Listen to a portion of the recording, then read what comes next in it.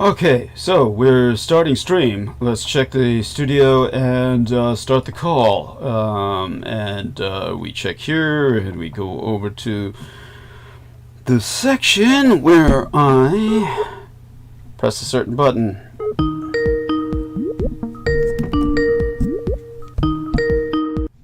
Hello. Hello. Okay, so we are live streaming. We are live, and we are going to basically have you go through the blurb and then start adding everyone onto the call. We seem to be connected to the studio, and we welcome everyone to listen and report in as to how we sound.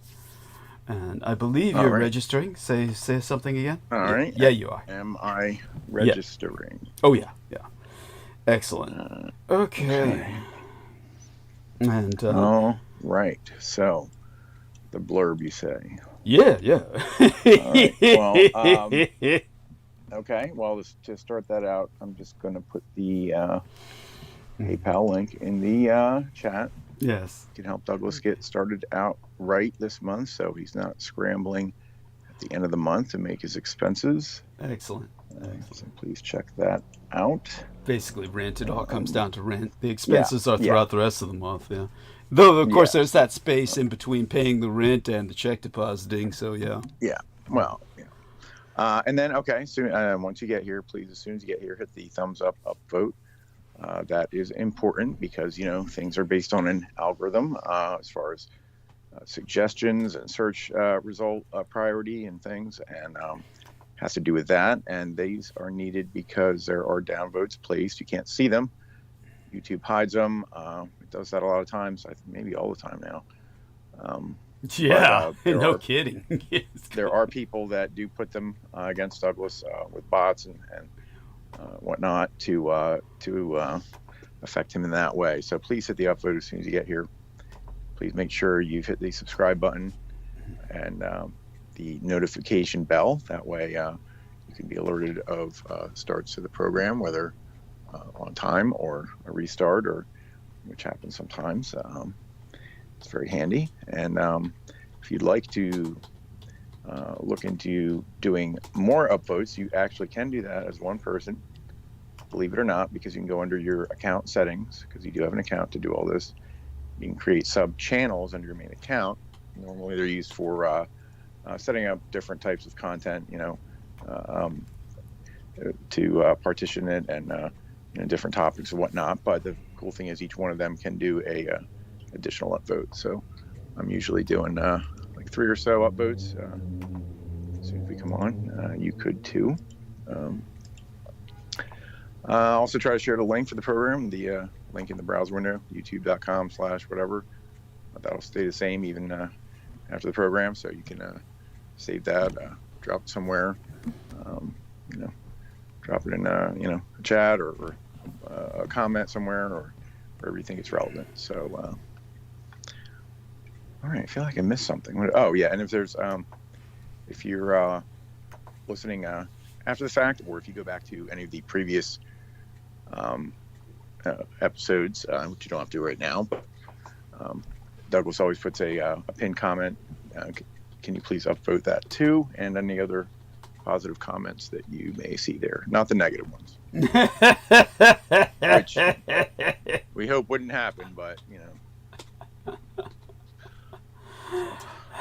it's all the nature of the beast. I mean, these things happen, of course, and you're always going to get trolling. But fortunately, it's not a common occurrence. It's one of these things that when it comes to the commentary, feel free to leave commentary, and and by all means understand. Always emphasize, dear Aristides, that the YouTube is unsubscribing people without notifying them, and that can happen. Yeah, it's happening. It's happening all the time. This happens to all channels, apparently, and nobody seems to understand why YouTube is doing this, but they do unsubscribe you.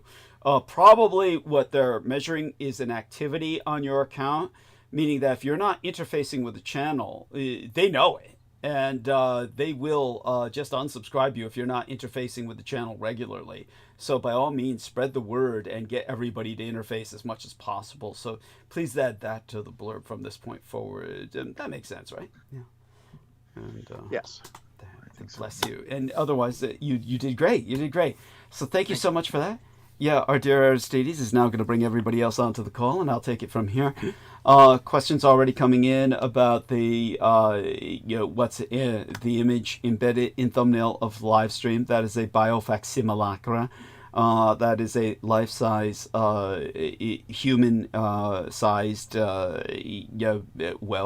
facsimile of a biological human entity, and it is one of course many that I've spoken of in the past, and it's something that I put up because it is Dolls Day in Japan, Dolls Day weekend, HINAMATSURI, and it's basically Girls' Day in effect, because the young ladies and young boys used to have a separate holidays. They now call it Children's Day, which is really fucking stupid, and hopefully go back to Boys' Day and Girls' Day in Japan.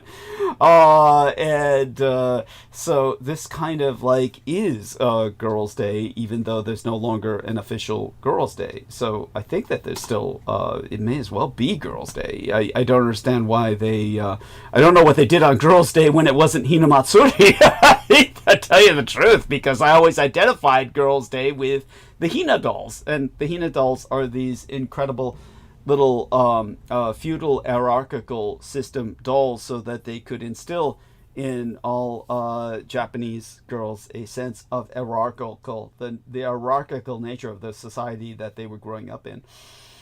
Okay, so such being said, let's give a shout out to everybody who appeared. Shout out to T-Tank Berry, Eric Cradle, and let's, and of course our dear Aristides already showed up in the chat. So we're gonna acknowledge all of these wonderful gentlemen, this trio of gentlemen that usually shows up first, and then hopefully we will be bombarded with other people entering the chat soon enough. And okay, Eric, here we are. So we now have other people on the call, and that helps immensely as well. So let's take a look. Somebody's got the camera on, and this is Heather Holman. That was interesting. And Amy Como has joined us. So Heather, oh, that's Vin. Vin, how are you, sir? Looking good. Yes. Hey, that's delightful. Nice to see that wave. They've got nice pictures on the wall. Wonderful. Your mother hung those pictures up? That was before everyone. Which one?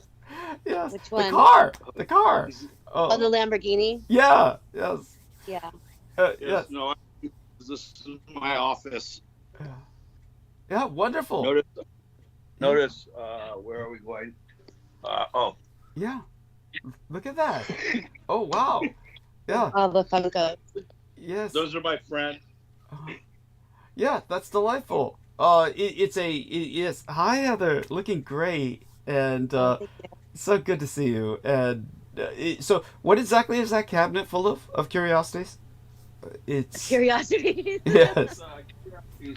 Well, some of the hottest girls in the world, such as Farrah Fawcett resins. It's got Alexa, that's a robot. It's got, I don't know, just weird stuff. The thing on the top is not actually a vagina, but a Harman Kardon speaker from the 80s. Oh, wow.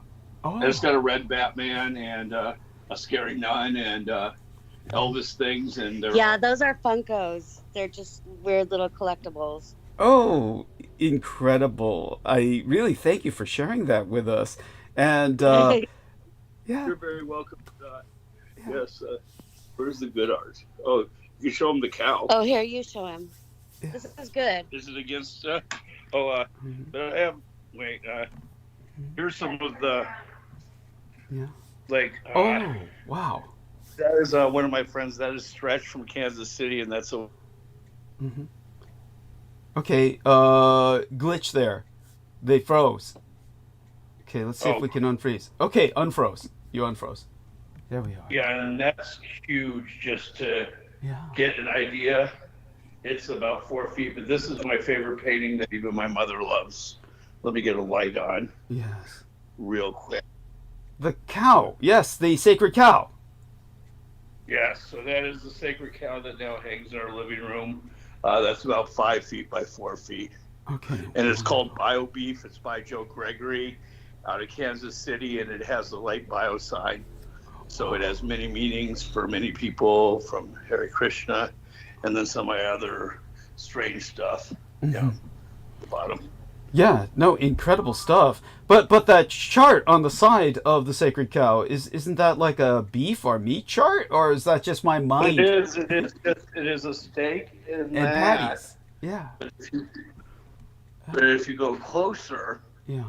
there's the bio sign. I don't know if I'm showing it or not because I haven't reversed it, and I don't know how to do it on an iPhone. Oh, I see it. It's on the cow. The bio sign on the cow. I Yeah. get it. Yes. Okay. Wonderful. Back to that. Yeah. And by the way, here you go. Take it off, Kim. Okay. By the way, Trump, the worst president ever, but thank you for the crypto reserves. Solana up $40 today. Yes. The worst president ever. But, you know, I mean, he can't buy me for $40, but he's still the worst president ever, but I'll take the dollars. I understand. No, do so while you can, by all means. Yeah. I just told him to sell it Yesterday. I'm like, sell all that. And I'm like, no. Oh, well, I mean, I think Vin has a very good intuition as to when to do so. When he does so, I'm sure it will be for a killing. And so it's he knows what to do. I've got faith in him. Well, as we do, Douglas, we of course will send you your 3% for taking care of my little Heather. Oh, bless you. Well, thank you so much for the $50 United States dollar contribution. Everything helped, and it helped immensely. God bless you for that. No Thank you problem. so much. And whenever you want to do the meme coin, if we can get Trump behind us, I mean, yes, it's a sellout, but I'm not sure I'm willing to go quite that far. But I We guess could it really use the depends icon that you're using now on Skype. It really depends on how many zeros we can get. You know what I'm saying, Douglas? I hear you. Later. Oh my goodness. Yes, we'll speak of that later. Yes, I don't feel.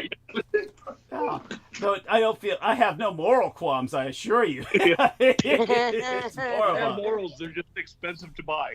Yes, thank you. That's an incredible offer, and I'll bear that in mind. And but now, tell me if I'm wrong. Is that dollar sign on that incredible piece of art not backwards? Is that the message of it?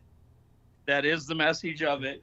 And it's actually it was a carved wooden table, and then the table was inked, and it's a pressing, and there's 3 of them, and it's done by another artist that I knew, a friend of mine out of Kansas City named Stretch, who's been on Food Channel, and he's does corporate art and big stuff, and it's really cool. So when you look at it very closely, it's about 4 by 4, and you can actually see the grain of the wood in it. Incredible. And then the gold backwards dollar is painted in gold paint. So Okay. Wow. So my Okay. theory is to hang it in front of a mirror. I like it. Yes, and multiply its Yeah. effect. I love it. That's brilliant. That's brilliant. That's actually Or very. just it turns it back around, you know, Yes. to money. Yeah. It's intuitively magical. That's wonderful, Heather. What a great idea. Yes. I'll see you, Douglas. You have a great night, and yes, let's hope lots of prosperity for everyone. But Keep those donations coming. But let's just hope everyone survives this, because it's going to be tough. So true. So true. bless everyone in whatever God or whatever they want to worship. I wish them all well, peace, prosperity, and happiness. Thank you. That was beautiful. You're quite eloquent, and I'm so glad that Heather's found you and you found Heather, and that we have all found each other. We're one extended family, and yes, I'm glad that your mother appreciates that bovine. But at the same time, I'm just curious. It was like she was acculturated. Did she pick up the religion of her husband, your father, the Asian Indian?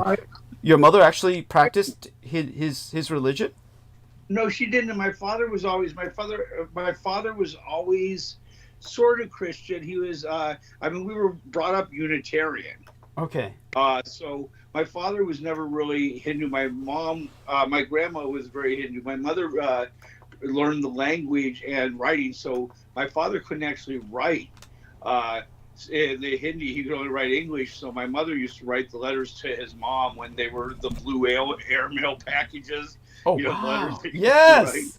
Oh, and, I just weep thinking about that. I just cry thinking about those days. Go on. Yes. Yeah, so my mom used to, and my mom is so funny. So if, she goes into the 7-Eleven or something, and, this is stereotypical, but then again, I worked at a 7-Eleven, and everyone there was Punjabi like me. And, she could go in and she can speak Punjabi and Hindi.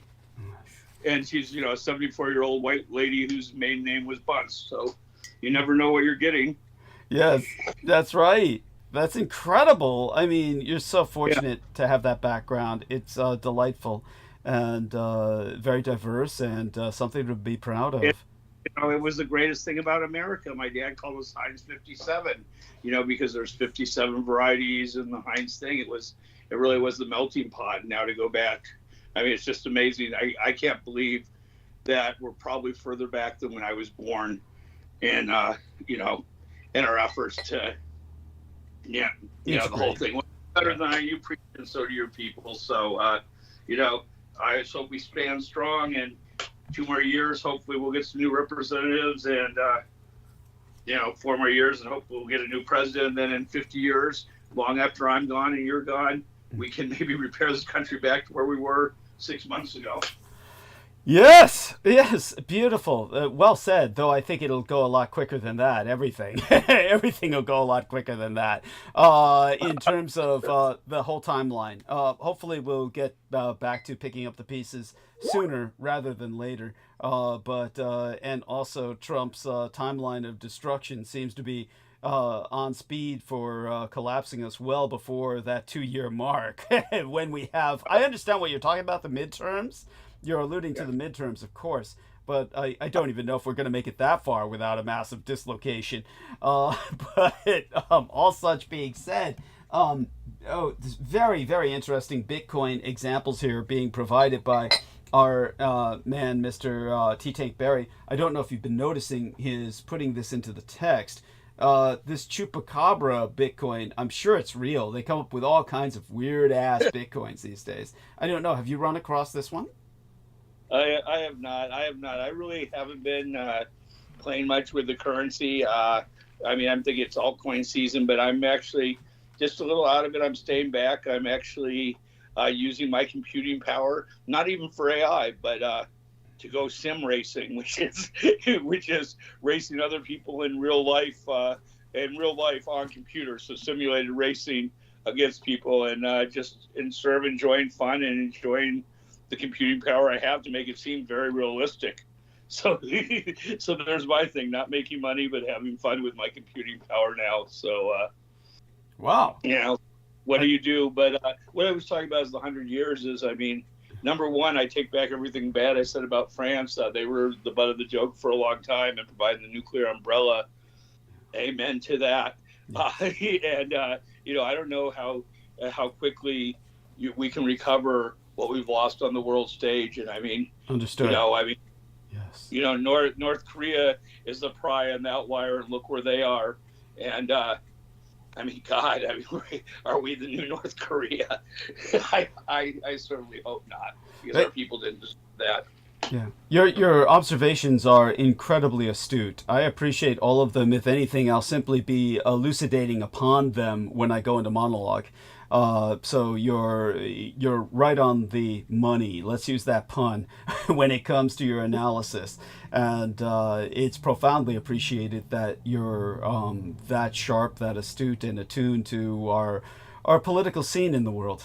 It's definitely, as I said, I'll just elucidate upon what you've already articulated. Well, thank you, Douglas, and I'm very verbose and not nearly as eloquent as you. So I will let you drill it down and go to that in a far more eloquent and concise manner than I can. My verbosity is part of my charm, I guess, at least for Heather. She just thinks I'm smart because I use lots of big words, saying the same thing over and over again where you break it down. So you have a great night, Douglas. I'll look forward to your monologue. All right, and thank you so much for gracing us with your presence. We always appreciate it, and we certainly appreciate Heather joining us for as long as she can as well. You're a great man, Vin. Thank you so much. And okay, so thank you, Heather, for allowing him to drop in on us. That was great. Wonderful to see you both, especially in that wonderful new home of yours with his mom and all the rest of that. I take it she's doing well. Everybody's taking care of her. Yeah. Yeah. Or she's taking care of you, I guess, both. Taking care of the both of you. We're also joined by the lovely Amy Como, who has, I will tell her about an incredible protest that has taken place in Vermont against our vice president. So I'll bring that. Yes. You're aware of this, right, Amy? Heather and Vinny in their new space. It's true. All of your art. You got all the good stuff up first. Nice work. Yeah, I've got a bunch of needlepoint. She does needlepoint. Yeah. You're very The whole echoey, living honey. room. Heather, Yeah? somebody's got to do something. Oh, it's Amy, maybe? Do a test, Amy. Say something again. Hello. You're sounding Test, great. test. Yeah. Okay, I guess it's all me. settling down. I guess we all had to, like, I don't know, bandwidths had to converge or something. So, Right. Amy was speaking about Heather's art, and yeah, do continue with that. Amy, continue with your art, shall we say, review.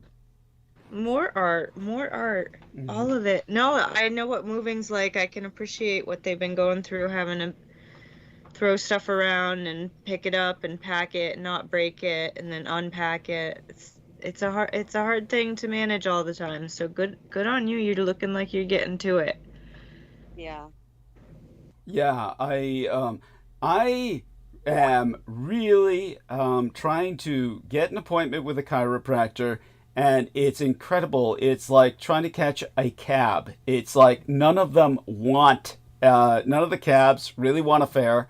None of the chiropractors seem to be seeking any clients.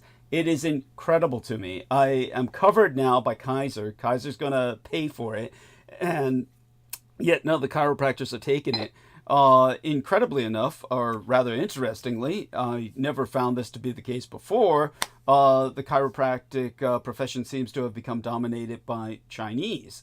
Not complaining. I'm not complaining, but that's not the way it used to be, really. Chiropractic wasn't something that was, shall we say, native to the Chinese community. It seems to have become such. I'll take you for a little tour maybe later of some of the places I was checking into where they said they were covered. Half these places I called said they were not, or rather weren't taking anybody other than in-house patients, something incredibly stupid. Whatever kind of hospital they were affiliated with, they were taking only patients insured by that hospital. Incredibly specific. They must have, they're either front companies, like they just have the business going as a front for some kind of criminal activity, which again, I'm not judging, I couldn't care less, but it's irritating only in the sense that it's acting as an obstacle towards my finding treatment. For those of you who don't know, I do have a misalignment in my neck. It's nothing particularly extreme, or maybe it is, but I haven't had it treated in a long time. So I'm trying to get back to getting my neck snapped, and in a positive sense, and yeah, it just can't find nothing. So there you go. Part of the adventures going on lately. A few more to share with you later, but before we get to dear Brendan, we've kind of always checked in with Aristides as soon as we begin the show.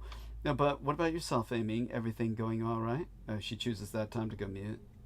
No, I thought we were, anyway, I was thinking a lot, and that needed to stop. So I recommend Waterworks and Guilt with the chiropractor. They will treat you. That's how I got treated. Water? So Waterworks, like, what does that mean? numb arms, it hurts, bedding, blah blah blah. I don't know. I can't recreate it, but that was how I was able to get to see a chiropractor routinely for about a month. And it's been wonderful. It's been really good.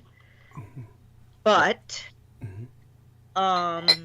also the Skype thing. Yes. Is it in the trash can? They're like, boop, no more of this. Brendan will explain it. I'm happy to say that the person who was way ahead of all of us was John Henry McMills Warrington. I also want to give my compliments to Nemo Albano. Nemo Albano has been trying to be very helpful with this, and I certainly agree with Nemo Albano. One of our primary mission objectives is to avoid Zoom at all costs. Zoom is, of course, a communist Chinese manipulated piece of shit, and I would try to avoid that unless it was absolutely the last possible option. I'm talking about like we're caving, and that's the only option is to break all of our limbs to get out from whatever hole that we're jammed in. That's how I feel about Zoom. And so Nemo shares that sentiment, and but John Henry McMills Warrington has already taken the dive, and he apparently did this quite some time ago, and transferred into Teams, or what's called Microsoft Teams. Brendan will explain a bit of that while he catches us up on his own status, how he's doing. So Brendan, hope all is going well with yourself, and look forward to your explaining a little bit to all of us about Google Teams, and we're going to try and contact everyone on Team Dietrich to coordinate with us on this. Let's take a look at what messages I may or may not have from George Knight, who I want everyone to know, so far as we know, is alive, and I'm not quite sure about well. He hasn't responded to my message about the Skype. The people who did most immediately were the ladies, Heather Holman and Amy Como. Strangely enough, when I had considered asking Christine Joanna Hart to check in on our man George, she actually contacted myself first and asked how I was doing. There's a bit of she's either quite psychic or this was like coordinated somehow. At any rate, we're just taking it one step at a time with this, and we'll find out what we do when we find it out, whenever we find it out. I'm presuming, of course, that Aristides contacted Holly. She'll probably be joining us later. She was actually the first to inform me about this. I first found out about it through Holly. So I found out about it as soon as I reinterred back in the crypt against my will earlier than I wanted to because I had to pay the rent. And so while I was doing that, I made certain to catch up on sleep. But right now, what I might do, let me see. Did I take a pain pill? I can't remember whether I took one of my opiates, the codeine. I guess I'll take that soon enough because of the pain in the shoulder area. But all that being said, that's a perennial thing. So Brendan, you there? Dear Brendan? If not, we'll return to Amy and she can tell us about. Yeah, I think Brendan's there. Poor fellow, probably at work. Oh, that's right. Yeah, with everything he's got going down. There he is. Good evening, everyone. I'm at a shop right now, but I will be here shortly. Oh, okay. Thank you so much. All right, there we are. One time he was in a shop and it was like fucking drug dealing. It was like the woman just says out of nowhere, "Hey, we got Pokemon cards," and it was like she sensed he was a heroin addict and just said, "Hey, we got some of the China White in the back." Yeah, the funny part about that is she went into the back and pulled a box from under the cabinet. Yeah, like it was contraband. Like it was contraband. But I guess she's people would steal that. I guess what you're looking for. I know what you're looking for or something.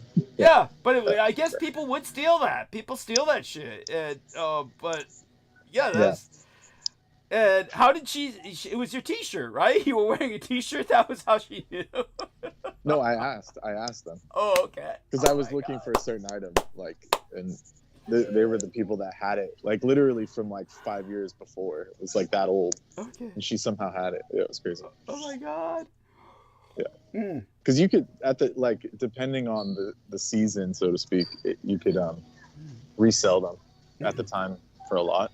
Everyone was getting their stimulus checks, so everyone wanted to trade Pokemon cards. Oh my god. And it was Yu-Gi-Oh, but you get the point. Yeah. Same concept. Damn. What did you say? I'm sorry. Brendan, if you would be so kind, he's in a shop, honey. Basically, so what happened was that he was, the way I remember it, it was like he was in a store. The way I remember it, because I was on the phone with him, it sounded like the woman just out of nowhere said, "Hey, you want some, Yu-Gi-Oh? It was Yu-Gi-Oh cards. Now that I remember, I said Pokemon, but it's probably, or it might be both. But these are both card-based games, based on anime, which apparently Vin has a number of little resin figures of. Is not just hot chicks, but also anime figures, is what it looked like to me. Or maybe I'm just, interpreting it or filtering it through that. So he was just talking about how this woman pulled it out from under the counter like it was contraband and showed him what she had, and he selected things there to buy. And he was saying that it was around the time of the stimulus checks coming out, so everybody was, who was in the hobby. Stimulus check. That was... Yeah, COVID checks. When COVID came down and they gave everybody, about $1,000 in checks twice, two times. Yeah, approximately. Okay, I didn't know what kind of stimulus he was talking about. Yeah. There's actually Pokemon cards now. Actually, it's incredible. My friend who's a multi-millionaire, very down to earth person, but he buys them for his grandkid. And one we bought was a graded like Pokemon, but it was a big card. So we paid $1,200 for it. It's at $3,600 now. But some of the anime stuff has gone up. And even the Funkos, I bought a complete set of the 18 for like $80 or something. And now it's crazy. So it does go up and down. The thing is with mine is I don't really buy to collect. I just take them out of the box and put them up because I think they're fun and cool. And sometimes I put them on my computer. But I really haven't bought to sell. But sometime when I go, whoever gets to organize this strange collection, good luck. But the best part about it is they came out with a Marine figure in dress blues. And it was like, the regular $7. Yeah. And I'm like, this is always going to go up. So I bought like several of them. I took one out of the box. I kept 4. They're like $52 now. Anything that's Marine in dress blues always goes up. Now, unfortunately, the ethnic Navy sailor in the blues, in their blue dungarees, has not done well. Ooh. That's sad, because most of the time ethnic action figures tend to be worth more. They're considered more collectible. They do in the past, but now and this is what maybe Trump will save us on the action figures. So stupid. But no, because they went so much, they made so many of these that now it's not. Where Interesting. Yeah. Got it. Yeah, because now they make everything. It's just a weird thing, but I just buy things I like. And when I say, like, the hottest girls, once upon a time, before I met Heather, I would just look at stuff that I found really sexy in the $7 Funko, and yes, that was the depth of my depravity. And then I would put them on the wall. So I have anime girls that are wearing bubbles, and Farrah Fawcett, and I have 2 Britney Spears, different styles with whips. Hey, it worked for me at the time. I love it. No, I get it completely. One of these days I'll share my own stories, which I'm sure could be considered just as degenerate and embarrassing when it comes to collectibles or any other such figures. I mean, Playboy magazine used to sponsor a line of their Playboy bunnies being turned into 3-dimensional resin figures that were larger than your average action figure. They were, instead of 12-inch, they were something like maybe 24-inch. No, more like it was like 12 and a half inches. By that I mean like a foot and a half. They were, or maybe a foot and a quarter. They were just out of size, out of proportion, so you couldn't put them in a diorama with your average action figure. But they were exquisitely sculpted. So I don't know if you remember that at all.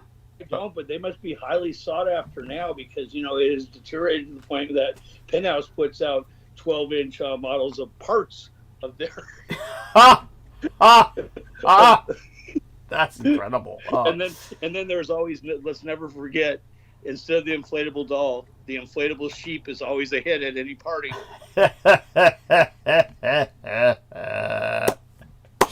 Oh, but thank you for that. Hey, don't be afraid to come on camera for a few more minutes because Holly's here and she missed you. So she missed Heather and yourself. So the two of you, if you want to come on camera again. Yeah, come here. Yeah, It doesn't want to. Yes. Hold on. Yes.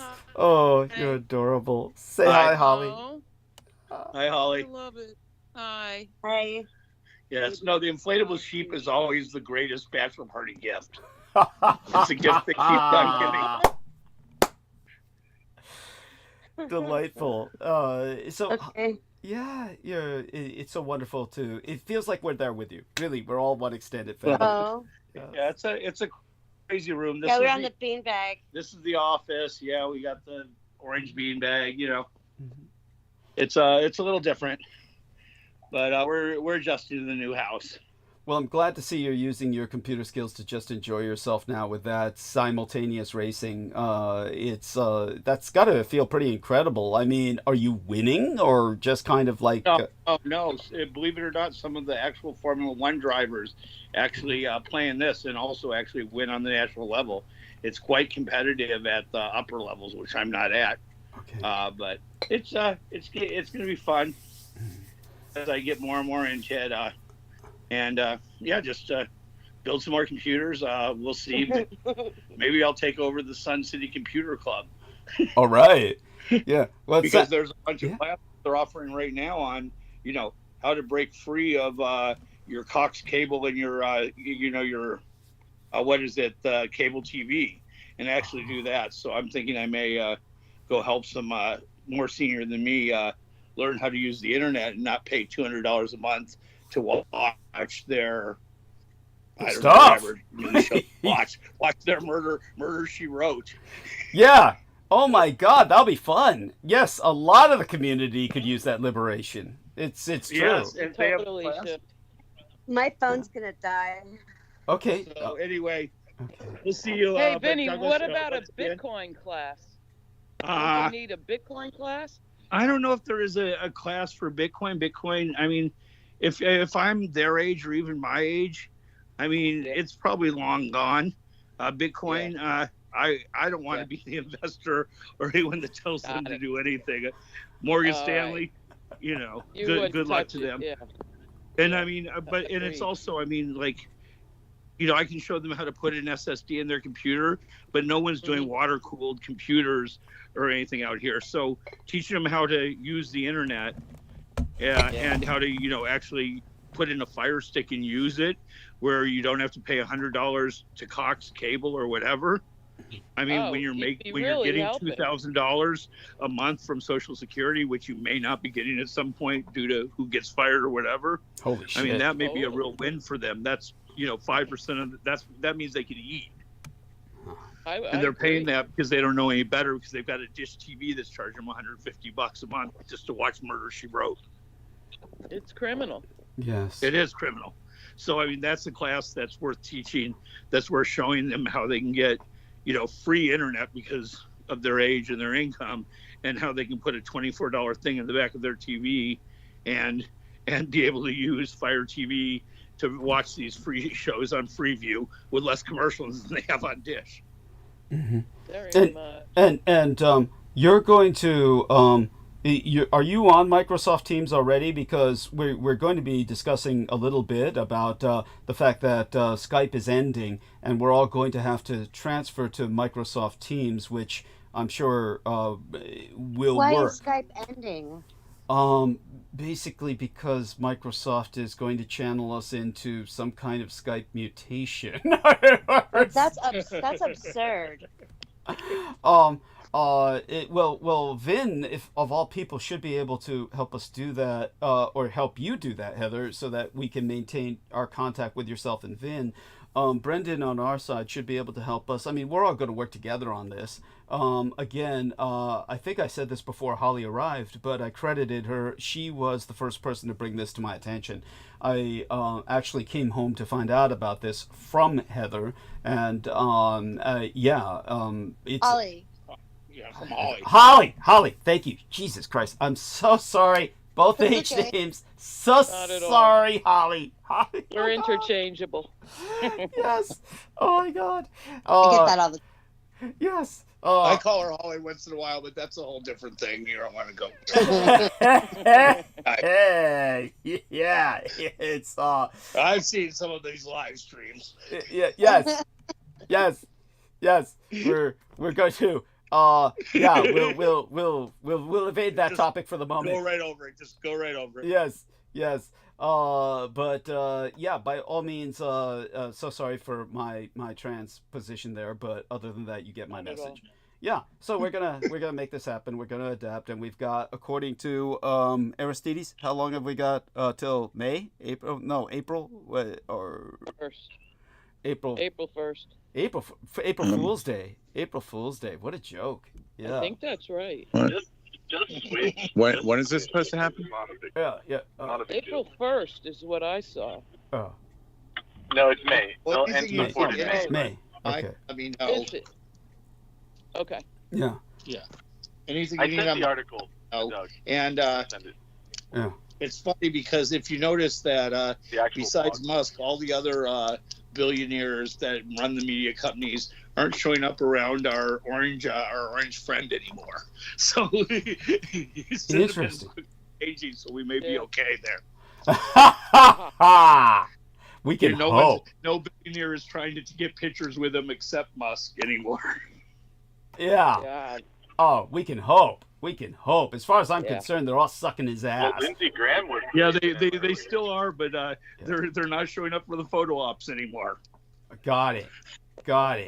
Okay. Yes. And that may be transitional, but I hope it's as you are implying. I hope it's more of a permanent thing.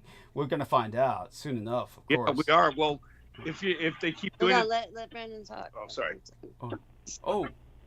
Well, Brendan's in the shop, but yeah, Brendan, you there? Oh, I thought it was. Yeah, I know. I'm just saying I think they're finding out, just like most people, if they don't have a business, if they don't have a business, if they keep getting the photo ops, they might want to redact. I mean, look at the major news media. A couple of have gone forth, but a lot of them have started even being less.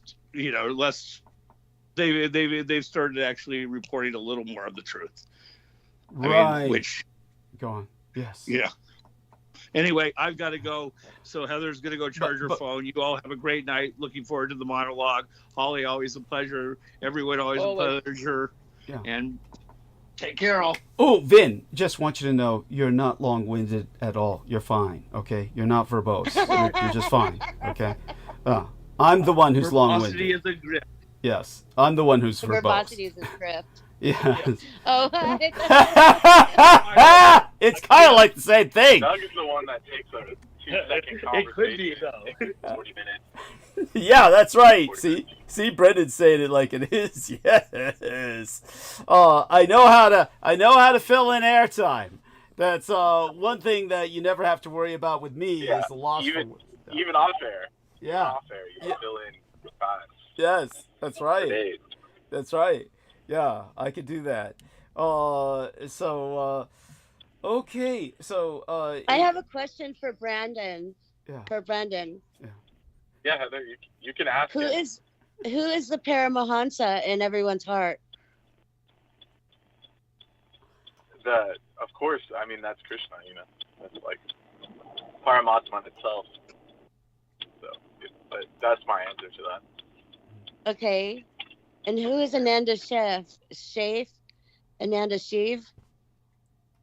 Yeah, Ananda Shiv, yeah. What about Who's Ananda Shiv? Who's that? Like the bliss of Shiv is like knowledge, like your knowledge. So there's like Okay. a being that rules that. Yeah. Okay. Yeah, Shivananda, or just like the being. It's just beingness, like stillness.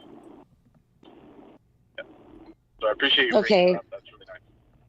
Yeah.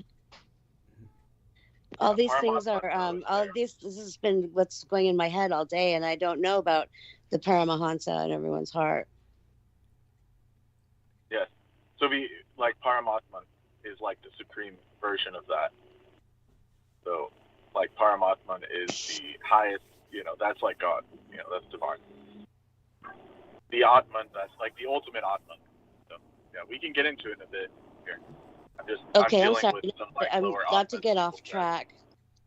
No worries. Oh, you're not off track, honey. It's just that he's in the shop. So as soon as or driving or something, so as soon as he settles into a more stable environment, we can get back into this. So aside from bringing us, I gotta ask. Yeah, is my audio better? infinitely. Okay. Jesus, what the fuck was that? Well, I was having to deal with these crazy drivers, so you really need some you need some yeah. I'll spare you guys the anime reference, but I got to use the force to drive because people are trying to kill me. So. Yeah, pretty much. Yeah, pretty much. And don't think that's not the case. There's, it's basically our enemy casts a spell of confundity, if not, or otherwise, that there's other elements as well that just make everyone in the vicinity just. Yeah. Right after you said that, you cut out. It cut out. Yeah, of course. Our enemy. Right after you said something. Our enemy casts a spell of confundity, and it impacts people around oneself. Veil of, it's like Veil of Confundity is like the formal name. Yeah. And then Confusion spell would be like just for normal people. Got it. Thank you. And but you could use your term too. It's fine. Thank you. I appreciate that. I mean, but tell them about the incident where during the Salman Sheikh era, you were just trying to get out of the fucking parking lot at school, and entire Pakistani families started throwing their kids in front of your bus like they were suicide bombers. Just started like throwing on both sides. Both sides, and my car's still damaged from that. So thanks for bringing that up. Yeah, you're welcome. It's like this never-ending, like this like signal comes on in my car. Like, even though all the systems work, ever since that day, it shuts off randomly at random times just to piss me off. It's just like, talk about dark spell casting. Yeah, it's true. It's like. All from sourcing from that one point. Yeah. Yes. That happened. Yeah. Yes. Oh my God. Yeah, where he's trying to get out of the parking lot. They basically, I was trying to back up, and in like the utmost peripheral blind spot, there was this pole that I backed into, which was like, it was impossible for me to hit if I just backed out normally. But these people kept showing up. There was like a family, and then there was a kid on a scooter. Then there was this entire Pakistani harem of women with hijabs, like full on burqas. Not just like the casual Muslim. This was like full on, couldn't see the face. Yeah, like we're in fucking Afghan war zone. Like it was Saudi. Yeah. Like it was Saudi and shit. Yeah. So what the problem with that is, like, you don't know if those are actually like dudes coming to kill you and shit. So I get all paranoid. It's almost like I might as well have been in Desert Storm. It's true. Yeah. I mean, I appreciate your saying that, because honestly, it's a concern. It really is. And because you can't, like, I don't trust them, because it's like, not that I'm against Islam. It's like that once they're completely covered, it could be like an assassin. Yeah. How do you fucking know? How could you tell? Absolutely. Until it's too late. Yeah. Yeah. And the whole thing was this paranoid tinge to it that was caused by, with all of the families there behaving like that, you feel already like you're under Taliban occupation. And then when they start doing everything, they came just this side of picking up their kids and throwing them down on top of his hood. I mean, that's basically, it got to that point. Yeah, they saw me backing out and that I worked for the school, and they just, like, the kids kept coming out. Yeah, they just kept herding the kids to his car. Herding the kids to his car. In a completely empty parking lot, mind you. This wasn't like the only way they could get through or something insane like that, So it wasn't like that at all. No, thank you. It's like when I was in a bus stop one time all alone, and then all these black guys start sitting next to me for no goddamn good reason. Yeah, it's like... normally, that's, Yeah. In San Francisco, that's bad. Yeah, and by the way, just so Or people Oakland, understand that, wherever I'm not it is. talking just bus stop in this case. I'm talking like I was in what you call a bus terminal where there's multiple rows of seats. There's multiple, like it's a theater. Like it's a theater. It's multiple rows of seats because you're waiting for a bus that comes like once every 2 days or something. But it feels like once every 2 days. It's once every, I don't know, twice a day, 3 times a day maybe, that a certain bus shows up. One of those kinds of bus terminals where we're sitting there, and then then black guys start coming in. They just start sitting around you. I mean, like oh yeah, well, this is how dust bunnies are formed. Like, without this, we can't have dust balls. It's like, what a load of shit. So yeah, something about this social gravity effect, but there's nothing Maybe you were innocuous. just charming. Yeah, it's nothing innocuous about it. It's quite sinister, and it's always malevolent. So, by the way, Well, that's the same thing that happened to me in the Tenderloin. It's Oh, like yeah. they block you in. They like block you in. So Yeah. if you know, Yeah. like typically with the homeless people, and it's not just blacks, it's like all of them. If they're in a bunch of people, like Skid Row, think like Skid Row, LA. That's what it was like in the Tenderloin. It's like they surround you on all sides, and if you don't do what they're asking, like pay them or give them cigarettes or whatever, that's when you get jumped. Yeah. So it was like It's the true. utmost peril you could be in Yeah. the city. Absolutely. Absolutely. So I get it. Yeah, definitely. And that's what was happening to you in that parking lot. And some of these things, you know, like you say, the damages, and you might try to fix them, but it's not even worth it. And then you want to get to it eventually, fixing parts of your car that were scarred. Yeah, From... well, if I have an extra 1,000, you know, Yeah, but no it's like, shit. Yeah. good luck with that. You know.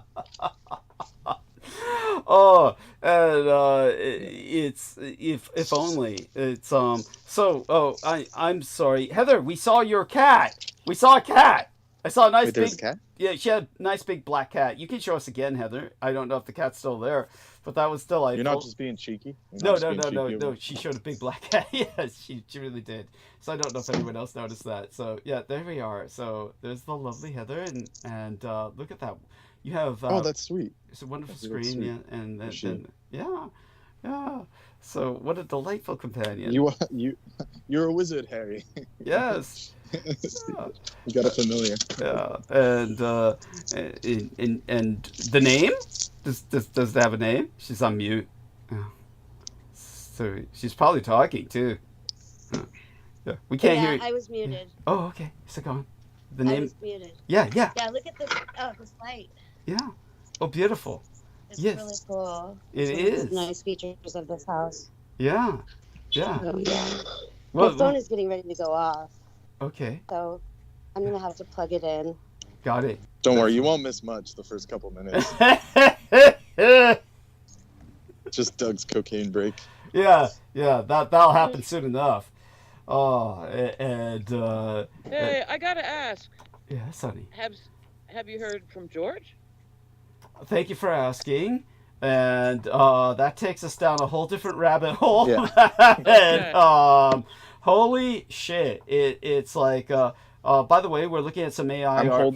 I'm withholding my commentary, Doug. So you'll deal with this. Yeah. Oh, it's Actually, I would appreciate your giving a summation. Deliver a summary unless you don't want to. Unless you seriously don't want to, feel free to deliver a summary. I was just gonna say you might as well be dead. I don't want him to think I'm giving. You weren't giving up.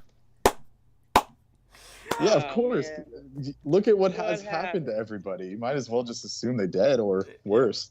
Yeah. Well, Holly, you were not here at the time. But when I was, I can't remember, I was first working with Brooke, and it was around the time that we first started in with Brooke was when our man Brendan went on a vacation. And when he went on vacation, he felt the need to kind of seek some sequestration, or I guess you'd call it some solace in solitude. So he was seeking he was trying to give himself some space. And when he did that, I just respected that. And I said, something could happen to him, and then we wouldn't know. But you just have to, try and move on. You don't wish people ill, but, when they do disappear and go incommunicado, you kind of have to assume that they're dead just to keep on functioning yourself, so that you can plan without them. You get what I'm saying? And I do. yeah, so it's like we did that with Brendan, but in the case of our man George, where it's some disturbing behavior that that's not innocuous. It's something that he Yeah, in my case, I told you guys I was going to go do something. I just didn't specify. And I didn't plan on coming on the show like some other people. Right. I didn't have a pre-planned event. That's true. No, that's true. That's true. That's quite so. That's quite so. Yeah. In other words, Brendan was not yet as shall we say, Brendan at this point is indispensable. So it's but then again, so is George, and I'd like to think that that's still the case. But it's his recent behavior is odd, and I'd like to find out more about Well, there's been nothing since he was last on. Oh, there has been, abruptly. thanks to so what happened was, while I was gone, now I returned early due to having to pay rent, so I came back on the 1st. So on the 1st I returned. Yeah, and you sounded pissed. Oh, I was. Yeah, I did not want to be home. Yeah, and you know what? Add it, just salt to the wound, just so everybody is prepared for potentially morbid, entertaining stories later. They may not even find it entertaining. They might find it simply morbid. Was that I am, for reasons of my own, quite selfishly checking in with the old man in the alley, as such as it is, the guy who used to publish Research Magazine, still publishes Research Magazine, who Holly is quite familiar with Research Magazine. She's more familiar than most. And the more that I sit down and talk to this guy, granted, in all fairness, I got some good advice out of him, and I felt that it was worth the time I had invested to speak with him to a degree. But he's definitely he's so enraging in so many other ways. Just just on I'll get to that because it's like morbidly funny. See my camera. Yeah, and what's interesting is everybody is suddenly off mute. Yeah, so but when it comes to you said that twice. Yeah, but one of the things that there we are. Thank goodness. I don't know if somebody else did that, but if so, I thank them for it. I'm sorry. Oh my god, I'm embarrassed. No worries. No worries. I'm showing the Chinese people. Yeah. These are the Chinese people that I'm talking about. They're on my land. Oh wow! Oh, look at that! There we are. Oh, that's delightful. That's beautiful. They're like little Chinese guys. Yes, no, they're so cute. They're Chinese children. They're in the ancient manner. They would wear those hair buns. Yeah, that's so cute. Oh, they're children. Yes. Yeah, they're 7s. Yeah, that's like blessings. Okay. Well, I thought I'd share that with you too. Thank you. I appreciate that profoundly. No, it's wonderful. No, it wasn't on here. I'm sorry about that. Sorry about that, Douglas. No worries. No worries. When it came to paying the rent, I had to go to the Chinatown Bank. After that, I go into the Chinatown Alley. It's right between Vesuvius Bar and City Lights Bookstore. So if you go between Vesuvius Bar and City Lights Bookstore, there's basically this Jawa who sits there between 12 noon to 5 p.m. on Saturday and Sunday. I would presume he's not there when it's raining cats and dogs, as it was last month when I had to pay the rent and walk out in the fucking rain because I don't know whether it was the telephone pole. For those of you who don't know, we have an extraordinary set of suspect poles all around my house. Some of them are telephone poles. Some of them are just huge wooden stakes that are unadorned and not connected to anything. And they're just around my home. All of this is basically an environment that is compounded in its sense of, shall we say, surveillance by nonstop circulation of Waymos that go up and down our street and almost nowhere else. You see Waymos all over San Francisco, to be sure, but you don't see them circling like sharks like they do around Russian Hill. There's no point for them to be doing this Somebody told me, well, maybe they're training the Waymos, like getting their programs used to going up and down an incline in a circular fashion. But it doesn't make any fucking sense. It's surveillance is what they were originally for. So all of that has been stated in the past. But anyhow, when it comes to what I was doing after the bank, I dropped in on Vale, who was the publisher of Research Magazine, which back in the day, Holly could describe it. She knew all about it. Oh shit, he had to give me these photographs. That is, I'm just going to laugh. It is like, he gave me a photograph of Vale. I don't know how he found this shit. That's incredible. That's incredible. And now the guy is just like sitting there. It's like he hasn't moved. I mean, these photos were probably taken in City Lights bookstore. They're likely taken in City Lights bookstore, where he used to work for a period of time. So it's like, and now he sits outside, you know, selling his book runoff. And he's just another chicken shit full of shit. Most likely they are being overtaken by the Dietrich Ghost in the Shell. Yes, Ghost in the Shell style. Yes, the Waymos. And he's speaking of the Artilect is overtaking them. No, that would be benevolent. Well, almost. At any rate, I'm not imagining this either about the Waymos. My neighbors complain about them. We can get back to Vale later because he's a source of endless entertainment. Well, I wouldn't say endless, but he's like certainly endless contempt. But as for it's not like he's an enemy even. It's just like the guy is just. I hate him because when I grew up, he was a hero and a role model, and then now became this, you know, piece of shit that just sits there. Granted, like I said, he had some good advice, but you know, when I was talking to him about, you know, the camps, and he was born in America's concentration camps. When all the Japanese were rounded up, he was born in those internment camps, which means, think about this, the latest he could have been born was 1945, and it's 2045, right? So, am I wrong? No, it's 2025. So the guy's 80 years old. 2025. You said that last time. Yeah. Yeah, believe me, we all want to jump into the future too. Yeah, thank you. At this point. Yeah, thank you. See what survives. See what's left. Thank you. So the fucker's 80 years old. But it turned out he was 81.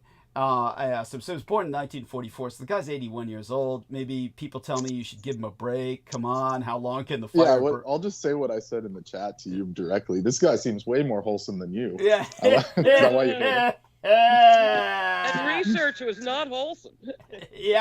Yeah, and research. Okay, so he has a dark side to him. No, but I mean, still, regardless is the point of the spear. Yeah, wholesome. Look at the guy behind him. Looks like fucking Andrew Tate. That's what I'm saying. That's a time traveling Tate. Holy shit! Let's not start any internet, memes. Yeah. Like that, the quote unquote hipster, the time traveling hipster. Did you guys see that? They're like, his clothes look suspiciously modern, and it's like, dude, they had printed tees in the 40s. Chill.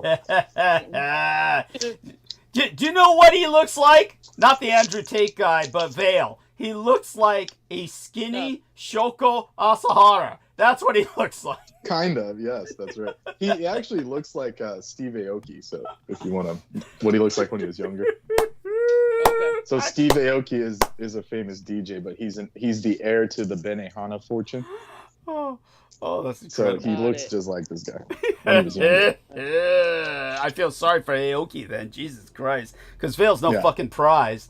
Vale's face. Well, Aoki's a scumbag too. Okay, there you go. I didn't like know whole he was shtick. Asian. Holy shit.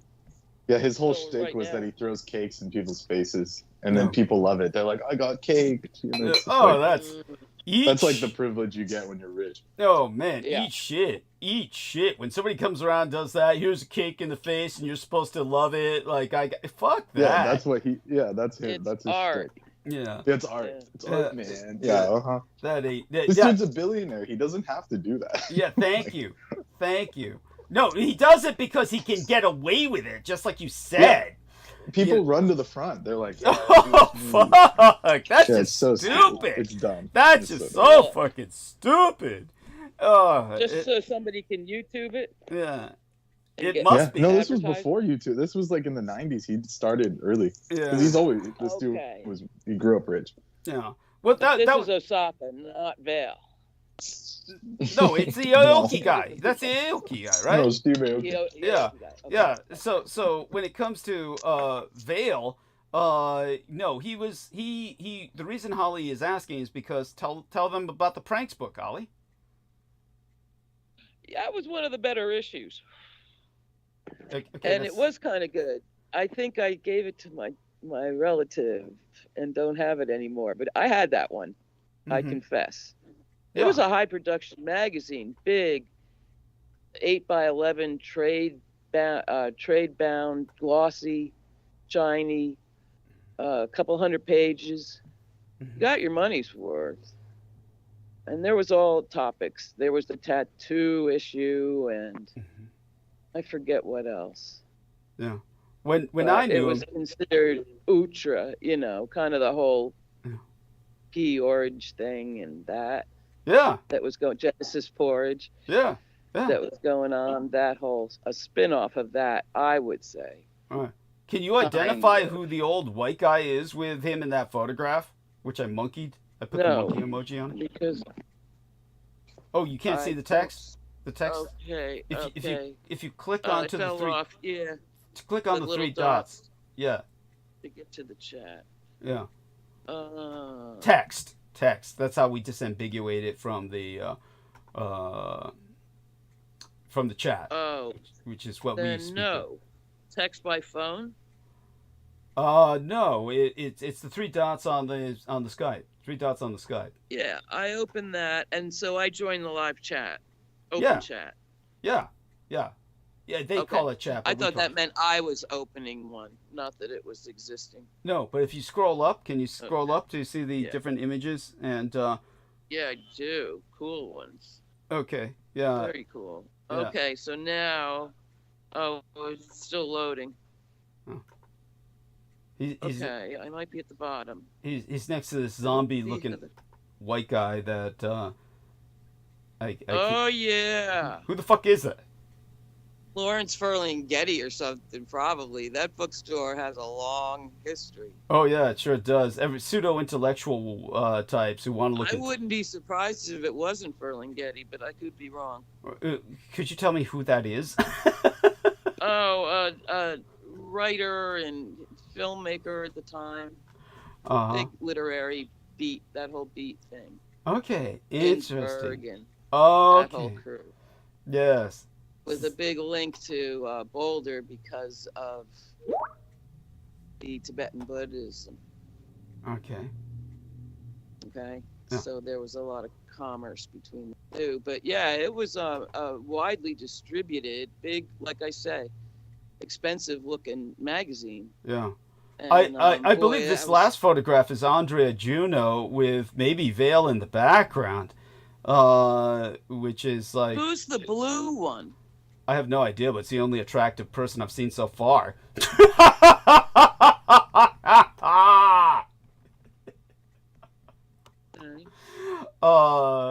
I mean, seriously, that looks like something on par with either my son or the Blood Boys, as opposed to... Oh, now I'm seeing more. Now I'm all the way back up to the brain. Yeah, okay. You like that? Yeah. Yeah, it's true.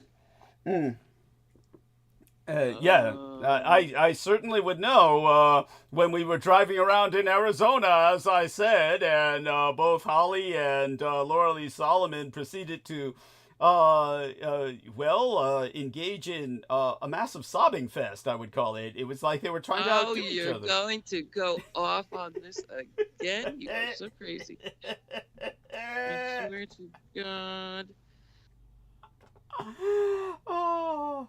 And the last one is thrown in by T. Tank Berry strictly for gratuitous effect. That has nothing to do with Vale, because Vale was never that. That's fine.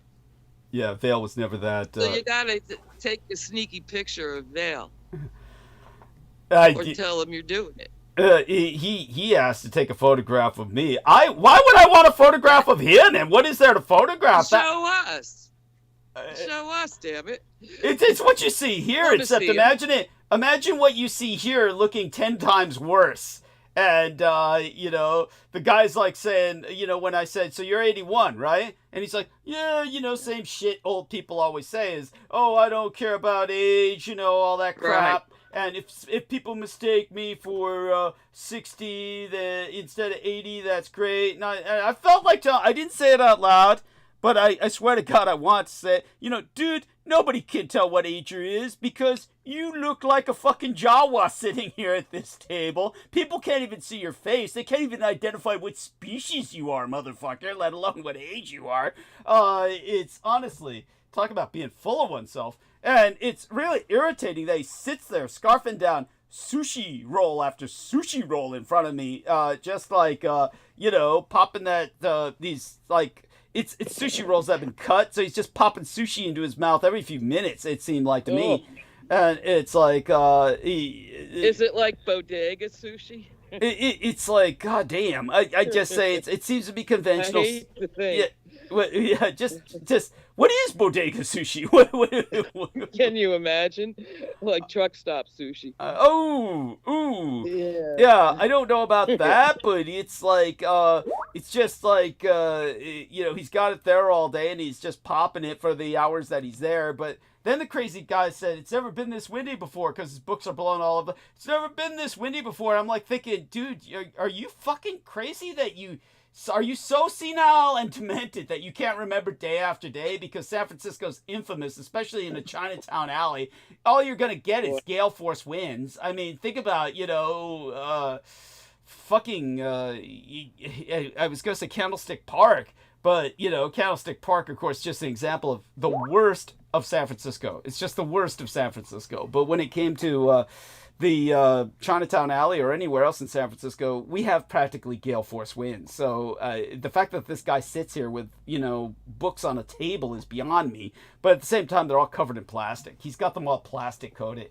I can't believe he's panhandling researchers at 80. Yeah, maybe 81. He's over to do. He's over 80 and he's panhandling books that he published 30 years ago. And then he tells me, get this shit. He tells me I don't go online. When I was telling him a little bit that I don't want to say publicly, we can talk about this privately. But you know, I was telling him about things online, and he's like, or certain phenomenon about online searches. And then he's like, I don't go online. I live. I don't get on screen. I live. Right. You know, this kind of shit. And I said, you've got a book you published there called Dating AI. You've got a book published by you called Dating AI on this table.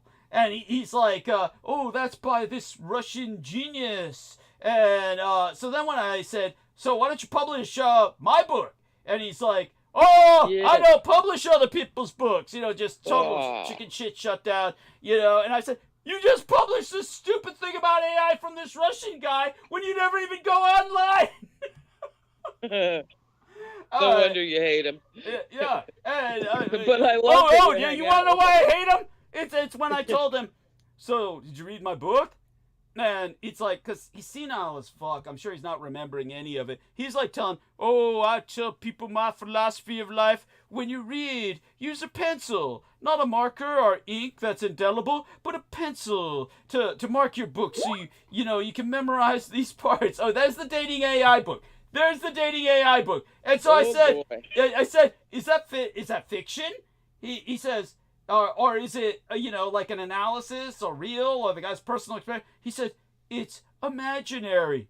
Imaginary. I said, what does that mean? I said, does that mean, is it fiction? I think I figured it out. What is it?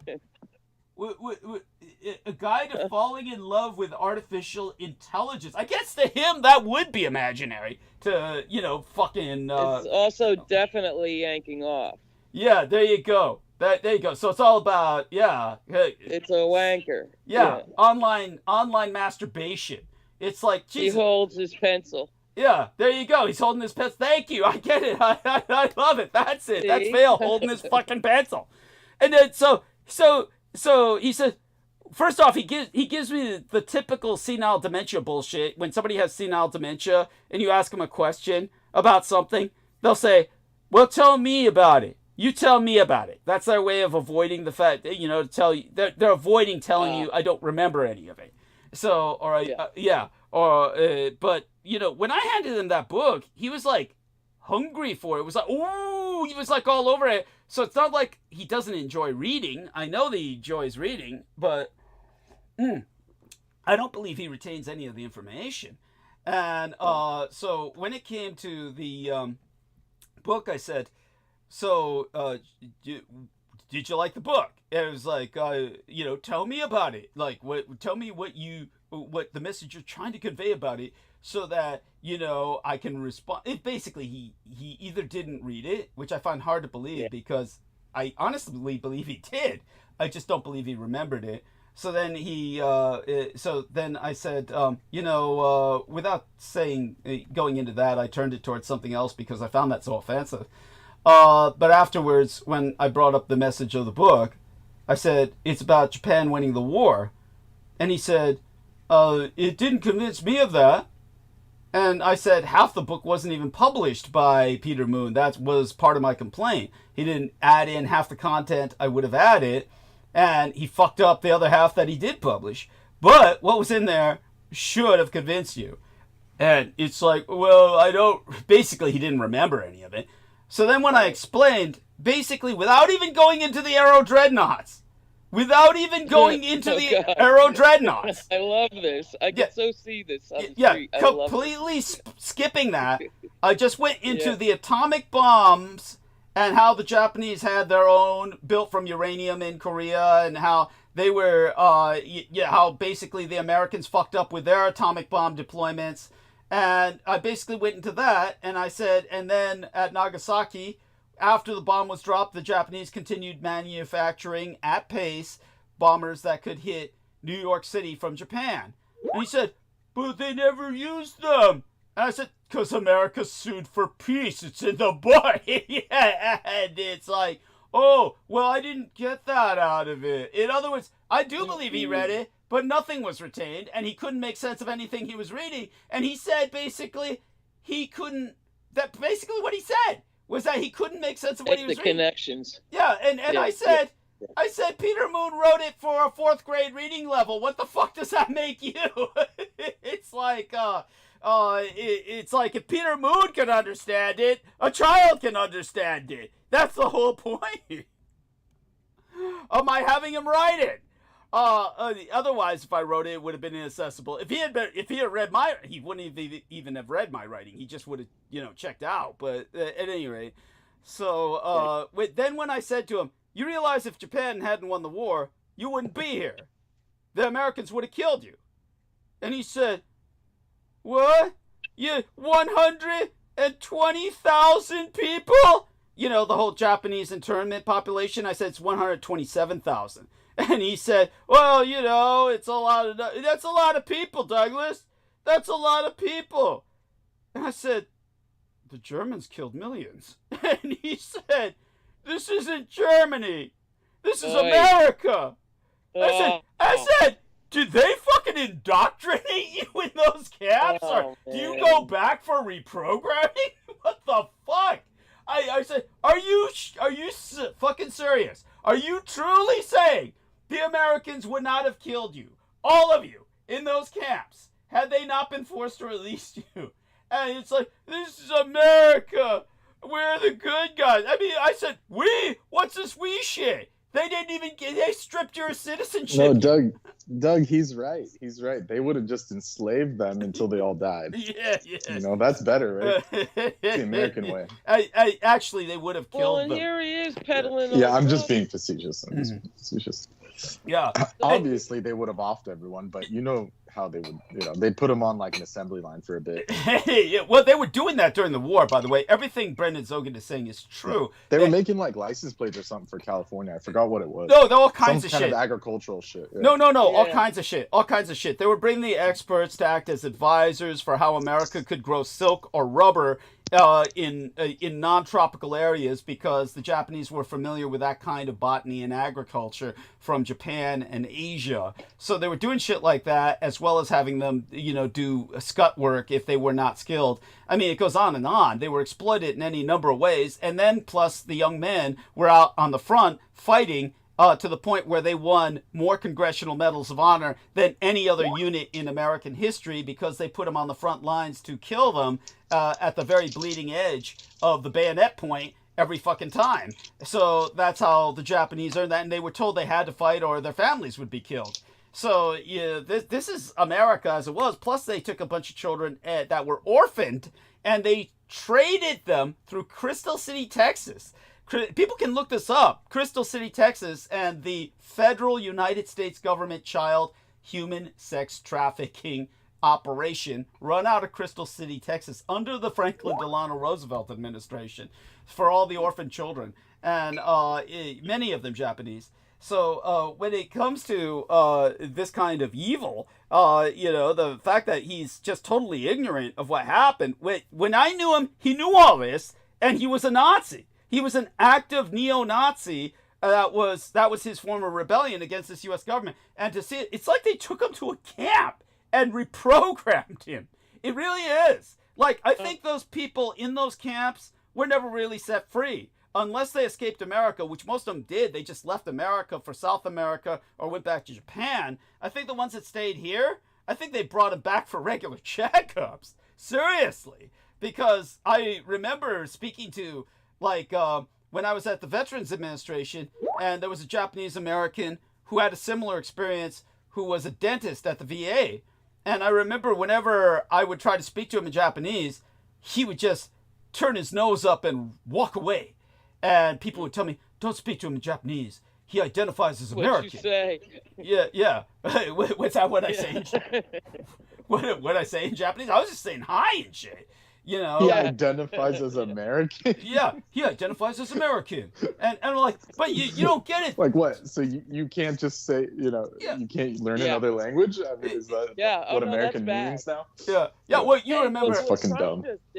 No more. It's all English only now. Yeah. Trump's trying to make that the official language and shit. But in terms of people like that who say I'm an American, people like Vail or that guy, it's like, it doesn't matter what you think. No one in America thinks of you as an American. That's your problem. So if you don't understand that, you're out of your fucking head. It's like it's basically everywhere you go, people are gonna say, that guy's not American, because they have their own concept of what American is, and it doesn't include you. At any rate, oh my fucking god! So that's what made me hate him, honey. Not the beyond what I've already expressed. Yeah, that's when I said, God, this guy's really. There should be a well-drawn comic book of the whole exchange. Oh fuck yeah! Over the months that it took place, segments of it. First month. Yeah, I love it. Yeah, it's classic. Because this was like, and I told him finally. I said, you look, I appreciate the advice you gave. It was it strikes me as intuitively correct for the other stuff I was talking about, but for politics, you're incredibly naive. And he was just like, yeah, I guess so, yeah. And I'm like, I was thinking to myself, how can you afford to be like this? But I understood. His parents were Japanese and they worked themselves to death. And so he grew up privileged. It's basically he grew up privileged. So he's just like Aoki, the Aoki guy who's the heir to the Benihana fortune. Just another, Jap trash piece of shit. Yeah, that was my point, because it's like you told me about his background, so that's why I was saying that. Yeah, thank you. Because the parents worked their asses off building this company, and then he just makes music and throws cakes at people. It's like, really, dude? Yeah, That's what you did with and your does it wealth. worse than making music, the DJ shit, because that's the It's only all way. computerized. Yeah. He's not like a classical musician. Of course or not. anything. No, it's just so he can get laid. That's how he meets the chicks. Is Yeah. by they all want to be DJs so they can get some pussy because they can't meet girls otherwise because they can't dance. Oh yeah. so they go behind they go do the DJ shit. Do. I imagine them spinning the disc and shit, scratching up Yeah, records. like 90% of people in my age bracket were doing that when I was in high school. Oh, of course. The people that couldn't succeed at school, they were like, I'm going to be a DJ. And it's like, okay. Well, I was making fun of it. Remember how they used to have air guitar? And guys used to take that air guitar shit seriously? Yeah. Everybody's. Yeah. I would do the air DJ. I would do the air DJ and pretend I was spinning the disc just to show how stupid it was. Yeah. Well, and the other avenue is event planner.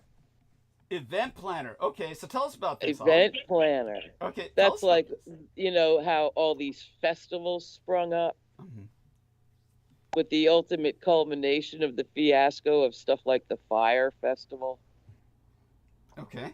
And so there was money in this event planning for 20-year-olds. You know what I'm talking about, Brendan, right? It was kind of concurrent with. Yeah, I've been to many of them. Yeah. But it's well, like, that was the other career path. Yeah, so couldn't people make would it get as a- into. They call it production or managerial. You know, they'll say I'm a That's producer. right. I'm a And there's producer. whole Yeah. big companies of that. Yeah. So there'll be a production company, and then these guys will come in, like we said, the event planners, and they'll put like 100 of these guys, and they'll find an empty field and rent it out for 3 days and say, it's a festival, and just, you know, it'd just be a bunch of junk and people dying without water bottles. And shit. I went to one. The best one I went to was in near Lake Tahoe in the snow, and the year I went, someone died on the way back to their hotel. Like they fell in a snowbank, all drugged out, and she like froze to death. Yeah, well, so there you go. And even in like house, you know, mansion parties and nightclubs, even, you know, chartered events. Yeah, anywhere. No, well, we basically, without giving away too much, we used to go to what are called UG events, underground, meaning they're not officially sanctioned or permitted or any kind of totally illegal. That's right. So you would get in invited to a warehouse UG. industrial zone. Yeah. So I'll tell you this one. So we went out to this. It was an abandoned church that this quote unquote company rented out, quote unquote. But when you get there, they just clip the wire fence and you just walk in, and then someone is at the door collecting $5. Yeah. And then so we're on the top floor dancing, and you could see it's like a dilapidated church, and somehow they renovated it to where it was 2 stories back in the day, like to make it a house or something. Crazy. Yeah. So you could see the floor bowing because it's not supposed to have 500 people dancing in the top floor. Right. And so everyone, you know, and then people kept coming up to me and they said, "Is it the acid man or is the floor moving?" And I'm like, "No, dude, we got to get out of here." Yeah. We got to go There's outside. no candles lit. Dude. Yeah, we got to go outside, man. Yeah. And they're like, okay, man. And so I probably saved the place by getting people out of there. Horrifying. Good for you. Good for you. Jesus Christ. And they listen to you. Yeah. Well, they were lost. Yeah. And the easiest way was to say, "The nitrous is downstairs, man." And they're like, "Really, man?" And they go downstairs. Like, the balloons are downstairs. They're giving away. So I had to go to the guy that was organizing it. And I told him, I said, "Look, you got to get people off that dance floor before it collapses." And he said, "The only way I can do it is we have to give them free nitrous balloons." And so then everyone came downstairs. That's so fucking funny. He said, "Free balloons." And then it was like a stampede. They all went downstairs. So there you go. That's a smart move. Now that guy knows how to run a show. Yeah. No, that was Brendan. Oh yeah, he was making millions. Well, I didn't get a cut of it. He was making money off the. No, I just saved everyone's life for free. There you go. That's Yeah. Why do you and I keep doing that? We got to stop doing that. I don't know. I don't think it's a bad thing. It's a curse. Yeah, no, it is a bad thing, Holly. It really Yeah, is. For us, for Brendan and I, yes, it's a Yeah. bad thing. Hey, Yeah. his ass was up there jumping around anyway. Let's not forget. Yeah, true enough. And even Well, in look what it that, got he us. did the Look what it right got us. thing. Yeah. You know? It got you here. That's all that That's matters. not a good Yeah, thing, it's a Holly. terrible place. Yeah, It's a terrible yeah, thing. it's a, Yeah. Holly. We don't want to What a be here. terrible place. Right. Amen to that. Oh my God. That's the same thing I told those assholes when they were trying to convert me. They're like, abandon Douglas, man. And I'm like, look, if I had money, I would never talk to Douglas again. Yeah. And they're like, we can't help you there. Like, we can't help you there, man. And I was like, okay, so this is my, I you know, what I'm worship doing. Mammon.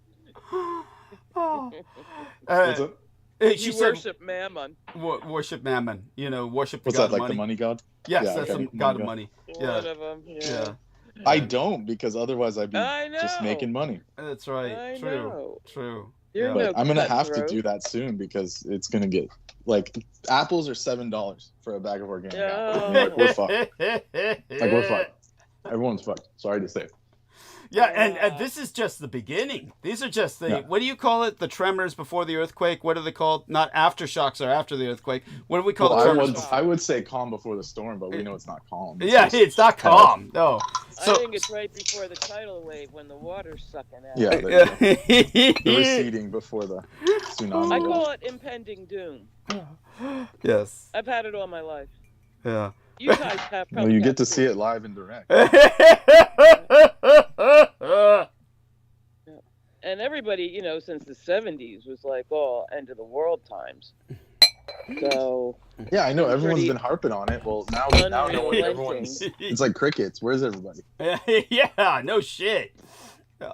well, yeah. Like the actual end of the era is here, and then no everyone's preventative measures were taken. Nothing out. we can do. Just let them At go all. crazy. You know, see what happens. Yeah. Okay. And we're about to see it. Foreseen, and it all happened. But again, I blame the corporate gods for that. Well, you know, they'll be paying their own price soon enough. I mean, when I'm the not economy sure. crashes. Yeah, I don't know. Maybe they can live on gold bricks. I don't know.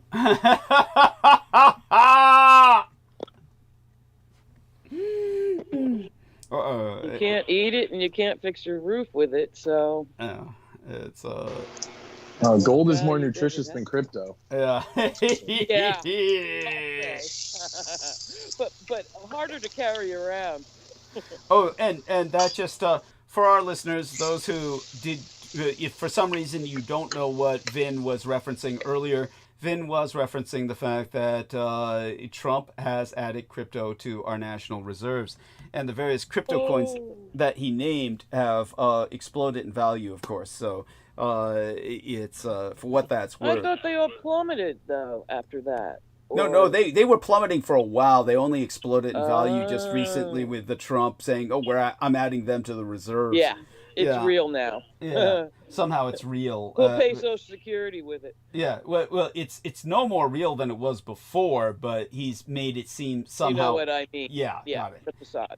Yeah, and It actually affects us now, right. like it or not. By the Even though I'd never buy one. Oh, please don't. Yes, no, leave that to Vin. He's probably the only guy I would trust in that Nonsense. regard. That's And he said, "Get out yes, tonight, yes, because you can." yes, yes, and by all means, Amy, join in the conversation, please. By all means. Hi. Yeah, and I'd love to. I don't know anything about it. I'm not really successful at crypto. I don't. we're invest not in talking any of about. that. I mean, I don't What are we mean talking about? I don't mean about crypto. Are you talking about? Are you talking about the guy that you run into in the alley? when The you go guy to was get just your- shitting and pissing all over that poor pathetic, wretched son of a bitch, or anything else. Yes, feel free to. There's something that spun off that. Yeah, Forget what it was already. yeah. But It's true. Yeah, I do want people to know that in Vermont, there was an image provided by TDigNgdàn, and I can provide plenty more, and I'll start sticking them into the text now, or rather the chat in our YouTube video. Basically, the Trump administration's Oval Office fight with Ukraine's president is a moment that will live in infamy. We can start off with that, and over 1,000 Vermonters, in response to that, lined both sides of Route 100 in Waitsfield, Vermont yesterday morning, protesting Vice President J.D. Vance, who was visiting nearby Sugarbush Resort this weekend with his family.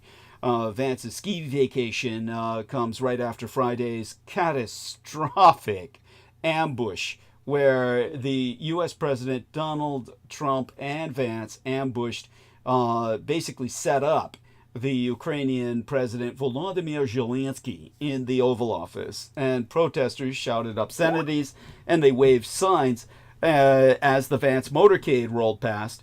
One sign in particular provided by TDigNgdàn in terms of a photograph reading, "Vance is a traitor, go ski in Russia." And all of which, of course, I heartily approve in terms of carrying out our rights to protest. But from there, how about that for a start, Amy? You know, thoughts and oh yes, oh gosh, oh, messages from Amy. Give me a second to grab my cell phone here. Let me see this. What does this say? Yeah. Oh, I got messages on my cell phone from Amy Como, and she did. Yeah, she sent this to me while I was gone at the Estates, but I noticed this when I came home, but I just might as well read it now. Let me see now. Yeah, okay, here we are. So I was wrong about the Cairo. He's dating a divorcee whose brother is his best friend. The front desk girl is eye candy, lives with her boyfriend. I was the only client this morning, so I got the 411. With a big kissing mark. That's not 411. That's 411. Oh, he's literally. This was. Oh my God! It's so old out enough. Of place. Old enough to be my grandfather. None of these are making any sense to any of these people. None of these. I don't think none of these people. You're making me out to be a crazy lady, Douglas. Don't do that. Have you ever heard how Holly described my Roswell and the Rising Sun video? She said, "Yeah, Doug, you look like a crazy man." And it's like, well, you kind of do. Yeah. You kind of do. That's but there was good reason for it. I know that much. It's true. Very good reason. Yeah. It's okay to look crazy sometimes, but that whole thing is based on something that we didn't even talk about in public. Right. And then I wanted to ask. Compared to the other MUFON weirdos, Tomorrow is it? Doug looked like the kind of crazy that you could actually trust. Those other MUFON fools were like basement crazies. Like they just crawled out of the basement or something. The Denny's one.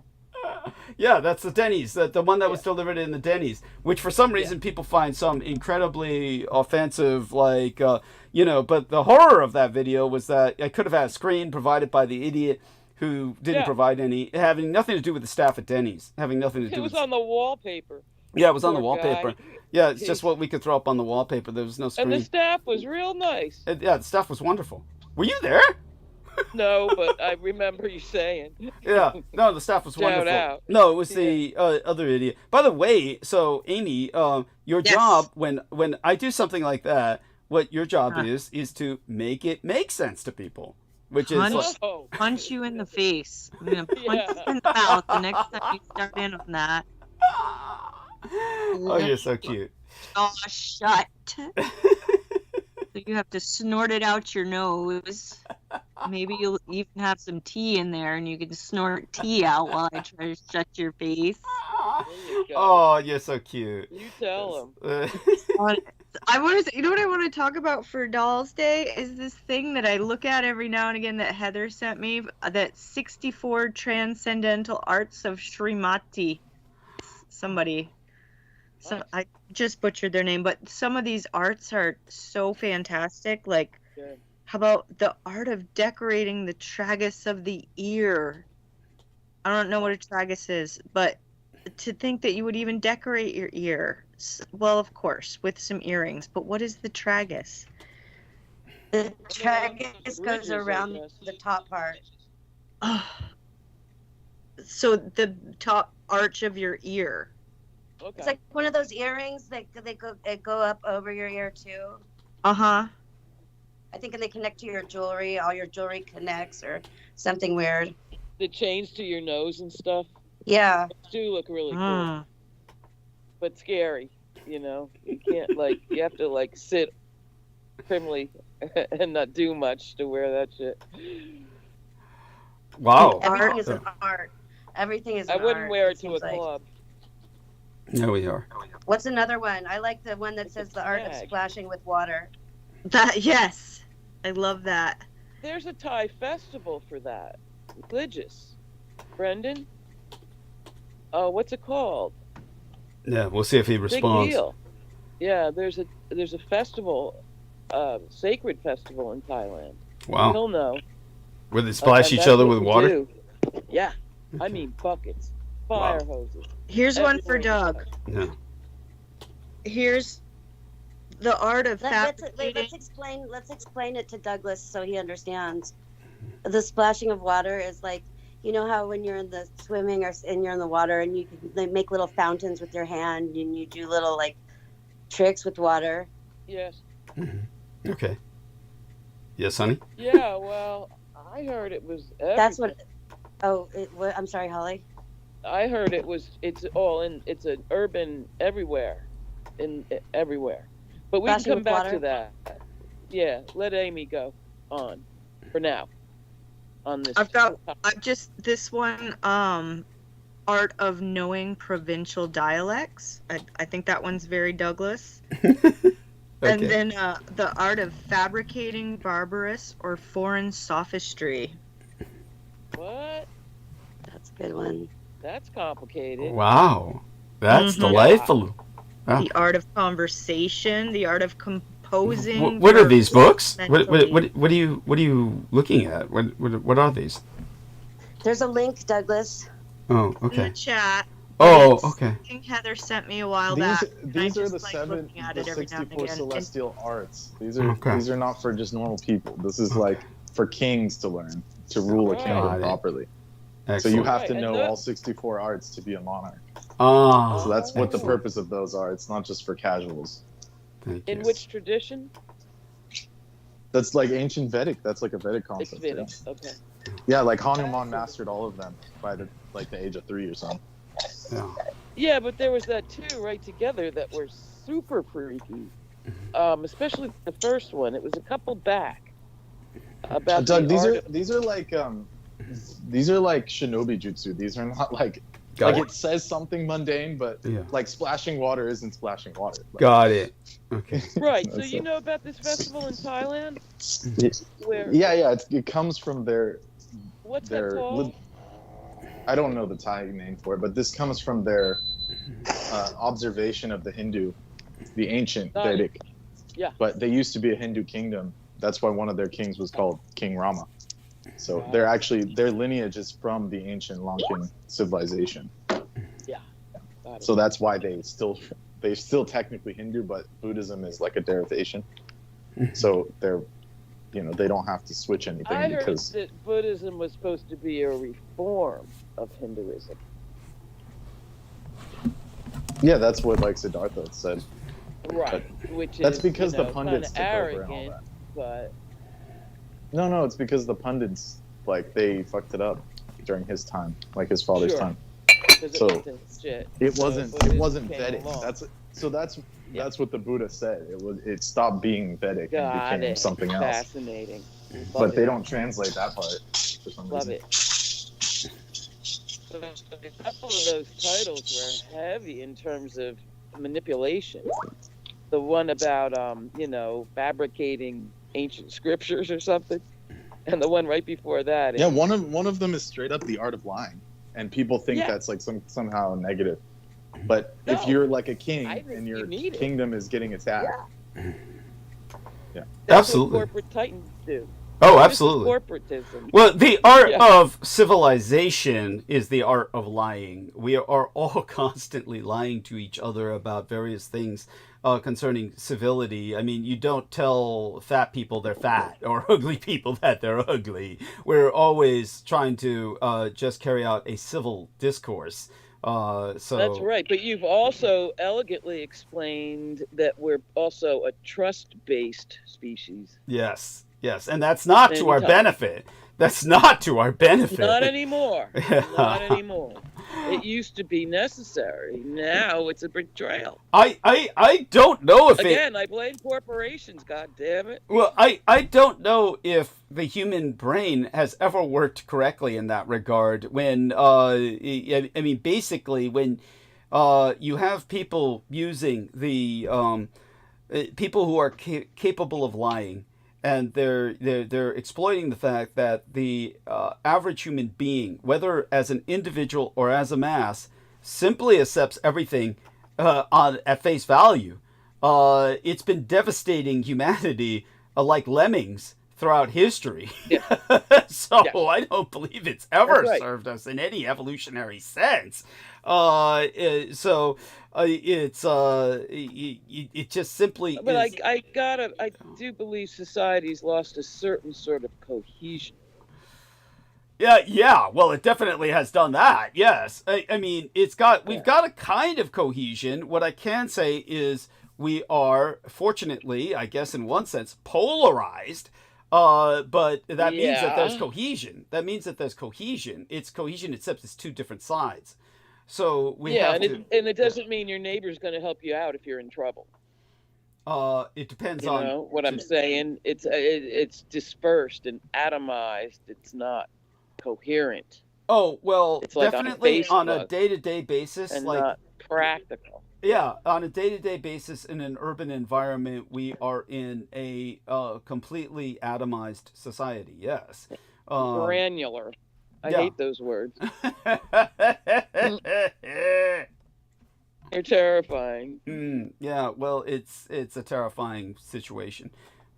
Such being said, so by the way, you're all doing great. You know, we got a good roundtable going. I'll be taking a break soon enough, but come on, again, Amy, participate more. You know all about this. A atomized society.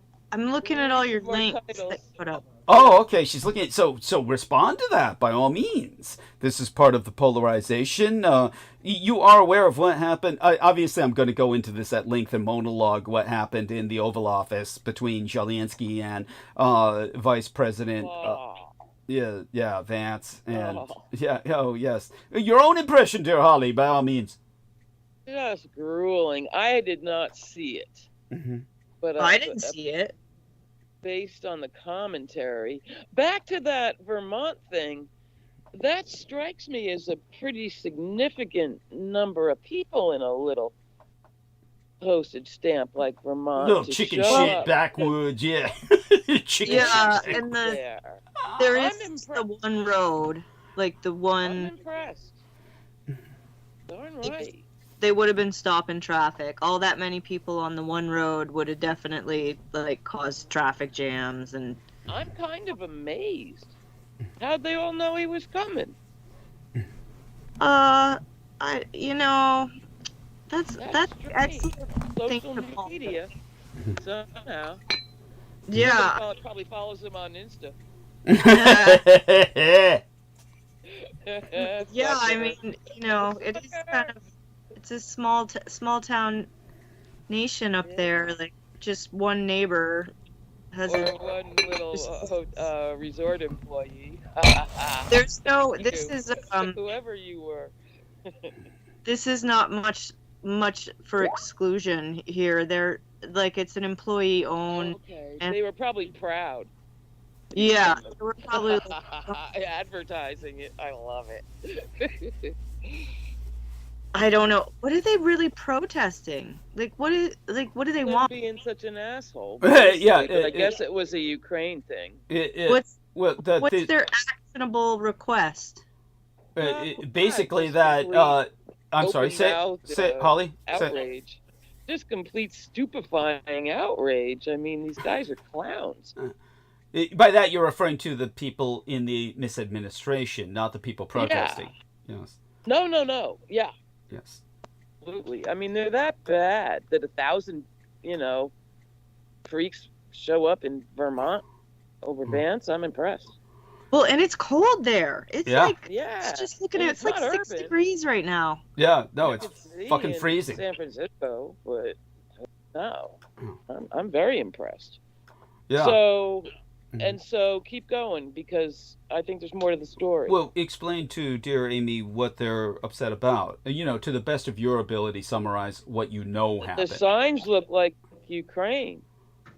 Oh, so you don't know what happened in the Oval Office between Zelensky and Vance? No, I do know. Okay. And as a response to that... So then, so explain what on the other hand, I don't think this was a bunch of Ukrainian refugees. No, they're not Ukrainian refugees. They're Americans. But so I think it was up on top of his other obnoxious behavior. Well, they're... In general. Yeah, they're responding to what I will articulate at length in monologue, but what they're responding to basically in essence is the way that Trump and Vance tag team attacked almost physically Zelensky in the Oval Office and literally had him escorted out as if he were a home invader. And they did this to humiliate him. For the sake of the Russians. It was basically to tell Russia that Ukraine is yours. That was So Fully. But we're doing your dirty work for you. 1,000 Vermonters would give a shit is what impresses me. Absolutely. In this day and age, because it's not their problem and blah blah blah. Well, absolutely, because it is our problem. I think people understand. Of course it is, but the trope. I mean, let them figure it out, kind of thing.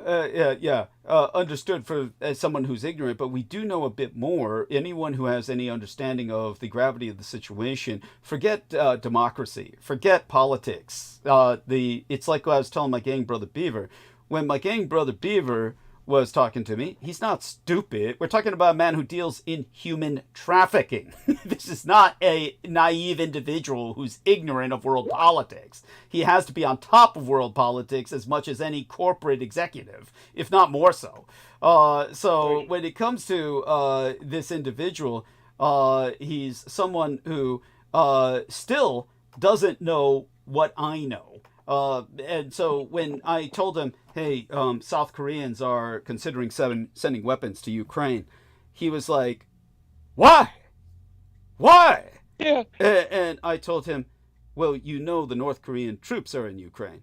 And he said, yeah, but he's assuming the North Koreans are crazy and they have a communist ideological affiliation. And I said, you do realize that the only places in the world that produce high technology microchips, aside from my Taiwan, which produces, of course, the majority, which he knows, would be South Korea. America produces effectively none, but what little microscopic left of the market where high technology microchips are produced, other than Taiwan and South Korea, it's the United States. But it produces so few, it doesn't really count. It's basically just Taiwan at 99%, and effectively the remaining 1% is South Korea. And so I said, but you do know that is their economy. So it's the majority or the bulk of what counts in their economy is that 1% of microchips they produce. And he says, yeah. And I said, so if Ukraine is captured by the Russians, and the North Koreans and Communist Chinese are participating, they're in on the plunder, and the point is that the microchips can't be produced without neon gas, which is the medium in which the lithography is used to graft the microchip patterns at a microscopic level, a submicroscopic level, and that neon gas comes from Ukraine. So this cuts off everybody's ability to produce microchips if Ukraine falls to the Russians, the Communist Chinese, and the North Koreans. So the North Korean intervention is a direct assault on the South Korean economy. That's why the North Koreans are participating. It's not because they have an ideological connection or affinity to the Russians or the Communist Chinese. It's a direct assault on South Korea's economy. So then he got it. So that's where we're at. I mean, fuck the politics, fuck the democracy, the idea that we're defending a nascent democracy. None of that counts for shit. We're talking just seriously the gravity of the situation where Trump wants to give that power of that technology to the communist Chinese, the Russians, and the North Koreans. Outright.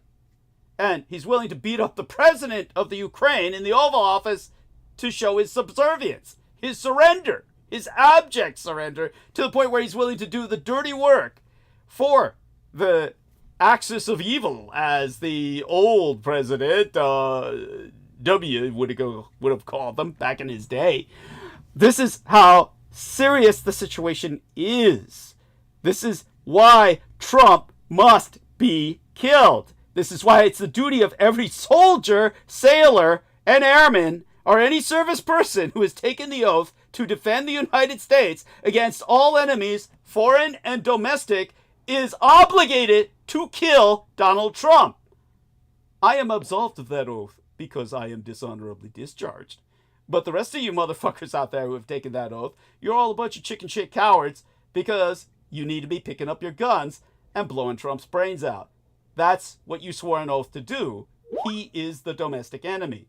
I've said this before, I'll say it again, because it's legally true. So when it comes to that having been said, that's how serious the situation is, and that's why these people are there.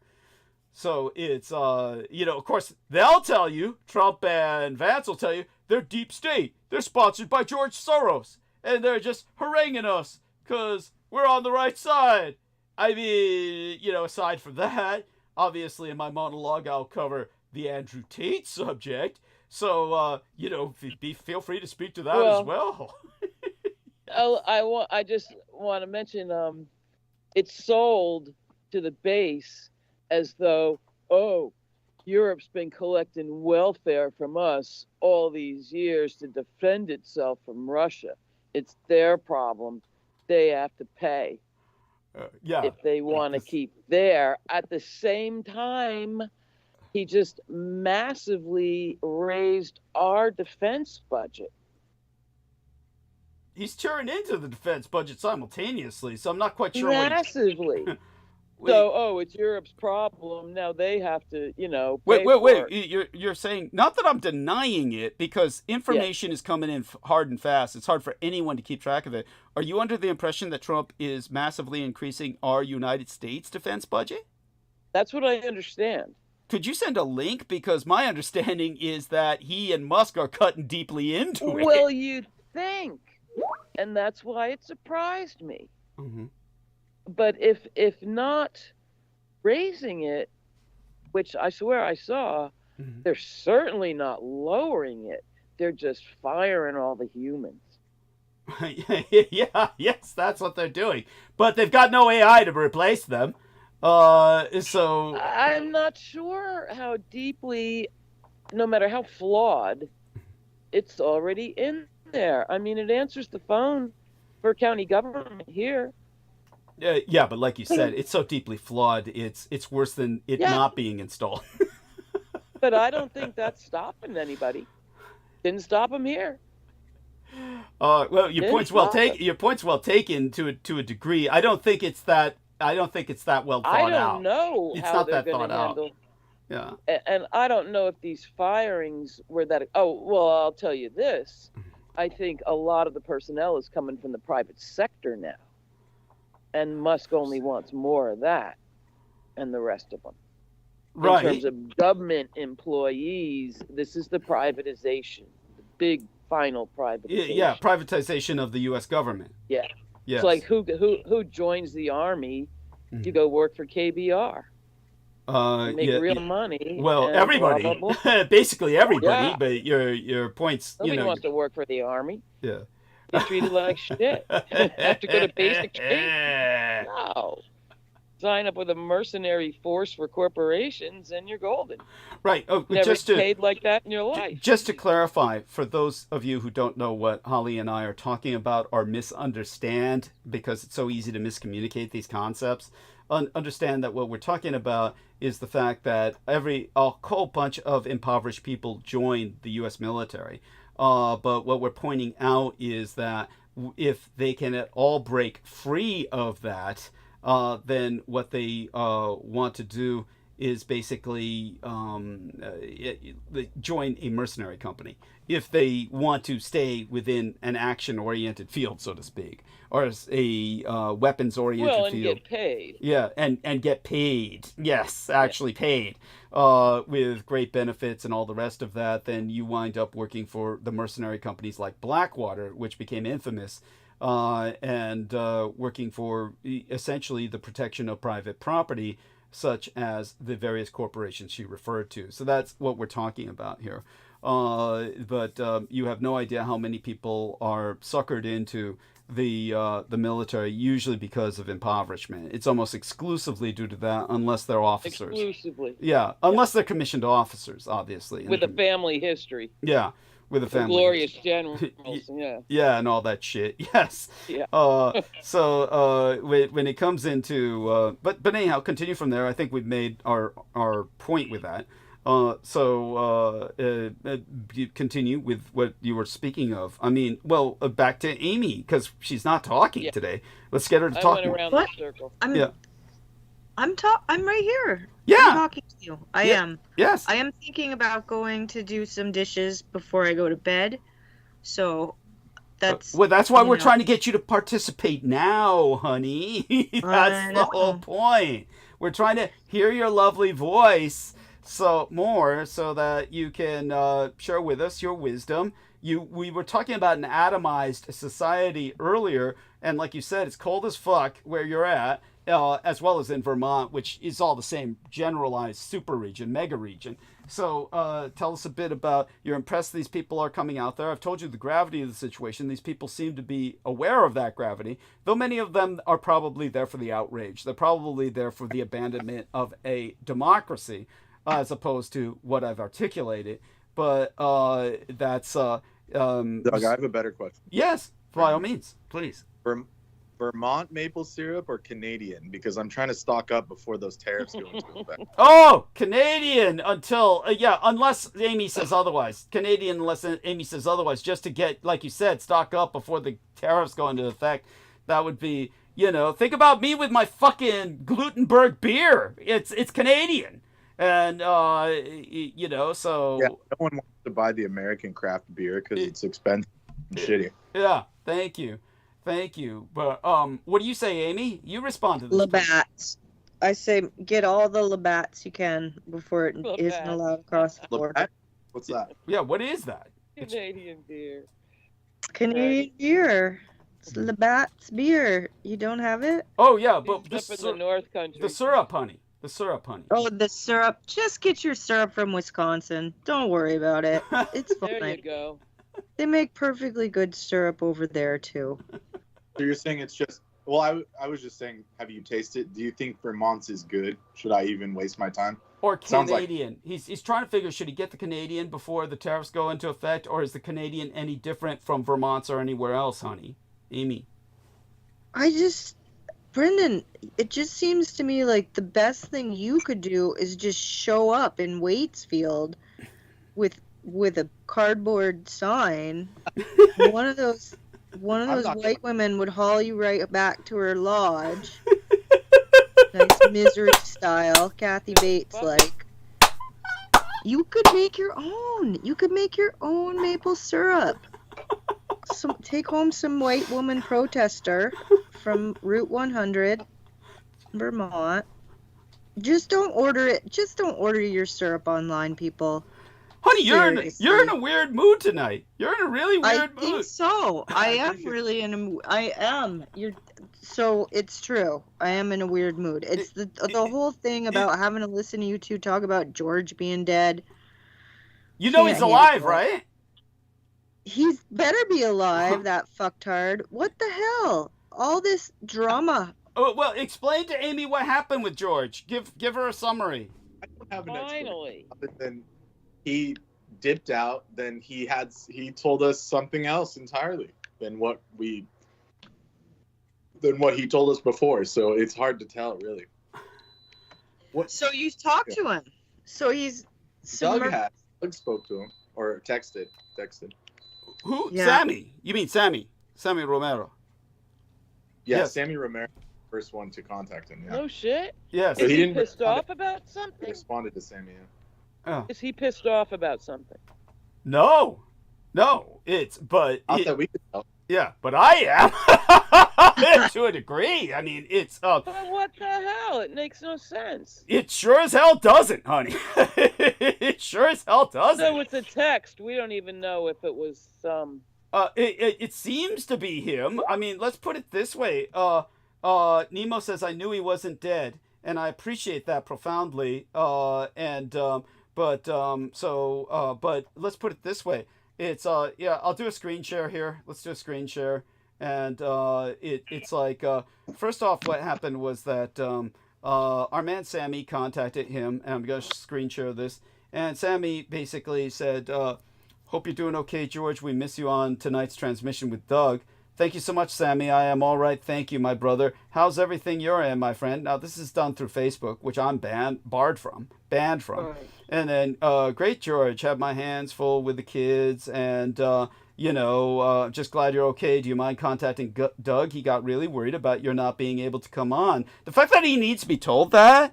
Okay, we're already in bizarre territory here. This doesn't make any sense. Great to hear from you. Well, he dropped in mid-transmission. Yes. Yeah, effectively, yes. Great to hear you. He didn't say goodbye. No, didn't say shit. Just like either collapsed or cut, which is still a potential that happened, and he's in denial.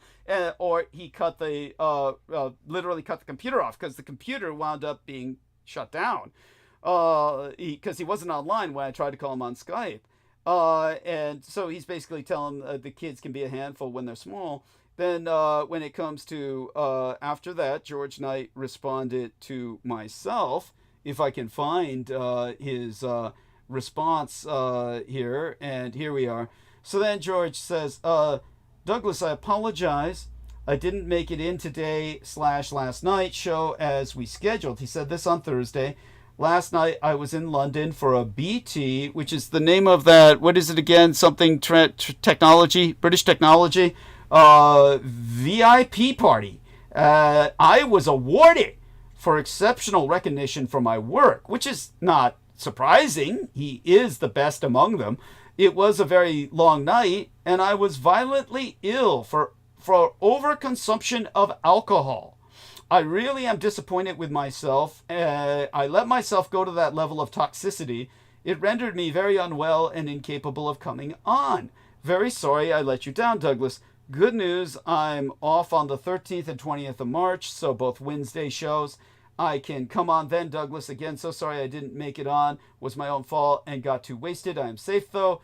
Thank you for reaching out to me. All my love onto you, Douglas. And I told him, of course, about the Skype thing, and of course he hasn't responded. He didn't even acknowledge my thing up here. I pray thee be well, George. So he didn't acknowledge that. So I didn't bother to acknowledge what he said. But as Brendan Zogin said, what makes this so strange is this is like what he would tell his mother for not showing up at a family event. Brendan Zogin got it just right. This is what that's like. And it doesn't make any sense because, okay, so that theoretically explains why he wasn't there on Wednesday. It doesn't explain why he wouldn't just send a message, a single sentence, saying, hey, I can't show up on Wednesday. And all he would need to say is that. But following the fact that he cut off in mid-transmission on Sunday, and this sure as hell doesn't explain that, then the question is, what the fuck is going on? It's like, so there's no explanation for what happened here. I know that he's alive, but what makes it strange was everything we've already articulated at great depth in the last few episodes. So his behavior is just odd. In fact, that still doesn't cancel or negate the potential for a medical issue because, knowing what we know as to what happened to a friend of ours who we're not going to name or identify, whose father recently suffered basically what happened, just so people know the story, there's a person on Team Dietrich who threw away the Peter Moon book. And then what happened was somehow it wound up back at the father's home. The individual said, what's this? Cracked open the book and started reading, and then suffered a heart attack / stroke combination identical to Peter Moon's, and is now in hospice, meaning they're dying. So with that recently happening, our man George Knight's behavior was suspiciously like that of someone suffering a stroke. He was on air with us, and it was like he was increasingly scattered, and then like I said, towards the end, seemed to be shifting a lot, and even maybe in pain, and then just shuts off the show without saying goodbye or anything, almost like he collapsed. And this was after hearing noises in his home that had no discernible source. So it was either like a home invader or somebody scouting the place out, like a burglar case in the joint, or supernatural phenomenon. None of the supernatural is to be discounted. This is like, we're dealing with people here who spend all day practicing magic, and as I've said before, it's applied quantum physics. So that being said, he's his behavior is odd, and it begs the question as to what the hell's going on with him. Not that I even care or need to know beyond a certain level as to, okay, regarding the show, what you've explained does not excuse your behavior. It's not that I'm condemning him. It doesn't. It just literally, you get what I'm saying. It's like, okay, let's say if he if he just said, Doug, I'm back to drinking again, and I'm a full-blown alcoholic. I'm just blowing my brains out on alcohol every night. That would at least make sense. Hard for guys to do that. They're just not wired that way. Full disclosure and honesty and putting it all out there. Like, look, I got an issue, and it's the he/she in you. You expect them to be able to articulate things. Thank you. Sounds like there's issues. But God will help him get through it. God help him. And 'cause he's a worthy talent. And so definitely, he is a very worthy talent. Oh my God, it's like he's a valued member of Team Dietrich, but how valuable can a member be if they start just dropping off in the middle of a fucking transmission? That they've, it'd be one thing if it were like him to do that, but it's not. It's not like him at all. It's very, very different from his behavior in the past. And in the past, he was always unerringly polite, where he would say, sorry, I had to go the next day. The next day he'd leave a message, sorry, I had to go because something happened. Even if he had to cut off like that. At any rate. So there you go. That's the story. Amy, what's your intuition about this? Any thoughts? Or I think he probably won't show up for the 2 dates that he's told you he would. I thought of that! I thought of that! I really did! Thank you, very astute. Plenty of people have split for a while and come back around. But he's not like the others. This is like, as he said before, I know. And there's other parts of the story that, in general people aren't aware of, but I would say that it's just like, how do I say it? Like I expressed, there comes a point, this is no surprise, it's really not giving away too much information. Basically, he wasn't doing well with his wife, and they basically severed, so it's not like she had the handle on him that she did before, according to himself. The way he was talking to Brendan, I'm free now, I'm free, going back to the gym now, which his wife would never allow because she was afraid of his going back to all those hot yoga bodies in leotards and shit, working out in the gym. Well, that's probably what it is. He's probably got a hot yoga body hanging on his every move, and he can't be on your show. Honey, we're talking George Knight. I don't know. We're talking. It has nothing to do with the way you look. No, we're talking George Knight. You're talking about somebody who, look, I love him dearly, but he's like almost virginal. This guy is like, yes, he's produced a child. Yes, it's his child. But, other than that, I'm not quite sure what the action factor is, but I'm pretty sure that might have been the single stroke. It's like, look, I love this guy dearly. Well, this is getting a little. Do we need to embellish this? Do we need to be like, okay, so the yoga body has 3 kids of her own, and she really needs a daddy figure at home too. Can't be on Douglas's show. Look, if it were that, I'd be bragging about it. It's like, look, it's like, you get what I'm saying? The normal guy should be bragging about that. It's like, Doug, Cindy's come into my life now. And it's like, I'd be like, good. I'd be, oh, thanks, that's so healthy. Yeah, not like getting catfished for 5 years. Look, he's talked about this on air, okay? You're talking about a guy who was catfished for 5 fucking years, dating a girl he did not physically meet that turned out to be her mother. He met her once before that 5-year span of time. And, well, maybe a number of times he met her physically, but they never got it on. She was like, look, I just want to wait till I'm legal. By the way, they're legal in England when they're 16. So, all another reason to move there. But at any rate, that means he must have met her when she was fucking 14. And was like, she says, look, I just want to wait till I'm legal before we get seriously involved. By the time she was 16, she kept stroking it out and stretching it out. And he was, on with her Facebook. And then it turned out for 5 years it was her mother. And then he found out the hard way by seeing her with this guy on the street all of a sudden. Who are you? What you doing with my girl? Yeah, who are you, motherfucker? This is my bitch. And, oh, yeah, you've been talking to her mother. And it was like, oh, just that, oh, you can imagine that stab through the heart. Then He's What's that? What's that, Holly? TMI. Too much information. Look at this. Yeah. Look, I'm not exposing the guy's private life. We discussed this on air. Then he confronted. I hear you. Then he confronted the mother, and then she tried to kill herself. There you go. And so there we go. With that kind of background, Amy, it's not like Look, like I said, if anything, we want him to get like that. Sure, get back in the gym, start meeting chicks, start getting laid. Look, I'm all supportive, but it's not what he's saying. When it could be just so easy to say that.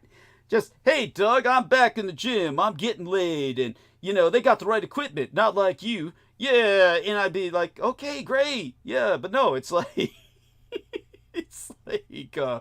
Doug, yeah. Anyhow, so hopefully he's back on. But like I said, Amy's very astute. The first thing I thought was, is he even going to show up for those days? Because like his behavior is just, based on what happened. So such being said, all right. Any other thoughts in that regard? I honestly, this is not idle gossip where we're coming down on this guy. We all care about him deeply. When he doesn't show up, because he caused so much speculation by not saying anything, he could have avoided all of this by just a single sentence of, I can't show up. Right? Get it? Maybe. Yeah. I mean... Maybe?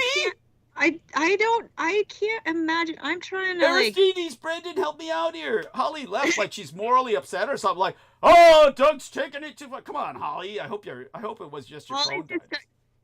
I don't know. She must be walking back from the beach. She got disconnected. There she is. She's back, thank God. Jeez, I thought she was like morally outraged. I'm like, Jesus Christ. Like I said, Holly, the guy, look, our man George could have avoided all of this with a single sentence of, hey, Doug, sorry I dropped. And I'll explain later, I can't show up Wednesday, right? All he needed to say was that. Then he could have avoided all the speculation because we wouldn't have been concerned, right? Come on, Holly. Give me some credit. Yeah, no, but I know. But in dealing with individuals going through stuff, it was hard for me to believe that the answers I thought they should know, they didn't. They didn't. Yeah. They didn't know. They weren't asking that question.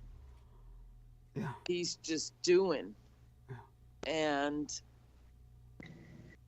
he may not know the reasons. Maybe he's just writing his own World War II book. Which would be great. That's what but you heard me. I talked to him about the book in that episode. I said in that episode, I said, Peter Moon said that book's never going to come out. And he said, yeah, you talked to me about that privately. And believe me, the book will come out. It must come out, Douglas. So here we got this guy who seemed really dedicated and concerned and then just drops off, while I'm talking. Now, again, I'm not offended. This sort of thing happens. But he doesn't follow up. If he's in something that deep personally, he may just not be in a position to explain his actions. Right. And any better than he attempted to with what you read us. Right. Right. And in that case, congratulations. But The yeah. best he's got right now.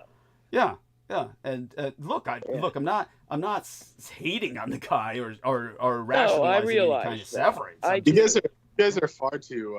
I don't know how to say Caring? it. Soft. just caring and soft. Yeah, that's it. Thank you. Really? So Brendan, Shut up, give these Brendan. young ladies, give these chicks some perspective, because this is like, you know. Well, it's just, I mean, like, well, what we already discussed. It's just like, it's just, even if you're going through some. I mean, look, I've been through so much shit because of Doug. Yes. And Yeah. when I don't want to show up, I'll just say, I don't even explain it. I just say, look, I can't show up tonight. Yeah. Right. It's like, Some kind of notice. Yeah, I But- mean, that's but what Brendan also- told me when he went on vacation, right, Brendan? You just said, look, I'm going to check out yeah. for a while. well, the first time I said I didn't want to say the date because, you know, everything's monitored. Yeah. So I thought Right. you would take a hint, but you like got blasted out of And so all I said was, yeah, look, I said, look, I'm planning on being absent for an unforeseen amount of time. Like, I was being as That's right. obvious. Yeah. Admittedly, On it was retreat. ambiguous. Yeah. But the point is, And he felt all abandoned. You know he did. yeah, He well, nursed it. well, it's not He even wrote that abandonment. shit out. He just, you know, He had to. it's more of like, it's more of He's like never coming he back. needs people to fill in time. Mhm. It's more of like, Shut up. You do it good. it's like a Not pimp or just something. that. It's like a pimp or something. How am I gonna do this? You know, how am I gonna do It's this? just love. I can't go out there and fuck all these Johns. You know, it's like I Oh! gotta do it. Yeah, no, I'm being facetious, but I mean, in the case of just this situation, like even if it's something really bad, I mean, all you gotta do is just say something like, you know, or just say I fuck agree, you. I but mean, you guys are even a pretty simple un- fuck you you guys would have are been more better than that. You're more unforgiving. If someone than just chicks, typed man. "fuck you," I'm never coming on again. That would have been better than ghosting for 3 days and then concocting this potentially false or suspect story. Because like what I told Doug earlier, like if I got a promotion at work or some kind of award, I would say, Doug, look, fuck you guys. Everyone loves me at work. I'm gonna go to this event. Right, You know, right. You I tell don't care if people. I don't care if I scheduled with you. Yeah. I'm not getting paid. Yeah, You know, I'm out. yeah, Well, So, and I mean, yeah, does that make you sense?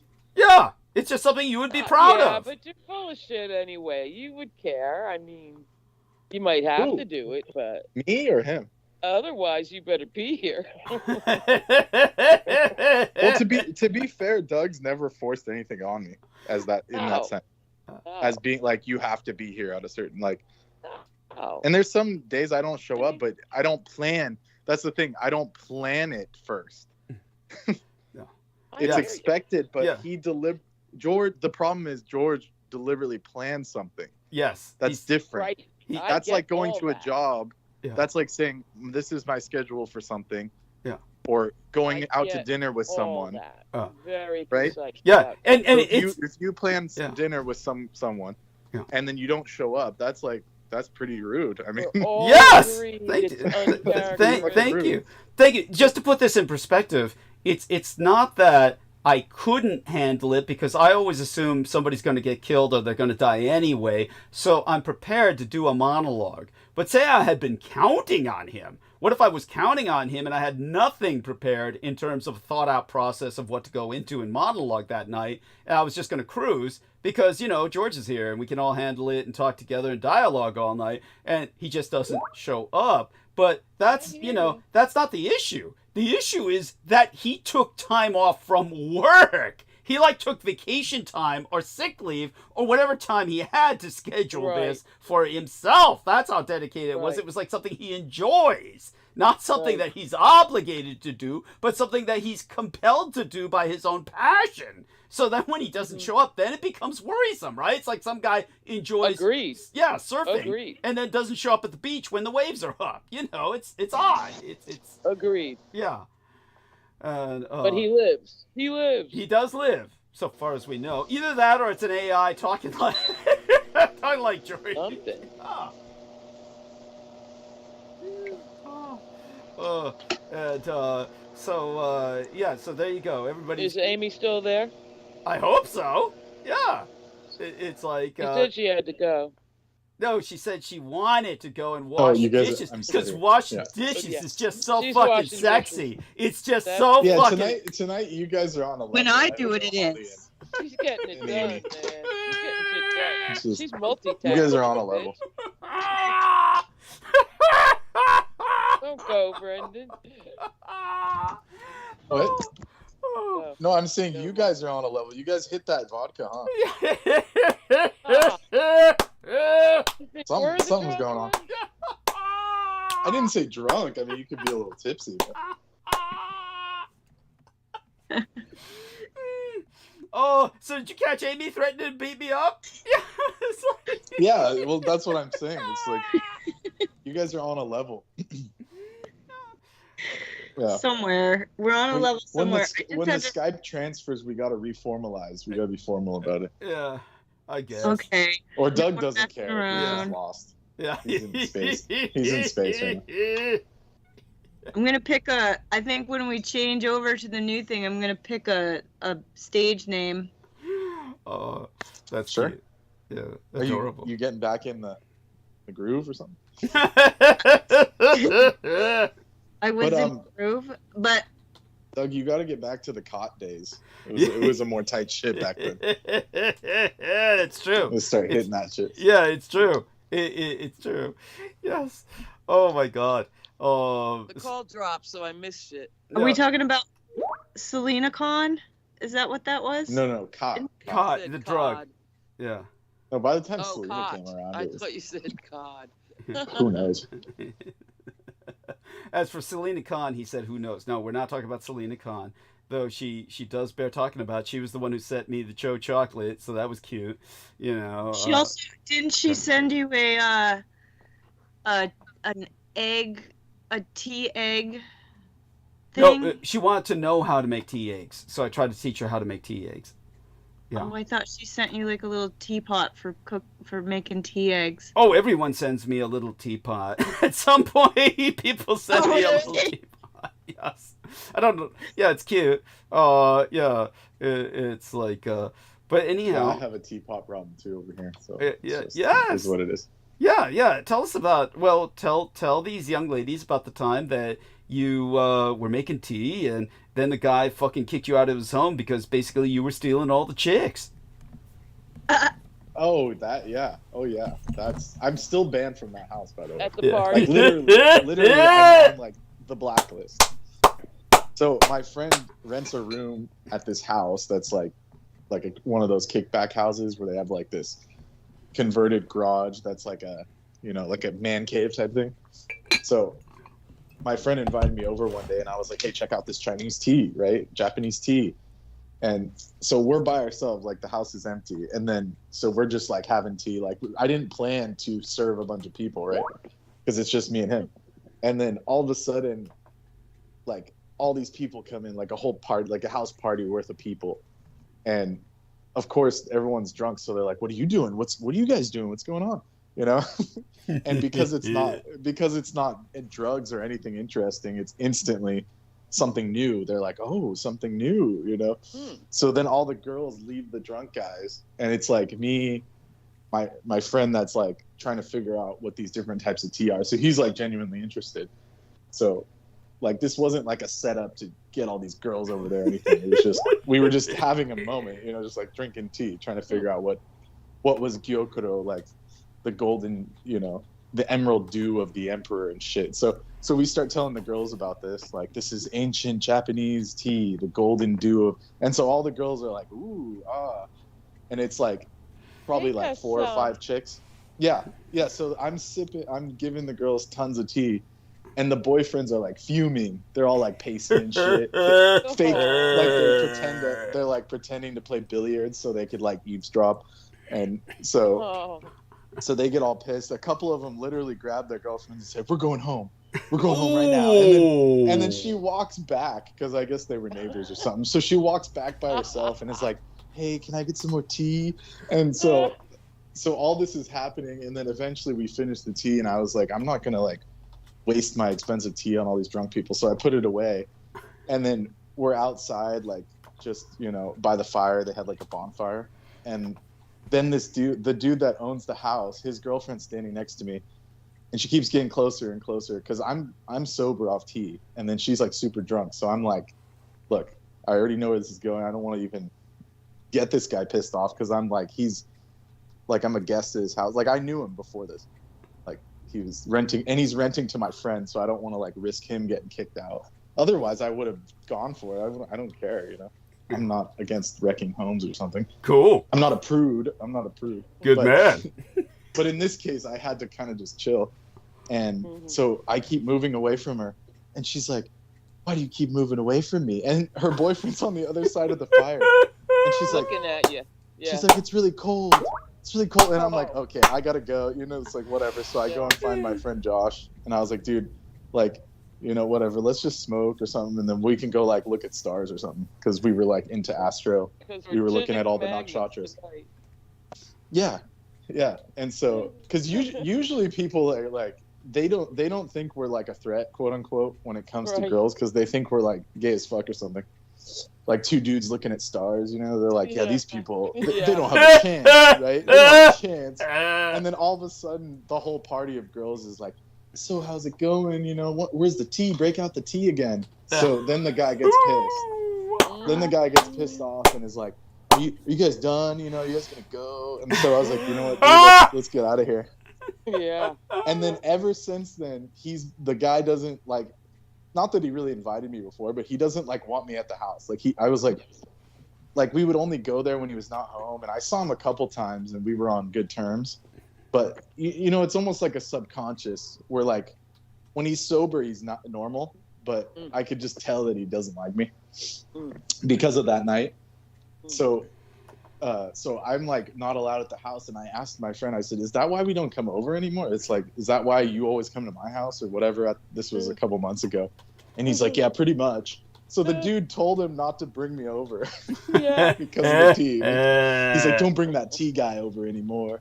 You know, we don't want him over here. You know? That Romeo. Yeah, so that's yeah. So it's not my proudest moment, but it just happens organically. Hilarious. And then everything's my fault. It's like fucking classic story of my life. Great. Very Kafka. Yeah. So, and then my dirtbag uncle, you know what this guy? I told him that story, and he wouldn't shut up about it. He was like, man, you could get so many girls with that tea, man. He's like, just show up somewhere and just lay it out. At least he knows that much. I'm surprised he's that cognizant. I knew. Everyone knows that it's something interesting and nice, but like, you know, I just but you weren't being not to sound like George Knight. I wouldn't do it just for that. Yeah. No, you weren't being creepy about it at all. Yeah, it's kind of creep zone. It just to me it power diminishes something. It just diminishes like the magic of it, quote unquote. So well, to me, that is the magic. To me, that would be the magic. Would be attracting all that. Or something else. Yeah, you Gen Xers or something else. Well, you better watch it with that gunpowder tea. Yeah.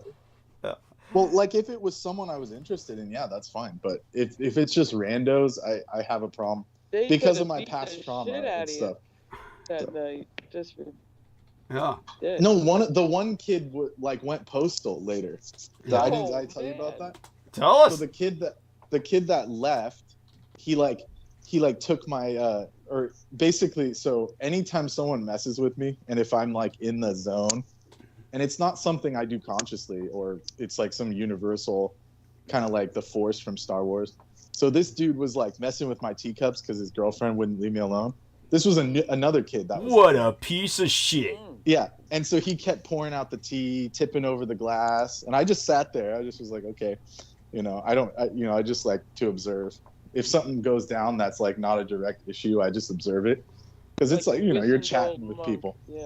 Yeah. So I'm just sitting there. I'm like, this probably. So, in Doug knows this in tea lore. If you disturb a tea ceremony, it's super bad, super inauspicious. That's right. Oh. Yeah.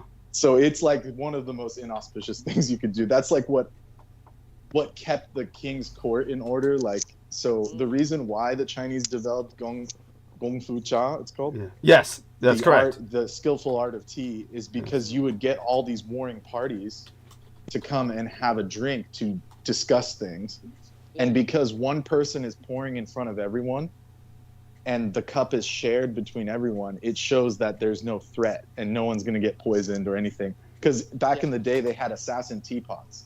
Yes. So if you were one-on-one with someone, they could poison you with this special chambered teapot. So what they did is they said, were drinking from. Yeah. Yeah. So the teapot would have two chambers. One would have poison and one would be just tea. So they would have a way of manipulating that and killing you. So they developed Gong Fu Cha to make it like a level playing field so everyone could talk without fear of getting poisoned. Yes. So it became this holy ceremony where, it had to be a sacred space. So if anyone disturbed that, it would be considered like inauspicious to the point where it could start wars or you would get killed for it. Mm. So when I noticed that kid did that, I was like, uh-oh, he's fucked. But I didn't say anything. Like, I never mentioned it or anything.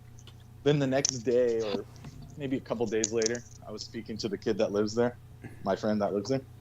And he said, yeah, that dude's in jail. And I'm like, what the fuck did he do? I said, what did he do? He said, yeah, he stole his father's Mercedes and crashed it and completely totaled it and flew out of the car. And, and he got thrown in jail for it was like weeks. It was something like weeks.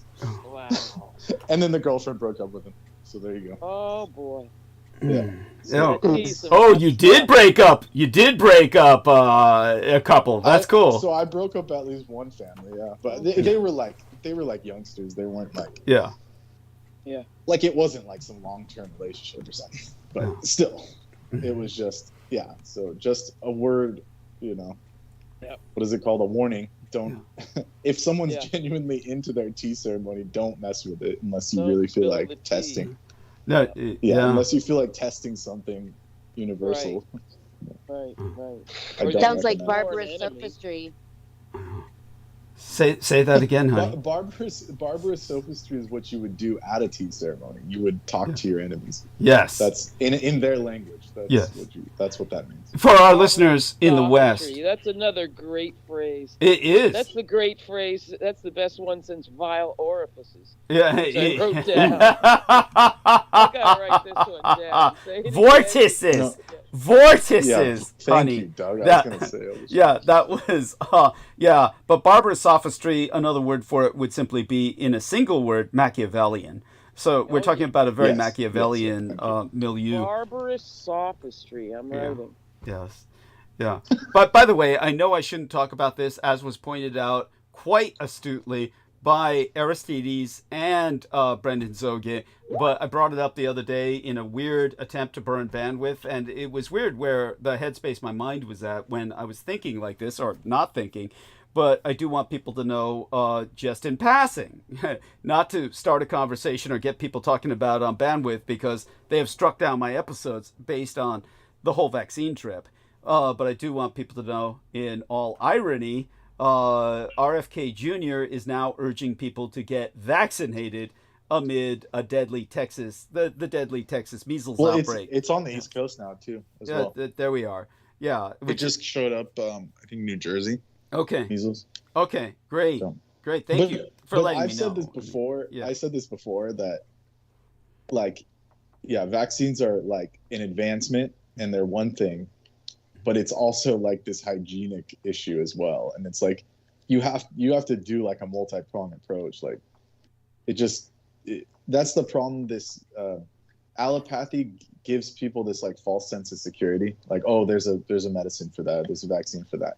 It's like we got to integrate both systems ASAP.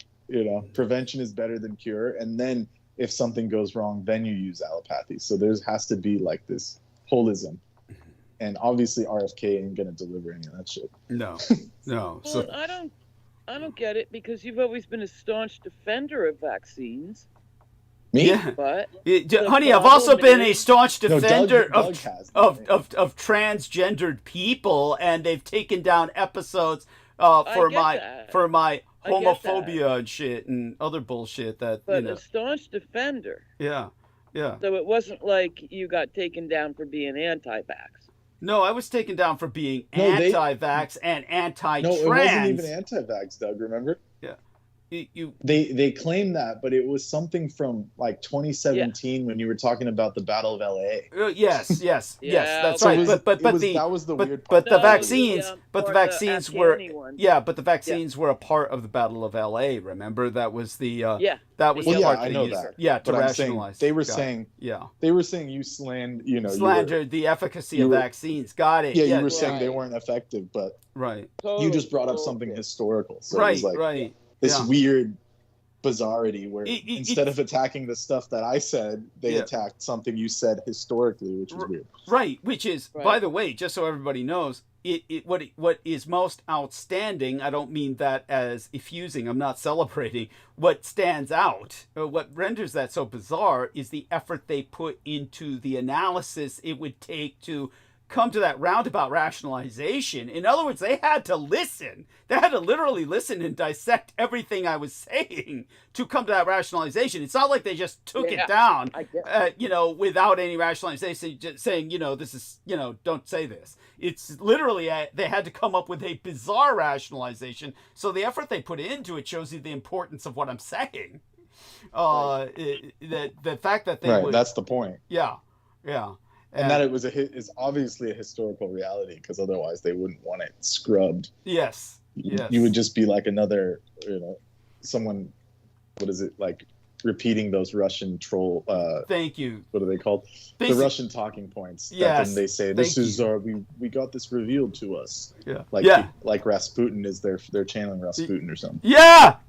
That's whatever the other. What was the other guy's name? Dūgin, Dūgin. Yeah, Alexander Dūgin and the Q points. Yeah, this is the truth. Yeah, it's the Q points. The truth about reality. And they tell some satanic line and shit. Oh yeah. Oh my God. Russia was Tartaria. The Russians were more advanced than anyone. Yes. Thank you. Explain to people that conspiracy, please. Yes. Well, it was this one video that I saw that was recommended to me because I'm managing Doug's account partially. So they said, check out this Tartarian San Francisco. And then it was a guy talking about San Francisco. Instead of talking about like what Doug and I were looking at, like the Palace of Fine Arts, like the real things and the Presidios architecture, like literally we saw the bones of like the Spanish mission and the tunnels there and all that. But no, instead of talking about the real Tartarian San Francisco, they said Fort Ross, and they kept showing this building, like this World Fair building, and he said the Russians colonized Fort Ross, way before the Spaniards, way before the Americans, and it was like, first of all, that was the Imperial Russians, not whatever Russia you're getting your information from now. That's for sure. Yes. And then second of all, they built all that shit with slave labor and then murdered them en masse of the Native Americans. Yeah. So, but the thing is, they were showing these like super crazy, like almost mosque-looking complexes with domes and saying, this is what California used to look like when it was owned by Russia. Okay, I've been to Fort Ross. It's literally this it's like, what is it called? Like when you're like a brand new, you're like going into some place. You went in blind. You just went in blind, basically. Oh no, like the group, as a group, it's like you're like it was like this settler. It's like a settler's outpost that's made out of wood and timber, and it's beautiful. It's in a beautiful spot, and it's like, you could definitely feel for the people that had to live like that, and they came all the way from Russia and colonized. But it was nothing Tartarian, nothing advanced about it. It's just a normal fort. And I've been to Fort Ross because like I said, when I was in grade school, we went to all these places. But this guy was trying to say the Russians, occupied all of California and had these grand Tartarian structures. And I'm like, Jesus, this is crazy. I mean, it's insane. But like you said, he's also using photographs from the World's Fair, the San Francisco World's Fair.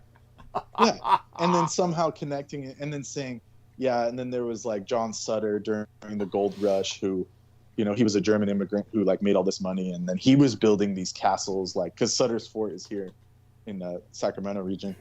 And I've been there. I stayed there overnight, and it's haunted as hell. And, it's full of Native American burial sites and shit. But they still take school kids there.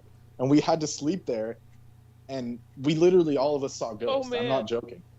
Oh, And we were like God. 6, 7 years old. Yeah. Oh, jeez. And kids would wake up screaming and shit, and then they would say, "Oh, it's just part of the historical Ambiance. Yeah, you can have it. I swear to You can God. fucking have And it. we also God. slept on the Balclutha as well, and that shit was haunted as fuck. Yes, that's right. Like you could see specters in the fog and shit, and then Oh, yeah, man. that I had a horrible experience on the Balclutha. It was like bittersweet. It was good and bad, you know. But the captain, like, I don't know if he was actually seriously trying to be period correct, but he was like straight up cruel. It was just straight up child cruelty and shit, you know. Yeah. And then after what Doug has told us, I'm pretty sure He was loves one of his those job. one of those acolytes. No, he didn't love his job that much. No, this dude was like straight up out of the Satanic Temple, or possibly an Aquino. Yeah. You know, Oh, man. it was like a boat full of children. This dude was like yelling at us, like, I want to "Fucking work scrub with the deck, kids. scrub the deck, Yeah. you bastards!" You know? Wow. Holy Yeah. shit. Having like waking us up at 4 a.m. for night watch, like, "You get Oh, up, you man. scrubs! It's night watch!" You know, like, God damn. yeah. So I had to like stand watch at like 4 a.m, looking at Alcatraz, like seeing that little lighthouse it used to have on it, Oh, the Yeah. little lights to keep boats from hitting That's it. right. And Is that And I no was longer like- there? Is that no longer operational? I don't know. I don't sleep outside in San Francisco. When was the last time you've been outside? I mean, you literally live right on top of Alcatraz, basically. You just look out your window, or you just walk. You just walk to what was The that? corner. I just Pine. walked to the corner and then Yeah, you up. just walk to. Yeah. Was it Green? No, it was Yeah, Leavenworth. yeah, no, I just walk Yeah. up to Hyde Street and just keep on walking, turn left and Yeah. keep on walking. I'll be there. Yeah, so there you go. Yeah. Yeah, you tell me. You're out there stabbing people in midnight. So, but you don't have time for that. But anyway, so yeah, so they would force us to do night watch as like 5-year-olds and shit, Mm-hmm. and then my wake up God. and then go at 6 a.m. into the galley. Get in the galley, and we had to like cook freaking oatmeal and shit. Yeah. Oh, So if you ever go on some kind of field trip, don't tell your kids not to choose the kitchen crew. Don't be kitchen galley, because they'll fuck you up.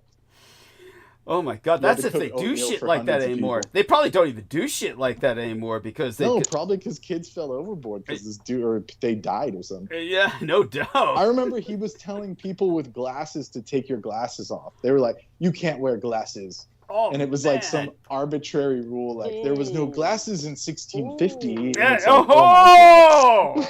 oh, Yeah, shit like that. I'm not joking. I'm not fucking joking. And this wasn't in the 60s. I mean, right? No, this was in what, like early 2000? Early Yeah. 2000s, maybe. Yeah. Yeah. So That's there you go. incredible. So, Incredible, and Mm. yeah, yeah. and, Yeah. So avoid San Francisco if you can.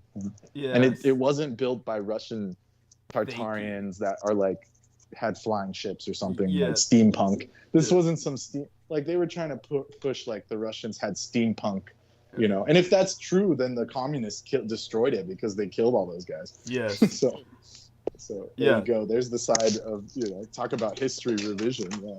yeah. So true, and people believe this shit, and the Russians are pushing it. Of course, the Russians are pushing it, and then the Americans just eat it up. Eat it up. It's disgusting. Yeah. And It's just dumb. yeah. It's dumb. And so Yeah. And I think there's something like some conspiracy theory saying, oh, the Americans, they scammed the Russians out of Alaska and all these Western territories. And it's like, no, they actually paid them. Basically, they helped out during the Civil War. This is what this guy was saying, that they helped out during the Civil War. And so they had to remunerate, what is it? Yeah, remunerate. Yeah, remunerate. Remunerate the Russian Empire for helping during the war, the American Civil War. So what they did is they offered to, because Russia was going broke at the time due to the Napoleonic Wars, they offered to pay off all of Russia's debts, Imperial Russia's debts, in exchange for Alaska and the Western territories. Yeah. But somehow the Russians have skewed that, saying the Americans scammed us. You know, like they did to Zelensky. Yes. You're scamming us out of billions. Yeah. So Yeah. they're trying to Yes. pull that shit, saying we actually still own Alaska, or whatever they say in those stupid like troll videos. You know, we helped you, we Russians helped you. And first of all, I don't know how, like, obviously historically illiterate people are, that that was the Tsar. It's not the same government. It's not the same people. Thank you. So even if we did have a deal with the Tsar, it's totally void. I mean, it's just beyond void now. Yeah. After the Brits sicked, what was that debauched bastard? What was his name? Lenin and Trotsky. Yeah, Lenin and Trotsky. They literally put Lenin and Trotsky on a first-class train and sent them straight to St. Petersburg and destroyed that whole, like, our world. They destroyed our fucking world. So there you go. Yes, it's so true. Yeah. It's beyond horrible, beyond description. But I'm so glad you're exposing. And I know, this. and I know that the white Russians weren't perfect. Obviously, the Imperial Russians, but you know, I'd rather have them than what we're going through now. Oh, by all means, yes, that's say the least. Yes, that goes without saying. In fact, the Russians themselves want that, which is why they're allowing Putin to get away with everything. Is they're hoping he can fulfill that role of the Tsar, but he can't. He can't because he's not of the bloodline. He's not of the Tsar's bloodline. Right. He's just a creep. He's just a KGB stooge. And to their credit, even though they were monarchs and all whatever evil shit monarchs do, quote unquote, according to the propaganda, they actually took care of their people. That was part of their job. So it's not like nowadays where you can just not pay people. You know, it's like if you have a kingdom, you have to do something to keep them alive. Yes. so true. It's not, and keep them working. I mean, that's what I keep harping on. It's the most basic equation for a stable society. Well, yeah. Basic. Yeah. Beyond basic. But that's giving, like, imagine giving economy 101 to these guys that have never had to work a day in their life. I mean, they don't know what that is. I mean, they're demented. Yeah. It's called cupidity. Cupidity is a greed. It's a greed that's so overwhelming. King crazy. Yeah. King crazy. What did you call it? And the billionaires that aren't king crazy. King crazy. Why do they call it that? Because these corporate kings all go mad. Okay, interesting. And historically, J.P. Morgan and their weird stories. Someone the other day said they'd rather have Howard Hughes. They'd rather have Howard Hughes than Musk, and I agree with them. At least he was building something himself. He designed that shit himself. This dude's just lying about it. Yeah, it's true. Well, you mean he's just stealing everyone else's? But anyhow, what's that? I'm so sorry to interrupt, Holly. Continue with what you were saying. Repeat what you said. And even all those Gilded Age guys did make contributions to society. Yes. Yeah, all the schools that I work at are named after these guys. Yeah. Louis Pasteur. It wasn't government. Andrew Carnegie. So that means they donated at least some part, or whether it was their kids or whatever. Someone donated at some point to have their name put on it. Public works because they could afford it. But these guys just want it all. Yeah. They give back nothing, and they pay zero taxes. Yeah. Yes. Oh, it's so the effrontery of it is mind-boggling. It's obscene. I mean, this is French Revolution territory. And but people have been taught to hate government so badly that they will elevate them because they're not the government. They're well, what I notice about those people is they all use government shit. Yeah, all of those people. Like my uncle saying, "I paid for college myself, 100%, even the books," and I'm like, dude, like, there's no way you don't even understand how. Like, what is a private college? Like Stanford's what, $100,000 tuition or something. So this dude thinks he paid. Oh, I went to some state college and the government never helped me. And it's just like, these people are delusional. Yes. Just you reap the benefits of it, and then you want to knock it all down for everyone else. It's absurd. Absolutely. Trump's father made their fortune strictly from sucking the government teat to build what was gonna be low-income housing in Brooklyn and wasn't, over and over and over so again. Holly, do you remember how Peter Moon always tried to spin that? Oh God, I might have been drifting, but I don't cherish the memories, so There you go. Yeah. they haven't lingered. Yeah, it's just basically he was saying that, and then did Trump came in and built all this shit for New York by making certain he never paid any of the contractors. Otherwise, nothing ever would have gotten done. And he would say that as if this were admirable. I mean, like that makes sense. So he didn't pay to do it, and then he didn't pay the guys that did it with the money he got to do it. Mm-hmm. So it worked both ends. But Vinnie Barbaric would spin it as if this were a positive, that we should admire this man for that. And beyond that, he was also saying that it all started with Trump was a handsome man, a potent man, and that's why Cohn, who was the Larry Cohn, the guy who was the basis for the movie Rosebud, what was it, Citizen Cohn, that they changed to Citizen Kane? Yeah. At any rate, so Citizen Cohn, the man Orson Welles, yeah. Well, it's not Orson Welles. He's just the actor who portrayed Citizen Cohn. But Citizen Cohn. But it's Hearst, right? Yeah. William No. Randolph? It's a guy named Cohn, Larry Cohn. I believe was the guy's name. Cohn. Cohn, as opposed to Kane, which is much more euphonic.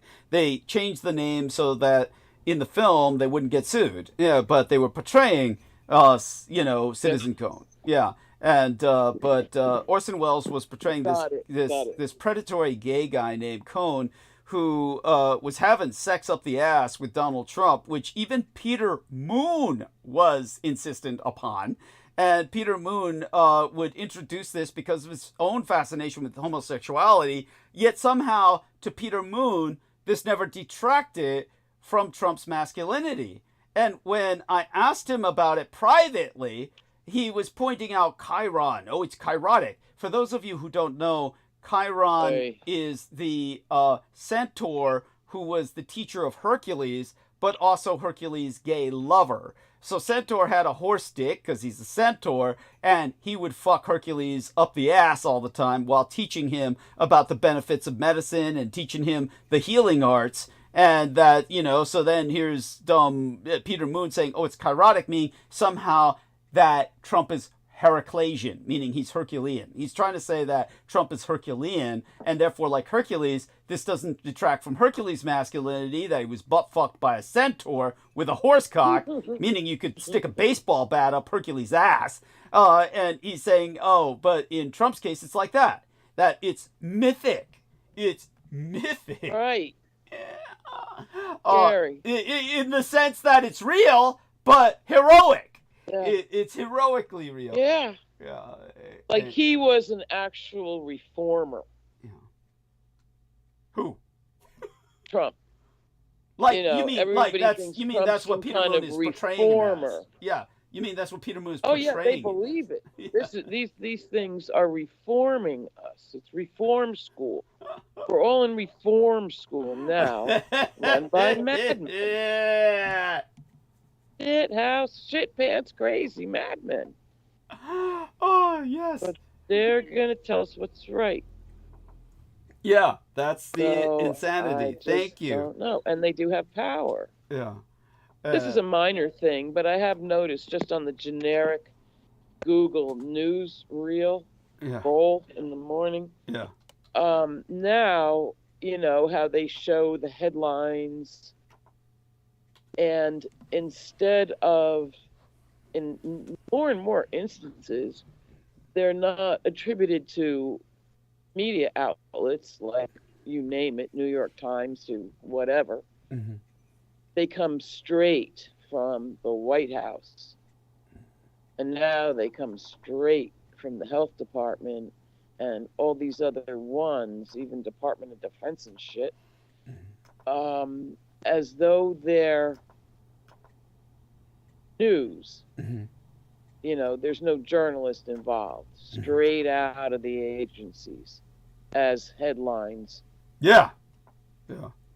Factual. Yeah, absolutely. And so it seems awful Pravda. Yeah. To say the least. Delightful. That is happening. Yeah. That is totally happening. I'm glad that I'm not crazy. Yeah. But happening big time. just on the generic Google. Don't know who I am. Real. Yeah. Well, I'll be taking my break soon in a number of minutes, and then when I do that, Good. I'm going to be making another crock of tea, and I definitely want all of you to continue your conversation. You're holding well. Has Amy left us for the night to go wash dishes, or she's with us? We know you're there. I'm right here. Yeah. I'm still looking at all of the arts that you can become skilled at. You're so Still cute. looking at the art of playing on lute and small X-shaped drum. That's adorable. The art of carpentry. Mm-hmm. The art of playing with thread. Yeah. Yeah. I don't know. I'm listening. I love the idea of Brendan running around with tea amidst all kinds of drunken revelry. Is it springtime in Pittsburgh? No. I'm looking forward to the magnolia tree blooming. There's a big one in the yard. It's not as nice as it sounds. Let's just say that. I love magnolia trees. No. Brendan's talking about running around with tea amidst all the drunken revelry. Right. Yeah, Right. hoovering up all that nookie. Yeah, And then getting in trouble for it. Yeah, that's right. I think it's pretty nice, but then Brendan. Yeah, if I knew I was gonna be barred from the house, I would have just taken all the girls out of it. Yeah, there you go. Let them be all crybabies Really? about it. Yeah, good Like man. you guys are boring. Like Yeah, they're sick of getting thank you. drunk. It's like so boring. Thank Fuck you. Thank you. God. Just a bunch of fucking losers. And yeah, that's right. All they do is either drink or drug. They have no skills that, Jesus Christ. Honestly. Football and Yeah. how about those Yankees and shit? Mm-hmm. Yeah. Oh, and another time we were drinking in that corner, the dude like pushes past us, and then he like goes up in this like the most crackhead place possible. He like goes up in the corner, meth head Larry status, and I'm like, what are you doing? And he pulls out a mirror, and I'm like, why would you put your drugs out here? This doesn't make any sense. Like Trying to impress because he's people. hiding it. That's part of it, but he's hiding it from everyone else in the house. 'Cause they probably steal it. Yeah, there you go. It was just crazy. I was like, dude, that's so lame. Yeah. Like, and that shit looked like straight powder, which means it's all cut up and just trash. Oh. It's Yeah, like you might as well be doing that. Like, I told Doug about it. It's like I know what the real shit looks like, and it ain't that. Thank you. Yes, that's He's got some bammer. Yeah. And so such being said, Amy, come on, don't be such a wallflower. It's so shy tonight. Aristides too, by all means, join us, Aristides. Let her enjoy her high. Dude. Yeah. She's on a level. Bumming me out. Yeah, she's Bumming me out with the dead George talk. Well, don't worry, he's alive. Yeah, he's alive, honey. Barely. He's Yeah. barely. Maybe some Dane brandage, but he's alive. He's so bored with his life. He's getting awards and shit. It's so lame. So there you go. We should be happy. He's not only alive, he's thriving. Of course. According to himself, at least.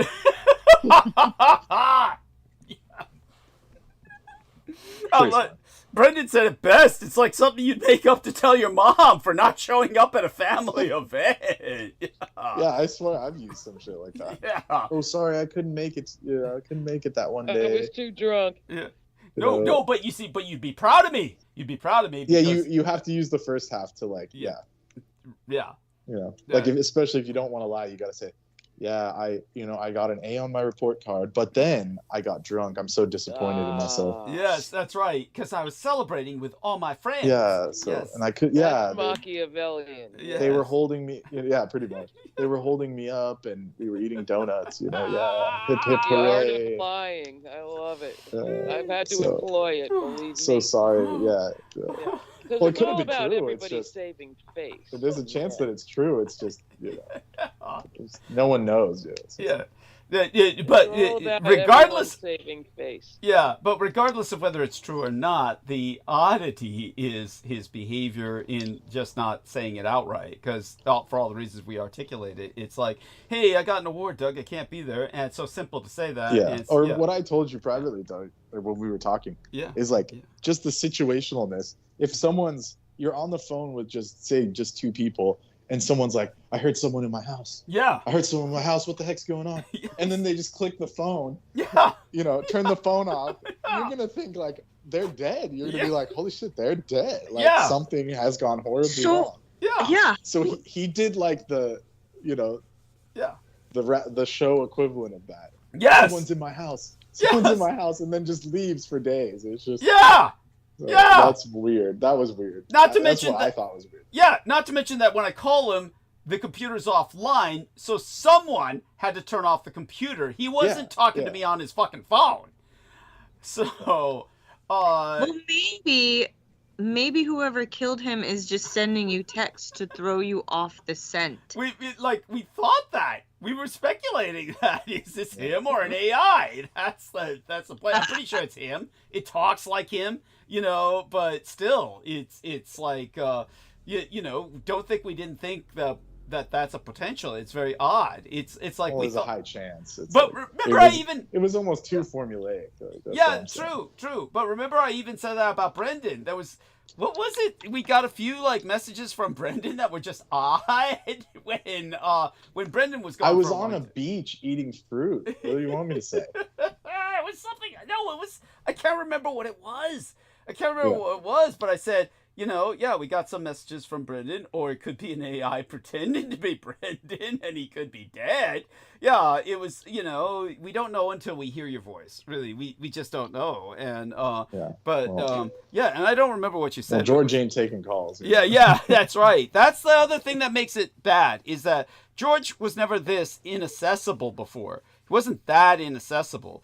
So, but then again, he wasn't necessarily always checking his, Skype, but he was still. But I get where Sammy's coming from. Like, if you have a family and there's all kinds of obligations, like I get it. But they live in different worlds. They live in different worlds now. Yeah, it's like things are. He almost gave us the impression when he was talking to Brendan on, they were alone. And he said, "I'm free now. I'm free now." It was almost like he gave total custody of the kid to his wife.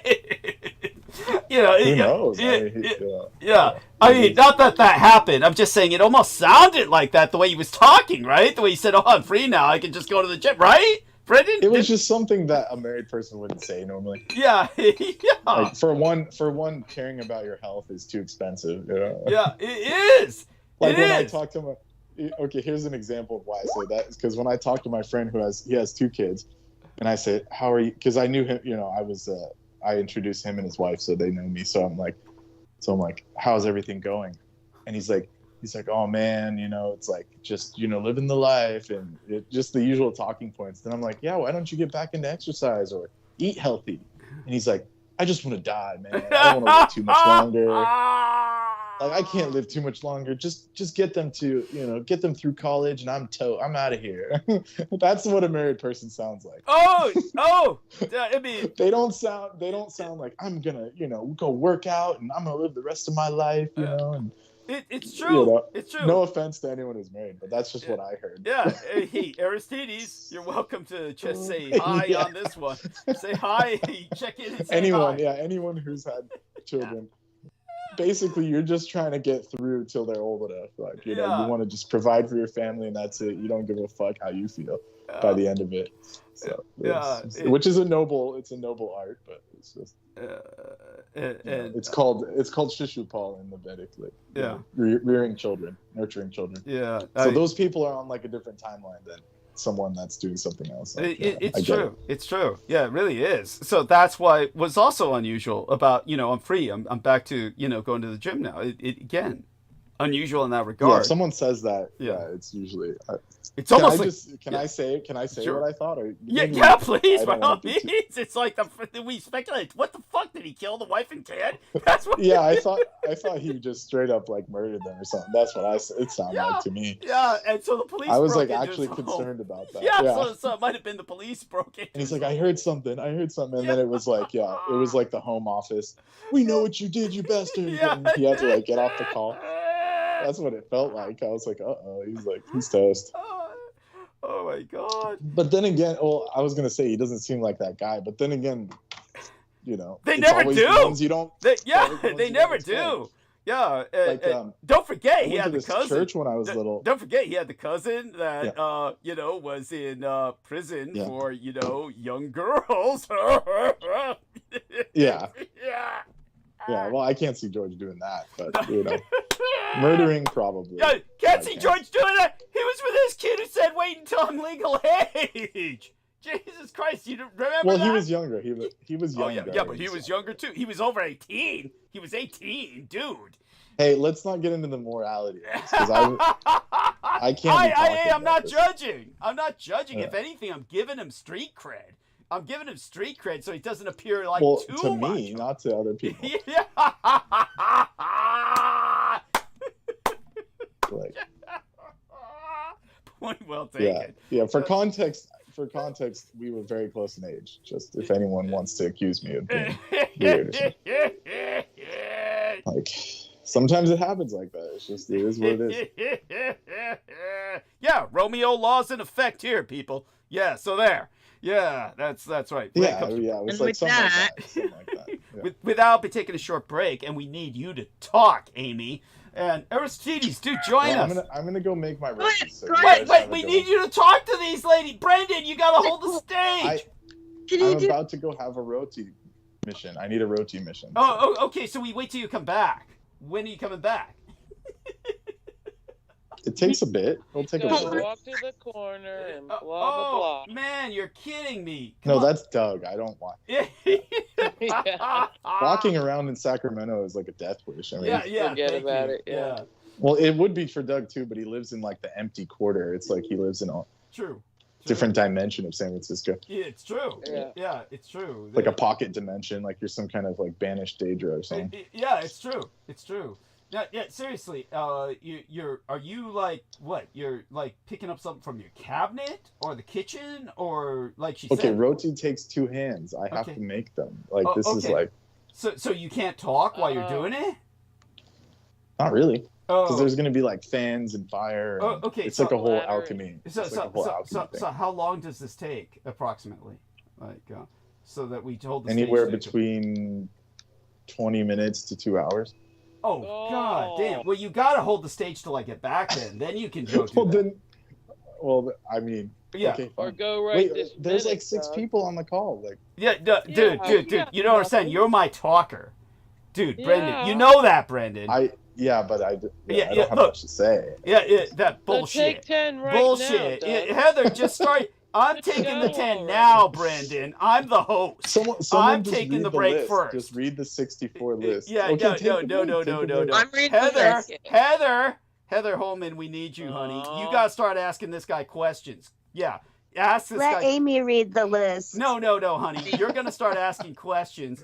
Brendan's gonna start responding. From the That- beginning. Yeah. I'm just giving you a hard time. Just go take your break. Yes, please. I was gonna take my Yeah. break. I want to Okay. hear the list. Yeah, be back. I in wanna- 2 Yeah, we'll talk I about want that to call out things on the list, and then we decide. Okay, I'll be mute, but I'll be right back. Everybody, you're in the All best of right. hands. These are loving people. Aristides, are you with us? Dude, are you there? Are you Let alive? him rest. Yeah, I want He to make has sure to he's work not dead tomorrow. like It's George. Sunday. Sunday, people Yeah. work, Doug.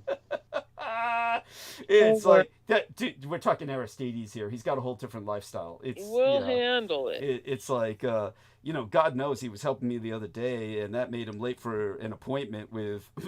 Yeah, at any rate, we'll be back. He'll be fine. All right. Yeah, okay. Hope he's all right. He had to take his 80 melatonin for the night. So sometimes you make it. That'll bring it back on. That'll bring it back on. You got Your what? needs haunt What'd your you say? dreams. Yeah. Right. Yeah. Sometimes the melatonin hits. Some days it doesn't. Yeah. Damn, Damn, it must have hit like a hammer It tonight. snuck up on him. God Never damn. worked for me. Yeah. At any rate, It okay. snuck up on him tonight. Go on mute, people. Let me check one last thing with the studio. Let's check the studio. Sheila Gavin says, "Greetings to you, dearest Douglas, and to Team Dietrich. Hi, Holly. It's great hearing you every show. Hi, Brendan, Amy, and Heather." So all of you respond to her as well.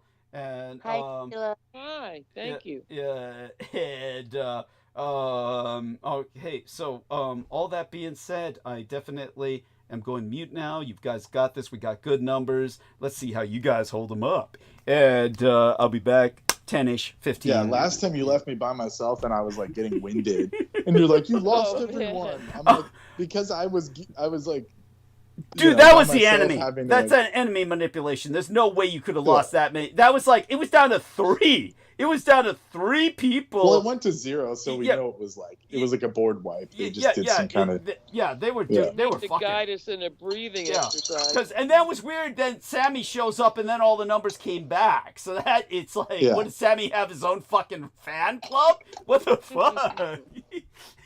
Actually, he does. Army. Yeah. Funny thing about Sammy, his neighbor, he's in Red, California now, and he says, "Yeah, my neighbor, he gave me a basket of oranges." Oh yeah. Yeah, I guess if I was Chinese, he would have given me a bowl of wontons. Yeah. What do you people like? Fried rice? Yeah. Don't you nice to people meet you. Yeah, don't you people pick this shit all day? Yeah. Oh man. A nice colored Mexican family moved in next door. Yeah. Let's bring them some oranges, honey. Yeah. They love oranges. They love oranges. It's a nice gesture. If he was black, they would have given him a watermelon. I would love it personally. I'd be like, wow. Right? Goddamn neighborly. But when you have kids and orange is like a sugar bomb that makes everything sticky, you're just like, fuck. Yeah, you know? There you go. Even if they like it, even if it's healthy for them, you're like, man, I have to clean this up later. So you juice them. Okay, I'm going mute. We'll all be back. I mean, they're here. I'll be back. Yeah. Go. Everything's good. Yeah. All right, everyone, we're gonna get off the call now. No, he's gone. Yeah. So with kids, you could just cut the orange though, like into quarters. Oh yeah. And then keep the skin. Yep. That's how we used to do it back in the day. Yeah. And then if you flex the skin, once you got hold of a lighter, it would make those little sparks. You used to do that. Yeah, that's an old school trick. We love that. Never got old.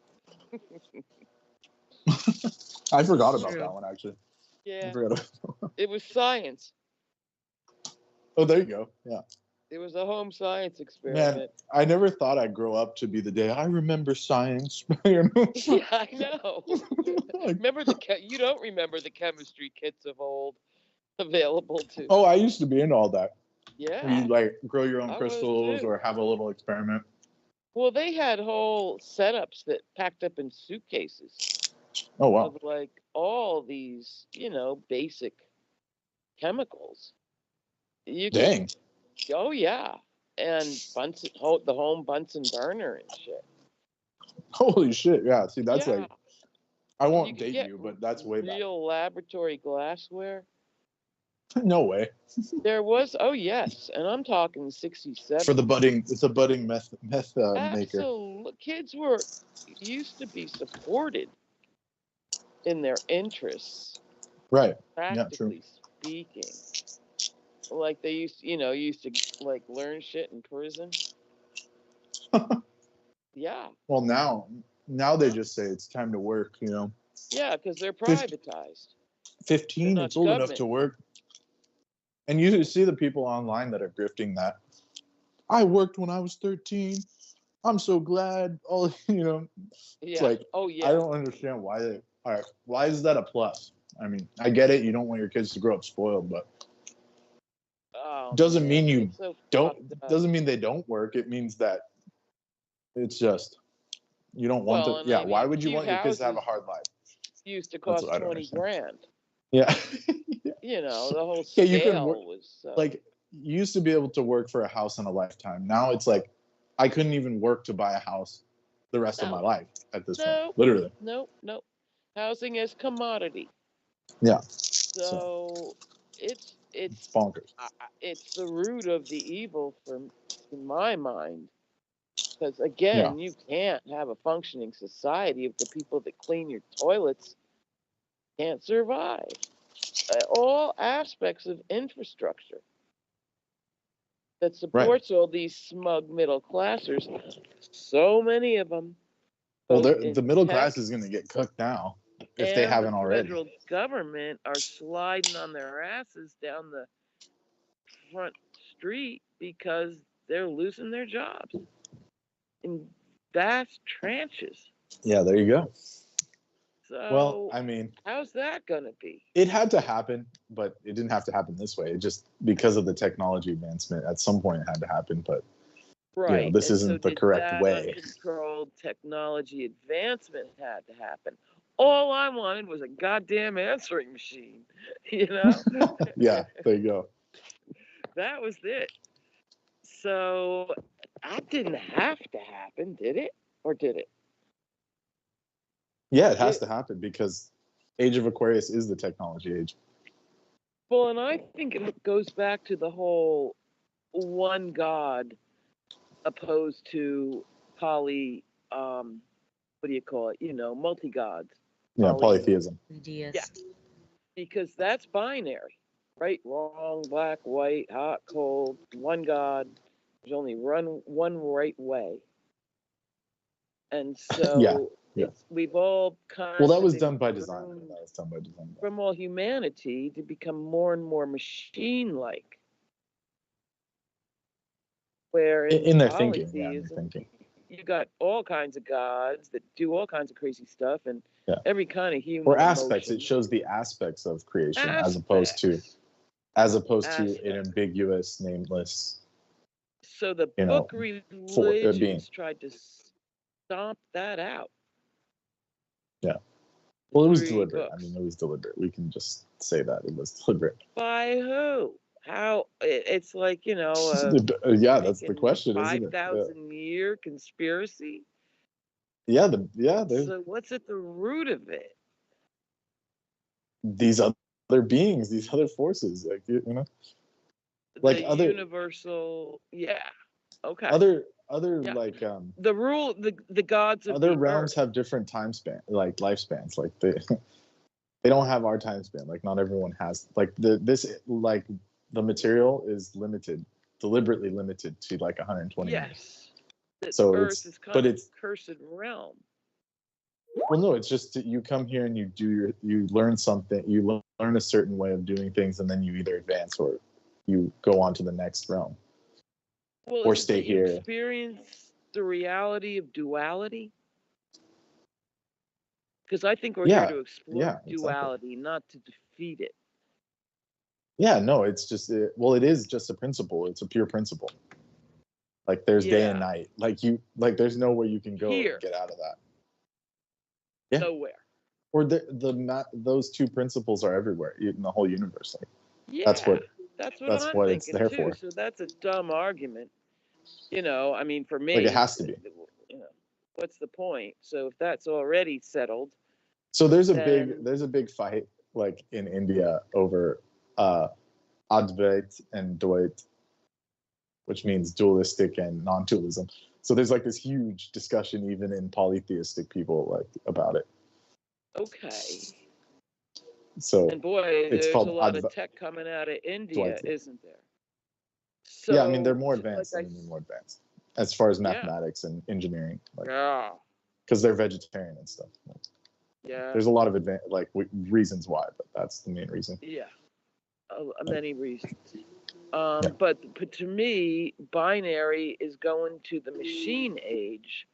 And so now it really is, we're right up to, machines are wanting to teach us how to think. Yeah. The big selling point. We passed the well, that's just, I'm sorry to say, just dumb people.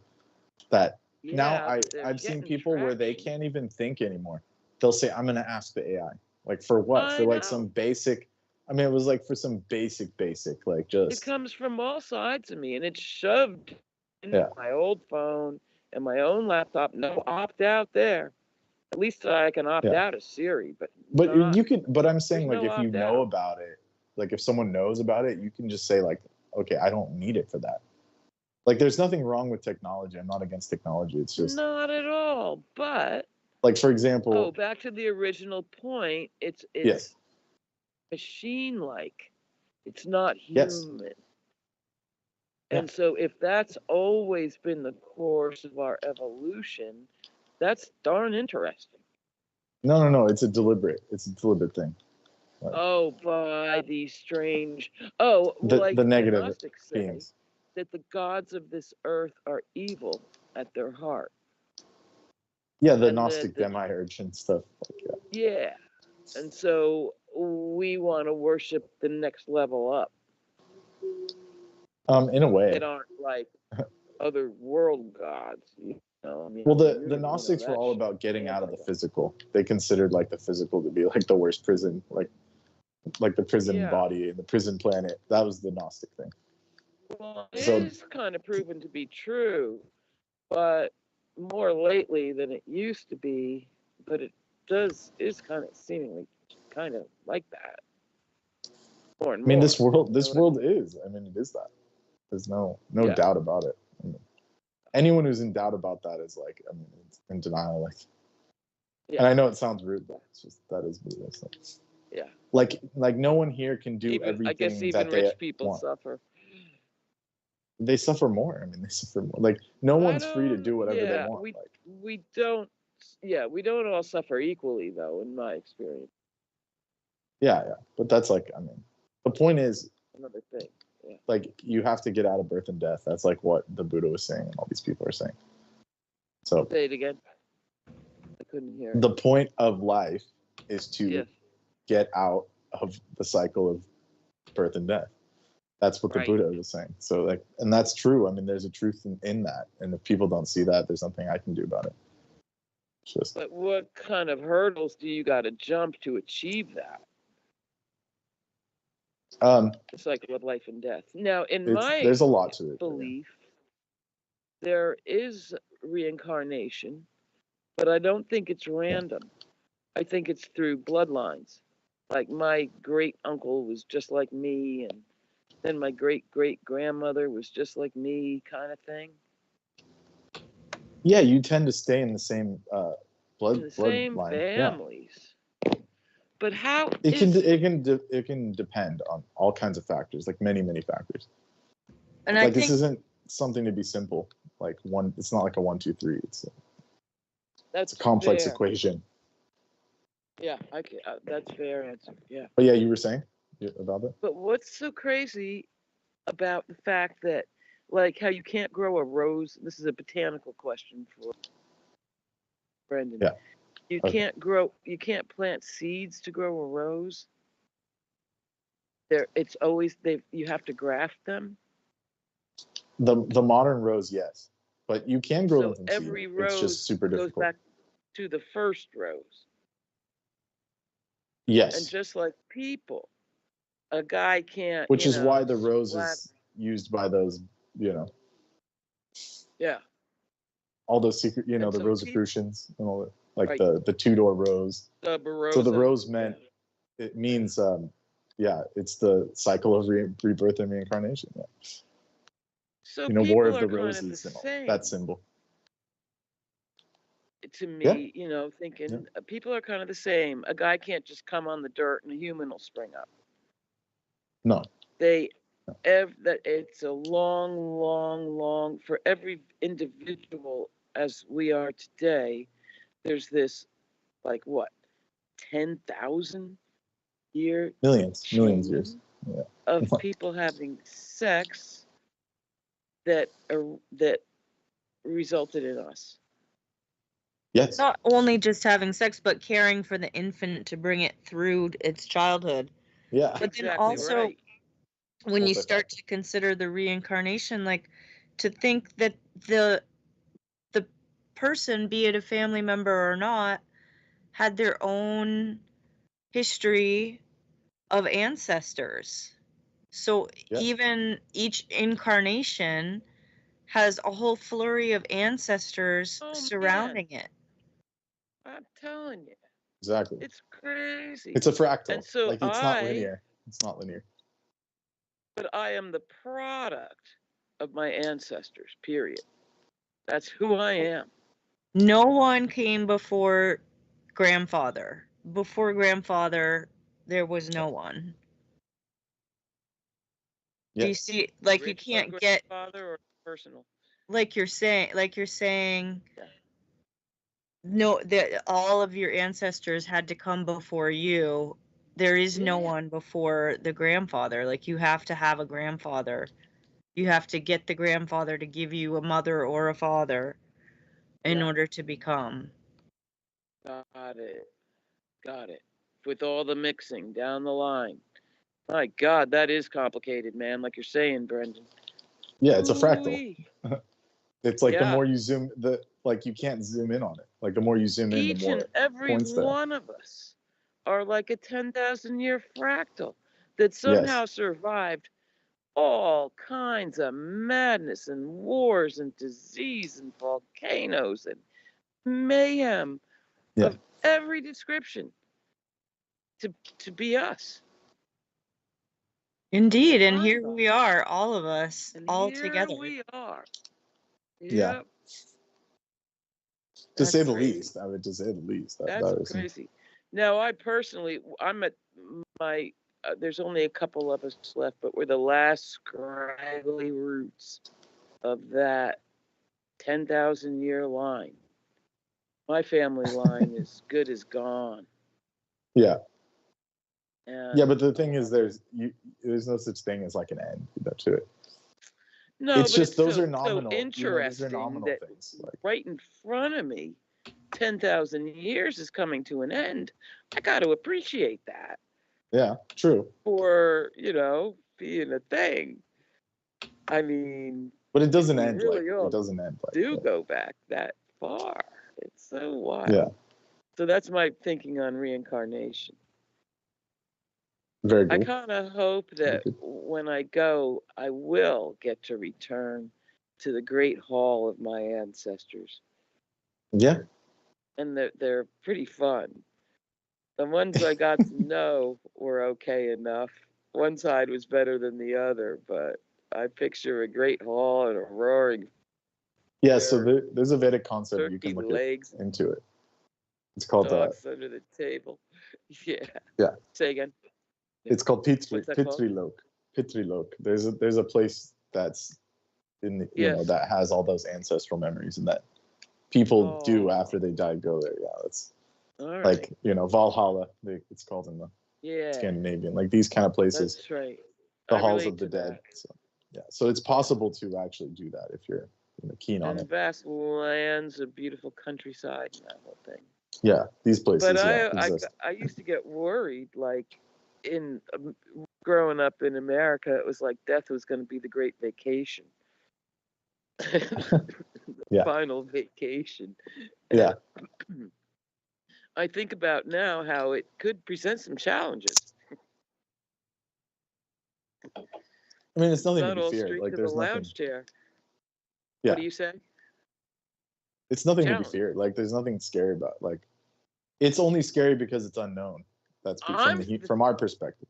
The only thing that scares me is to be whipping right back around the day after as a squalling infant in the world that is to come. Yeah, that's why it's important to work for liberation. That's what the Buddha's like. He was saying you're in a burning house, like you have to get out. Like, because even back then he saw like it's not going to be easy going forward. And this was like that's what I mean about presenting challenges. Yeah, but there's a way out, so it's like you try and pursue that instead of you don't want to get stuck, like for reasons that you can see, like you just said, like you don't want to get stuck. Like no, but this great wheel of karma that is me like a fly on fly paper for 10,000 years apparently. So maybe your family line really does have to taper out, and if I am like the last one, then you can go. Yeah. Well, even then, I mean, it's like you could be the last one of your, like, these are nominal things, you know what I mean? Like names, like, right? Like Yeah, but someone doesn't take also a name, blood or and you don't sperm pass on a and- name. But Yeah, it's blood but and- immediate yeah. family is, that's not the whole like family tree. You know, there's, and even if Yeah. everyone stops, there's still like the genetic thing is still there. My in everyone. little last. Like and- you've heard of the genealogy like concept that everyone's related to Cleopatra. Like you've heard that concept, right? Yeah, but it sounds laughable. It's laughable, but that's not at the same time. It just means the farther back you go, Yeah. Everyone can trace their right, DNA right. to everyone. The So 6 it's like you, degrees, this separation thing. Yeah. Okay. yeah, or whatever their calculation, Yeah, whatever that's a they claim. more modern thing. Yeah. But so that is just Okay. so the point is, at some point, So it it's doesn't all matter the what original humans. rows. Yeah, It's all It's the a fractal. original The rows, best way like to describe it Adam is a and Eve or fractal. some shit. I mean, it's crazy. Yeah, like everyone has that. Yeah. Yeah. Or whatever was done to those beings at that time. Which makes it so crazy that we hate each other for looking, you know, the race hatred and all that. Yeah. Ridiculous. Yeah, but I like to think even about though- how, you know, maybe in that great hall with all your ancestors, you get to meet your grandparents when they were young. I've been looking at like a lot of pictures that came from my family after my grandmother passed, and that to me it was just so interesting to think about her and all her sisters when they were in their 20s before they'd married, and to just never have known her at that point in her life, but to have had her in my life for almost 50 years. Yeah. You know, maybe that would be something that you could strive for also, is to be allowed more time in the hall, getting to know. I like to think of them as hale and hearty, every one. Yeah. But you know, some of them must have been assholes. I'm Lithuanian royalty, Polish and Scotch. Yeah. Yeah. So you know there were some assholes. Do you It's a ever spectrum. I mean, it's a Poles spectrum. are scary as fuck. Yeah, But and in genetic my memory is immediate- different than the spirit. Like, so there's like genetic memory, The like historical. what you're, yeah. like what you're the collective karma of your bloodline, and then there's like individual spirits. I mean, the spirit doesn't have anything to do with you. Like No. you may have some kind of like genetic deficiency It's beyond that comes control. from it, but Yeah. it's not like that I one know being. I've been protected. I've always felt the hand of protection, as agonizing as Yeah. Yeah. portions have Yeah, well, been. everyone has There's divine always protection. That's why the ancient peoples unconscious always, of mine. because nothing's Yeah. guaranteed. Like nothing's guaranteed. Like Nothing. anyone can tell you that. Like you can be as healthy as can be and just drop dead. I mean, it's just, there's Things nothing. can go tits up at any moment, and worse than dropping dead. Far worse. Yeah. Yeah. Dropping so, dead is a mercy. so there's nothing guaranteed.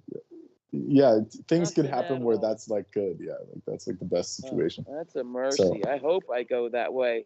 I Yeah. can't afford an expensive disease, and anymore you can't afford It's to not get funny. old, motherfucker.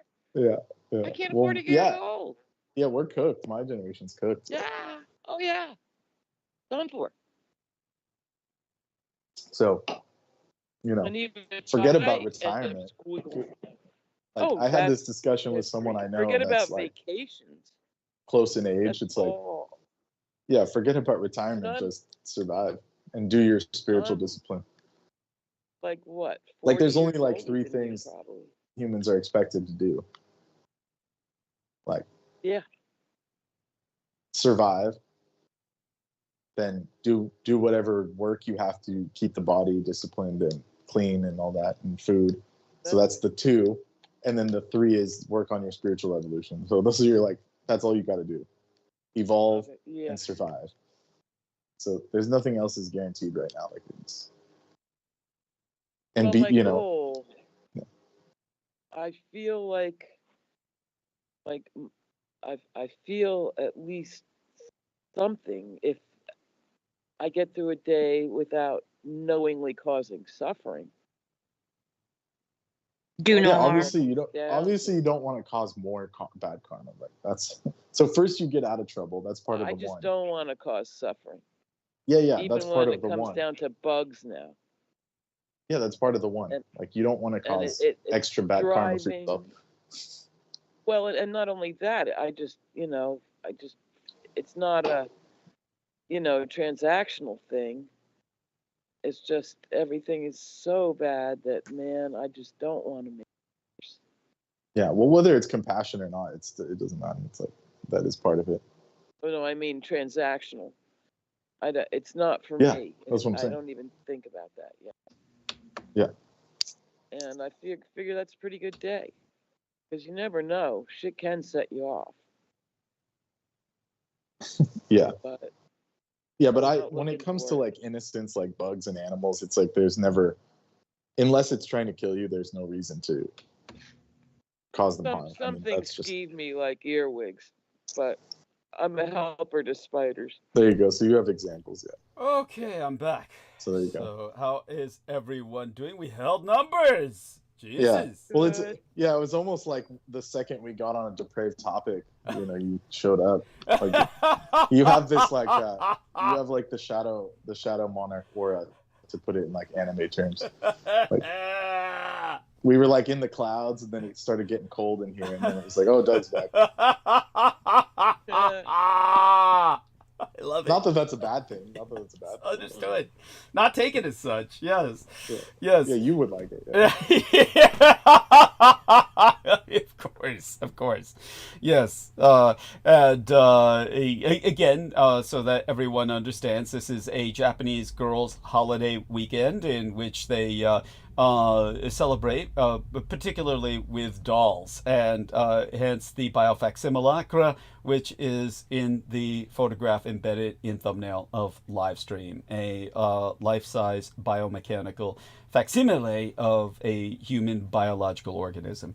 So one of many that were produced by Japan and contracted by the U.S. government, the Department of Defense specifically, for reasons I've articulated in the past, and I'm almost reluctant to go into, just because of the psychological scarring left by Vinnie Barbarick, aka Peter Moon, concerning the subject. And honestly, for those of you who may have heard what Brendan said the other day, Brendan pointed out that, his binding spells must work. We can't stop talking about him. Understand, we do have to address this individual. It's not something that I want to talk about, and hopefully he fades with time. But do understand, we're talking about an individual who wasted an enormous amount of our time under obvious instructions to do so. And basically, the whole point of his being involved with me was, quote unquote, to help me make money, but he's basically stolen money, in the sense that he stole all of our time here, which time is money, and beyond which there were expenses and investments I put into bringing him materials for the book, which I have never been remunerated for, and the individual simply took it all and ran, and basically is a criminal. So we're talking about a criminal who has used the law, or rather abused the law, to claim a copyright to my entire life, so that I can't even publish my own works. So we're talking about a fiend who's just completely someone who needs to be just raked through the coals. Obviously, it's all my fault for working with him, but that doesn't mean that I won't deprive myself of vengeance if I had the opportunity, I assure you.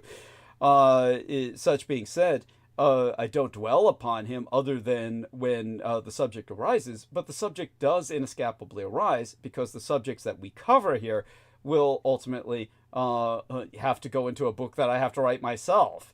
So it's simply the where we're at. It's just part of the transitional process away from the space we were in, where I had been counting on someone to write books. And it turns out, of course, they're part of the enemy, which I always suspected. And then they even began to confess such on air multiple times, and their behavior certainly matched that. But yeah, not again. We'll drop off the topic. I won't even pursue areas that we could go with that, because it's one of these things where we don't need to tonight. I'm going to go straight into monologue soon. Obviously, we'll wait a few minutes till whatever was being covered here in the conversation between all these wonderful people gets kind of rounded up. But then when I go into monologue, I'm hoping people participate, of course, whenever they feel like it. Just interject whenever they wish. But when it comes to, let's check into the studio and see what's going on with the chat. And everything is just stable. Nobody's really participating in the chat. Jackstar was with us earlier, and shout out to Jackstar, an incredible individual who's very enigmatic. I'll try and remember to send him a Skype contact request sometime soon. Maybe he can join us in the future if he wishes. On Roundtable, and we're also talking about somebody who's you might who knows, transition with us into the Microsoft Teams. So yes, by all means, if you could provide a summation. Doug, everyone can. Yeah, that's what. Yeah. Okay. Thank God. So so Microsoft Teams, what is the difference?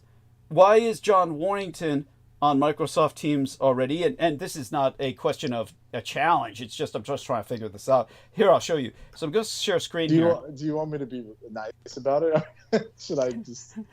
Anyone with a job has to have Teams so they could talk to their team, you know? Oh. Yeah, that's why. Yeah. That simply... In John Warrington's case, that simply begs the question again. Well, yeah, that one I can't explain.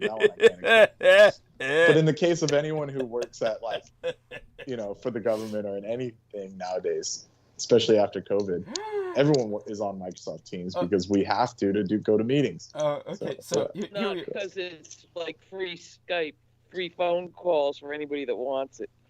$3 a month. Right. Well, it is. Right? It's free. Yeah, it's for work. Now it's for work. Okay, so that's what Skype was. Yeah, so basically all I have from John when I told him... That's how Skype started. Okay, yeah. So when I told him Skype's going to be discontinued, he said, I have Microsoft Teams and am on there as John _war at hotmail.com. And then he says, then he gives me a link. And of course, I join conversation on Teams. So I presume that, anyhow, our man Brendan will help us. Because he's European.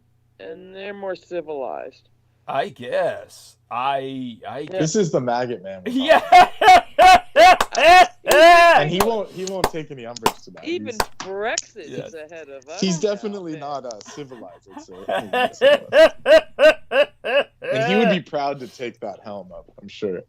I don't know why Microsoft is abandoning America. I'm still. Hey, didn't Ukraine? Elon shut down. That pulled the switch on Skylink for Ukraine. Did he really already? Did he? I think he did. Yeah. I read it. Yeah. What a piece of shit. What I did read it. What human fucking garbage. So we're going to. They are so fucked. Well, not necessarily. It's just that the war takes a different turn. They're going to keep fighting because they can't allow themselves to be taken by Russia, so they have to keep fighting. What do they got left, man? Oh, well, they have Europe. It's just Europe has to step up. They have Britain. Britain has to step up, and Starmer says he will step up. Real Tech Geek sent me a link in that regard, and so shout out to Real Tech Geek, whose birthday was the other day, and who I integrated into the title and text summary, the fact that it was his birthday the other day. And so I do want people to understand, obviously I'll be going into this in a little while in monologue within moments. Yeah, I didn't mean to jump that. Oh, no, you're not jumping the shark at all. No, I mean, you're welcome to. Yeah. If anything, I want people to bring these topics up so that it warms us up into the monologue. And so Europe gears up for, so tell us, Brendan, what does this say?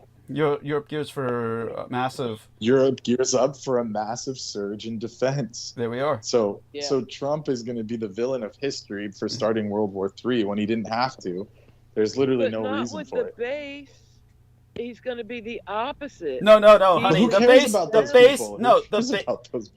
base will abandon him. Loving The base loves it for now. They will abandon him. You think those? Yeah. Those old people can't afford getting drafted. Yeah. They will abandon him once they stop getting their checks. Their Social Security. There's exactly. Thank you, Douglas. There's no Mountain Dew in the army.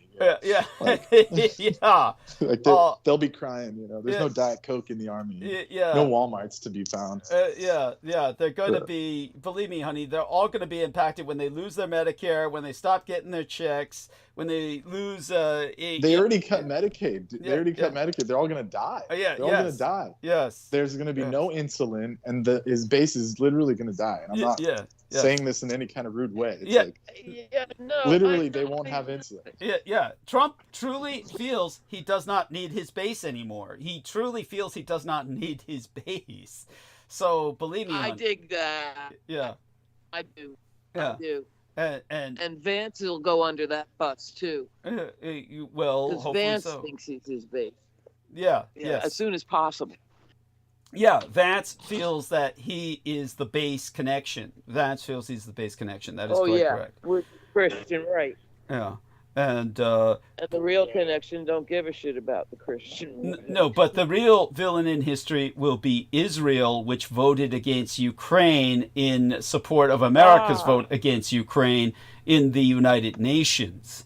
And so understand that Israel is pivoted much closer to Russia now, along with the United States. So this is the axis of evil, is the United States, Israel, and the Sino-Slavic synaxis, along with North Korea. The United States has been realigned. I don't think the base gets that yet.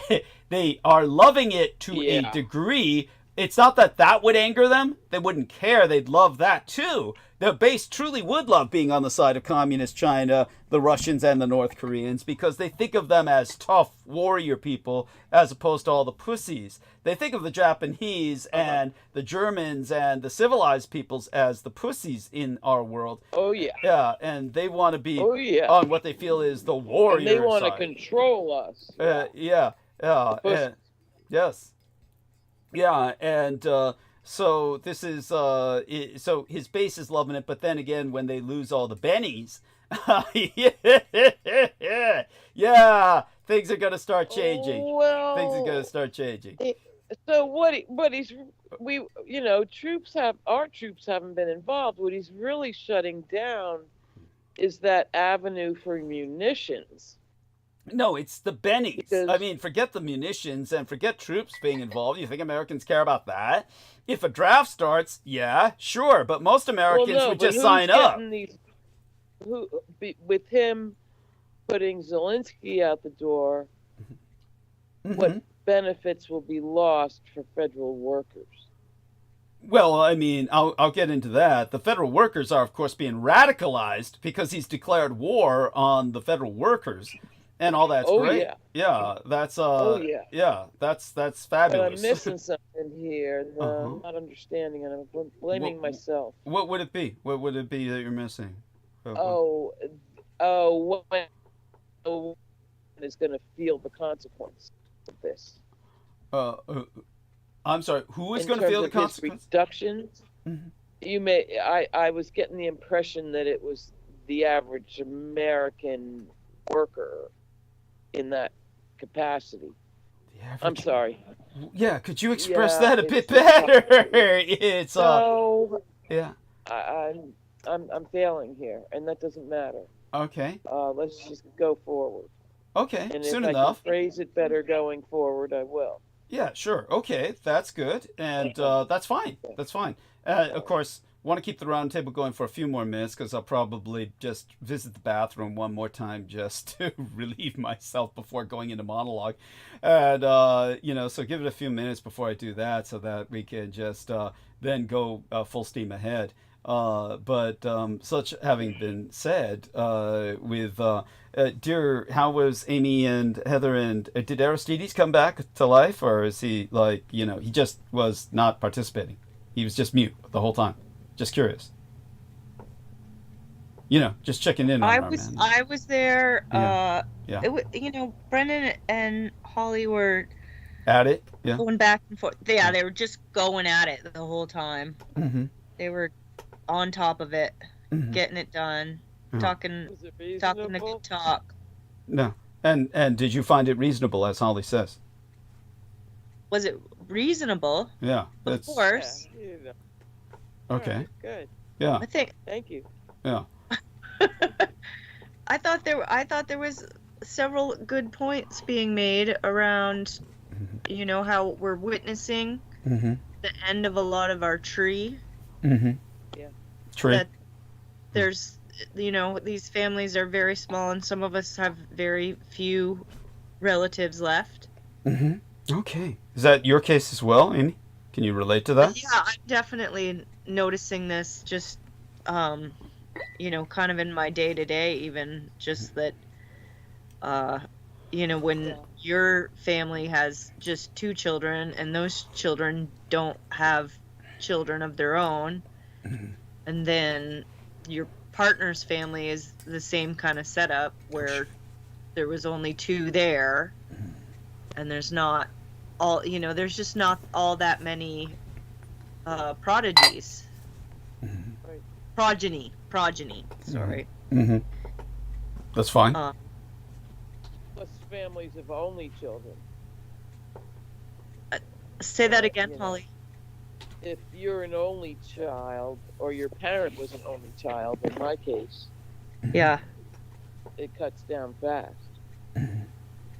Right. That's, you know, that's something that a lot of people in my social circles are dealing with, like not having siblings even, and having to be caring for both parents.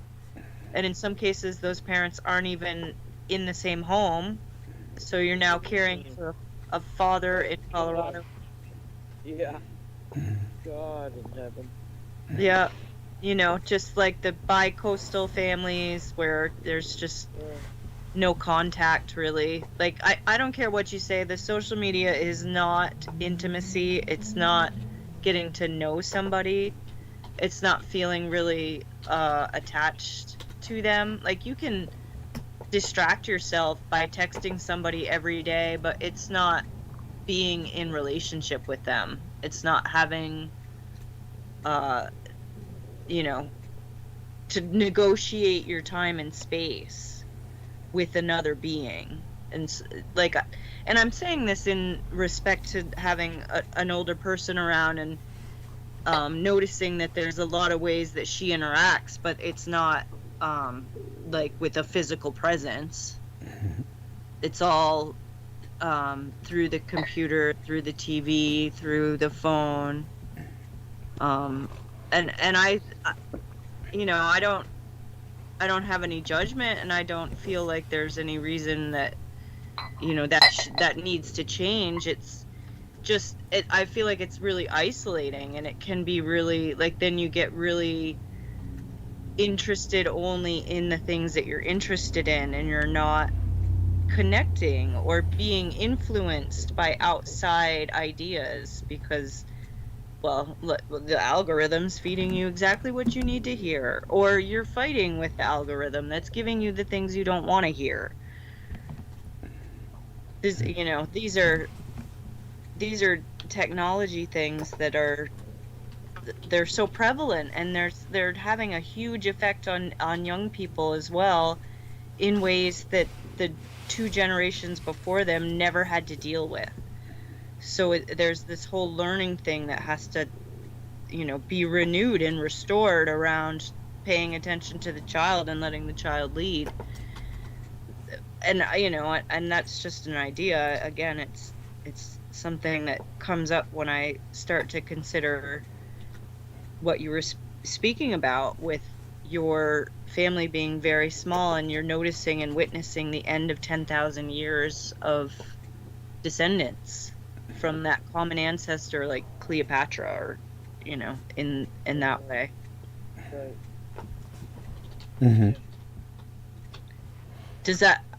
Douglas, does that satisfy you as far as a summation of what we discussed previously?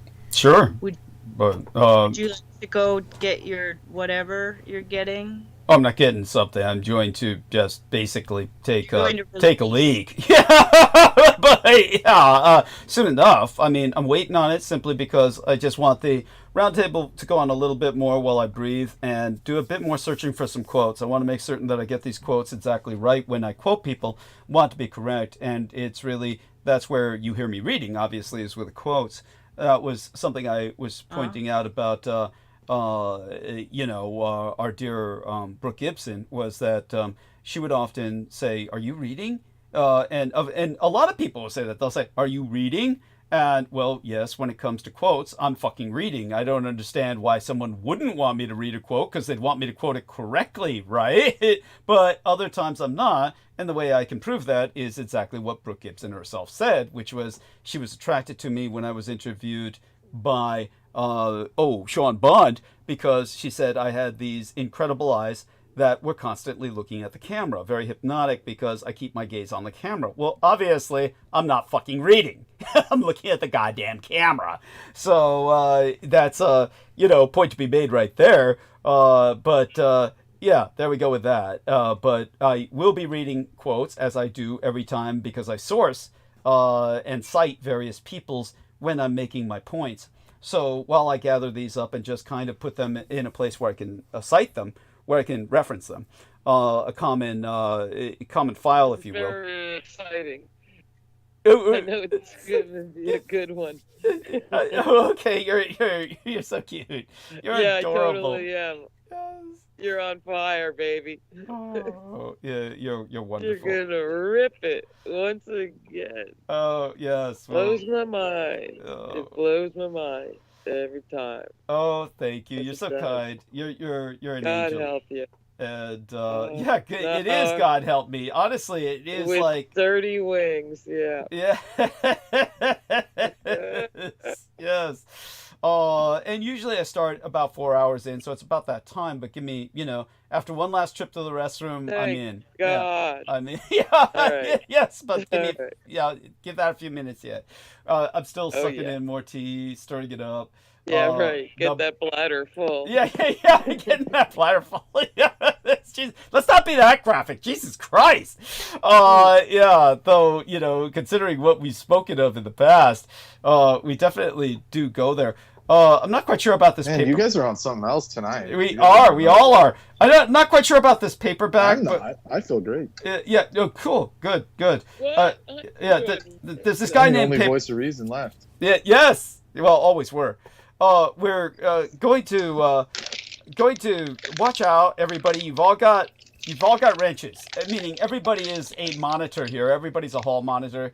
Watch out for that paperback in the chat. I don't know why he keeps deleting his whatever he says, but the one thing he did say did not. I don't find it likable. He's just basically. I may just preemptively just block him simply because of what he said earlier, and he keeps deleting everything else he says. So I'll just here we are, hide user on this channel. Better do that preparatorily. So he's been hidden. So there we have that. I took care of that. Just rather that than my having to keep looking back there to see if somebody else is monitoring him. The only thing he said that he left up was... Nemo's pretty active. So. Yeah, yes, that's right. Nemo is the man, and Nemo... But, I just want to alert people to this, and Nemo, like you said, he's very good at it. He's very conscientious about it, but... So I do want everyone to be like Nemo, and always helps. And so such being said, with what you were speaking of, what else comes to your mind here? In terms of current events, there are so many current events going on. Obviously, feel free to speak of any of them. Just another day in West Russia, Yes, tell people about that. The West Russia concept. West Russia. Yeah. Yeah. It was supposed to be a meme, but it's true. There was like a map of North and South America, and instead of USA, it says West Russia in light of our occupational government. So there you go. Yeah. It's also ironic that this whole corporate takeover... Hostile takeover. Yes, hostile corporate takeover. Hostile corporate takeover is all about Russia in the end. Yes. After all that Cold War. And then people hated on Doug and I for saying, I wish we were under Nazi rule. I wish we were under... People used to call us so, like, get mad. They'd be like, how could you say that? You can't talk. And then, like what my friend was saying, you got to watch out for that Doug guy. You know, it's just like, he sounds sketchy. And it's like, because he is. At least I know where he stands. Yes, no shit. Yes. At least he knows history. Yes. Yeah. Yes. Objective history. Objective fucking history. Yeah. So that was the other thing about the Vail guy, was that Vail says, when I brought up, when Trump ultimately was brought up into the conversation towards the end, he says, that guy wants to be king. He said so himself. So he's taking Trump seriously, and yet in denial of America's genocidal history. That's what's so bizarre. Just another element of him that makes him so repulsive. It's like, if you recognize that, how can you not recognize America's genocidal history? How can you still take that stance? Oh, this is America. It couldn't happen here. Okay, so let me see. Brendan is away from the keyboard. He'll be right back. So that leaves us with the ladies to count on. And while I'm still gathering some of these quotes. Yeah. Yeah. I tell you. So, honey, you've been quite active in terms of your what to look out for. Let's see now. Holly, Amy, I mean, come on. You're both astute young ladies. You can do this. Help me out here. Get into a conversation about what's going on currently. Oh, Lord. Oh, yeah. Springtime in Pittsburgh. Anything blooming? Nothing. We're still cold. We're still, like, it's like 16 degrees. We still have winter going on. No shit. Yeah. No one lives around? No, we don't. It doesn't usually stay in Pittsburgh. Okay, right. Like, it'll pile up, but then it won't be here by morning. But, like, like I was saying, like, Vermont is, like, 6 degrees. And the fact that there were 1,000 people on Route 100 in Waitsfield, like, yeah, but people are tuned up. They're ready. They gotta unload on somebody somewhere. And well, I say Vance is well deserving, and bully for them. Yeah. Oh yeah. They're not blaming Haitian refugees. Thank God in heaven. Yeah. I mean, that's pretty fucking radical. And I thought the end of the story was that he had to split. He went into hiding, so to speak. Yeah. Else, yeah. Like Dubai. Yeah. Oh, Jesus. Let's hope Probably he goes got a free trip to Dubai out of it. Yeah. Stop his wounds. Yeah. I love it. Yeah. Let's hope. But is that true that he had to back out and get out of there? They say he went into some sort of hiding after that, and let's hope that's the case. I mean, as you said, couldn't happen to a more deserving individual. And can you imagine a bunch of earplug Secret Service guys in black on the slopes guarding him? Yeah. What a joke! That's hilarious. Oh, it's like, yeah, again, couldn't happen to a nicer group of people. Will be out there. Yeah. It's like they don't cut those budgets of those motherfuckers. Yeah. No. And so. What would it cost for Trump to go to the Super Bowl for 45 minutes? It's so blatant. It's like, well, it's mind-boggling. So, like, I think Brendan is our only hope in terms of anchoring it all in the great cosmic mystery. Oh, that's beautiful. By the way, I do want people to know. Best not to cause suffering. God damn it. But by the way, because of questions I'm getting from emails, honestly, it's not. If anyone has any idea that I'm hostile towards George, you've got it wrong. Honestly, George is the closest that I view to an heir apparent. That should be obvious. I mean, he knows about everything that I'm trying to teach more than anybody.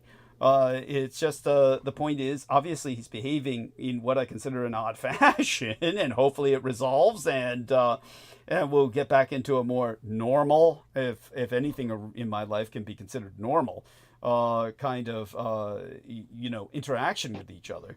But in the interim, his behavior is concerning. So such having been said, it's like this. I told people that for America, I believe in the Taiwan model as the best model for our future. The interesting thing was during the age of the great Japanese economic boom, when everybody was looking towards the Japanese model as a business model, and there was a lot of emulation of the Japanese model. Think of that as where we should be going politically would be the Taiwanese model. And the Taiwanese model is a perfect example of a fascism that then evolves into democracy. The Chinese call it Minju Fangiji, or fasci democracy. And fasci, Brendan, cool. I mean, like, what the fuck? Is this like, okay, I mean, great stuff. I love it, but what the fuck? Is this what Brendan went off? He went off our conversation because he's interacting with a really hot chick in a female porn site is the message I'm getting through this private message. Suicide Girls, Blackheart Burlesque. Nirima, bringing the perfect mix of... Emphasis on private. Yes, this is on private. Fierce and adorable in today's set of the day. Kiss the Wookiee, alright, yes. Hot stuff, I'll download it. At any rate, Empire Strikes Back. I mean, it's... oh no. Yeah, I don't blame Star Wars furries? The Star Wars, well, the chick's not a furry, but, if she's doing a furry, I'd watch it. It's like, such having been said, people got to remember, you got to send me a note saying, don't read this, keyword private. Even when you send it to me in private, you've got to tell me that. Sorry. Yeah. It's just the way I am. I mean, look at where I'm at, okay? So I'm online and I'm talking, so I just read things out loud when people send them to me. And you've got to send me that forewarning. Dog, all caps. Don't read out loud. Don't read aloud. But I do want people to be talking for a few more minutes. When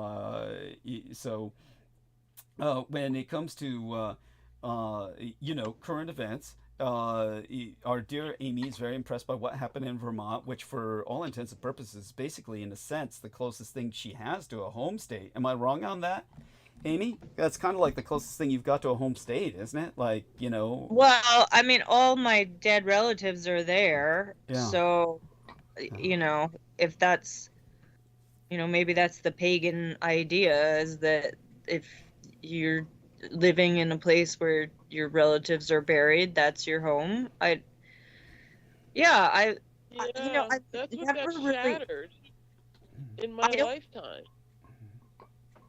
Well, I don't really consider...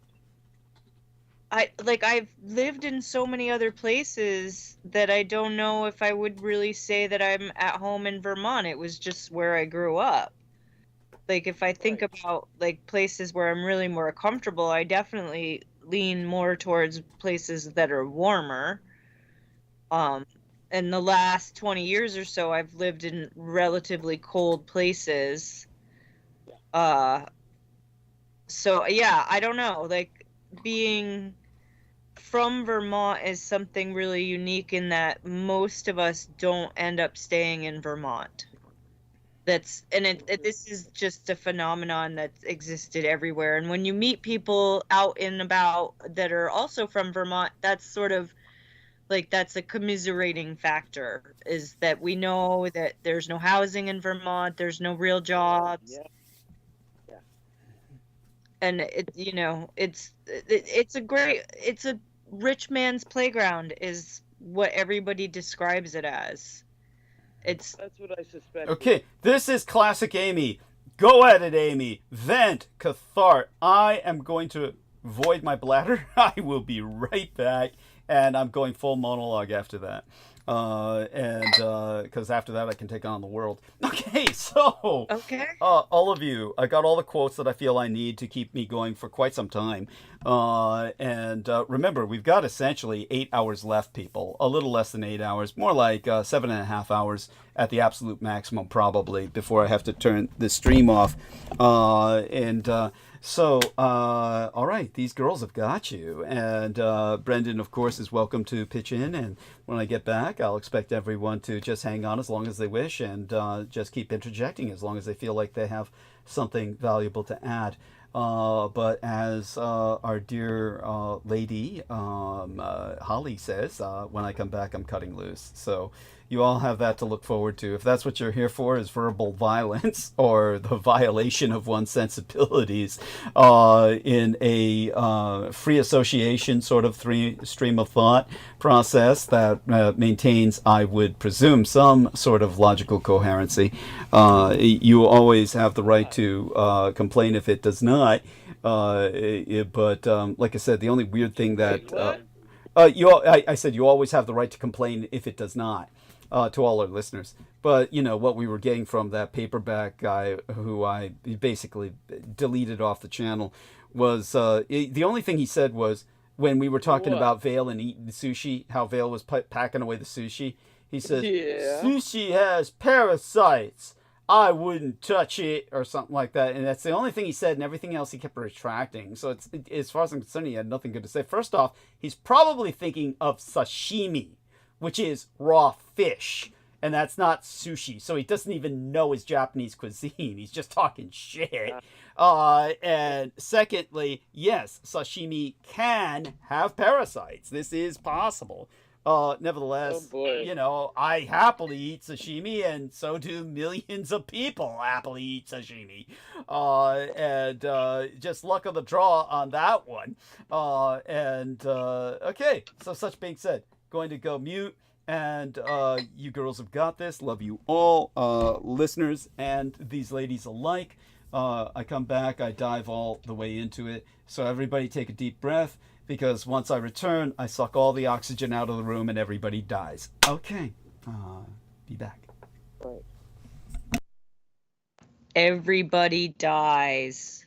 Yeah, I'm night. sure. Like that's. We go to that good end, drooling on the pillow. That's what I'll be doing soon, and you too, because you're 3 hours up.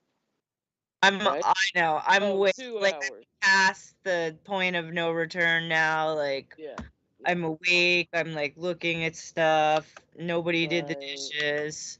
Second wind. Yeah. I thought you did the dishes. God damn it.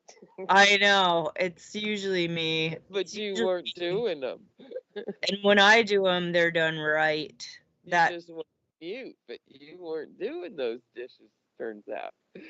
It turns out I wasn't. Good for you. It's true. Take a goddamn rest. Everybody needs one.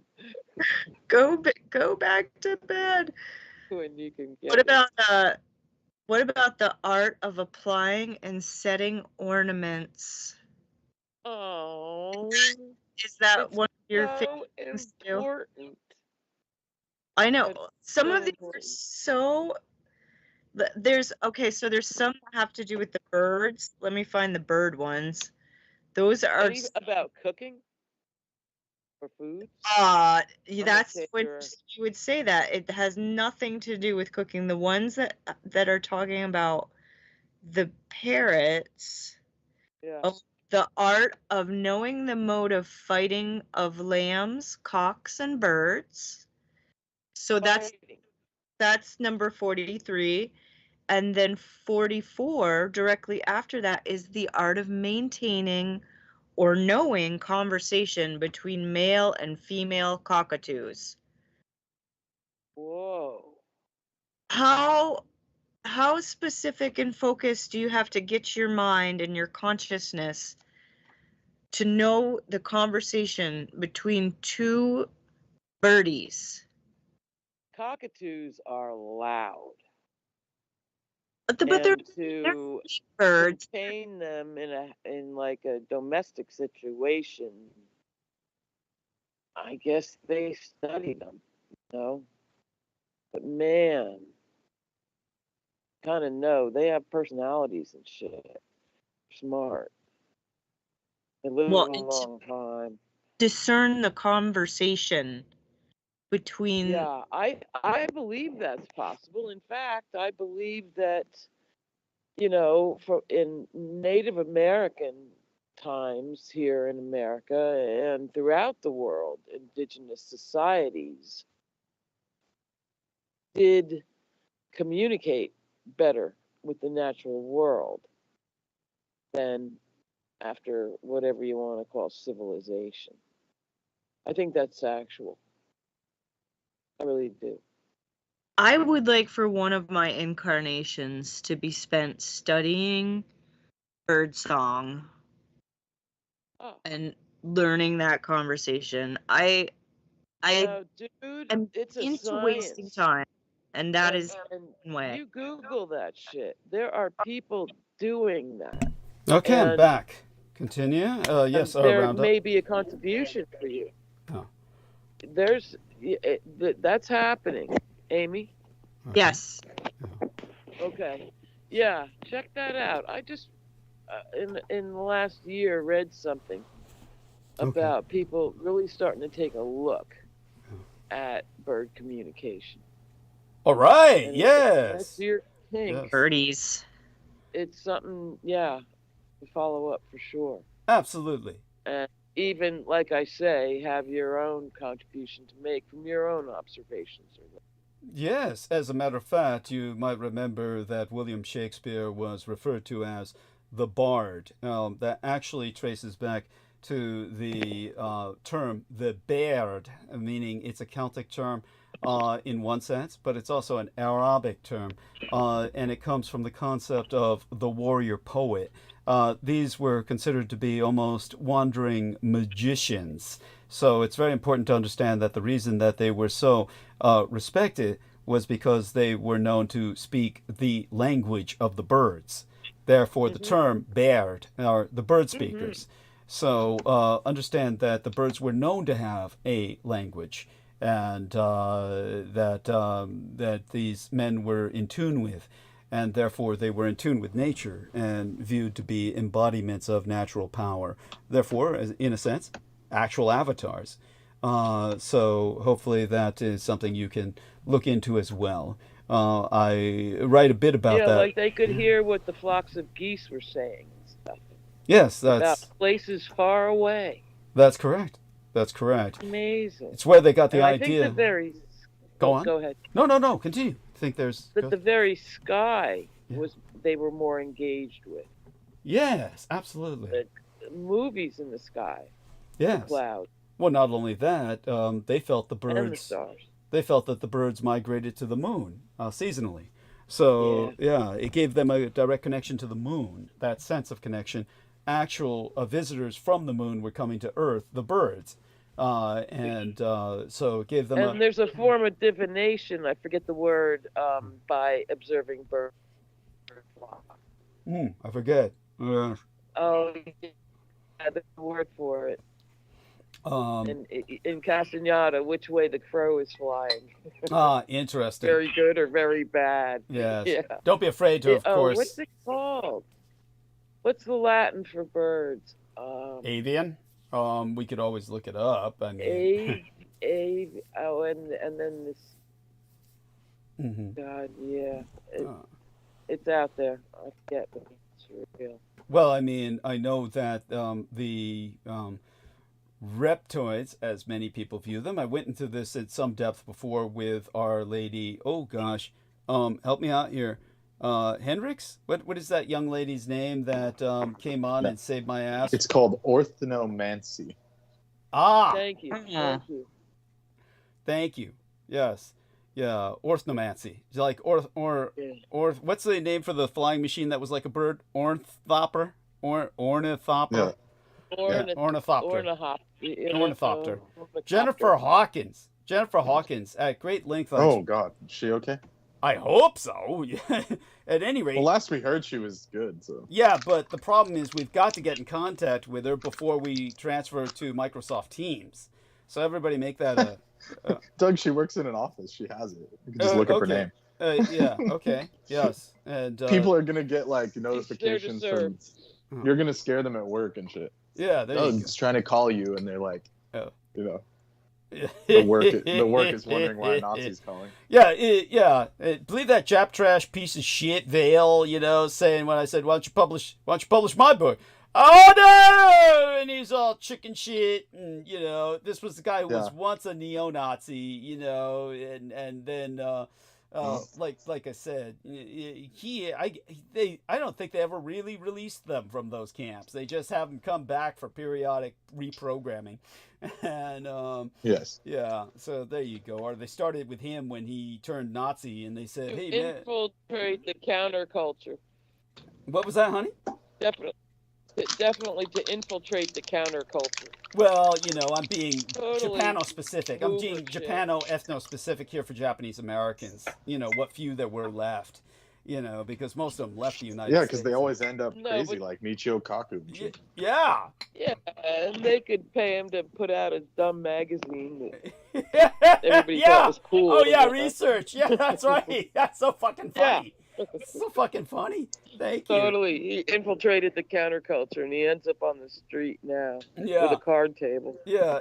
Well, like I said, one time... Thanks for your service. Yeah, that's pretty fucking funny when you think about it, that the guy's just selling his fucking 30-year-old publications and just grooving off I'm an American. Yeah, I'm an American, and this was me. Well, the fact that he does that still means that it's some kind of brainwashing, because, how come people... I don't understand the fascination with people not retiring. Yeah. Like, I get it. You want your life to be meaningful or something, or you get bored, but... It's got to be something else to do. It's got to be something else to do than sit down. I don't think so. And the way he said back in the day, they used to get into carpentry. Yeah, and then to think that when I purchased this book and said $15, because it's not that it wasn't worth it, but it still seemed to be a fairly high price. And it's a little book. Yeah, for hawking it on the street. And it's a tiny book, but it's like maybe 100 so pages, but it's like smaller than a paperback. And I'm like, $15. And he says, "Oh, man's got to eat." So this guy's implying. You think that's bad? You should hear the ISKCON. What ISKCON does? They have a sign that says "free books," and I go up and I'm like picking up books, and they're like, "Thank you for your donation of $25." And I'm like, wait a second, it says free books, and they're like, "We really encourage a donation for these." And it's like, dude, just say they're for sale. Yeah. Don't bullshit me with that free sign. Yeah, bait and switch shit. Yeah, let's go. Yeah, and then I said, look, no taxes on those, man. Yeah, I said, look, I'm leaving, and then he said, "How about this? I'll give you one for $3, or something." And I was like, "No, dude. That's I could just go have free dinner at Hare Krishna, like ISKCON. Like, I don't need that, I don't need your book. I'll just go walk in and take it from your temple." Thank you. Yes. And he's like, "You're always welcome." The food. They're the property they own in Soho makes millions from the restaurant in there. I was in there. I saw it. Like they're multi-millionaires, that whole organization. They own not Friar Park, but they own this whole facility in Greater London. Yeah. They have the Soho building. I mean, these are valued at like hundreds of millions of dollars. Like they don't need it's like it's like Latter-day Saints. They just And all I've ever seen is their activity here. So Baruch. Well, they're not based in London. Yeah. Baruch, who's got a fake channel, so we don't need to take him seriously, but he asks the question, and just before I dive into monologue, he's probably trying to sabotage the monologue and trying to prevent me from going into monologue. At any rate, I'm only suspect because Baruch's got a fake channel. Again, we recommend that people make these channels, so it's a catch-22 because we're asking them to upvote us. So giving him the benefit of the doubt, Baruch, and don't hold it against me that I have to be suspect simply because of the nature of my work and what I do for my living. Well, and he has a Mortal Kombat villain name. Yeah. That's Baraka, right? As opposed to Baruch. Yeah, Baraka. Yeah. So Baruch says, "Greetings from Slovenia. And so greetings. Love Slovenia. He says opinion about Charles Fort. Yeah, dear lady, that's a question. His name is Matt. Innocent enough.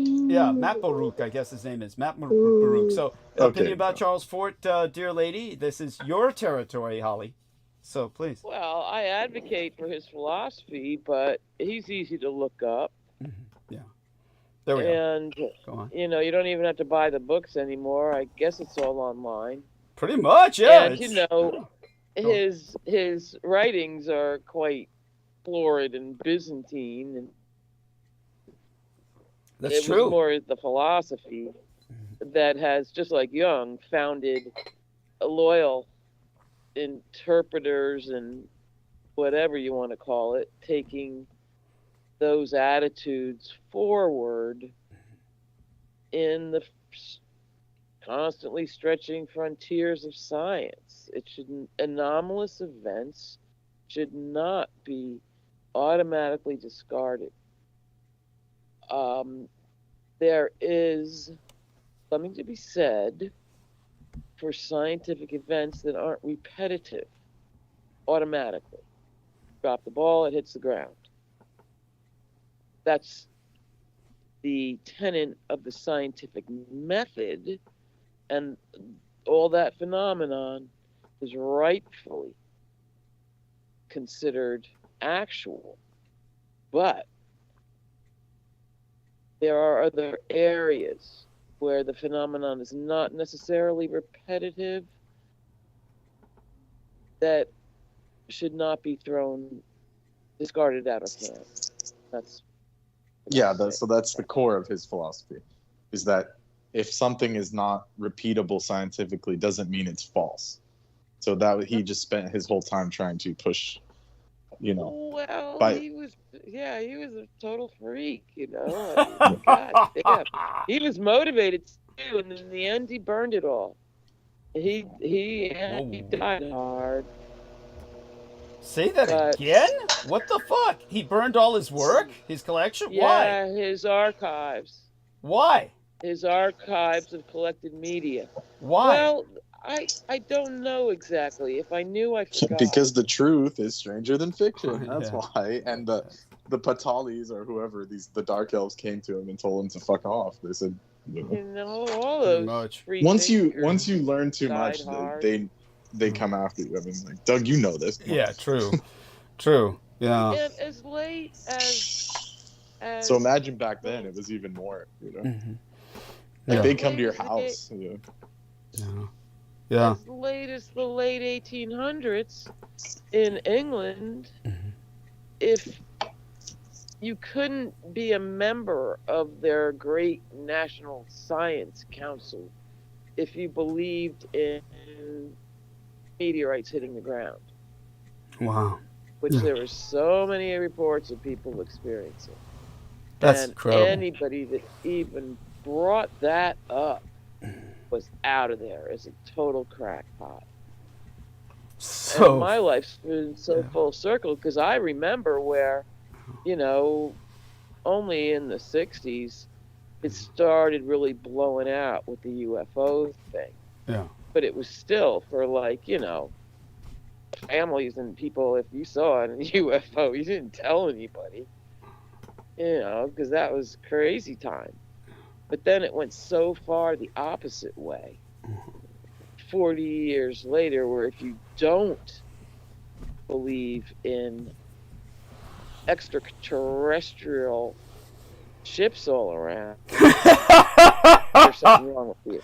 Right. Oh, That that's, happened in my lifetime. yeah. Because it's such a big universe and all those planets, and of course we're not the only ones.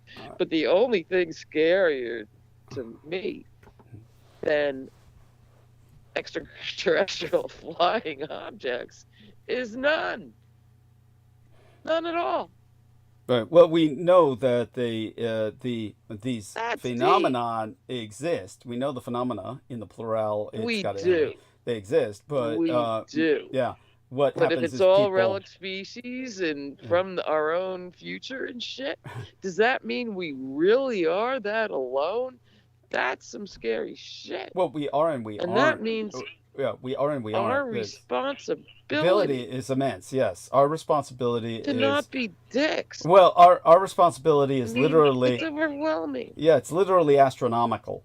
Literally astronomical. My God. By the way, just to give this a hint that this guy probably is, look, Matt Baruch, you may be the real deal, and that's fine in earnest, but this gives me a suspicion he's probably a troll, is because then he asks, any connection with H.P. Lovecraft? And it's like, unfortunately, all too many earnest people ask that for real. But this is almost like he's just trying to make certain ideas don't start into monologue. We're not going to answer that because basically Holly can answer it. No, you shouldn't come on here without a Google's worth of knowledge. Yeah. A Wikipedia, at least. Well, don't even say Wikipedia, please. We try to discourage people from that. I know, but I mean, really. Yeah, but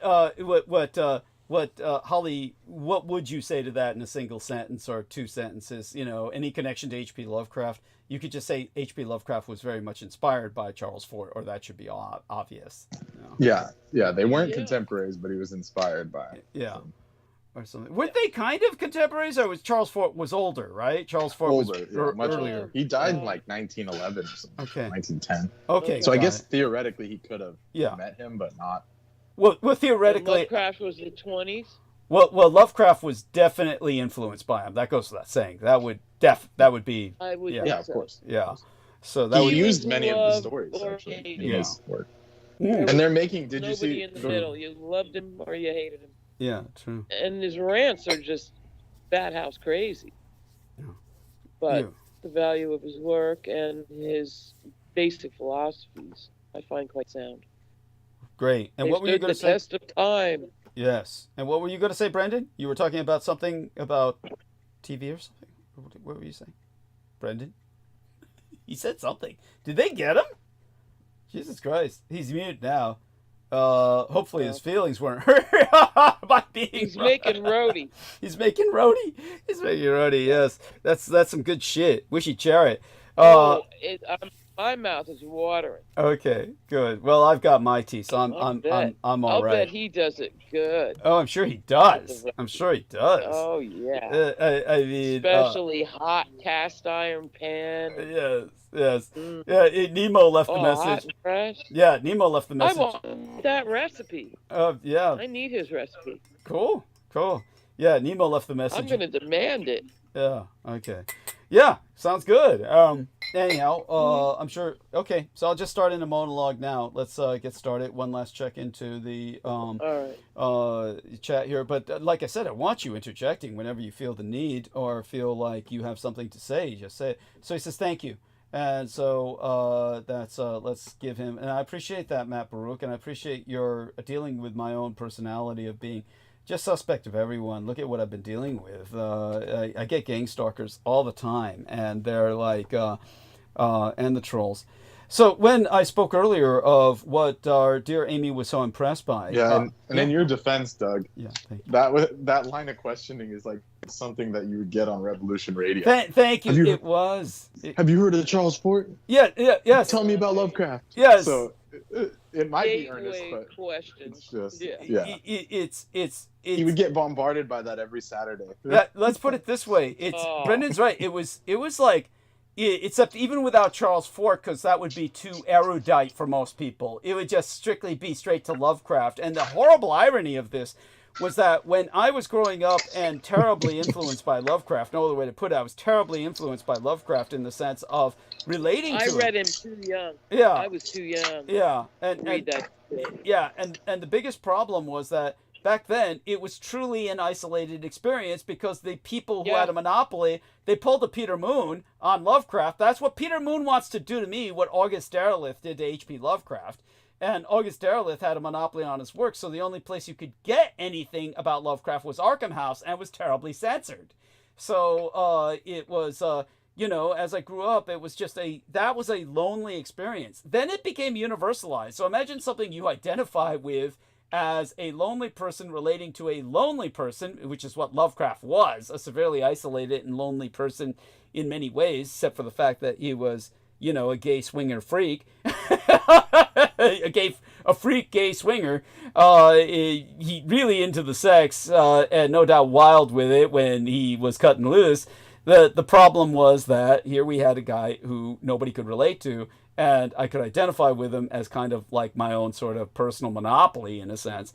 Then he becomes universal property and everybody's into him. And then that's all anybody wanted to ask me about. There's kind of irony here where it makes sense that it was kind of like my life prepared me to answer those questions about him. But yeah, then look what happens. Then Peter Moon proves the Lovecraft dictum correct. The more you know, the crazier you go. And Vinnie Barbaric like proves it. He lives it out. And goes stark raving mad trying to summon Ubosothla, whose name he gets out of me after prodding me for years about that name. And then finally gets it out of me and then tries to fucking, kill Brooke Gibson with it. And winds up killing a whole bunch of other people and causing enormous chaos. Hurricane Helene, for those of you who don't recall. We can go back to that another time if people are interested. Such being what it is, the Trump administration's Oval Office fight with Ukraine's president is a moment that will live in infamy. This is all parcel the perils of a reality TV presidency. Trump's disgrace is that Donald Trump's worst week yet ended with Trump's toadies having already lost the argument. While FDR set a modern standard for the revitalization of a society, at least our society, Trump is determined to prove how quickly he can spark its undoing. Now, President Donald Trump... Doug, I'm going to drop, but I'll keep listening. Okay, but feel free to interject if you wish to, okay? Love you. Okay, right. I'll come back when I get home. All right, Okay, thank you. bye. Yeah, President Donald Trump Thank you. has had a whirlwind of a first month in office, delivering on his campaign promise to wholly remake the government and dismantle the federal bureaucracy. Voters had been giving him relatively high marks for carrying out such promises, but less than 40 days in, that honeymoon might be coming to an end. By a number of metrics, Trump just saw his worst week since returning to the office 5 weeks ago. Several concerning economic indicators this week have raised concerns about a slowdown, a flashing red light for a president who had vowed to prioritize the cost of living crisis that helped get him elected. The S&P, or Standard & Poor's 500, closed this week lower than where it was on the inauguration day. Home prices hit another all-time high in these United States, and the inflation rate has remained stubbornly elevated, complicating the Federal Reserve's efforts to cut interest rates. The day before yesterday marked one of the grimmest days in the history of American diplomacy. It was an ambush, and Trump's betrayal puts America last. The U.S. President Donald Trump and the Ukrainian President Volodymyr Zelensky held an extraordinarily contentious meeting at the White House on Friday into this weekend. Trump and Vice President J.D. Vance tag-teamed Zelensky on their own turf, lambasting the Ukrainian leader as they pressured him to embrace diplomacy with the Russian Empire. The meeting became especially heated after Zelensky underscored the Kremlin's history of unreliability when it comes to respecting international agreements, pointing to Russia's violation of a 2019... Yeah, and that sleazy reporter. Yeah. That fucking sleazy reporter that said, "Why aren't you in a suit, Zelensky? Why aren't you in a suit, you dirtbag?" Like, shouting on the sidelines. I thought that was worse than... At least I expected it from the other two. Well, this rando.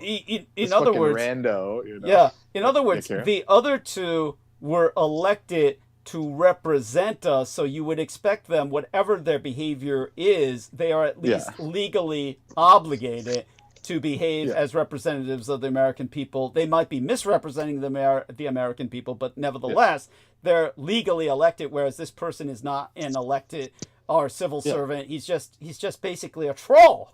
Just literally some troll on the sidelines. Yeah. But he actually wears that uniform supposedly to show solidarity with the troops, because it's like, an army uniform. Yes, absolutely. That's why he was wearing that, not because he was like showing up in his sweatpants or something like that guy was accusing him of. Thank you. And by the way, just to clarify that for people, exactly like Brendan said, except nowadays uniforms tend to look almost like they're as different from the old uniforms as nurses. It's like Star Trek. Yeah, let's put it this way. Yeah, nurses used to look like nurses. We know what nurses look like because they sell costumery for nurses during Halloween. So we all know what nurses look like. Nurses today wear scrubs. So you couldn't identify them as nurses unless you were somebody who was kind of primed and prepped to understand what nurses look like today. That's how troops look like today, is why Zelensky's dressed like that, even though an average person from older generations looks at Zelensky and they just think he's incredibly casually dressed. Get what I'm saying? As opposed to, like, people look at nurses these days. If a person looked at a nurse today who came from hospitals in the old days, they'd think she was out of her fucking mind. You can't go to work like that, is what they would tell her. They'd say, some of the old nurses complain about it. Of course, as well they should. They see like those dirty ass scrubs where they're like shoving napkins into the pockets. Oh, yeah. Like, shocked. Oh, no, it's outrageous. It's outrageous, and I'm antithetical to it. The whole purpose of the scrubs is disposability, of course, washability and disposability, but still. And they were supposed to be provided by the hospitals, but now they force them. Go buy. Oh yeah, you got to buy it yourself. Corporate. Oh yeah. Talk about corporatization, but they say now you have to buy them. Yeah. $100 a pop, for a whole set. Yeah. Now, Ridiculous. Granted, this was going on for a long time where there were nurses' stores where they sold medical uniforms. So granted, this was going on for a long time because we're a capitalist system. But yes, I would prefer a system where such uniforms were issued. So I would rather issue, of course, the old-style nurses' uniform because nurses could take it's like pride. that in the East, yeah. Yeah, tell people about that. Yeah. And then they talk crap. Oh, it's a collectivist society like the Japanese. Yeah, so stupid. It's like, because that's how it's supposed to work. Thank you. Like, thank you. Like, you can still have hyper-individualism, but when it comes to institutions or some kind of, nothing, like, things should go back to being military. Like, military discipline shouldn't be frowned upon. Thank you. That's why we're in the mess we're in right now. Absolutely. And so thank you for that. And as I was saying, the meeting became especially heated after Zelensky underscored the Kremlin's history of unreliability when it comes to respecting national, or rather international, agreements, pointing to Russia's violation of a 2019 ceasefire with Ukraine. Vance, I like that his talking point was, yes, Putin told me that too. Yes! Thank you! I heard that from Putin himself. Yeah. Yes, thank you. And Vance then jumped in to scold Zelensky, saying, I think it's disrespectful for you to come to the Oval Office and try to litigate this in front of the American media. Now, the Trump-Zelensky shouting match is a reminder that international diplomacy was never meant to be carried out in front of billions of eyes. And the cameras were Trump's idea, by the way. Of course. Well, because he's the one. In the middle of the interview, he said, this is why I kept you guys here. This is why I told you to stay. So talking about the cameras. So that wasn't anyone else's idea but Trump's. He said it himself. There's nothing. Thank you. Yeah, I mean, and he lives in lust of the camera. And honestly, but it goes to show, based on what I just said about diplomacy, also holds for anything involving governance. The United States Constitution could never be written in today's conditions. I mean, how do you write a constitution now in today's conditions? America's founding fathers had the luxury of secrecy. I mean, modern attempts to write constitutions are bedeviled by polarization and hyper-scrutiny. To have a rules-based order, you have to have rules. The United States were forged in 1787 when our country's founding fathers gathered behind closed doors to iron out a constitution. At the start of the Philadelphia Constitutional Convention of 1787, the delegates voted to keep their discussions secret. And this, so argued Pierce Butler of South Carolina, would prevent licentious publications of the proceedings and would allow the framers to conduct their deliberations without fear of being second-guessed by uninformed or misinformed outsiders. And some of the founding fathers took opposing views on that decision. James Madison thought secrecy was a necessary precaution. Writing to James Monroe, I think the rule was a prudent one, not only as it will effectually secure the requisite freedom of discussion, but as it will save both the convention and the community from 1,000 erroneous and perhaps mischievous reports. But the secrecy of that process was a luxury. Suraya's, or Syria's new leaders, will have to take lessons from recent cautionary examples in Egypt and Iraq when they try to write a new constitution in the full glare of local and international attention. I mean, it's just unimaginable, that kind of pressure. And the kind of input you're going to get. The stupid shit. Imagine in Syria, first thing you're going to get from all the fundamentalists is, get those fucking women into burqa bags. The burqa body bags. I want it now. And put it in the Constitution. Make it constitutional. Imagine having to put that down. By that I mean put down that input if you're trying to prevent it from going into writ. You'd have to be putting down those people. Well, let's hope they're not that conservative and that's in the mindset. Because that's what causes issues in places like, you know, Iran and these things. Like, you can't go full Sharia anymore in this world. Like, and it, you know, I know it's religious, but it's just, there's a fact, you know, people will rebel. Yeah, I hope so. And well, they should. Now, well, in Saudi, they've eased up a lot of stuff. Like, it's not like when you were there, Doug, apparently. Thank you. I would hope like, they've completely, like, they can drive, chicks can do all kinds of different stuff. So, I mean, I can only They couldn't keep that going. Yeah. I'm so glad. I can only pray everything you say is true and that, you know, all such is the case. And well, there's still like family, like, you know, family Oh, discrepancy, but yeah, but as a whole, you could, like, the girls can still, you know, go out in society and do things more than they used to. Thank God. Well, they had to do that because they came to And the Saudis I were with, they let their daughters do whatever, essentially. Well, yeah, I know. Sometimes it can look like that, and then you'd be surprised how fast it can change, you know, for the families. As for the government, I can only hope they came to Well, they their definitely senses. didn't let me stay in the same room without the nurse. Or the Oh, nanny. of course. Of course, yeah. And don't take it personally. I mean, they're that way with everything. No, I yeah. didn't. Yeah. I didn't. Because the girls were quite fond of me, but it was just... Oh, yeah. Cool. Yeah. And those are not the right people to piss off. No, not at all. But just so everybody knows, if anything, I can imagine this happening simply because they may have finally come to the realization that, hey, man, we got to let the woman do more things, like, you know, handle actual jobs and shit, because all our men aren't worth fucking shit. That's probably what came down. That's literally what happened. It's got to be. It's got to be, because their men aren't worth shit. I mean, like, it's like the one time I went into... if my grandpa was still alive, you would think it was funny the shit he would say about them. Oh, yeah. Oh, dude. Because he lived with them so much, he's like, those lazy fucking bastards. Like, he hated the Saudis. Oh, dude. Historical example. The Turks bombed the oil refineries that the Arabs took over during World War I. The Arabs rebelled, and they said, the oil fields are ours. The Turks come and then start bombing the oil refineries.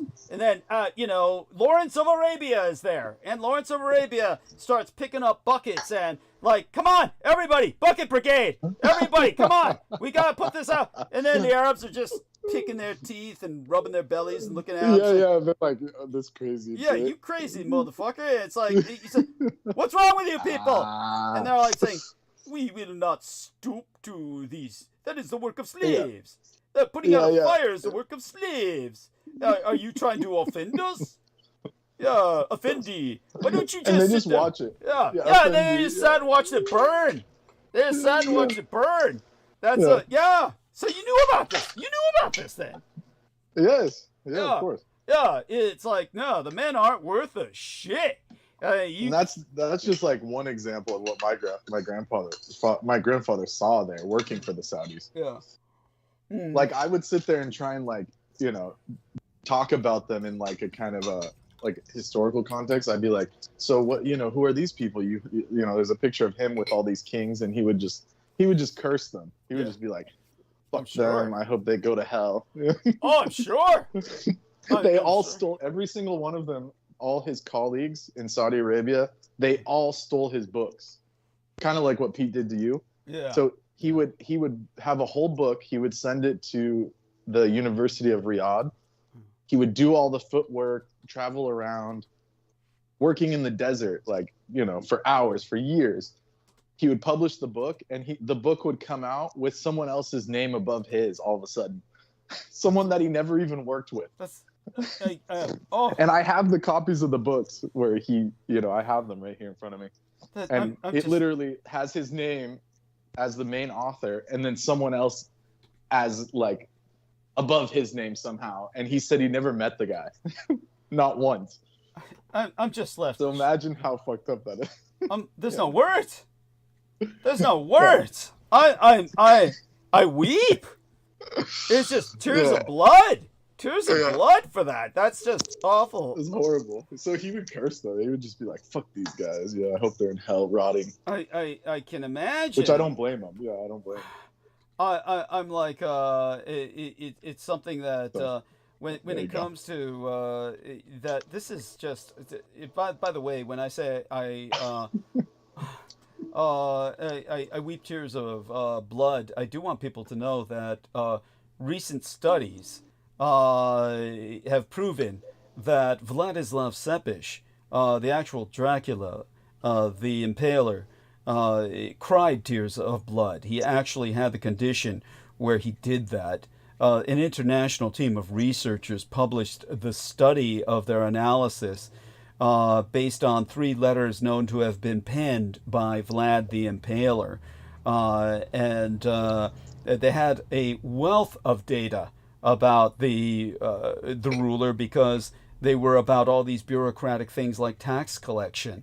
So the way that he touched the paper, and he was writing these letters, his hand was resting on the paper, and the print that they were able to finally spectroscopically analyze without damaging the historical document on which it was preserved, they applied a coat of substance called ethylene vinyl acetate. Then they removed the substance, and they tested it using mass spectrometry. And in that analysis, they were able to identify 100 human peptides that had been left behind on the paper, along with human proteins. And they used these peptides and proteins to see what diseases or conditions that Vladislav Sepiš, Dracula, would have lived with. And they found a surprising number. And they found that he dealt with inflammatory disorder of either the respiratory tract, the skin, or both, very similar to mine. And that comes from not being able to digest food. The more used you are to drinking blood, the more that food produces mucus. You become allergic to food in a very real sense.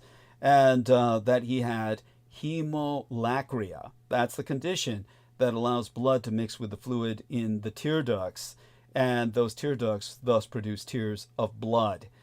So this is what we've now proven about Vlad the Impaler. He was a man who drank and wept tears of blood, and it's where that term comes from. So I hope people understand that. And so I myself do that as well for our, dear Brendan and everything, his few respectable relations that have gone through. Right. So that's just an insight into Vlad, and there you go. That's really nice. No doubt he wrote those at that fortress. Yes, tell people about that fortress. Tell people about that fortress, which Peter Moon knew nothing about. What is it called? Ponari Citadel? I believe you got it like right. that. Yes. I'll have to look back. I'll have to look back at the link, because it's been so long since I was in that area. That so it's not Bran Castle. Bran Castle is like some kind of tourist trap shit. Yes. Where they show like this room full of spikes, and then there's like a hole to his bedroom, and they said he would sleep to the cries of people. You know? Yeah, shit like that. Yeah. And like Americans love that shit, because they go there and they were like, yeah, it was metal. It was so metal. I went to Dracula's castle. Yeah. I literally had a conversation with some guy that I used to work with like that. Oh, man. He's like, I went there in the service, and yeah, we saw where Vlad would sleep listening to the people crying, when they're getting impaled. And I was like, oh, that's cool, man. That's like Disney. It's like gore Disney. It was like Disney-fied. Yeah. Yeah. Well, that's the Romanians. There you go. Yeah, that's true. That's the Romanians, all right. Yeah. Yeah. No, I mean, no. Let's not say that. That's a horrible thing to say about anybody. They're not Pete's people, please. No, that's horrible. That's just offensive. That's like saying I guess I should say the people that scammed Pete. That's what I should there say. we are. People that scammed Pete. Which I do. Which I can only give them kudos for. Yes, we can. No, I appreciate it. Yeah, if I can scam them for money, who cares? Yeah, he was once at the point where he told our girl Paula Masan, don't ever speak a word of Romanian to me in this house again, because they kept ripping him off about the radio tower, and she just fucking laughed. She just fucking laughed at him. She didn't give a shit. Like, because she probably talked to them about it. Yeah. They probably were asking her, did he give you the house yet? Did he give you any money? Is he giving you an allowance? And she's like, no, he's a cheap ass piece of shit. Yeah. And then they're like, all right, well then we're just gonna juice him for everything. Yeah. That's right. That's what. No, I'm guaranteed that's what happened. You've got it down. Definitely. You got it down. And the stupidest thing is, who would she be speaking Romanian to in the house? Obviously not to Peter. In case no one ever gathered it, Peter never spoke Romanian. He didn't interpret or translate those fucking books. He could barely speak English. She did. Yeah, all he could speak was fucking English. That piece of shit. Guaranteed. Yeah, and he could only write at an 8th grade level. This is his admission, not mine. Yeah, in English. If that. He said, I want to keep everything at an 8th grade level for everyone. Yeah. Like, all right, dude. Yeah, because that's only as high as he can process, if that. Yeah. Yeah. Well, he was struggling. Yeah. You're giving me too much, man. Yeah. At one point, he said you were trying to kill him with, Doug's trying to kill me. With information overload. He strained me. Yeah, believe that shit. That episode? Yeah, believe that shit. He strained me under the weight of the information. Yeah. Piece of shit. Yeah. Again, all these people. That's actually funny. It is. It's sickeningly funny. It's like. Meanwhile, he took 4 years to write basically it was not even 100 pages. This dude barely made it. Yeah, he's such a don't even get me started. Yeah, the monkey typewriter thing could be better. Than true. Yeah, honestly, Vinny Barbrick, there's nothing to you. You're a complete and total zero. you're nothing but nothing, Peter. Or Vinny Barbrick. Anyhow. So when Donald Trump and J.D. Vance roughed up Volodymyr Zelensky at the White House, their back alley bullying was unpresidential, to put it politely. Tony Soprano would have displayed more diplomatic finesse than Donald Trump, and the mobster's henchmen always had more dignity than Vance. To vilify an American ally so publicly while spewing Russian propaganda points, as our lovely Holly originally phrased it, was a stunningly coarse betrayal. But make us no mistake in understanding what lies behind that contemptible episode, which represents the abandonment of American values and commitments under the banner of America First. At this moment of national peril, MAGA betrays itself to be the Western Front for Russia's ongoing subversion of democracies around the world. Does that mean Trump himself has adopted the authoritarian outlook of the Kremlin's pet political philosophers? He doesn't seem capable of geopolitical thought beyond the most superficial, but it doesn't have to be complicated to work for Trump. Russia constantly offers big inducements to him, such as the secret election assistance its agents flashed at his campaign in 2016, an invitation eagerly embraced by Donald Trump Jr. and later by campaign manager Paul Manafort. Whatever his motive, Trump's subservience to Vladimir Putin is now beyond dispute, as he openly lies about the Russian dictator's invasion of Ukraine while threatening and undermining Zelensky. He may well believe that a peace deal would bring his long coveted plans for Trump Tower Moscow to fruition, not to mention all the other corrupt emoluments that Putin's oligarchs have lain before him. Russians have already invested in his Truth Social money pit and must be snapping up pricey Don and Melania cryptocurrency meme coins by the thousands. And let's not forget the perpetually insecure Trump's insatiable need for flattery. In his sordid way, he has repeatedly nominated himself for the Nobel Peace Prize, proclaiming on many occasions that he deserves the Norwegian honor more than others who received it, and obliging his sycophants to utter the same nonsense. Watching the prize slip away as Zelensky... Didn't they say that's what Obama did? He may well have. I mean, for all I know, it's you know that Carter was gunning for it. Carter finally got it because what's the point of getting it other than the money? It's they give the money to charity anyway. It's ego. It's big ego trip. You know. I won the Nobel Peace Prize while not doing anything peaceful. Yeah. I mean, in Carter's case, it's like not even doing anything peaceful for his presidency, at least, but, you know, trying to spend... It was like he felt guilty about his presidency. He was spending the rest of his life trying to make up for it. It looked like it, huh? Yeah, that's what went down with him, poor guy. Well, look, farming makes you live to 100. Yeah, there you go. Yeah. Or can contribute to such things. Yeah, there you have it. Man of the earth. Salt of the earth, as they used to say. There you go. And watching that Nobel Prize slip away as Zelensky insisted on security guarantees surely frustrated Trump and led to that juvenile outburst in the Oval Office. This relentless pursuit of financial and personal gain doesn't serve American interests in any way. Trump's campaign to wreck NATO and alienate our military allies in Europe and Canada only renders us less secure in an extremely dangerous world. Those reliable allies had our back after 9/11, the only instance when NATO's Mutual Defense Pact has ever been lawfully activated. And for those of you who do not know, when a member state of NATO is attacked, that's by anyone.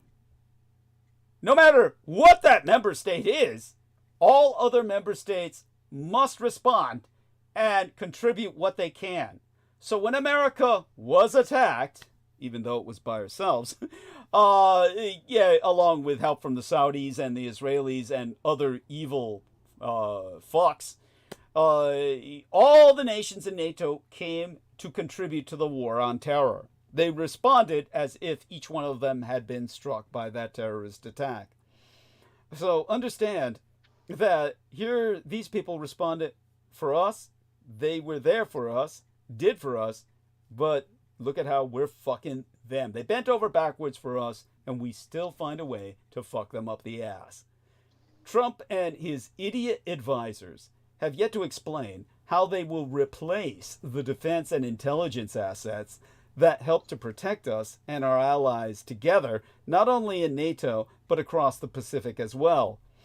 Should Trump withdraw military and intelligence support from Kiev, capital of Ukraine, as he menacingly warned Zelensky he would, he will shift the massive power of these United States into a de facto alliance with all our longtime adversaries. Not only Russia, whose mainstream mass media machine and government organs constantly declare their anti-American hostility, to the point of provoking in their cries and calls for nuclear strikes on America, the worst form of, shall we say, nuclear warmongery, thermonuclear saber rattling, but as well as they, North Korea, and the Communist Chinese Empire, both of which have enjoined the Kremlin's assault on Ukraine. We are now on that side, the synaxis of sin, or synaxis of the sinister. It will be fascinating to hear how Trump's Republican supporters in Congress, who often complain about the growing military and economic power of communist China on the Asian mainland, can justify what their president is doing in Europe. Whatever excuses they may present, we already know that they know that he is putting himself Lindsey first. Graham already flip-flopped. Thank you. Thank you. It showed him a couple months ago saying, "We love Ukraine. They're helping us against the Russians." And then it showed him like yesterday, and he was like, "I can't believe Zelensky would do such a thing." It's just, thank you. It's just so cheesy. Again, just tears of blood. Honestly, Yeah, stupid. It's like they're just lucky that Brendan and I know Zelensky's an asshole. I mean, seriously, because we know he's a Jewish guy who was a traitor to his own nation that he was elected to represent. Well, he's paying for it now. Yeah, but he's paying for it now. But as I said, whatever excuses these Republicans may cook up, and hopefully they die smelling the shit they're cooking, we already know that Trump is putting himself first and America last. Now, Trump's Attorney Generalist, Pam Bondi, also did little to help bring in positive press for the second Trump misadministration after facing backlash from both sides of the aisle for botching the release of federal files related to the Jeffrey Epstein case. The Epstein files blew up in Trump's face with the Jeffrey Epstein bombshell that wasn't. The Trump misadministration... Well, he's not in them, for one. No, he is, but they've redacted that. They scrubbed that part. Oh, there you go. Yeah, I mean, I'll get to that. Dude, there's photographic evidence. He was there with Epstein. There's his own confessions. He knew that underage girls were being trafficked, and he was all in. So, I'll get to that. Now, the Trump misadministration utterly botched a hype release. It's almost redundant. Yeah. Like, this dude's like a straight, like, he's an open rapist. It's not like it's any, like, he's like, Thank you. This is not even slander. It's just, that's how he is. Thank you. I mean, I hate to say it. It almost gets to the point of what matters what their age is. He's just assaulting anybody, right? I mean, yeah, exactly. He's up constant. There. You know who he's up there with? Who's the guy? Ron Jeremy. He's up there with Ron. He's at that level. Yeah, he's at that level. Yeah. He just sees him. He's like getting old. He's like getting old now, and he's like, he just goes feral. He thinks he's on the set. He always thinks he's on the set. Which is like he was with Epstein, and they were doing a double penetration fuck. Him and Vance. They said, He pulled an Apprentice. That's what the show he was running. Yeah, thank you. So he thought he was on The Apprentice. Yeah. It's about a deal, man. It's about a deal. Yeah. It's like, you're fired. He wants to do that again. He wants to relive his glory. Yeah, with Zelensky, I mean to say. I probably said Epstein at this point. But yeah, I mean, at any rate, the Trump misadministration utterly botched a hyped release of the Jeffrey Epstein files on Thursday. That's a saga that resulted in disappointment among the MAGA faithful, finger-pointing among all the Trump aides, and, unsurprisingly, claims of deep state sabotage. Now, Epstein, the well-connected financier who was indicted I don't doubt that. Yes. Even though they gutted the deep state, but then they're sabotaging us still with, like, are they freaking... Are they telekinetic? Like, what? Oh yeah. Like, these people are crazy. Well, you know what it is. The deep state are all them aliens that crashed at Corona and Roswell, right? Oh yeah, it's gonna get that weird. Yeah, watch. Yeah. Yeah. They're gonna say they're in Area 51. It's gonna get weird. Soon. Yeah, they're in Area 51, fucking us up, man. Yeah. Now, Epstein was this well-connected financier who was indicted for sex trafficking underage girls and died in prison in 2019. And he's long been the subject of conspiracy theories, and many on the right believe that the U.S. government is hiding information that implicates powerful people. Specifically, they believe to be Democrats and celebrities, which to them are synonymous. In response to these demands, the Attorney Generalist Pam Bondi promised in a Fox News appearance Wednesday, midnight, around Wednesday night, just before I settled in to host transmission, that a lot of information was set to be released soon. Then on Thursday, her team printed out a series of documents, put them in binders, and handed them to right-wing influencers only, not mainstream media.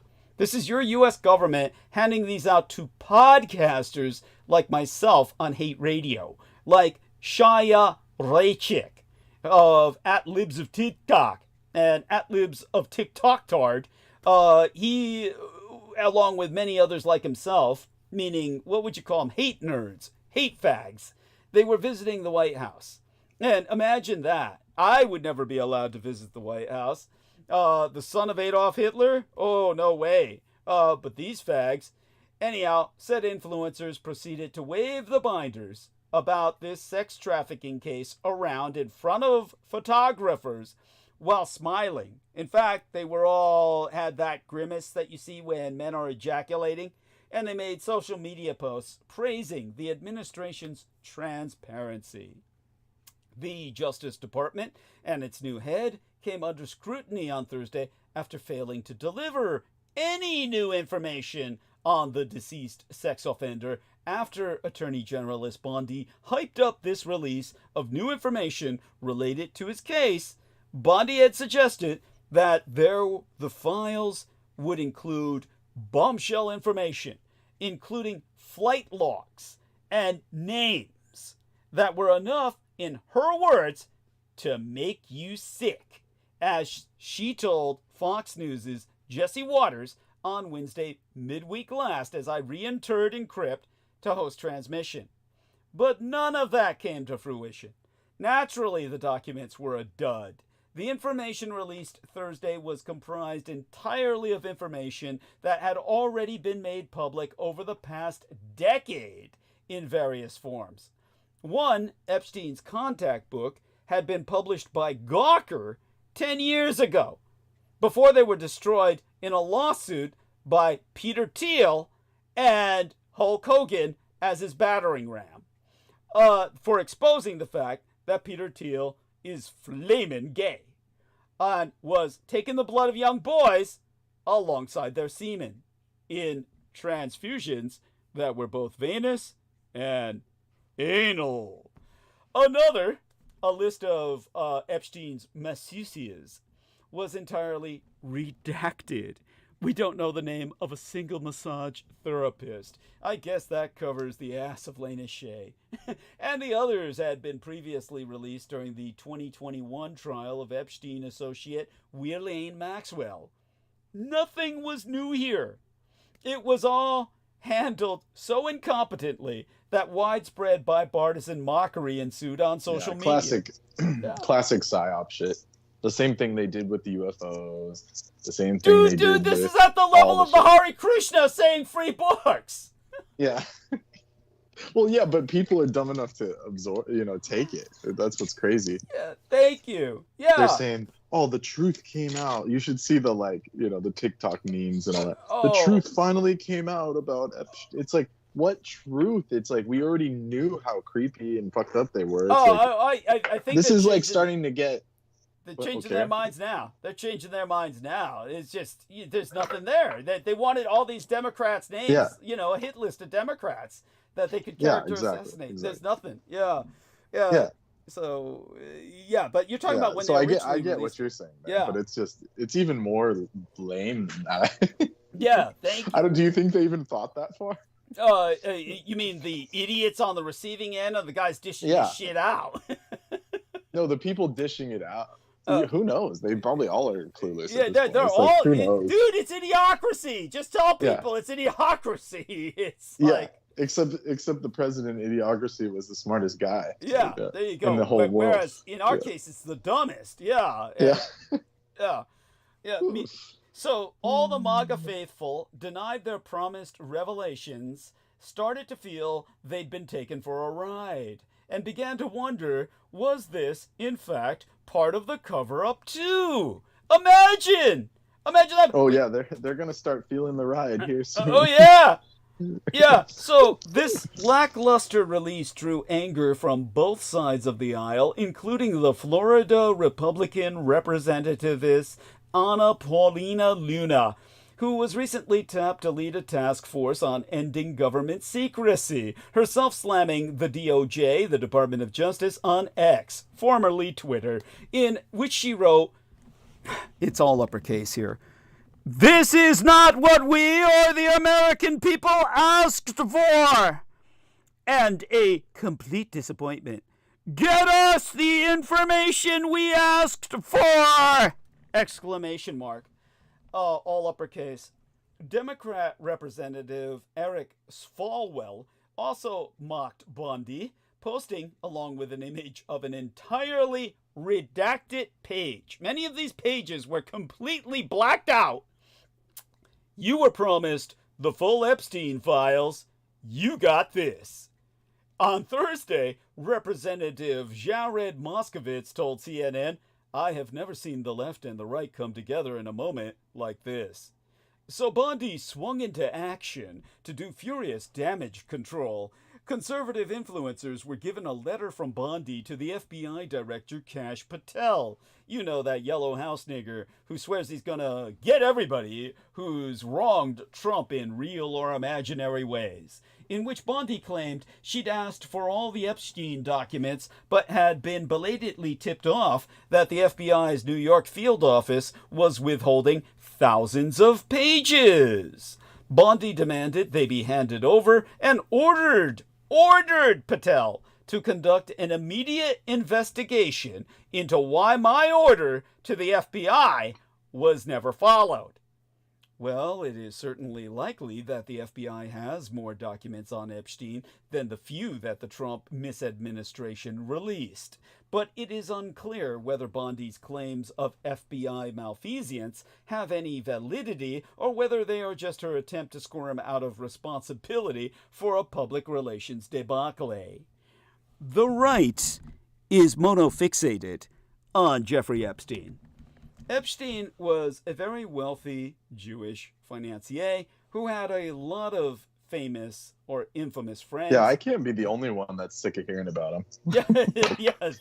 Remember how Peter Moon, being a low IQ, he was obsessed with it too. Yeah, you remember how he kept putting on Facebook, Jeffrey Epstein did not kill himself. Like he was expecting a laugh every time, like you needed a laugh track. He just kept repeating it. And he said it. They all do. Yeah. For a while. But they repeat because they think it's funny or witty, and it's like, dude. Yeah. We heard it the first time. Yeah. It's like repeating it does not make it funnier. And but old people are like that. They think nobody's heard the joke yet because they've never been online. You get what I'm saying? Old people are not online, so they think like, oh, this will be the first time they hear it. That's how stupid older people are. Oh yeah, it's like the good old days when you could tell a bar joke and you just go to the other bar and they haven't heard it. Yeah, that's right. Like that. It's like that. Yeah, and it's like, you know, that's what we're dealing with when we're dealing with that idiot Vail. I never go online, and it's like, but you know what makes that so crazy is he was publishing magazines that they called zines back when getting online was just starting, and zines were becoming e-zines or electronic magazines. So that's what Research Magazine was pioneering. So this whole thing is like, did he retreat completely offline, or it didn't even make any sense? So at any rate, it's like you said, they sent him to a camp and they like reprogrammed. Sounds like he got wiped or something. Yeah, he got mind swiped. It's true. It's like seriously. And then he comes out and he's like, I was never a Nazi. Yeah. And this is America. I'm an American. Nazi bad. America good. Yeah, that whole shit. Yeah, seriously. Yeah. That's actually funny. Yeah. So at any rate, Epstein had a lot of these famous friends, or rather infamous at this point, whom he often flew on his private planes to his private island. He was also repeatedly accused, ultimately quite accurately, in criminal and civil proceedings, of sex trafficking and sexually abusing underage girls, including some as old as 14, though that was really pushing it for him. He usually preferred them somewhere in that decade between age 4 and 14. A brush with the law over this in the mid-2000s ended in what was later derided as, quite rightly, as a sweetheart plea deal, but in July of 2019, Epstein was arrested again, and then found dead in his cell the following month, in what authorities insisted was a suicide. If you buy that, we've got a bridge to sell you. Now, the documented story of Epstein is bizarre and damning as it is, but on both the left and the right, many have proven that the conspiracy goes far deeper.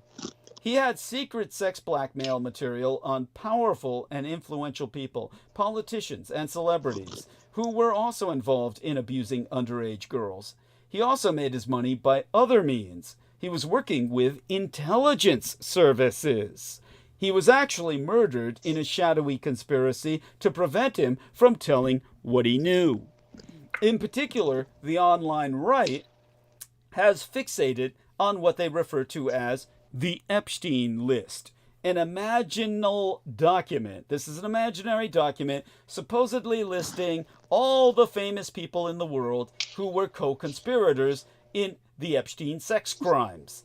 The online right hopes this will be the promised smoking gun, the ultimate evidence that will indisputably reveal that their political enemies, the Democrats, the liberals, the progressives, the gays, which, like, what kind of gay guy goes to a party for young girls?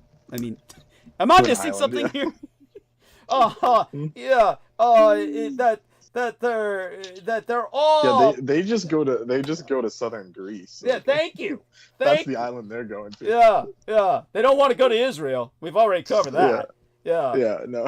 That Tel Aviv, the gay capital of the world. Thank you. Oh yeah. That's a good one. That's a good one. Yeah, that they're all perverted criminals, disgracing them forever and likely leading them to be mass arrested. You know, like concentration camps and then death camp fantasies. Most tellingly of all, President Donald Trump is never featured in any of their theories, despite him having been repeatedly photographed with Epstein and having publicly praised Epstein as a terrific guy who likes beautiful women who are on the younger side. Yeah, he likes beautiful women, you know, he literally but they're on said the younger that. side. Yeah, He said that. Like, a couple times. Yeah, a couple times. Yeah. And back in the 90s or something, right? Yeah. And he's photographed with the son of a bitch. You know, with girls on their laps and shit. Yeah, as such, it's the latest variation of the now old hat QAnon theory, which argued that proof of a deep state conspiracy to protect Democratic pedophiles was imminent. Now, how long can Trump officials string along the online right? The attention Bondi and Patel are devoting to such matters is just the latest indication of how obsessed Trump's new misadministration is with pleasing the extremely online right.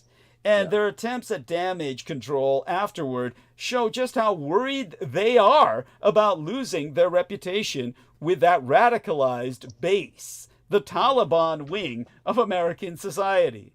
But it also poses... Well, the thing is... Yeah, go on. The tech bros and all the programmers, they're still on their side. But the second they turn, that you can't trick those people. They're all trained in social engineering, cyber defense. They have not only are trained in it, but they have, like, what would be the word? Like an understanding of it to the point where it's fun to them. Yeah. To break all these social or norms. All these codes. They're like code breakers of the modern time. That, like, these cyber nerds, that's what they do for fun. Find out how to exploit, you know, a company, and then they'll sell it back to the company in this, like, benevolent way. So you can't trick those people with this stupid online fakery. So eventually they're all gonna, you know, have to do something about it. I believe they're just as crazy as the radicalized right because they radicalized most of the radicalized right. They're the ones who radicalized the right, and they're in league with the Russian. I'm talking about the younger people. Hopefully you're right. That are in there. Yeah. And I will tell you one thing. You are definitely right. You're on the right track. That the technos and the proletarian populace, they're all going to come to blows because they have basically they're just irreconcilable differences. They come from different fucking worlds. Yeah, and they're like those old boomers and Xers and stuff that don't know how to use computers or don't know how to program. They're the ones that'll get lost in all this, like my uncle and shit, and they get lost in the red pill. Yes. But the people actually making that content, they're quick. I mean, they're not going to fall for that shit. They know it's all bullshit. They just do it to get these idiots to buy into it so they get more viewers. It's true. Does that make sense? Does that make sense? Absolutely. Okay. I mean, though I do believe many of them believe their own lies, but I see what you're saying, and that the younger ones in particular grow up so cynical that they don't even believe that. Thank you. Yeah, exactly what I'm saying. Yeah, and so all of this also poses the question of how they can get away with stoking conspiracy theories and promising imminent revelations that somehow never end up coming before the base decides they're full of it.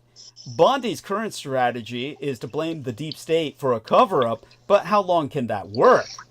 I have since myself reached out to the White House via email for comment. Of course, I've never received a response. Now, to top it all off, I mean to say, the self-proclaimed misogynist Andrew Tate and his brother Tristan Tate returned to United States soil, giving Democrats fodder to accuse the Trump misadministration of lobbying for their release.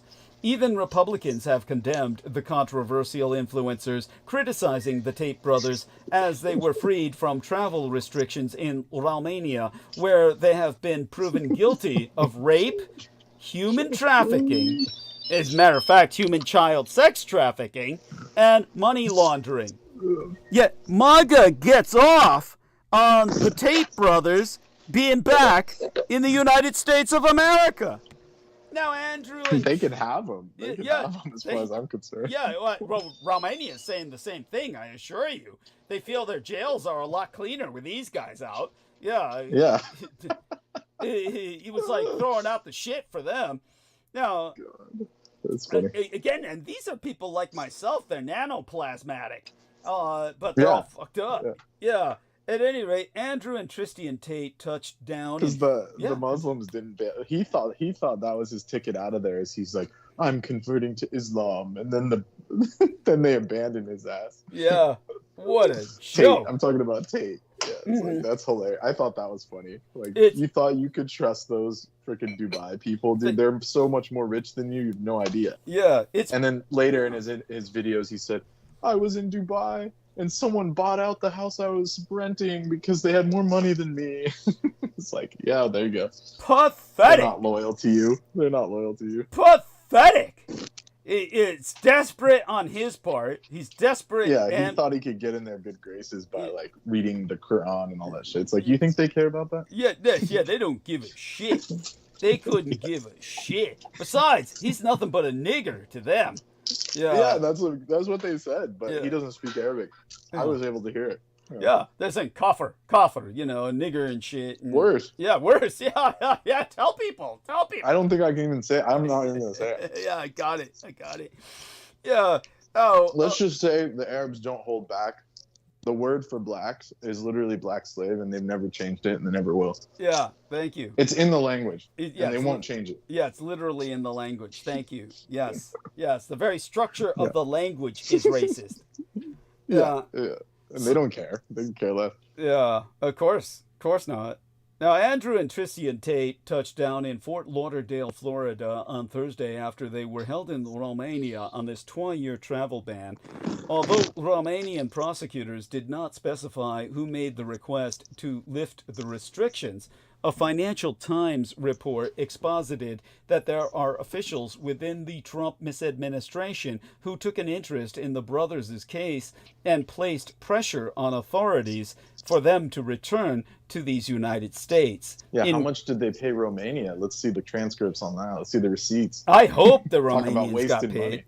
I hope the Romanians You got know paid. they did. They I- didn't just release him for nothing. Well, yeah, but might have been severe pressure to not defend them, or not honor NATO, something like that. Could have been We'll let Putin walk right in. They Yeah. probably said some shit like that. some shit like that. Of course the Romanians would fight, but who wants to go through that?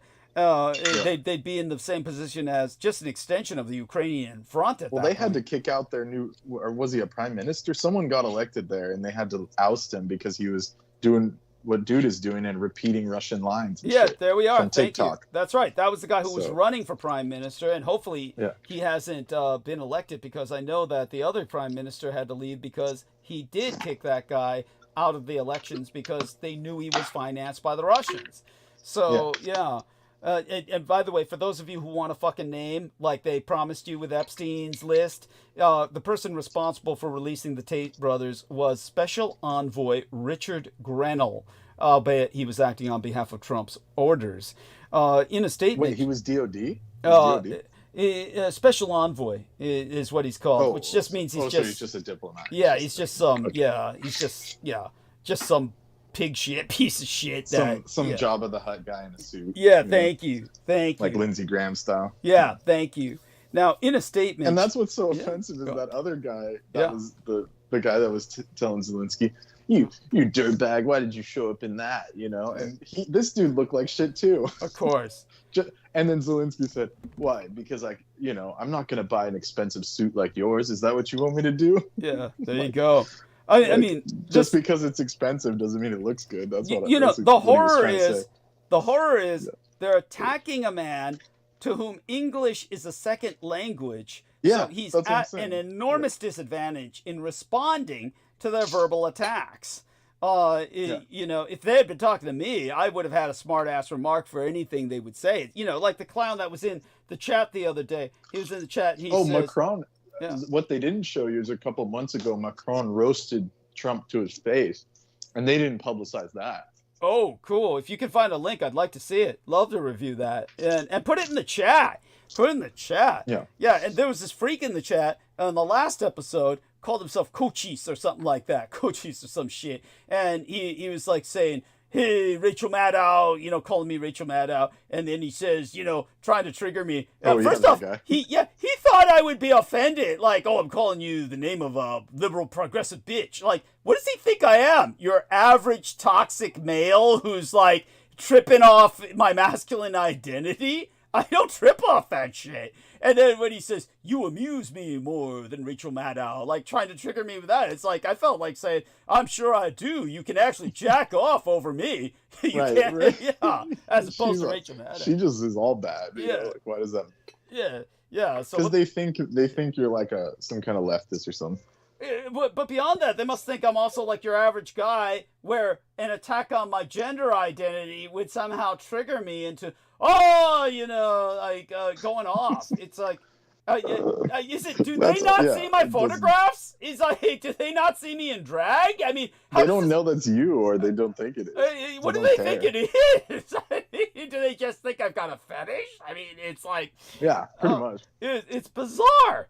At any rate, so in a statement, Joseph McBride, and Joseph McBride is an attorney representing the brothers Tate, said they feel secure in America for several reasons. The primary one being that Donald Trump is the president. As a result, they are excited to call America their home again. They were talking so much shit about America for years. Thank you. I'm never going back there. Yeah. And, so they're so stupid. Yeah. Thank you for that. And it's like, I also got these links now provided by Brendan about Macron correcting Trump. Yeah. And so glad to have that. And it's good to see people to his face. And then this dude had no response. Of course not. Trump is like, he doesn't know how to respond to intellectual. It was like a child. Yeah. Yeah. In a deer in the headlights. Yeah. He's just, yeah. Now, the Tate brothers, as should be obvious by now, have several ties to the Trump misadministration. One of their former lawyers now works as a liaison between the White House and the Justice Department. Elon Musk a senior advisor to our president, also reinstated Andrew Tate's X account when he purchased Twitter, and Trump's eldest son, Don Jr., previously called their detention absolute insanity. Their release led to blowback, even from conservatives who argued there was no reason. He probably has a whorehouse in Romania. Oh, no doubt. No doubt. Hey, the release led to blowback, even from conservatives who argued there was no reason for the travel ban to be lifted. Asked by the Huffington Post about Andrew Tate, the Russo collaborationist Red Republican insurgent senator Josh Hawley said he didn't think conservatives should be glorifying this guy at all, and that he certainly didn't think the U.S. should be using any influence in our government to try to get him out of what seemed to be extremely serious charges in Romania.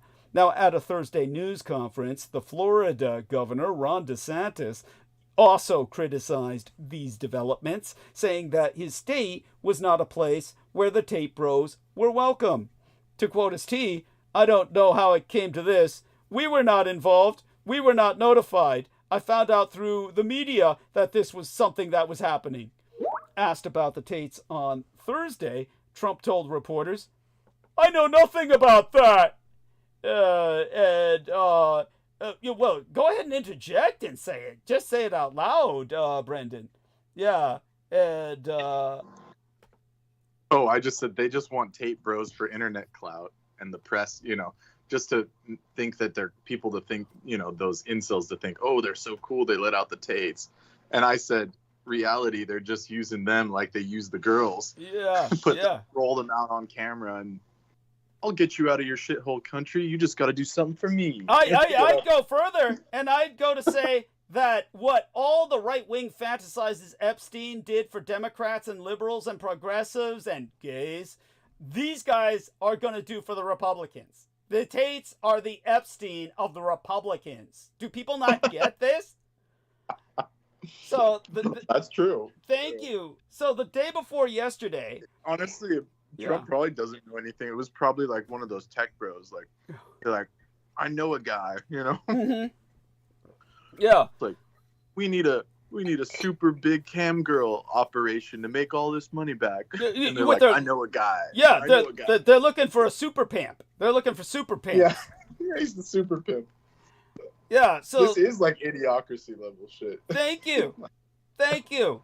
So the day before yesterday, Andrew Tate and his brother Tristan boarded this private jet to fly from Romania to Florida.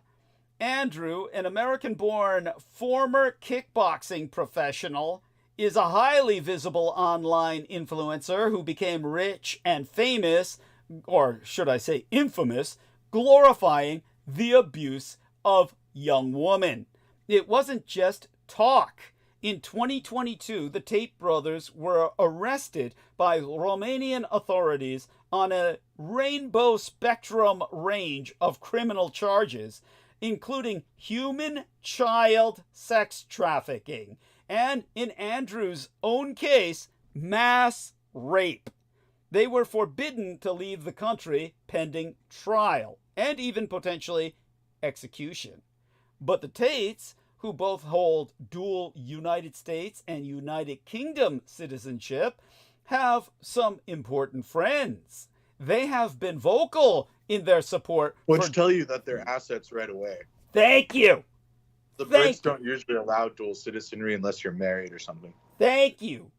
Absolutely. So his dad worked for the CIA, so that he has like diplomatic exceptions or something? Yes, absolutely. Quite the case. Yes, that's quite true.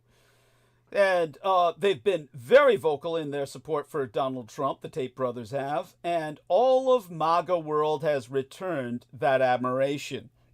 Now, Andrew Tate has been platformed and lionized by Tucker Carlson, Elon Musk, and Donald Trump Jr. Last month, he made a joint appearance with Alina Habba, one of President Trump's self-loathing female advisoresses, on Benny Johnson's popular pro-Trump podcast. Habba lavished praise on Tate and said he was in legal trouble only because she told him, "You love what's right." Yeah, I'm left just shaking my head. Those tears of blood are spraying all over the place right now. The pro-Tate advocacy resurfaced at the Munich Security Conference at the end of January when Richard Grenell, the Trump envoy there, or one of them, spoke with the Romanian foreign minister. Grenell said he'd taken an interest in the Tate brothers' situation. The Romanians got the message. Today, the Tate brothers are at liberty in Florida. One of Grenell's other jobs is now to lead the Kennedy Center. A few days after his return from Munich, he told the audience at the Conservative Political Action Conference, the CPAC, that his objective is to bring more Christian programming to the Kennedy Center. Christ and human child sex trafficking. In Trump's America, the twain are Ian Westernized. Ian West said that Christ was a pedophile who was crucified for having been discovered with his seminal fluids, all over a child's underwear or undergarments, as if they had DNA analysis in those days that could somehow prove that or ascertain that. And so when it came to Ian West, he's saying Christ is a pedophile. That's his version of Christianity. When I confronted him about it, as I did on air, diplomatically as I did so, where does that leave us if you're fighting Satanists and all your enemies, the Democrats, are Satanists, but Christ himself is a pedophile? Where does that leave us? Well, now you see the connection. Republicans worship Christ because they think he's a pedophile. This is the Ian Westernization of Christianity, where human child sex trafficking is approved by the man running the Kennedy Center, who wants to bring more Christian programming into play. Neither Andrew nor Tristan Tate has been convicted of any offense because they were pulled out before trials could be held. This includes all the charges they face in Great Britain over yet another sexual offense. But a presumption of the Tates' innocence doesn't explain why MAGA world loves them so much. This was the week after all, that MAGA world was rejoicing in the release of Jeffrey Epstein's contact lists, material that has largely been in the public domain for a decade. How does the MAGA tater mind hold the simultaneous beliefs that Epstein was bad and that the Tate brothers are good? For that, one must first understand that all MAGA taters are convinced that Jeff Epstein was mass servicing liberals and Democrats, a vision that keeps them bitterly writhing in envy as they hate pump their little peckers through the lonely nights. Then one must come to accept that the MAGA movement is all about sexual grievance, even more so than racial resentment. It is an expression of male disgruntlement that depends on the votes of men, not just any men, but those who feel disrespected and undervalued. Andrew Tate offers unhappy men an exciting fantasy. They don't need education or challenging work. They don't need families or children. Instead, they can fulfill themselves by dominating and brutalizing girl children. In this scenario, girl children will do the chores and provide sexual favors to order, while men can be little sultans, ruling their harems as they harden their hearts against all empathy and any love. MAGA, too, has a fantasy to offer the men who feel superfluous. It's one big economic idea to impose tariffs to keep out foreign manufactured goods. If the objective is to make America more prosperous and secure, it's not a good idea. In fact, it's overwhelmingly counterproductive. Every tariff on imported goods is an equivalent tax on exported goods, as a great economist elegantly demonstrated almost a century ago.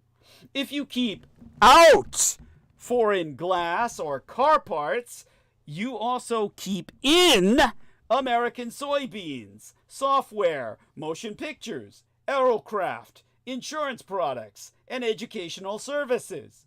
This is an accounting necessity, and everybody who studies the issue knows it.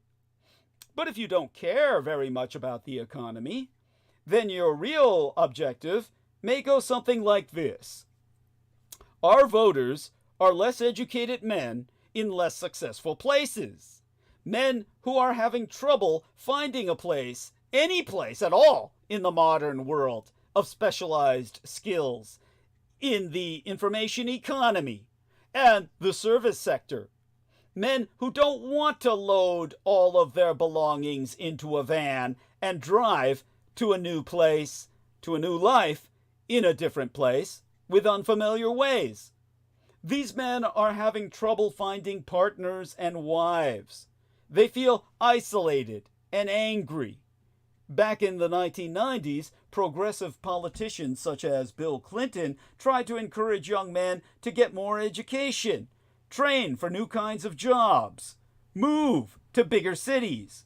But our voters, if we're Republican, if we're red side, if we're Edomic, which simply means red side, the MAGA-tater mentality argues our voters never wanted to do that. And anyway, if they did do it, they'd turn woke and vote for Kamala Harris. What we want to do instead, the Edomites say, is to make our voters feel as though they're bigger by rape-raising girl children to feel smaller. Police their bodies. Tell them they can't order medications across state lines, or cross state lines for an abortion of their rape-cestuous foetus, which they must spend the rest of their life raising alone, unless it's another girl child, 'cause daddy'll be coming back to dip his wick into that. So the real point of tariffs is not economic betterment, but Russo-publican social engineering. To raise wages for men on the Amerl-Soviets assembly lines of the MAGA workers' paradise. The pretense is that this raise will come at the expense of foreigners. But maybe MAGA can hope tariff-driven increases in the wages of displaced men will come at the expense of all those women in the offices and labs. Then the woman will have no choice but to marry them, have their babies, and raise those babies while the MAGA daddies shag 'em all. And those cunts will have to put up with their MAGA man, whether or not the marriage is miserable or even violent. Because that, as the Vice President J.D. Vance asserted in his 2021 remarks, with a lot of theoretical reinforcement from Jordan Peterson, is better for the kids. If we can't make the men better, the MAGA agenda goist, we will force girl children to accept them by reducing girl children's options and making their lives worse. And who does a better job than Andrew Tate of teaching young men that they can feel better by making girl children feel less? No wonder MAGA admires him. He's not just useful to them. They identify with him. He is their movement on steroids. No laws for him. The proven mass sex abuser, the proven human child sex trafficker is forever welcome in MAGA land. But in charging ahead with Trump's tax on trade in the Trump no-conomy, America will regret its tariffs. The U.S. president's policies will create the very problem he falsely claims to be confronting. and all the Trump administration. The Trump misadministration will succeed in accomplishing is convincing the rest of the world to rely less on American consumer demand. I just got a notification. Let me see if I can read that. Again, don't be afraid to interject. Self-admitted. Thank you. Please bring that up. It's an important point, please, by all means. Sometimes I need a break to capture my breath. Just, no kidding. But just when it comes to Tate, he's said all of this on air, on his like podcast, on his TV show or whatever. They were running like all these they were trying to get famous, and Tate and his brother were two guys that were on those reality shows. So that was another one of their claim to fame, was that, we were on these reality shows, those like Big Brother type shows where they get all these like hormone jacked kids into these 20-year-olds into a room and then just film them fighting with each other and shit. So Jesus Christ. Like bum fights. Remember those? Younger brother. Yeah, go on. What? Like the guy who was going around filming bum fights. Remember that? But go on. Kind of like that, but it was like a TV show. It was like Big Brother or something along those lines. And then the younger brother was on like an island version, like some Survivor knockoff. Jesus. So, so that was, at first they were trying to get famous that way. And then, but the whole time they were filming all their crimes saying, this is how I treat women. This is what we do. We go to Moldova to this. We drive from England all the way to Moldova and pick up these chicks. Like, they were like literally saying it online for everyone to see. And then, like, that's what I was saying, self-admitted. It's not even like, you don't have to prove anything if you're just sitting there telling the world about it. Not only was it self-admitted, they were encouraging others, this is how to do it. Telling other men this is the only way you can be a man. That this is what being a man is. Yeah. Well, he was running Hustlers University, and PhD. He had a PhD program. It's incredible. And you can only imagine what that acronym was, right? Yeah, it's probably something like muff or cunt or some shit like that is all I can imagine. But yeah, I'll tell you what it is right now. It's just like, it'd be funny if it weren't so many people weren't hurt. And these are people who are out to enslave half the human population, the female half. Our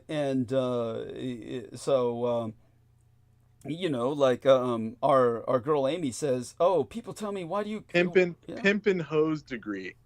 PhD. Yeah. Pimp and hose degree. Disgusting. Yes, there we are. So people were paying this guy to teach them, quote unquote, how to pimp hose. Yeah. So. What? In all seriousness, this wasn't like a joke. This was like he was really teaching people for money to do this. Outrageous. Now, I'll probably take another very short break soon because of all the tea I'm drinking, but it won't be for maybe like another 15, 20 minutes or so. Certainly, our man Brendan will be here with us. If I do need to take a break, Brendan will hold the stage. Obviously, I want to do it sooner than later so that Brendan has a chance to go to sleep when he needs to. But, of course, I'd rather Brendan stay with me all night. But, obviously, he does work and does have to go back to work tomorrow. How much time do you feel you have with us tonight before you absolutely must try and turn in? Like I said, I'd have you all night if I could. But what's that? Like 7 more minutes. 7 more minutes? Are you kidding? Really? No. I'm trying to get in soon. Yeah. Okay, well then what we'll do is I'll take a short break right now, and then you just hold the stage for me. Are you able to do that? You got something to talk about? You certainly got the subjects we've already covered, and by all means. Talking about Tate is like disgusting. Yeah, I mean whatever you can find that's more acceptable than that. Our numbers are high, and last time I took a break, everybody held them, and I know you're more than capable of doing so. As soon as I come back, I'm talking Terrace for a little bit and segueing back into the horrors of Musk and all the rest of these assholes, our new elite in the Gilded Age. You can talk about the horrors of trying to exist or subsist as someone striving to be middle class in a society where no middle class exists anymore.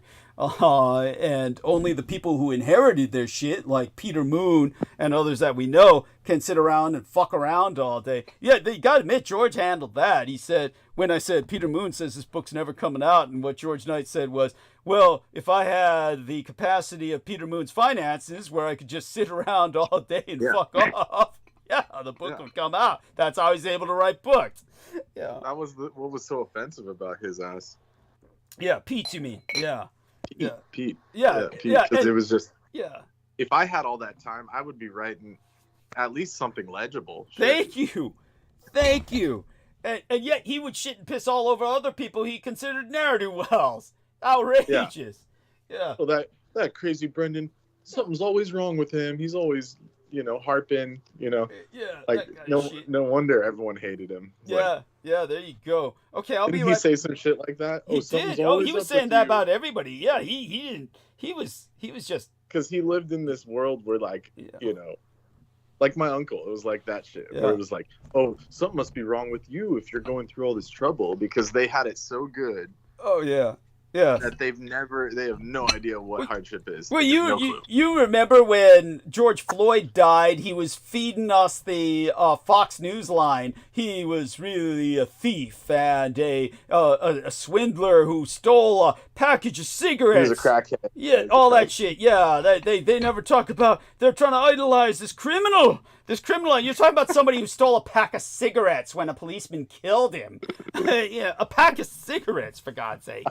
Yeah, and then you have what did he say? Burn, loot, and rape, or something. Oh yeah, that Black Lives Matter. BLM was an acronym for burn, loot, and murder. BLM is an acronym for burn, loot, and murder. Yeah, I mean, while claiming to be black sympathetic, and black himself and shit. Yeah. If they knew Qigong, they wouldn't be degenerates. Yeah, that's right.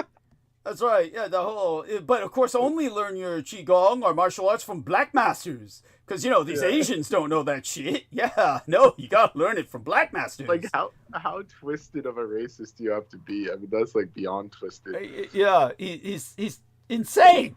Yeah, totally. I mean, beyond, it's so convoluted, you can't even call it schizophrenic. It's beyond that. It's just... truly. It's like multi-phasic insanity. Yeah. Thank you. I like it. I like the term MPI, multiphasic insanity. I like it. Okay, I'm gonna, be. Where they like spit out into each other. It doesn't make sense. Yeah. I'm going to the little person's room. I guess. Since everybody doesn't know whether it's a little girl room or little girl's room. Yeah. What's that?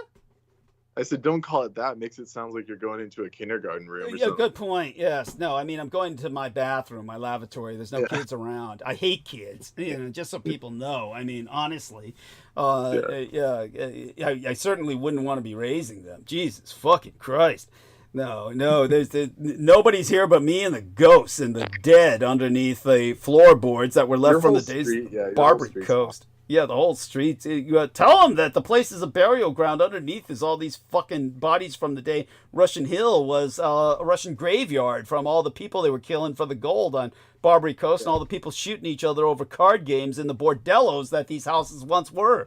Yeah, so... that's basically the Bronte sisters, back from reincarnated. I'm in the situation of the Bronte sisters in that literally cadaver water because and the city knows it. The city knows the bones were buried here from the Russian Barbary Coast days, Russian Hill days of Barbary Coast, when the Russians were here for the gold like everybody else.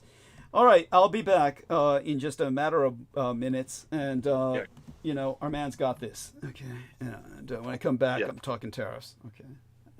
Yeah. So what we were talking about earlier, that Heather and Holly mentioned, and Amy, Heather, Holly, and Amy, they mentioned the 64 arts, also known in Sanskrit as the 64 kalas.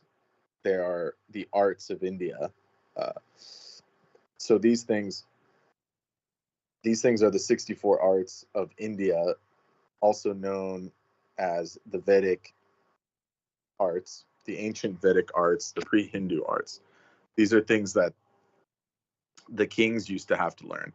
So they included art, handicrafts, trades, skills, theater, painting, carpentry, geomancy, cooking, making herbal preparation, mineralogy, hairstyling, fanciful, adornments, etc., and other things that were possibly endangered, such as, or extinct even arts, such as splashing water, as she mentioned earlier. The teachers and texts of these life sciences, or vidyas, the kala vidya, meaning the arts of life, were impossible to study through Vedic subjects that were lost to time in their full extent, but we still understand the concepts, and they're still in the record. They were taught to men and women alike, and 14 vidyas, which were the other 14 paths of knowledge, or vidyas, coming from the Vedas. But the 64 are a different story. They're more practical in nature. Almost, they're for like I said earlier, they were for like kings. Like a king would have to master all 64 arts to even be worthy of ruling a people. So that's, and then beings, like very high beings like Hanuman, would have mastered every single one and stuff like that as part of their either training or just inherent ability. So there were other lists in the ancient logs, one by Vatsyana, 2nd century, another by Kadambari, inside the novel Kadambari, that was also 6th century. So these are very ancient. It says that Lord Krishna learned all 64 kalas in 64 days, and he lived roughly 3,000 years ago. The kalas are said to have their roots in the Vedangas and the Upavedas. So these are the 14 traditional sciences, and Vedangas would be like the knowledge, the high knowledges, and like things like astrology and all of that. Okay, I'm back, For example, but continue. You held all the numbers perfectly. The numbers are high. Numbers are great. And, okay, you weren't wrong. Yeah, I was just talking about these 64 arts that the girls brought up earlier. Okay, So excellent. just playing some of the history. Here, I'm going to share a screen with you just so you see how high the numbers are. You can see the concurrent viewers here. Good average view duration. And yeah. So doing great tonight. Continue, kind of. Oh, what do you have as the thumbnail? What the heck is that? Oh, that's a biofax. Here we are. This is the biofax simulacra right here about the, it's in, because it's Japanese Girl Dolls Day, HINAMATSURI. This is a biofax simulacra that, of course, looks remarkably like myself, except it's not as pale as I am. And, shocking. Yeah, it's shocking. But you can see that I like the chalice. The chalice is a nice touch. You should see the whole photograph. I'll show you the whole photograph later. And but in terms of, let me see if I can find that now. As a matter of fact, I'll see if I can find that. Let me turn off the screen share for a minute, because the files I keep these things in, photographs that we take, they always get polluted by all the porn that I'm cruising for, and so you wind up seeing the porn. Yeah. By the way, you didn't have to give the whole burlesque show up. By the way. Oh shit! Cool. When was I doing that? I forgot. When I sent you. Oh, yeah. Oh, I'm sorry. And you're like, this is what Brendan's into. This crazy burlesque show. Oh my god, I'm so sorry. It's like Star Wars furries. For the record, I just saw that scrolling. It wasn't something I looked into. Yes. Just so everybody knows that. So let me turn on the screen share here. See if we can get that up. And that chick was pretty good looking. Yeah, so she's hot. She is. She's hot stuff. I mean, yeah. So this and there was no furries in the screenshot. So no furries in the screenshot. So this is the actual photograph. Take a look at that bathtub. Oh yeah, there we go. Yeah, that looks nice. That's nice. Yeah. It's like some rubies. We got some like rubies and shit. That's high level. Yeah, thank you. Yeah, my son sets up the scenes, of course, but that's one of our. You don't call them jacuzzis. They're like the Japanese mini tubs. Those Japanese mini tubs. Yeah, but notice the goth design on this one with the cross on the head. That's an Armenian saint. These are actually Armenian saints that are on that little tub. Interesting. Yeah. Thanks. But notice the bat wings. Notice the bat wings. Yeah, I And- see the bat wings. Yes, and so that's due to, of course, the this was crafted exclusively for the estate. So you can see there's a Christian element, but the bat wings represent Chinese blessings. For those of you who don't know, bats represent blessings in China, and the 5 bats are the 5 blessings. Look that up yourself. The 5 bats equal the 5 blessings in China. So, Yes. Yeah. Exactly. Yeah. So this isn't like just rip-off goth shit for some like, vampire fantasy. You'll also notice the chalice is, it's meant to hold, shall we say, the blood of saints. Yes. Yeah. Oh, there you are. Yeah. Exactly. There you go. Oh. And it's really, I like the aesthetic, and it's just, I was just shocked by the paleness. That's all. Oh yeah. It's It's like seeing Alucard. You know? Yeah. Well, you've kind of seen him personally. Yeah. True. True. Yeah. And the reason why bats are sacred is because they share the character Fu. Yes, Fu that's means wealth. Yeah, right. so. Thank you. Yes. Yes. See? How did you know this? That's incredible. You're very impressive. Because I know a little bit of Mandarin, or like at least the Chinese, scriptures, or script. Yeah. Thank you. Excellent. Oh, that's right. You're Like the basics of anthrolinguistics. it. Yes, anthrolinguistics. Yeah, the basics of it. Yeah. Yeah, So. thank you. Or should we call it anthropaleolinguistics? Paleoanthrolinguistics. What would we call it? I mean, just anthrolinguistics is enough. Okay. Thank you. It was just part of my studies, but I've always been interested in Japanese. They call it kanji. So Yes. like kanji is very interesting to me. So Excellent. Yeah. Excellent. And, yeah. So fu means blessings, but it's a different character, but they have the same pronunciation. Essentially, is how it goes.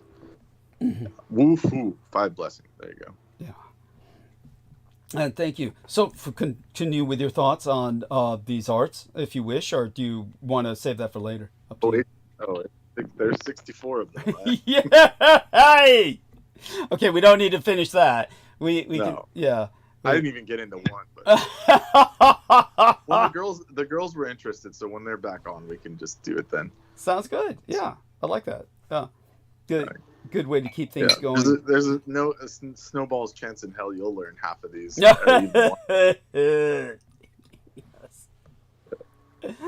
Oh, yeah.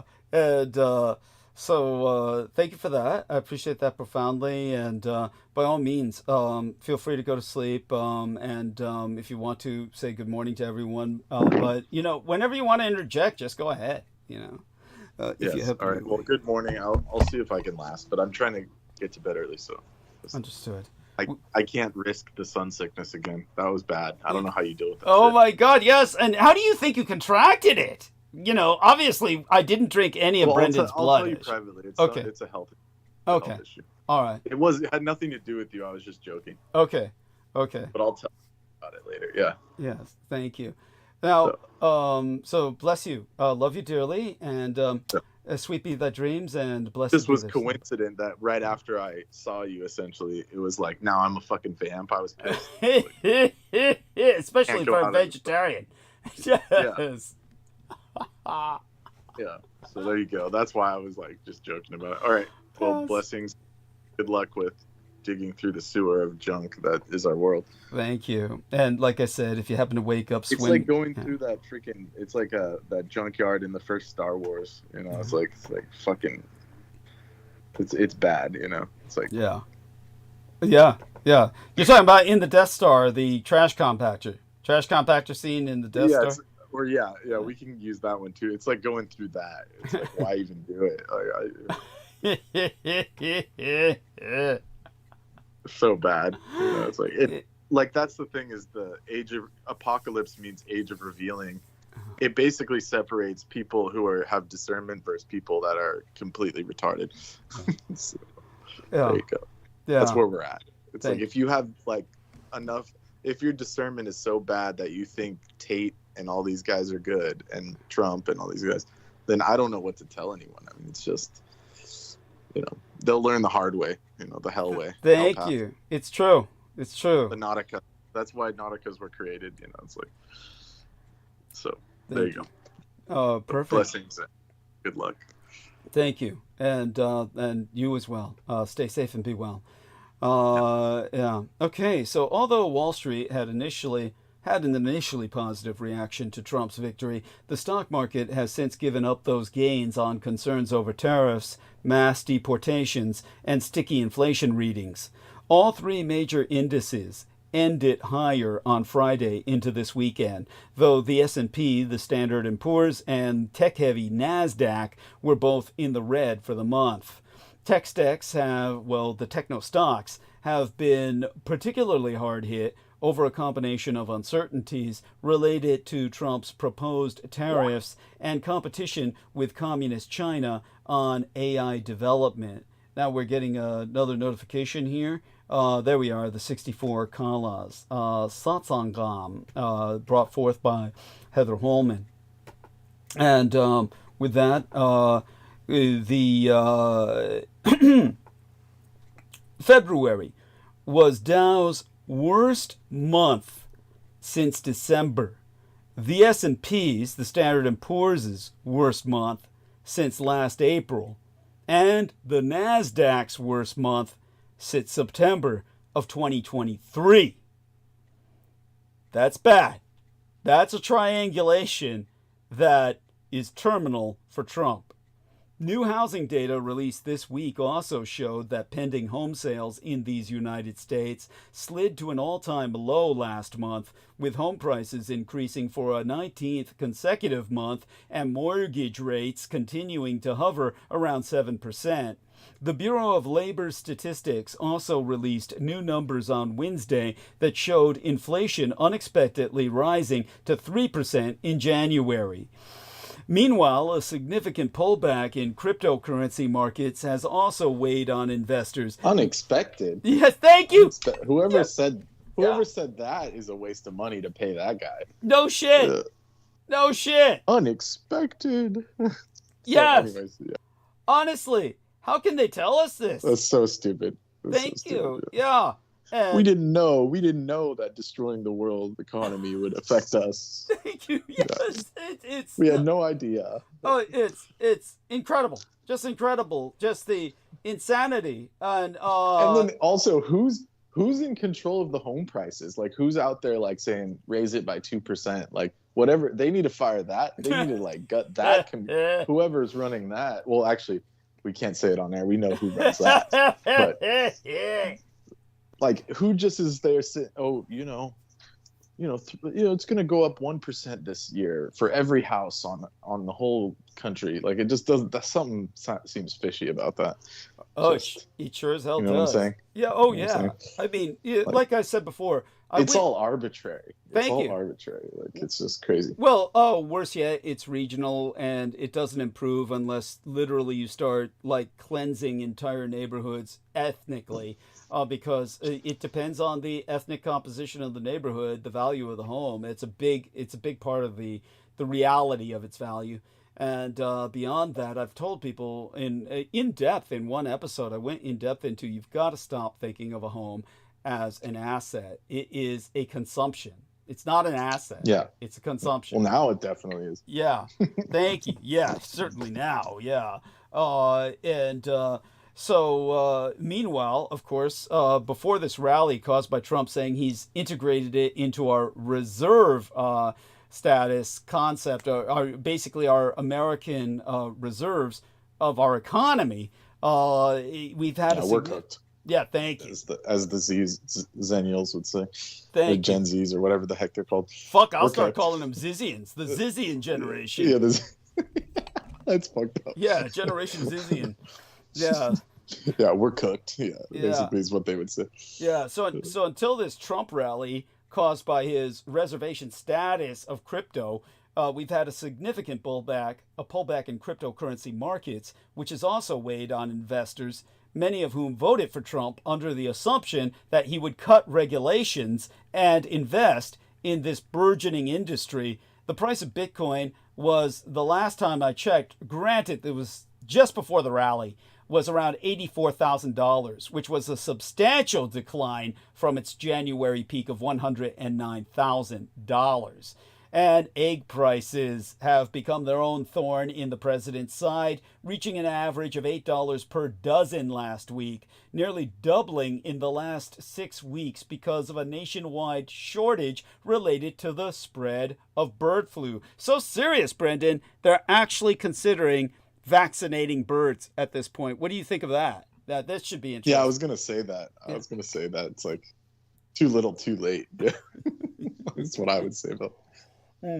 Like, yeah, it's maybe all these people, what really caused it though is for years people like me were complaining about factory farming, saying you got to do it differently, and all these companies were like, these farming conglomerates were saying it'll hurt our profits if we try something different. It's like, look, you can't treat the chickens like this. And it's like, why should we? They're just property and they're just for money making reasons. And it's like, well, now you're learning why you shouldn't do that. It's like, well, tell them.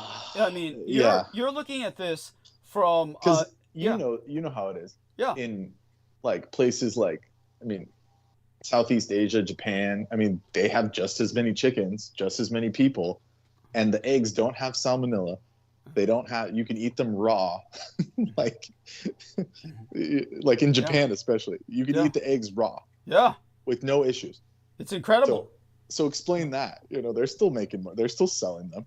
Thank you. So anyways. Well, even though you're looking at this from a moral perspective, from a karmic perspective, you can tell people who just don't get it or feel that somehow has no real influence on the practicality of their lives or the practicality of mass production. You can tell them that what we're doing by what we're doing, in other words, what we're engendering by our methodology is bird flu. Yeah. We are basically breeding bird flu by putting all of these chickens in those conditions where there's no barriers to do anything other than expedite the vectoring of bird flu. Yeah, and it's nonsensical. And I saw an article recently where they admitted that the Spanish flu was human created. They don't say it was a weapon, but they said, it was because of all these chickens as a vector. Yes, because of the factory farming, They said because at the end of the Depression and all this bullshit, but, But here we are again, 100 years later. Yeah. That's the same. Doing it to ourselves. Yeah. Same shit. Yeah. And like they listen to you, so that's probably his plan. Is he's either going to use World War I option or World War II option.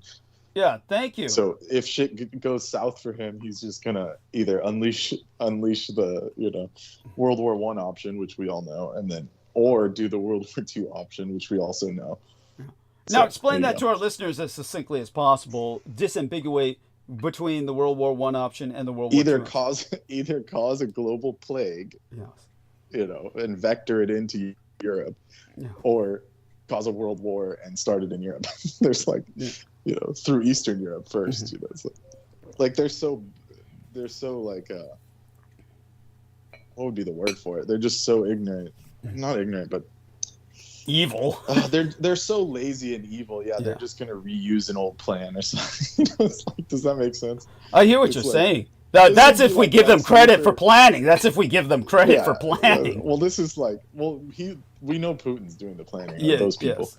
But I'm saying it's like Lex Luthor using an old comic book issue, and then you get the new issue, and it's the same plan. It's like, come on, Thank you. It's like, come on, guys. Thank you. It's like the writers have no imagination. Yeah. Yes. That's where we're at. Yeah. Where it's like, maybe we can just destroy everyone again. Just start over. It's like, good. Oh. You guys have already opened the Pandora's box with the internet, so there you go. Yeah. But just to put it into perspective, basically nowadays you've got 9 billion chickens slaughtered for meat each year in the United States. They're raised in buildings containing, on average, 20,000 or more birds with roughly 1 square foot of space apiece. And even the cage-free facilities often house between 50,000 and 75,000 chickens, and 85% of all eggs come from operations containing between 50,000 and 6 million hens. As for the pigs, the average herd numbers more than 1,000 animals. And as I said, the vector is from the birds to the pigs to the human beings. But if we were to get there's this guy named Rob Wallace. He's an evolutionary ecologist. And he wrote a book titled Big Farms Make Big Flu. I mean, it doesn't get simpler than that. It's in the title. And so he said, if we were to get our drafting table up here and we wanted to design how to make great virulence, this would be how. The sky's the limit. And so Wallace, in his book, concludes we need to think of poultry not only as food for humans, but food for flu. So there we are. He wrote a paper in 2009 titled, it was published in the journal Antipode, and it was titled Breeding Influenza. And he subtitled it The Political Virology of Offshore Farming. There's hundreds, actually there's thousands of scientific papers analyzing the genetic origins of H5N1 since it was first detected in 1996 in Guangdong, China. But Wallace's account is among the few to describe the social and economic context of its emergence, which I can get into. So here we are. So tell us about this in Japan. This is important. Yes. Yeah.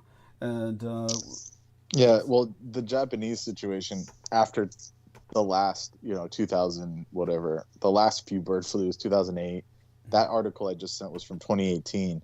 So by the time that article had been written, they revamped their whole poultry industry to defend against bird flu because they had to cull a bunch of chickens in like 2014. So that was one of the examples they gave, is this farmer that he started changing the methodology. It says, with free range, Japan shows signs of slow improvement. So there you go. Meaning improvement in the agriculture. It's called hiragai, or free range husbandry, where animals can move around freely at least part of the day, which was at one point a foreign concept in Japan. But the critics called for more stringent animal welfare laws, and they adapted. But a lack of interest and demand from the public had contributed to its status quo. But this market in Shibuya was making efforts, and it just basically talks about this guy and how he started making it more affordable and like a viable option for Japanese society. And then now they have like some of the probably healthiest livestock at this point. Because this was 10 years ago? Wow. 9 years ago. Yeah. So there you go. But by the way, when you bring up why not just stop eating them, Nemo posted this comment that I had left. What was it? Did you see what Nemo said about? You said, Brendan, when here we are. Let me see. He was talking about. Oh, first off, if you take a look at screen share here, and sharing screen. So when you were talking about that guy who wouldn't let you back into his home because you had all the tea attracting all that nookie, he said, this guy sounds like an insecure pussy. And then say the least. Yeah. And then let me see now. This was T-Tank Barry said, I went to Wisconsin once. We got better cheese here in Cali. And then Nemo said Musk is making reusable dildos. And then he said, I remember Doug said Brendan was probably being cooked in a big pot of stew when you were gone for a long while. And that was because you're a vegetarian. And of course, indeed, you're a vegan. So, the vegan, that's the best tasting meat. Like what you thought I got hit. Yeah, I got hit by some headhunters or something. Yeah, because you're an anthro, right? You're an anthro, right? So he was down there in worse yet, you were probably investigating the Appalachians. And, you take that wrong turn and you wind up in, places like where Elon Musk was born, and people, kill you and cook you and shit. Yeah, no point in wasting. There you go. Yeah, there you go. Plus, you hide the evidence. It hides the evidence too. And anyway, but when you ask why not just stop eating the chickens, I mean, the point is, if all humanity goes vegetarian, then all humanity becomes very much like, these, kind of animal herds that are basically harvested. I mean, they're fed almost exclusively on grain when people are wanting healthy meat. Here in America, of course, they fuck up by feeding them sewage and other shit, remains of other animals. But yeah, that just leads Plastic. to that just leads to that just leads to leads to the mess we're in. Yeah, but I'm just saying, like, it's not even presented as an option. That's just, it's not like no one's forcing anyone, Yeah. I mean, I hear you. I like, hear how you. come it's never at least mentioned? Because they'll say, "Oh, that's a liberal plot," or something. If you mention it, idiots would interpret it that way. But I'm just saying that obviously, I hear you. It's hard for me to advocate simply because of my own vampirism, and I do want enough of the population. Well, I mean, come on, what's the population base of vampires? Understood. We're talking like almost nobody. Yeah, I get it. Yeah, it's just but let's just say that. They're working on biosire. Come on. Yes, Hitler was a vegetarian, and he did recommend it as the norm. He did, tell people you'd be all lot better off. He was one of the first people, as far as I know, in the West to actually advocate it. Yeah, to actually proselytize it. That's why people were saying, you remember that organization PETA? Yeah. And they had some Norwegian lady running it for a while, or she still runs it or whatever, because it's a nonprofit. She doesn't own it. Like her name is like Ingrid something. Yeah. She's some like Scandinavian, but they would say she's the love child of Hitler. That's or something. Funny. That's funny. Yeah. I hope so. Yeah. And at any rate, because she cared about animals. Yeah, that would make her a half sister to myself. She's a Nazi. Yeah, I'd like to talk to her. She was born in 1949, though. Oh, okay. She would have to be a clone like you, or like what is it called? Or vampirized. In vitro. Yeah, in vitro or vampirized, or And I see what you're saying. Just her very birth, she would have to have been sperm. It would just be through sperm. Yeah. Well, it was when he was quote unquote whatever they call it. Mm-hmm. He was dead by then, essentially, quote unquote. Yeah, what they say. Yes, that's right. 1949. So yes, she would have to be in vitro from his sperm. Yeah. Excuse me. But people are that dumb; they'll just say shit like that. Oh, of course. That doesn't mean it's not true. Though most of the people saying it are probably just idiots who are just trolling. Yeah. But I mean, I think she's American. I can't imagine where she's a Brit. Yeah, she's a Brit. So I don't know how that works. Well, don't forget, his brother went back to England, and his brother, was going back and forth. It's just like a distant relation. Yeah. I mean, but still, it's just like, I mean, what does that have to do with, Hitler? And I know. They're just trying to basically speak out against animal compassion, of course, because they're... Yeah. Here's the latest. She's radical as ever at 75. So she's like, I'm not joking, wearing a GIMP outfit, saying, "This is what you do to your dogs when you walk them." Yeah. Oh my God. She's like Bjork level. She's like on Bjork level. Man. Like, this is... Maybe I can get her to sponsor me. Yeah, it's got to start approaching some of these people. Vampire for animal rights. Yeah, there we are. Vampire for animal rights. That's right. I think she'd probably dig that. Most of these animal lovers. What I've been telling you. You got to branch out a little, and you'll get a lot more money than you'll have more money than you know what to do with. Well, I'll start having to follow your advice. We'll talk more about this. You need a PR. You need a PR department. Yeah, I sure as hell do. Yeah, that's for sure. That's So, and at any rate, thank you for that. Deeply appreciate it. The USDA, United States Department of Agriculture, said this week it expects prices to continue to rise as much as 40% this year. That same agency, meanwhile, said it is in the process of rehiring bird flu experts it fired as part of the dodgy cuts to the federal workforce. Imagine that. Now Americans cue the tuba. Yeah.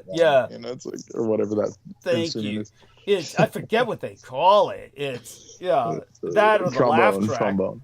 Yeah, they used to also call it rim shots for the drum. Bum bum bum bum. When somebody tells a joke, bum bum bum. Well, it wasn't a punchline. It was a fumble. Yeah. Wah, wah, wah.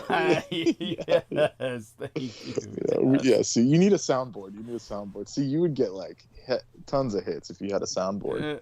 I guess so. We got to start, doing all that studio shit. I guess we'll progress there at some Well, if point. you get some money rolling in, we can just have a producer there to push the buttons. Yes, it's just like some monkey with a bunch of buttons in front of him. Yeah, there you go. All these podcasters have one. Like you remember the old radio DJs, the guys on the morning channel. Oh yeah, like just that guy in the back that does that. Yeah, just the guy to do that. Yeah, it works. Yeah. It works on Americans. It does, because they're Pavlovian. You saw that veil, son of a bitch. Yeah, this is America. I was never a Nazi. I think he's beyond Pavlov. They did the Peter Moon Star Trek where they strap you in a chair and put that like little, the spinning light on you and shit. I love it. Yeah, exactly. How many lights do you see? Yeah, just shit like that. 2 or 4, yeah. 2 or 3, whatever it was. That's and then it starts spinning and shit. Yeah, you can't get up. You're like, that's what they did to them. Those. But Pete didn't. He straight up admitted it. I was like, he did when he was talking about the Montauk chair. I was like, was it like that episode of Star Trek? And he's like, yes, exactly. Like he was in it, like he tried it or something. He's just a fucking automaton, a bio-automaton. My Biofec simulacra have more soul than Vinnie Barbaric, and you can see that. I was about to say that. Yeah, there's like more personality. Yeah, you can see it in them. Them. Yeah, but in him, you see crazy shit. Yeah, it's just pure shit. Well, you have some like shinobi jutsu. Like it's different. True. Just them being around you is like they might as well be possessed. Yeah, true enough. Yes, you're right. You're quite so. Or animate, I should say, animate. Yeah, there we are. Yes, it does. My presence animates them quite so. So thank you. And so American consumers love to buy stuff. We all know that, and they don't really care where it comes from if the price is right. And American businesses are pretty good at making stuff, and maybe not, but to do that regardless, they need metal, chemicals, and parts, and thousands of other items. And where that comes from matters less than whether the price is right and the supply is dependable. And add all those together and you get a $3 trillion import tab.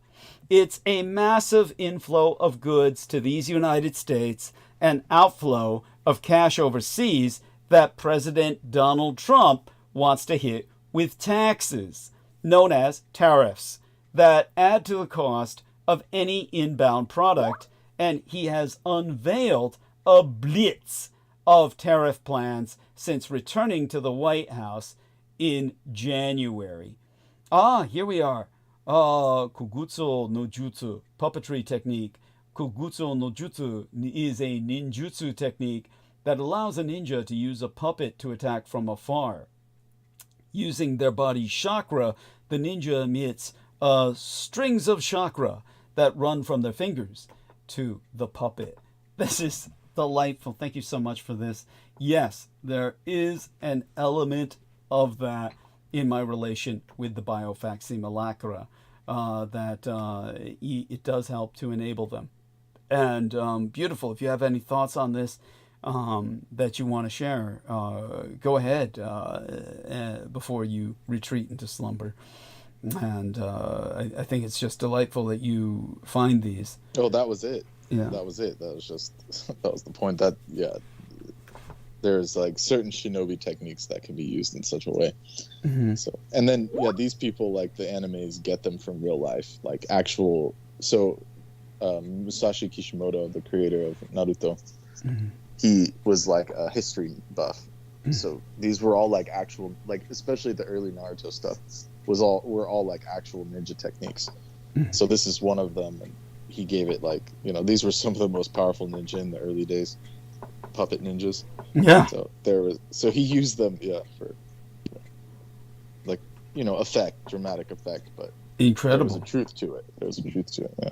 Oh, absolutely. Yeah. And so here's the latest communication that let me do a screen share here, And you can, obviously, you'll provide me adult supervision on this. Maybe I could even figure it out on myself, but I always prefer somebody hold my hand through these processes. So my PayPal business debit MasterCard will expire soon. And they say March 13th, so they tell me 10 days ahead of time. I guess that's fair warning.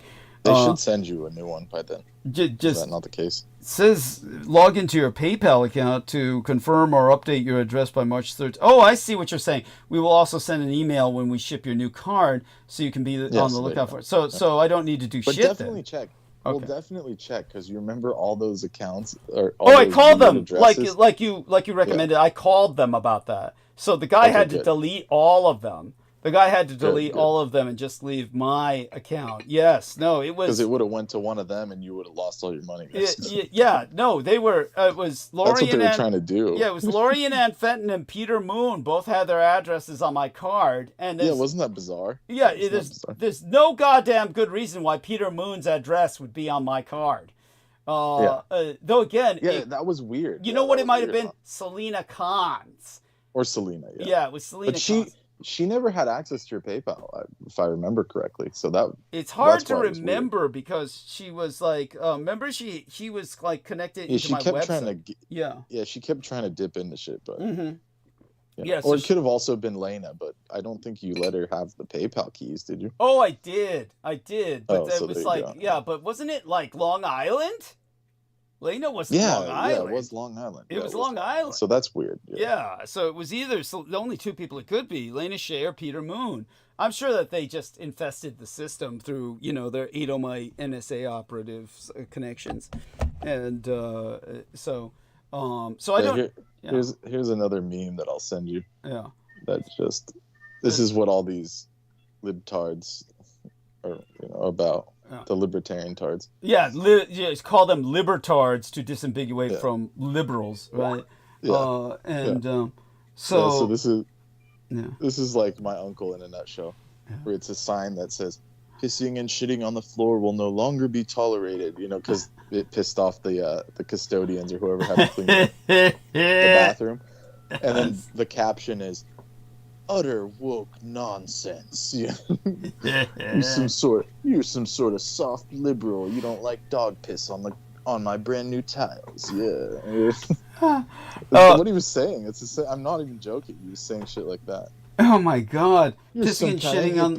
He would sit there and call me a hippie for days. You fucking hippie, walking with your shoes, eating. Did he really? I mean, and then when the dog shit inside, all of a sudden he's cool with it. It's just like filthy pigs. I mean, filthy fucking pigs. I hope they're all in hell in like the lowest level with Ayn Rand, and they get to talk to that witch forever. Yes. You guys all go have a little meeting with Ayn Rand for the rest of fucking eternity. But I don't get it. Why is pissing and shitting on the floor will no longer be tolerated considered utter woke nonsense? Well, it was just a joke. It was. Okay. It's like you never know with these people. It's irony. Yeah. It's supposed to be ironic. Yeah. Oh, okay. By the way, let me do a screen share and. But the scary part is that their joke is reality in the sense of my uncle. Like. Yeah, absolutely. That's why it was funny. Yeah, absolutely. Yeah. So I'm gonna share this so you see the chat room. In the chat room, Amy says, "Everyone going vegan would not be good for Douglas as a vampire. In the future, he would need proper hemoglobin with good iron." Wink. Yes, there we are. So there. Thank you, honey. And what's your response to that? Plants have plenty of iron. I mean, okay. Where do you think the animals get it? Like the animals you're eating eat plants. But yeah, it's just basic biology. Okay. That's why they have blood. Yeah. Yeah, but then the animals are what humans feed off of, right? Or a lot of humans do. So that means that my humans might be plant eaters. I get what you're saying. So if my humans were plant eaters, there's no issue getting iron. It's just okay, got it. Like I think that the problem is people have been indoctrinated against veg for so long. Yeah, that it's like they just have anything to jump on. Which I'm not saying this person is. I'm just saying everyone. Like you can't at this point. Like humanity survived being veg and eating meat, so they're both viable. It's just, Like at this point, there's no reason to even make those kind of arguments, in my opinion. Okay. So. I hear you. And, like I told you, I've had my full blood work done, top to bottom, and I'm deficient on nothing. So, it's possible. I mean, it's possible. I'm impressed. Because oftentimes, vegetarians and vegans are at least stereotyped as having, well, because those are the crazy ones. Like they'll like be fruitarians. Like obviously, you can't do that. Thank you. Fruitarians and stuff, and I mean, so there you go. Thank you. I mean that's just thank you. I appreciate that. Or people that they especially being veg in the West was like, what did you really have? Pasta and salad? I mean, pasta and salad will kill you. I mean, this is like the way it is, the way the salads are now and stuff. Like, oh God. It's just you barely get any nutrition. Like it would take like 4 kilos of spinach to get like enough to survive and stuff. So you got to be sensible. Thank you. And also, I've never advocated vegan. So that's another thing that my uncle kept saying. He said, "You're some kind of vegan, you piece of shit vegan." And it's like, I never said vegan. Vedic is not vegan. Thank you for clarifying that. That's an important point. Vedic is, the cow is super important. Like obviously, like everyone knows that. So, like, you get everything that the cow has, anyways. You don't have to kill it. So there you go. But yeah, so that's what I'd say. Thank you. And, and then like I don't know, like when it's almost like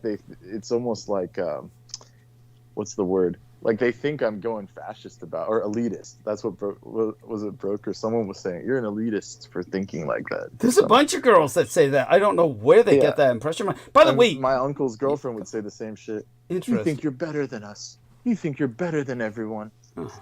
And then she would take me to a bar in Hawaii, and I was like disgusted by the people next to me. And she's like, "I can't take you anywhere." And I'm like, "What? You want me to talk to these fucking weirdo drunk chicks that I've never met? Like, I'm not doing that." And she's like, "You think you're better than everyone." And it's just like, these people are sick, man. What?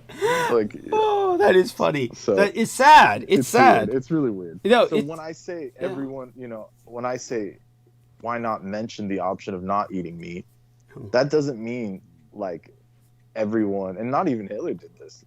Like, you don't say no one can eat meat ever again. Like, it just should be an option on the table. That's it. I like that. It's a good pun. Option on the table. Yes, there we are. Yeah, there you go. Yeah. So there you go. Now, this was what puzzled me about Amy Como. It was last episode or this episode. She said, people ask me, why are you listening to Douglas Dietrich? Why are you even listening to him? And I tell him, because he gives women a chance. Because he gave me a chance. That, she was saying about how I'm supportive of females and for women's rights and all that, and understand where women are coming from in terms of their struggles and their disadvantages in a society that is as misogynist. It's not simply male supremacist. It's misogynist. And then the first thing I was thinking was, I didn't voice it, was, who the fuck is telling you that? I can't even think of who she knows that would be asking her, why are you listening to Douglas Dietrich? That Tokyo Bloker guy? Or who the hell else would be? No comment. Yeah. I don't know. Yeah. No, it would have to be someone with enough brains to go figure that out. I don't know. Yeah, there you go. Who knows? It's odd. Yeah, probably the chiropractor. I'd bet it was that. Yeah. Well. He's thinking with a different head. Yeah, there we are. So what's going on with the National Mall and memorials opening for cherry blossoms? I half expect this to be a joke. Cherry blossom. I half expect this to be a joke where they say you won't have any rangers or anything or something. What is so? Yeah, go on. Well, the National Mall, they don't. Those rangers probably have the best job because there's no one. Yeah. What do you do? Just walk around a square? I was about to say, yeah. You just you just take out the trash in front of the Smithsonian. Well, they must be fired by Musk already. Musk must have fired them already. Yeah. Well, someone's posting online. This is the official National Mall. Yeah. Memorial Park. So someone's employed. This ain't AI. So tell us it's cherry blossom season then, is what you're telling me. Yeah, cherry blossoms are projected to fall between March 28th and the 31st. Oh, well, we can go rendezvous with Pete. Yeah, I was about to say, this is the anniversary then of Peter thinking he was going to the National Mall with his wife Paula. I could swear he told us like way out of season. Yeah, he did. That's why it was weird. Yeah. It was what? Yeah. It was like right after the January 6th, right? So that means it was like 3 months early. There's no way he saw cherry blossom. Yes. Yeah. Like if it was even in February, there's no way you would see cherry blossoms. Because look, it says the earliest it's ever bloomed was March 15th, 1990. There you go. Yeah. And as late as April 18th, 1958. It was what he saw only in the virtual reality goggles that Joel Derek strapped over his eyes. You know, when they took him to somewhere. Yeah. Oh, well, they took him to Clockwork Orange. You know, their Clockwork Orange facility. You know, and his eyes open and shit. Yeah, where he thought that he was with Paula and shit, meeting like African emigres and shit. Remember he was saying that shit? I was talking to African emigres and shit. And it's like, what is he talking about? Well, he's so fucking crazy. Probably, saw African Americans and just said, they must be from Africa. Like the continent and shit. Because he's out of his fucking mind and completely ignorant. Yeah, that's terrible. Yeah, it's just awful. And Paula and me, Pete, if you're still able to walk, we'll meet you there. Yeah, we'll meet you there, Pete. Yeah, and then you can imagine one of us is Paula. Yeah, that's right. You fuck. Yeah. Oh my god. Yeah. Paula's on the West Coast now. She's out. Yeah, that's right. Remember he was claiming Paula. That's how much you hate someone. You move to the other side. Oh yeah, yeah. That shows how much she hates Pete. She moved all the way to the other side of the continent. Yes, like my dad did with his family. Yeah, and as far away from Romania as she could get to. Yeah, at the same time. That's right. That's right. Smart lady. Yeah. And but she what was it? He said Paula wanted to see the cherry blossoms. She wouldn't even know. How would she even know Washington had cherry blossoms? Yeah. It's crazy. That's crazy. Yeah. Yes, there you go. That's how disgusting. Imagine you have a young wife. She wants to see cherry blossoms. Yeah. Just fucking take her to Japan. You sick, cheap fucker. Yeah, thank you. Jesus Christ. Yeah. I mean, that's so offensive. Yeah, no. Yeah. Instead, I'm going to take you back to your home country into a mountain with a bunch of mud and fucking no toilets. Like, she never went with him to Romania. She never went with him back to Romania. She knew better. Yeah. She knew better. Yeah, she would only go there by herself.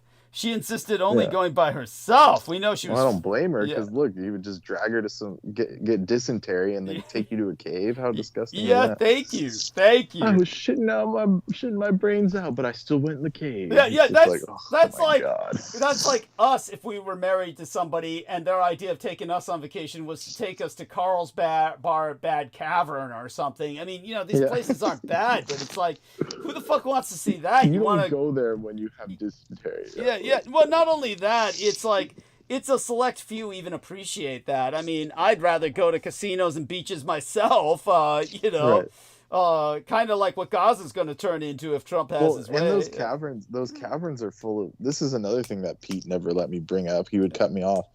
But those caverns are full of jinn and shit, and like Naga and disembodied spirits. Oh yeah. My mom went to one over here near Shasta. Yeah. And she said instantly she felt like some kind of negative energy and like she had like some kind of massive panic attack or something and couldn't go through it. And I was telling her it's probably because there's some like entities that live in there and they don't like that it's a fucking tourist area and they hate when people come in. So if you're sensitive to it, you get like hit. Yeah, I've seen the movie The Descent. I know better. Yeah, exactly. Oh, so Pete's over there spelunking while being, you think those entities want some smelly old man shitting out of his ass in there? It's like, that's so rude.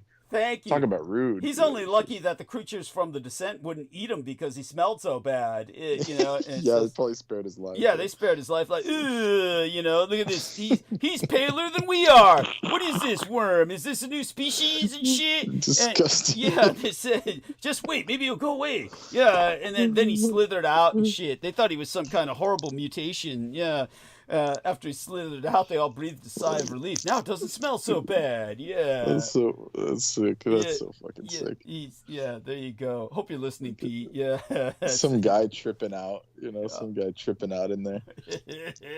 I saw a sphinx, a golden sphinx. Oh yeah. Not to mention then they took him into that chair, like you said, and sat him down. This is the golden throne. The golden throne, and they're doing the Cagliostro on him with all the spinning lights and shit, like you said, like Star Trek and shit. How many lights? How many lights? He does look like Picard. Except he's all... Yeah. Oh, man, that's an offense, too. Yeah, it's an offense to poor Picard. Yeah, I know. Yeah. But he's as gay as Picard. Except Picard had more, class. He wish he had as much class as Patrick Stewart. Yeah, no shit. True enough. Jesus Christ. This dude ain't got no charisma. Yeah. Zero. Yeah. Patrick Stewart is an actual Shakespearean actor. Yeah. Yeah, exactly. Yeah, Pete couldn't pull that off. Yeah, Pete can't pull shit. Yeah, he's like, actually, women actually found Picard sexy. Yeah, they, which I don't get. And you know what's funny? My uncle was saying shit like that too. So he must have been gay as fuck. He is. Yeah, your uncle was saying that because your uncle liked the fact that the guy was bald. Even straight guys will say Picard is sexy because they're all balding. That's what he was saying. Yeah, because and Picard didn't. Women love bald guys, and he's like, shave your head. I'm like, dude, no, I have hair. Yeah, no shit. What an idiot. What an idiot. We people who still have He's hair. He's like, grow out your beard and shave your head. And it's just like, dude. Oh, great. We'd look like Aristides. Yeah. But who's the other guy who looked like that? What was his name? Tate. Fucking Tate. Yeah. Tate doesn't even have a beard. He doesn't even, he's got a pussy beard. It looks like a vaginal beard. But what's the other guy who was the Latin American guy who was with us for a while? It wasn't Miguel Andujar. It was the other guy. What was the guy's name? I don't remember these weirdos. Yeah. Pac-Juan Mireles. Pac-Juan Mireles. Yeah. Yeah, that dude was a creep. For sure. Yeah. Pac-Juan Mireles. What a creep. Yes. That poor son of a bitch. Yeah. Anyhow, what an idiot. So speaking of holy shit, I need to go to sleep so I don't dwell on this shit. All right, love you dearly. Blessed be. Still, if you happen to wake even up, remembering Pete is like I would rather be in the cave with those descent creatures, like with fucking goblins. Thank you. Thank you. Yes. Like I do qigong with them before him. That's for sure. Yeah, thank you. Yeah, that's right. You get better benefits too. Yeah, they'd actually be in tune with nature. Yes. Yeah. Yeah, exactly. Yeah, they wouldn't be wearing combat boots. They wouldn't be wearing combat boots. No, hiking boots doing qigong. Yeah, insanity. Yeah. That's thank you. Yeah, there you go. Yeah, talk about being cut off from madness. Yeah, cut off from the Earth rhythm and the Earth magnet. You've got all that. Well, it cut off his circulation too. There we are. Yeah, that's right, dumb motherfucker. And okay, love you dearly. Stay safe and be well. Yeah, and when it comes to these tariffs that I'm articulating about Trump's blitzkrieg, or we could call it, and what would be the German word for economic blitzkrieg? Economic blitzkrieg, I guess. Economic blitz, econoblitz. Oh, I can get you the term. It'll just I have to crank the cogs in my brain. But Trump's rationale ranges from raising money to pay for tax cuts to bringing back manufacturing to these United States to leveraging concessions from trading partners. And the idea has raised concerns about a global trade war. Rates as high as 25% on goods from Mexico and Canada, for example, are slated to go into effect tomorrow. Tomorrow, people. Monday, as dated March 4th. Yeah, okay, that's what it is. Wirtschaftsblitz. Thank you. Excellent. So that would be economic blitz. You can also use Gesellschaft, meaning like a brotherhood of, like a banker's blitz, like a business blitz. So Interesting. You can pick one. But I think the first one's better. The first one's better because Gesellschaft can actually be applied to, like you said, a brotherhood, almost like a cabal. So that would be like a corporate blitz. Yeah. That's what that would be. A Gesellschaft is like a corporation. Thank you. Appreciate that. Now, nearly half of all American imports come from 3 countries: the People's Republic of China, Canada, and Mexico. Now the leading sources of all imports. The Communist Chinese Empire is considered a geopolitical adversary, but the American empire has had free trade agreements with Canada and Mexico for decades. Tariffs, however, could become steep for all 3. And let me acknowledge the latest Wirtschaftsblitz. Thank you. And in terms of the range of goods involved is extensive, and supply chains are complex. So is the economic impact. Hongzhonghua, or Red China, its manufacturing prowess hollowed out entire American industries, but has also helped keep inflation low. And the year-round availability of avocados from Mexico even became a Super Bowl ad meme. Now, a trade war with the United States is still very much it's a probability. And that means that various Canadian goods will get more expensive for Americans. And Canada isn't just an exporter of excellent hockey players. They also export a lot of what American industry needs. Aluminum and oil, for example, and an entire plethora of products that everyday Americans use. They've cornered the market on baby eels. They're a major lentil producer. They make artisan flour, bourbon, and popcorn, guitars and watches, and, yes, hockey sticks. Americans will rue the day they add tariffs to Canadian goods. So, as a historian, I have to ask, is past prologue? In the decades right after what is deemed to be the end of the prosecution of proactive hostilities on the surface world involving the Second World War, right after World War II ended, in effect, into ceasefire terms in the Pacific, with pent-up demand from wartime rationing and a baby boom underway, U.S. factories pumped out the cars to transport a growing population, the food to feed everyone on Earth, and the furniture and appliances to fill their own homes. Imports were a luxury. Tariffs were high, but supply networks, all our highways, ports, warehouses, and computers needed to shuffle things around and track them. They were not as extensively developed as they are today. Imports, which were a modest share of economic activity in the 1960s, that so pivotal decade for all mankind, not just because I myself was delivered through the loins of my mother into this vale of tears, but for so many other reasons. Accelerated as the United States began importing things like German and Japanese automobiles, then took off in earnest in the 1990s under various free trade agreements. Globalization, long championed by Republicans before Trump's America First mantra rewrote their entire narrative backwards, had a noticeable hand in keeping inflation low for years, a benefit to consumers of all means. The United States began opening its markets with tariff cuts in the 1970s. Then deals like the North American Free Trade Agreement, acronymous as NAFTA or NAFTA, drove them even further down in the 1990s, and that process remained intact until Trump's first midterm starting in 2017. Ask a dozen experts, any dozen experts, about how tariffs affect an economy, and you'll get a dozen different answers.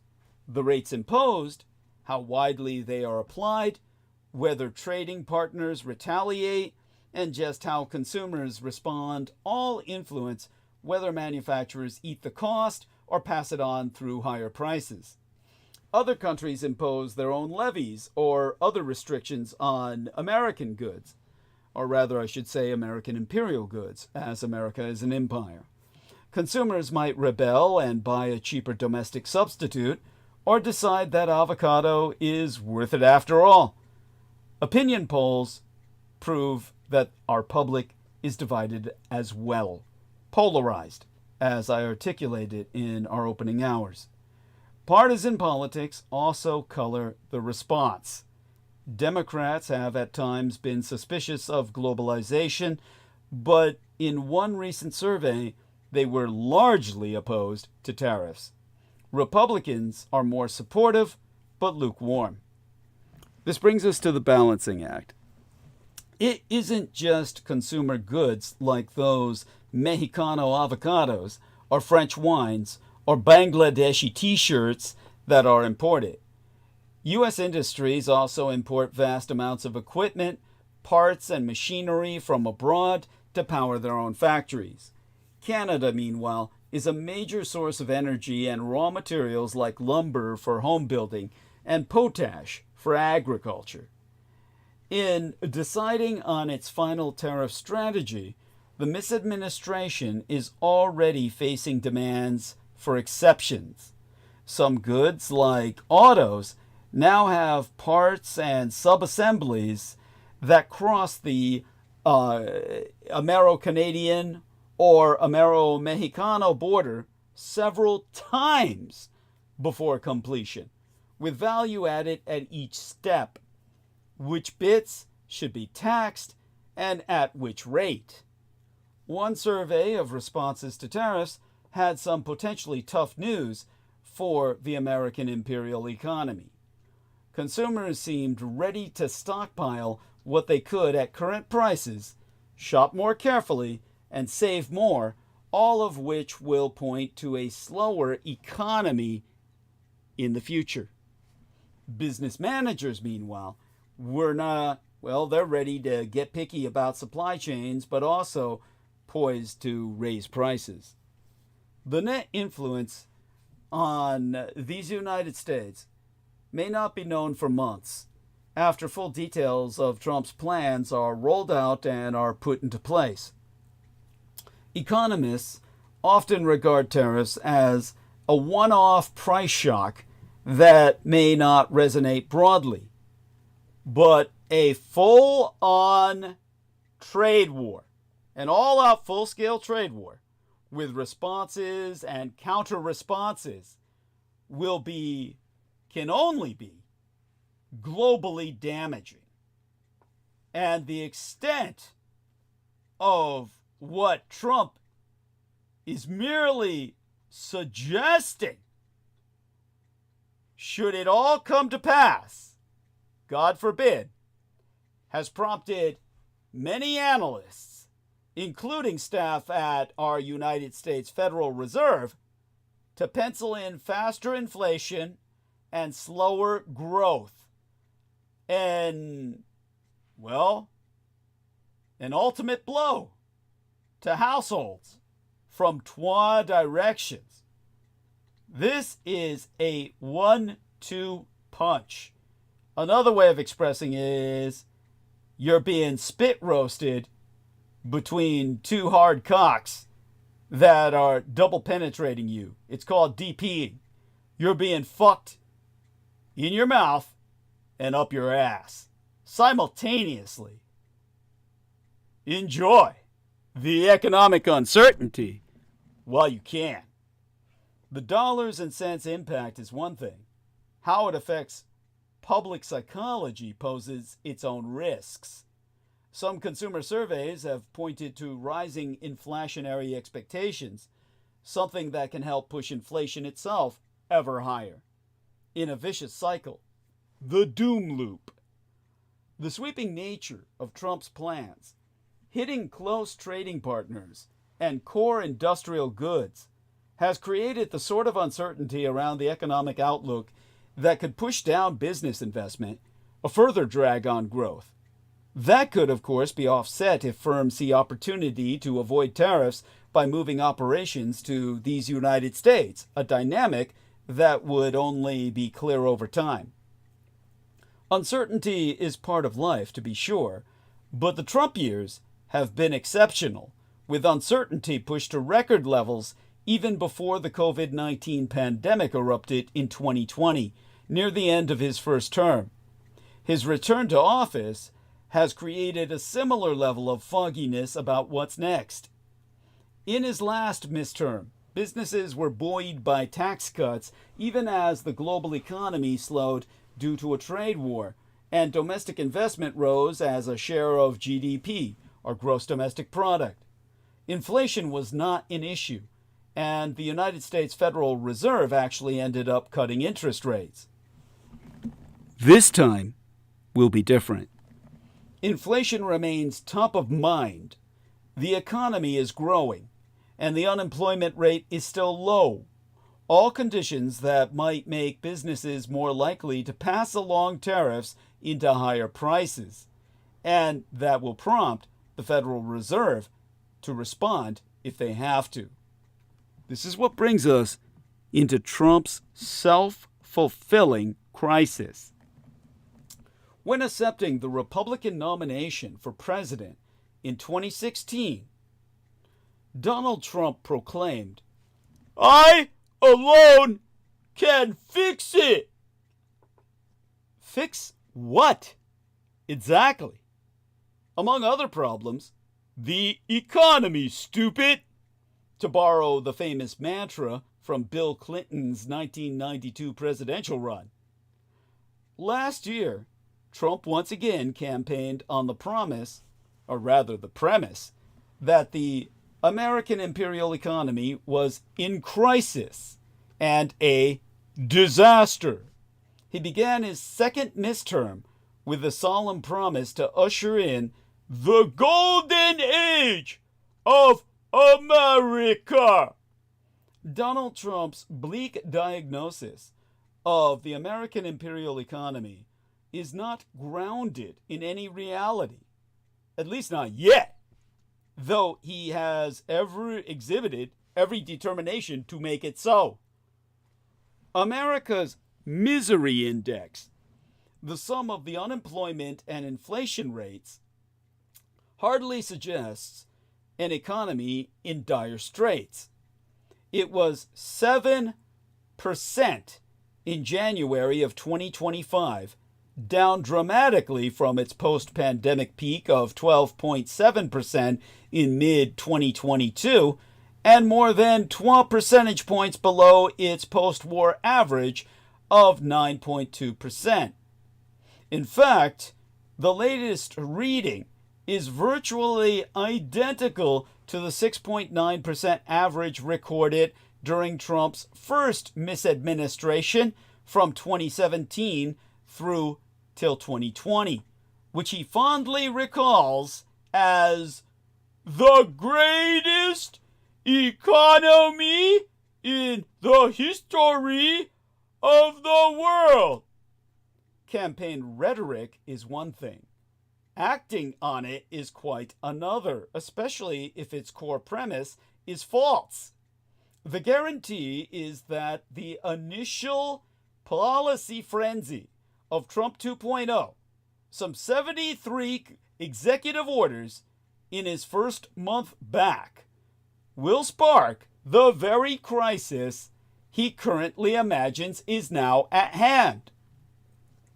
The inflationary impact of tariffs is a case in point.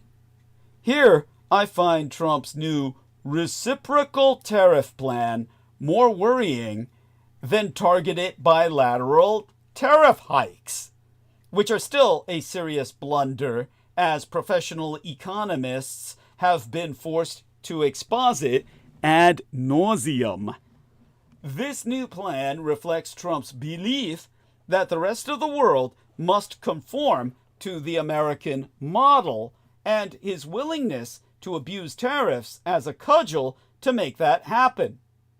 This applies not just to cross-border trade, but also to industrial policies, value-added and digital services taxes, currency manipulation, and any other so-called structural impediment to foreign market access. Trump's plan flies in the face not only of well-established supply chain efficiencies, but also of the 8 rounds of reciprocal tariff reductions after the United States enacted the Reciprocal Trade Agreements Act of 1934. Is the Trump misadministration, with its grandiose insistence on reciprocity, actually unaware of this? Nor does Team Trump even acknowledge the inflationary, how would I reference it? The inflationary inevitability, or I'm not going to call it inflationary potential, it will be inflationary inescapability of these actions, pointing to the lack of inflation fallout from the tariffs of 2018 through to 2019 as they do, to try and posit that there be precedent as foundation for their current misactions. This is a false comparison. Reciprocal tariffs are aimed at all of America's major trading partners, not just communist China on the Asian mainland, as was the case back then. Moreover, they are being proposed during a period when core inflation, the consumer price index excluding food and energy prices equals core inflation, is 3.3%, well above the Federal Reserve's 2% target. By contrast, average core CPI, or consumer price index, inflation was close to the Fed's target during Trump's first misadministration. Much to Trump's displeasure, an inflation-targeting Fed will likely be wary of cutting policy rates in the face of price increases from tariff hikes. And it's not just eggs. Americans now seem to be bracing for a sustained period of higher prices. The latest University of Michigan survey proved that consumers expect inflation to be 3.5% over the next 5 to 10 years, the highest reading since 1995. Another concern is that Trump's policies will pierce the denial embedded in financial markets. The United States stock market has been on a tear, largely owing to a speculative binge on artificial intelligence. According to Bloomberg, the Magnificent Seven, those are the techno giants. The 7 techno giants: Alphabet, Amazon, Apple, Meta, Microsoft, Nvidia, and Tesla, all of which have poured billions into AI development and infrastructure, are up fully 3.2-fold on an equal-weighted total return basis from the end of 2022.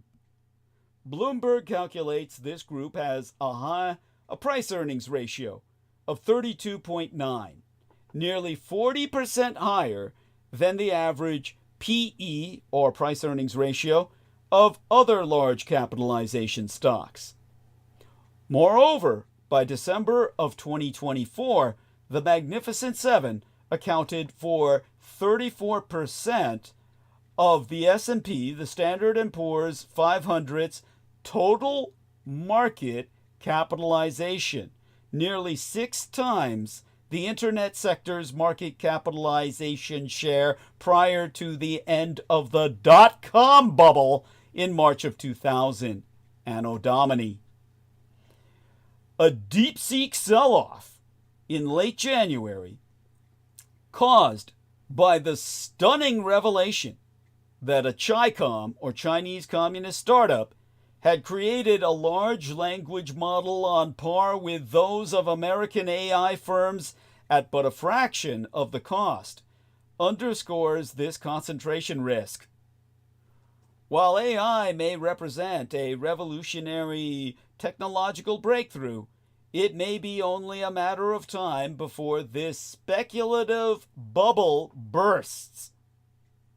I can also guarantee a sharp dollar correction. To be sure, a dollar crash was wrongly predicted in mid-2020, but with the broad dollar index, the real effective exchange rate, as calculated by the Bank for International Settlements, surging to a record high, my concerns have multiplied. America's gaping current account deficit and domestic savings shortfall are far worse today than in mid-2020. There is limited upside to interest rates after their recent normalization, and the eventual collapse of the AI-fueled equity bubble will lead to cross-asset contagion. That means a crash, a stock market crash. American exceptionalism, a pillar of our greenback's dominance, is also at risk. Key soft power attributes long associated with American imperial global leadership. Remember, we're not a soft power, we're a superpower. Based on morality, character, adherence to the rule of law, and unflinching commitment to alliances, they're all fraying as the MAGA grip tightens. This is like somebody who's jerking so hard off on their dick they no longer have sensitivity by which to stimulate themselves. Therefore, it's like jacking off forever without the money shot. Defense Secretary Pete Hegseth, yes, we are occupied. Indeed. Thank you. Tell us, Brendan, if you would be so kind, what this son of a bitch has just done. Oh, if I could even fucking stomach it. How do you explain that? It's called treason. Yeah. Defense Secretary Pete Hegseth orders a halt to offensive cyber operations against Russia. Yeah. Yeah. That says it all. Yeah. So, there's nothing else to say. I will go deeper into that in monologue, but yes, it's... Oh, so you knew about this? This just happened this afternoon, yeah. Well, believe it or not, you know how I know about it. My son's husband. Remember that. Yeah. Well, I mean, it's not like we didn't expect it as well. Of course. I get what you're saying, yeah. Yeah. Yeah. But this is just... It's open treason. I mean, there's no other word for it. I mean, it's just... Thank you. Thank you. It's like, no, this is like, we're under, say what you said in the comments, we're under occupation. Yeah, that's... Yeah, this is, we're under occupation government. There's no other explanation, Thank you. I appreciate As far, hey, you have to give it to the Russians. They played the long game and they won, Doug. I mean, you have to just give it to them. Oh, yeah. Yeah, got to give them that. With no resources. This is why. So in that way, they are good. Yeah. This is why Ukraine can win. Ukraine can win because Russia had no fucking resources and they fucking won. So, they played the long game and they did it. So yeah, you've got to do the long game, people. This is like always think in terms of the long game. And bless you. Thank you. Appreciate that, dear Brendan. Now, polarized American society endlessly debates whether Trump is as crazy as a loon or as sly as a fox. The great white MAGA hope is that the savvy dealmaker will ultimately prevail, winning major concessions by taking tough positions and bullying foreign adversaries. In these days of froth, that may not be the wisest bet to make. In the end, America will only get the economic and financial crisis that Donald Trump falsely claims to be confronting. The misery index will then finally live up to its name. Now, arguing that the misadministration's pursuit of downsizing government rooting out waste, fraud, and corruption at the federal level, and dodgy in general is popular with Republican and independent voters, but the economy must be Trump's priority, while qualifying that voters don't care about macroeconomic data, like the metrics released this week, Americans being focused instead upon their ability to afford the basics in life: milk, eggs, diapers, and gasoline. The Republican strategist, Matt Kink, or his real name is Matt Klink, like Colonel Klink from Hogan's Heroes. Matt Klink told Newsweek magazine, and here I read therefrom at length and verbatim, the Trump administration's 5+ weeks in office have been a tour de force, where domestic and international issues have come quickly. While not directly responsible for a still struggling economy, Donald Trump will be held accountable by voters whose top concern is their family's economic well-being. Voters are fickle. They supported Donald Trump because they believed that his vision was superior to that of the Biden-Harris administration. It's still early in Donald Trump's second term, but voters are anxious, especially after the previous 4 years of economic uncertainty. As Donald Trump's aggressive trade policies convince other countries to break their dependency on the American imperial consumer, the rest of the world has much to thank him for: a global economy without America. It is still early days in the second Trump misadministration, but one must already ask what it means to make America great again. After all, our country is already great, judging by all the most basic economic metrics. We account for between 15% and 26% of global gross domestic product, depending on whether one uses the nominal figure or adjusts for purchasing power. And our economy is bigger than the rest of the G7 combined. Despite having a population 1/4 the size of mainland China or Asian India, these United States dwarfs both economies in nominal terms. The average American household's income is far above that of any other country with more than 50 million people. I'm hearting the sigils sent by Brendan Zogit to help us maintain bandwidth throughout the night, actually downloading one of them. And with that, back to the task at hand, and thankful for our maintaining our numbers.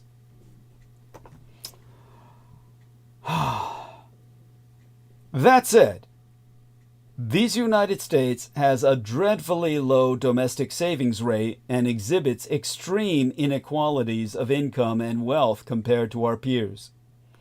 Despite spending colossal sums on healthcare, we rank below all other advanced economies in health outcomes, with some population cohorts even suffering declining life expectancy.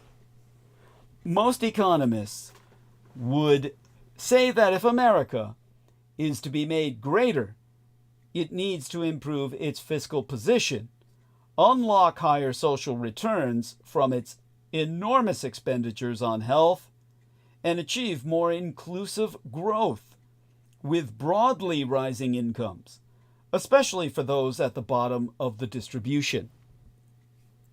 It was like they used to argue about the Empire of Japan. Japan's post-war revolution made it great. Japan's social revolution must make it just. America's already great. We need to make America just. I would call it MAJ, or MAG. Make America just. No, again, because we've never been just before. This brings us to the colossal demand of American consumers. Given our size and systemic importance, developments in the American imperial economy tend to have implications for the rest of the world as well.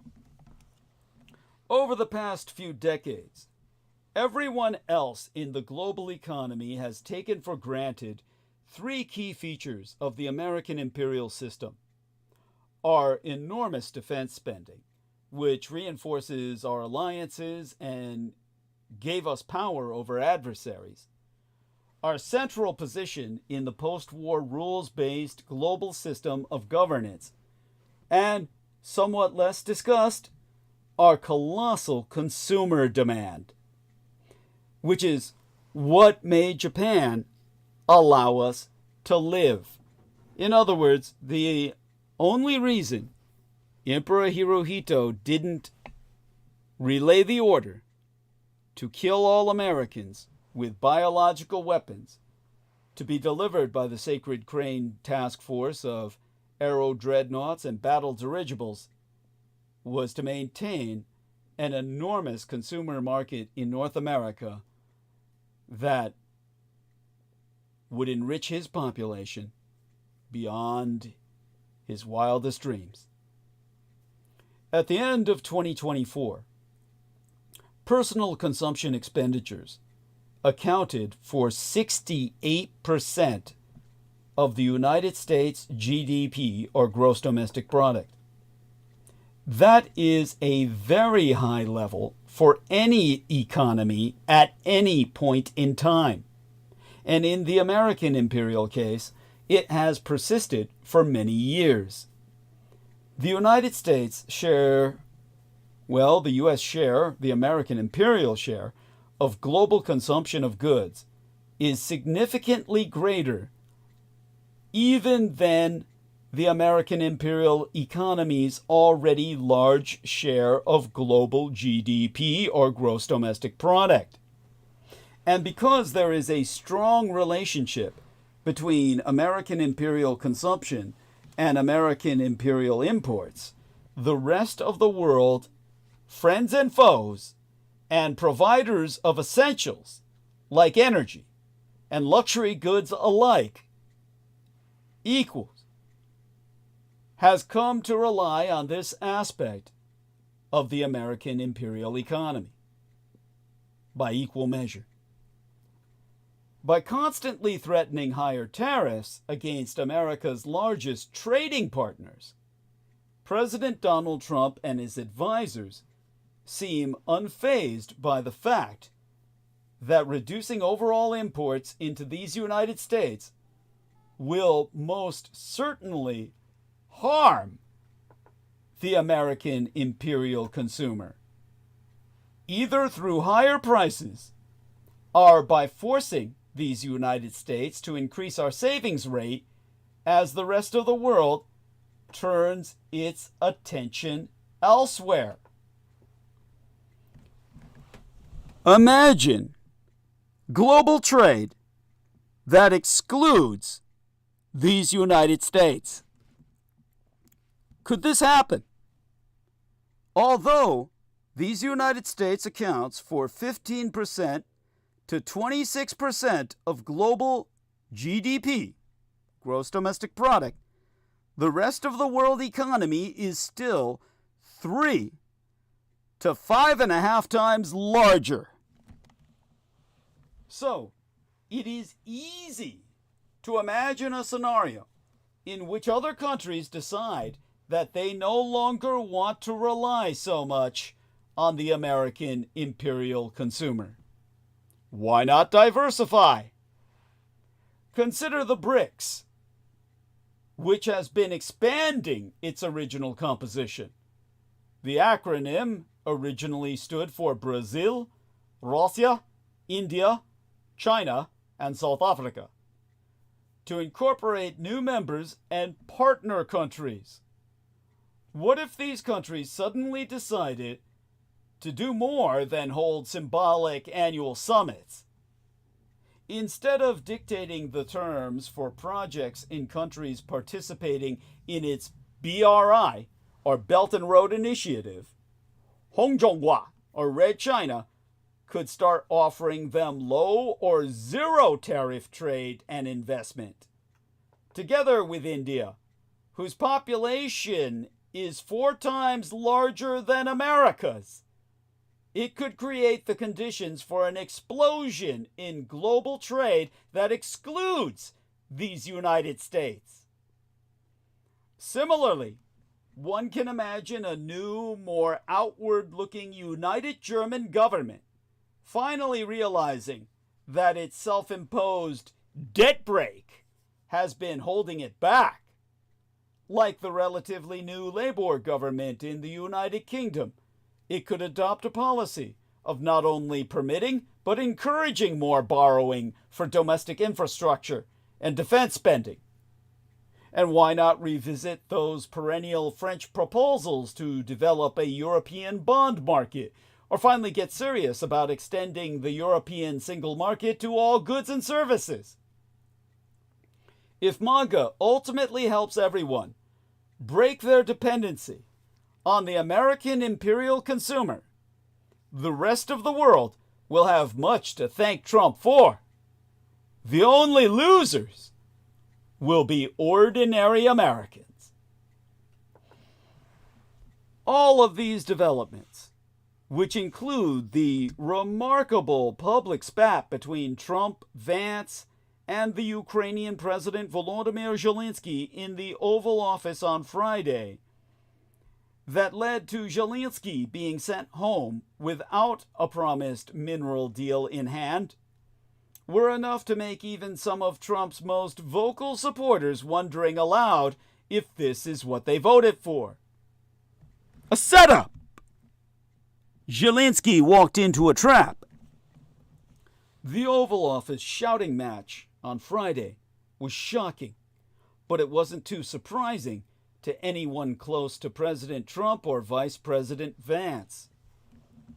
Trump's clash with Zelensky marks a defining turn away from the American imperial defense of democracies. Trump is losing to Red China's Xi Jinping in the global battle of ideas, with Trump's new defense secretary saying the Russian Empire is not a significant cyber threat to the United States anymore. The President Donald Trump and Vice President J.D. Vance's tag team tantrum in the Oval Office resulted in the implosion of an Amero-Ukrainian security deal and the Ukrainian President Volodymyr Zelensky being thrown out of the White House on Friday. Donald Trump and Volodymyr Zelensky's extraordinary clash featured an American president siding with an autocrat and longtime adversary over a nascent democracy. The talking points are already out to Trump's toadies in the mainstream mass media machine, and they are embarrassing. The Washington Post's Mark Thiessen mused, "This is entirely Zelensky's fault. Trump greeted him graciously, was ready to turn the page, just said he wanted to help Ukraine get its territory back, and Z comes in and gets into a fight in public. I've never seen anything like it in my life." Michael Schellenberger declared, "Zelensky says he wants peace, but he just rudely dismissed the Trump administration's diplomacy as pointless. That angered Trump and at J.D. Vance, and now Zelensky has fled the White House. This should be the wake-up call that global elites and Europe desperately need." Red States, Bonchi submitted, "When you're the leader of a war-torn country that has already been handed $200 billion in aid, you check your ego at the door, stay cordial, and sign the deal. Stupid, stupid decision by Zelensky." Do these people even hear themselves? First, these are outright lies. The verbal brawl between the three men began not because Zelensky was rude or came in looking for a fight, but because Trump and Vance were criticizing their guest. To quote as Trump, "You see the hatred Zelensky got for Putin. It's very tough for me to make a deal with that kind of hatred. He's got tremendous hatred." Oh, Trump would know. Then after Vance blamed the previous American administration for prolonging of the war, Zelensky pointed out that the Russians had launched multiple wars of aggression over the last decade, committed atrocities against Ukrainian citizens, and violated all past agreements. Vance responded by calling him disrespectful. That's when the conversation began to unravel. After Trump and Vance excoriated Zelensky, not the other way around. Even setting aside the mendacious retelling of what happened in the Oval Office, however, this defense of Trump is actually a staggering indictment. Zelensky must say precisely the right thing in every moment while speaking in a foreign language, or this misadministration will alter its position to favor Vladimir Putin's revanchist and revisionist Russia. He has to meekly nod along as Trump decries his hatred for the man who slaughtered tens of thousands of his countrymen? Or else? What Zelensky was trying to say before the ignoble duo at the top of the executive branch picked up their toys and went home was that it doesn't matter if he hates Putin. What matters is that he cannot trust Putin, because Putin has proven he cannot be trusted. Trump sycophants have already lost the argument. Strategically, could Zelensky have played it better? Sure. But the more momentous takeaway from Friday's events is that Trump and Vance's poor character represents an enormous threat to not only the interests of their own country, but the world order that depends upon us. And there's no reason to emphasize the former point while ignoring the latter, save for rank self-interest. As to why it matters, privately, Trump sees the Ukrainian president Volodymyr Zelensky as a pro-Biden, ungrateful lightweight destined to lose to Russia. Point? And Trump visors understand that Zelensky knows Trump to be a pro-Putin delusional fool destined to make him lose to Russia. To Trump's team, it was 3 strikes, and now officially out of favor for Zelensky. In their eyes, Zelensky already had 12 strikes against him when he sat down with Trump and Vance. Point. That was the backdrop for a conversation that would become perhaps the most epic televised foreign policy row in history. An argument that rattled Europe and vividly illustrated a sharp turn in American imperial foreign policy toward the Russian Empire. It began with what Trump's team saw as strike 3 against Zelensky. He disagreed publicly with Vance, who accused Zelensky of trying to litigate his case before the media. Point? Vance said Zelensky didn't show enough thanks to these United States for funding Ukraine's defense, or to Trump personally for trying to bring peace. Point? After a tense 9-minute exchange, it ended with Trump stopping the 50-minute meeting and essentially showing Zelensky the door. Strike two came just before Friday's meeting, when Zelensky arrived at the White House without a suit or jacket as requested. It was perceived by White House staffers as disrespectful. Strike one came February 15th, when Zelensky publicly trashed a proposed mineral rights deal with Ukraine that he privately had discussed the day before in Munich with Vance and Secretary of State Marco Rubio. Point: the plan Friday was for Zelensky to sign a new version of the deal as part of a plan to end the war. That did not happen. In terms of the big picture, at the heart of the discord is Trump's view of the conflict itself, which continues to challenge the United States' long-held alliances in Europe. Point: Trump sees geopolitics in terms of negotiations between powerful countries, empires really, and big personalities. The Russian dictator Vladimir Putin is a co-equal in this paradigm, or misparadigm, as it should be named, are called out.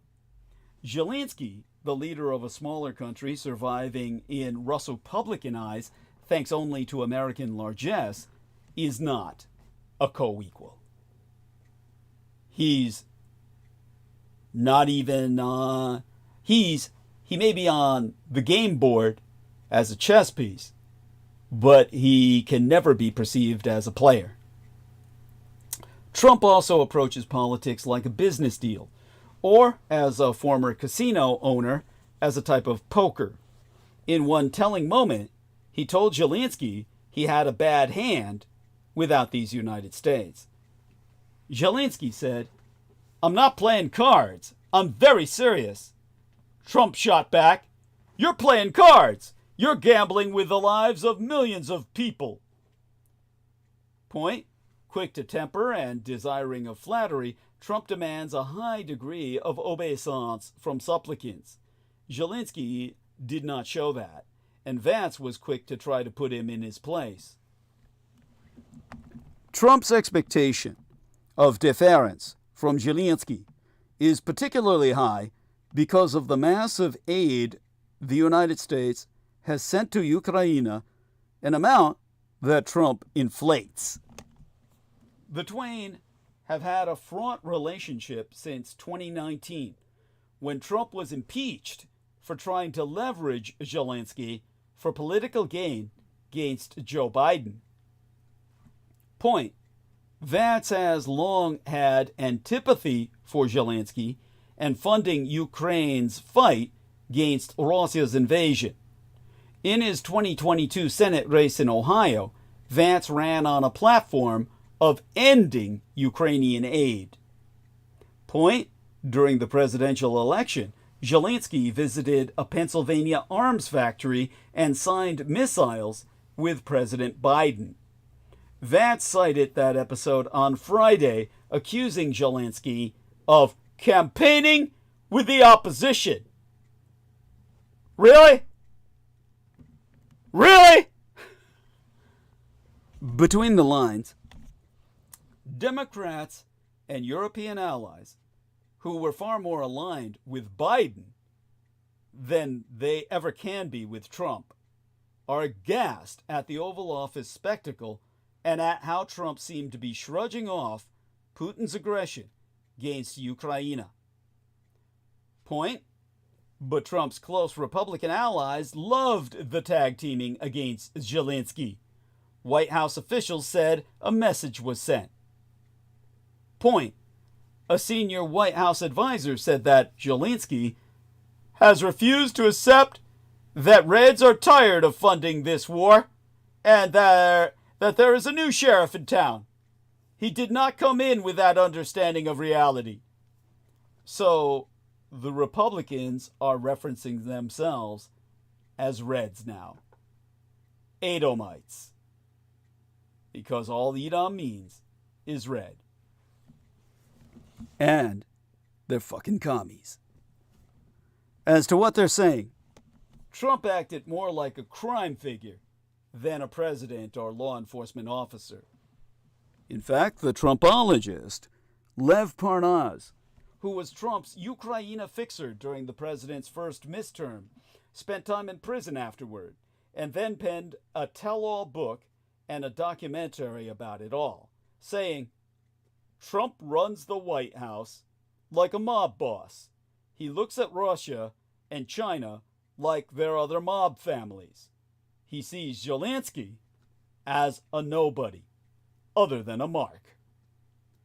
Leave aside, if only for a moment, the utter boorishness with which the President Donald Trump and the Vice President J.D. Vance treated the Ukrainian President Volodymyr Zelensky at the White House the day before yesterday.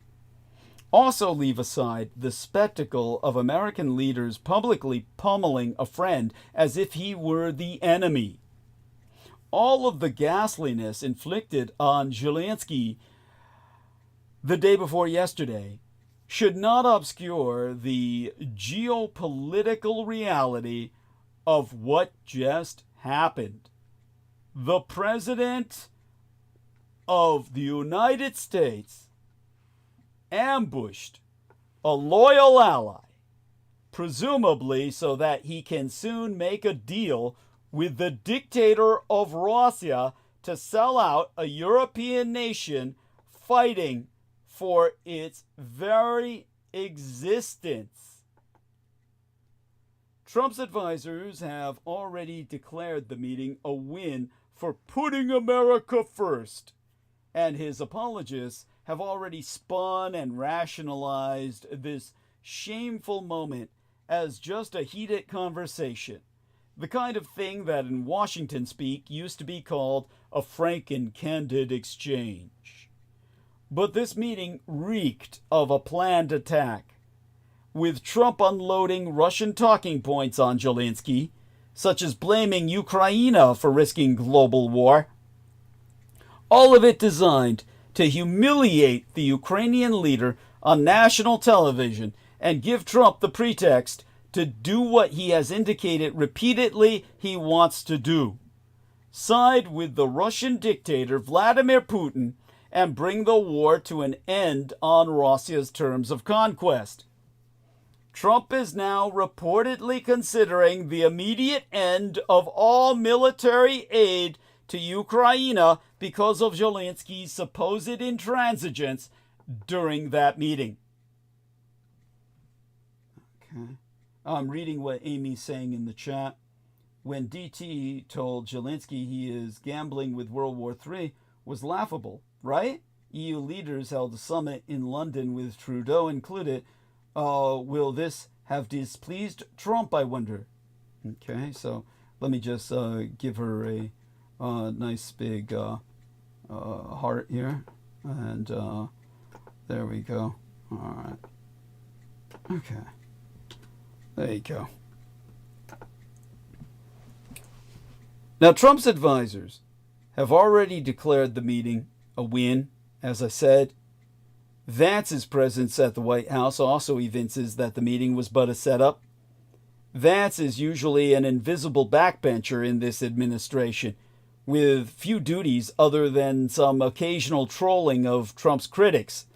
The actual business of furthering Trump's policies is obviously now Elon Musk's job. This time, however, Vance was brought in to troll not other Americans, but a foreign leader. Marco Rubio, in theory America's top diplomat, was also there, but he just sat glumly and silently while Vance pontificated like an obnoxious graduate student. Zelensky objected, as he should have, when the vice president castigated the Ukrainian president for not showing enough personal gratitude to Trump. And then, in a moment of immense hypocrisy, Vance told Zelensky that it was disrespectful for you to come into the Oval Office and try to litigate this in front of the American media. But baiting Zelensky into fighting in front of the media was evidently the plan all along, and Trump and Vance were soon both yelling at Zelensky. During the meeting, Trump said, "This is going to be great television." The president at all times sounding like a mafia boss. You don't have the cards. You're buried there. But in the end, he sounded like no one so much as Putin himself, as he hollered about gambling with World War III, as if starting the biggest war in Europe in nigh a century was Zelensky's idea. After the meeting, Trump dismissed the Ukrainian leader and then issued a statement that could only have pleased his master in Moscow. I have determined that President Zelensky is not ready for peace. If America is involved, because he feels our involvement gives him a big advantage in negotiations. I don't want advantage. I want peace. He wants a piece of Ukraine's ass. That's what he wants. It's minerals. He disrespected the United States of America in its cherished Oval Office. He can come back when he is ready for peace, meaning to give a piece of his ass. And all the asses of all his countrymen and women and children. Trump might as well have dictated this post on Truth Social before the fucking meeting, because Zelensky didn't stand a chance of having any actual discussion at the White House. When he showed Trump pictures of brutalized Ukrainian soldiers, Trump shrugged and simply muttered, "That's tough stuff." Perhaps someone told Zelensky that Trump doesn't read much and reacts to images, but Trump, uncharacteristically, seems to have been determined to stay on message and pick a fight. Vance, for his part, fully inhabited the role of a smarmy talk show sidekick, jumping in to make sure the star got the support he needed while slamming one of the guests. The vice president is an unserious man who tries to insert himself into serious moments, but this time the stakes were much higher than the usual dust-ups with the media or congressional Democrats. He chuckled as Brian Glenn, a journalist from the right-wing channel Real America's Voice, who is reportedly dating the representativist Marjorie Taylor Greene, asked Zelensky the tough and incisive question of why he had not worn a suit in the Oval Office. Well, perhaps someday he'll ask Musk why he wears a hat and t-shirt to every high-level cabinet meeting, but I would never bet on it myself.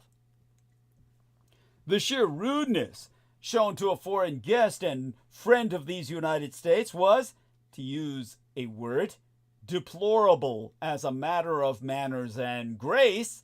But worse, Trump and Vance acted like a couple of online Kremlin sock puppets instead of American leaders. They pushed talking points that they either knew or should have known were wrong. Even if Zelensky were as fluent and capable in English as Winston Churchill, he would never have been able to rebut the flood of falsehoods. No, the United States has not given Ukraine $350 billion fucking dollars. Yes, Zelensky has repeatedly expressed his thanks to America and even to Trump. No, Zelensky was not attacking this misadministration, though he bloody well should have. The Ukrainian leader did his best to stand up to the bullying, but Trump and Vance were playing to the cameras and the MAGA gallery at home, for chuckles from the peanut gallery of Maggie Knots, MAGA Knots, or McGidiots. Vance showed how dedicated he was to point scoring rather than policy making, with an observation so shallow that he was lucky that Zelensky was too off balance to call him out for it. To emphasize the Ukraine's perilous situation, Vance noted that Zelensky was sending conscripts to the front lines, as if this were some sort of unprecedented policy that only the most desperate regime would dare enact. Zelensky said that all nations at war have problems, but he might have pointed out to Vance that Ukraine is fighting for its very existence, while the United States has dragged conscripts to places far from home, including Korea and Vietnam, to fight against troops supported by the Kremlin. The day before yesterday's meeting, and America's shameful Israeli-manipulated vote in the United Nations on Monday confirmed that the United States is now aligned with the revanchist and revisionist Russian Empire against Ukraine, against United Europe, and against most of our planet, for that matter. I felt physically sick watching the president of these United States yell at a brave ally, fulminating in the Oval Office as if he were an addled old man shaking his fist at a television. Zelensky has endured tragedies, risked his life in ways that men such as Trump and Vance cannot imagine. Vance served as a public relations officer in the most powerful military in the world. He has never had to huddle in a bunker during a Russian bombardment. I am ashamed for my nation. Even if Congress acts to support and aid Ukraine, it cannot restore the American honor lost into this weekend. But no matter how disgusted anyone might be at Trump and Vance's misbehavior, the strategic reality is that this meeting was a catastrophe for these United States and all the free world. America's alliances are now in danger, and they should be. Trump is openly and gleefully betraying everything America has tried to defend since our defeat by the Axis 80 years ago, concomitant or connivance with the communists and the colonialists. The entire international order of peace and security is now in danger, as Russian autocrats, after slaughtering innocent people for 3 years, look forward to enjoying the spoils of their invasion instead of standing trial for their crimes. Shortly after Trump dismissed Zelensky from the White House, Putin's homunculus, the former Russian president Dmitry Medvedev, posted on X, "The insolent pig finally got a proper slapdown in the Oval Office." Friday, February 28th, 2025, will go into the history books as one of the grimmest days in American diplomacy. The beginning of a long-term disaster that every American imperial ally, and anyone who cares about the future of democracy will have to endure. With the White House's betrayal of Ukraine capping a month of authoritarian chaos in America itself, Putin, along with other dictators around the world, can finally look at Trump with confidence and think, he's one of us.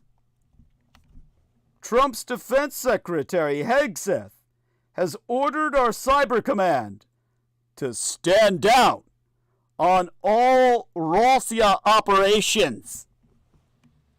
According to multiple new reports on a drastic policy reversal that has taken hold under the new Trump misadministration, it appears that the United States no longer considers the Russian Empire a significant cyber threat. The cybersecurity outlet The Record originally reported that under Trump's new Defense Secretary Pete Hegseth, United States Cyber Command has been ordered to stand down from all planning against Russia including offensive digital actions. The outlet cites 3 anonymous sources who are quite familiar with the matter. The order does not apply to the National Security Agency, at least in appearance. The policy shift represents a complete 180-degree turn from America's posture over the past decade, which has consistently considered Russia one of the top cybersecurity threats. Credible reporting and government investigations have proven that Russia has hacked into all American imperial systems countless times and ultimately changed the course of the elections in our United States, ultimately installing their puppet Trump into power to do just this. For those of you sending me emails right now, I'm getting emails that, well, they're leaving the NSA able to operate. Of course they are, you fucking idiot. That's where Michael Aquino was deputy director, and he needs to be able to maintain communications with the Russians without interruption of such. That is why the NSA is not subject to these orders, so they can continue their treasonous communications behind the rusted Iron Curtain. Now, The Guardian has reported that a memo recently circulated to staff at America's CISA, the Cybersecurity and Infrastructure Security Agency, establishing new priorities for the agency, and while mentioning the threat of digital incursions by Hongzhonghua, Red China, and other enemies, failed to mention Russia at all. A source who is familiar with this internal memo told the Fourth Estate, Russia and China are our biggest adversaries. With all the cuts being made to different agencies, a lot of cybersecurity personnel have been fired. Our systems are not going to be protected at all, and our adversaries know this. People are saying Russia is winning. Putin is on the inside now. It's not true. Russia won long time ago when they installed Donald Trump, and Putin is now our president in effect. America is Russian occupied. This is why I've emphasized, if you're an American serviceman or woman, you are obligated to defend America against all enemies, foreign and domestic. You have sworn to kill Donald Trump. If you don't act on that, I don't see how you can live with your conscience. You're breaking your oath to defend America. Millions of American soldiers, sailors, servicemen, airmen, and Coast Guardsmen. You're nothing but cowardly pieces of shit. You should all be rising en masse to kill Donald Trump and J.D. Vance and their entire government of appointees. All of their appointees. You should be killing them all in the name of defending us. None of you are doing that. You're as treasonous as they. The American military has always been America's enemy. I exposed that myself in a book I cannot even recommend because an individual named Vinnie Barbrick claims he owns the copyright, and I get no profits for it. But I articulated all of this for decades. Your America lied about winning World War II.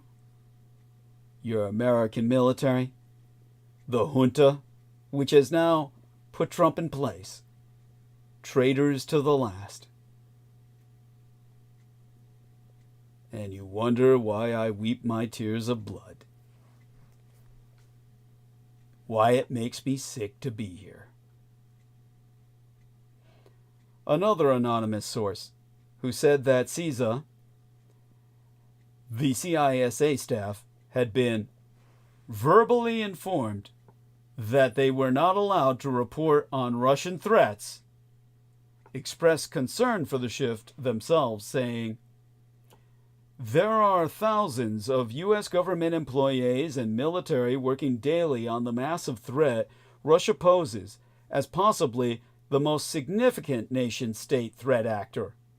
Not to diminish the significance of Red China, Iran, or North Korea, but Russia is at least on par with Red China as the most significant cyber threat. It is indeed the preeminent cyber threat. They're far more sophisticated in cyber terrorism and cyber insurgency than the Communist Chinese. The United States' new Director of National Intelligence, Tulsi Gabbard, recently fired about 100 National Security Agency employees. That's why NSA is allowed to keep its operations going. There's nobody left there to operate as a threat anyway. After they were exposed for having sexually explicit chats on work computers. Gabbard telling Fox News, they were brazen in using an NSA platform intended for professional use to conduct this kind of really, really horrific behavior. Meaning, they were exposing their genitalia to children. What else do you expect from Michael Aquino's NSA? What have I been telling you all this time? But as far as layoffs go, even mass layoffs, the NSA purge is but a drop in the bucket for America's Signals Intelligence Agency. One of the intel community's biggest outfits is reputed to employ at least 20,000 employees, but has been estimated to use as many as 50,000. Remember the Operation Condor program that I told you about, where they just hire the welfare abusers to terrorize fellow Americans, to keep them busy. They're paying them welfare checks. They figure they may as well be earning their pay, and they assign them to stalk and terrorize their fellow citizens. In general, despite Trump's promise to smash the deep state, America's dark and powerful national security state has remained completely untouched since he took office, with his misadministration's wrecking ball dodgy, content to spend most of its time smashing agencies that dispense services to our public. Again, I weep my tears of blood for you. The prevailing wisdom is that it's Xi Jinping's world now, and Trump is just living in it. As Donald Trump blows up the rules-based order, the Communist Chinese Empire is pulling ahead in the global battle for ideas. On a frigid Alaskan day in March of 2021, shortly after Joe Biden took office, top American Imperial and Communist Chinese diplomats gathered at the Hotel Captain Cook in Anchorage for a meeting that quickly went off the rails when engaged in a rare public spat. Such gatherings usually follow a script. Journalists are led into the room. Both sides make a few banal opening comments, and then they get down to business once the cameras are gone. In this case, they engaged in a 71-minute sparring match over the international order, drawn out as translators tried to accurately convey the blunt messaging and amid stony, awkward stares by both sides, with then Secretary of State Antony Blinken lambasting Marxist-Leninist China for threatening the rules-based order. 4 years later, the span of a single presidential term, Trump's view of power is arguably more in line with mainland China's than any U.S. president in decades. The communist Chinese dictator Xi Jinping can simply wait Trump out, then reap the benefits of his destruction. With Trump's elite supporters prioritizing their own narrow agendas over democratic principles, the risk of a slide toward authoritarianism should be obvious. Fortunately, it is even more likely that competing agendas will trigger open conflict, causing the Trump coalition to implode. As Dave Portnoy, the founder of Barstool Sports, who became an avatar for the demographic of young male voters who helped deliver Trump back to the White House, put it in a Thursday post on X. Why is the release of the Epstein list always a shit show? What's the point of booting out illegals and criminals while somehow becoming a safe haven for the Tate brothers? Why is crypto in the toilet if Trump is crypto king? How far does Tesla stock have to crash before Elon goes back to work? That post has been viewed more than 10 million times. It exemplifies the coming showdown in Trump world. Although Donald Trump came to office riding a tsunami of public hostility against elites, his enablers are themselves leading members of the establishment and the plutocracy, the government by money. As was true during his first term, Trump, himself a wealthy businessman and a celebrity, has surrounded himself with a mix of conventional Republican politicians, Wall Street financiers, and economic nationalists. But this time, these groups have been joined by members of the techno-right, represented most glaringly by Elon Musk, the world's second wealthiest person after Putin. What unites these groups, at least for the time being, is not Trump's character or his leadership, both of which leave much to be desired. Rather, it is the belief that their specific agendas will be better served under Trump than under the most likely alternative. Conservative Republicans want low taxes and less regulation, while economic nationalists want to close the trade deficit and restore American imperial manufacturing. Free speech absolutists want to end what they see as woke censorship, while the techno-right wants a free hand to enable its own vision of the future. Irrespective of all their pet projects, all these groups, each and every single one of them, all regarded Kamala Harris, and Joe Biden secondarily, as a hindrance, and Trump as a promising ally.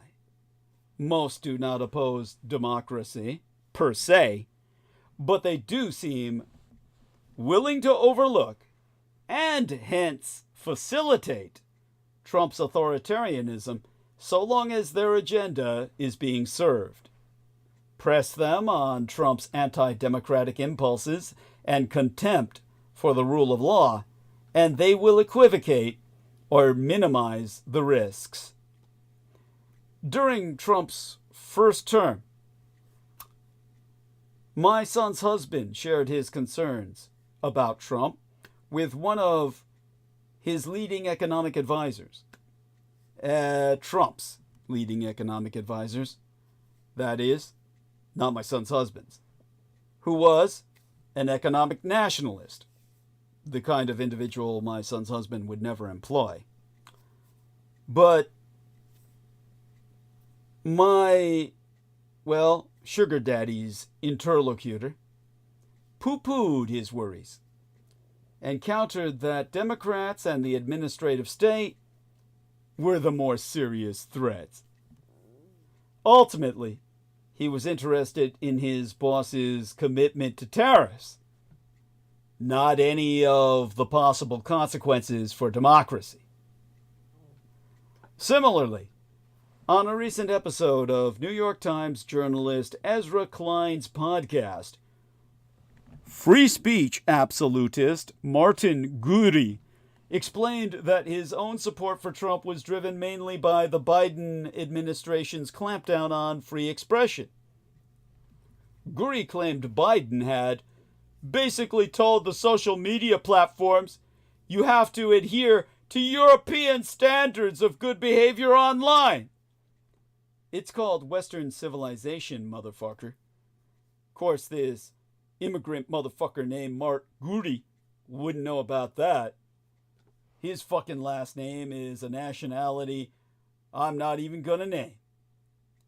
Yet the restrictions Trump has placed on speech by civil servants and government-funded private entities are already far more egregious. Even as he concedes that Trump might end up being even worse, Guri remains unfazed. When push comes to shove, it is apparently more important to decimate woke culture than to uphold the First Amendment. These guys are concerned with no one's free speech but their own. I articulated that in depth in my last episode before tonight's. With Trump's elite supporters prioritizing their own narrow agendas over democratic principles, the risk of a slide toward authoritarianism should be obvious. Fortunately, however, the even more likely outcome is that these competing agendas will soon clash, causing the Trump coalition to implode. The sharpest lines of conflict are between the economic nationalists and the techno-right. Both camps see themselves as anti-system, and both want to disrupt a regime that they feel has been imposed upon them by Democratic Party elites. But they embody very different visions of America and where it should be going. The economic nationalists want to return to a mythical past marked by American industrial glory, whereas the techno camp envisions an AI-administered utopian, or should I say dystopian, future. One is populist, the other is dark elitist. One has faith in the wisdom and common sense of ordinary people, glorifying the proudly ignorant and taking pride in being uneducated. In other words, the stupid people. The other side of this equation has faith only in technology. No matter how much Peter Thiel or anyone else in the dark tech tries to hide behind the Christ, whom they view to be a pedophile, and therefore remanifest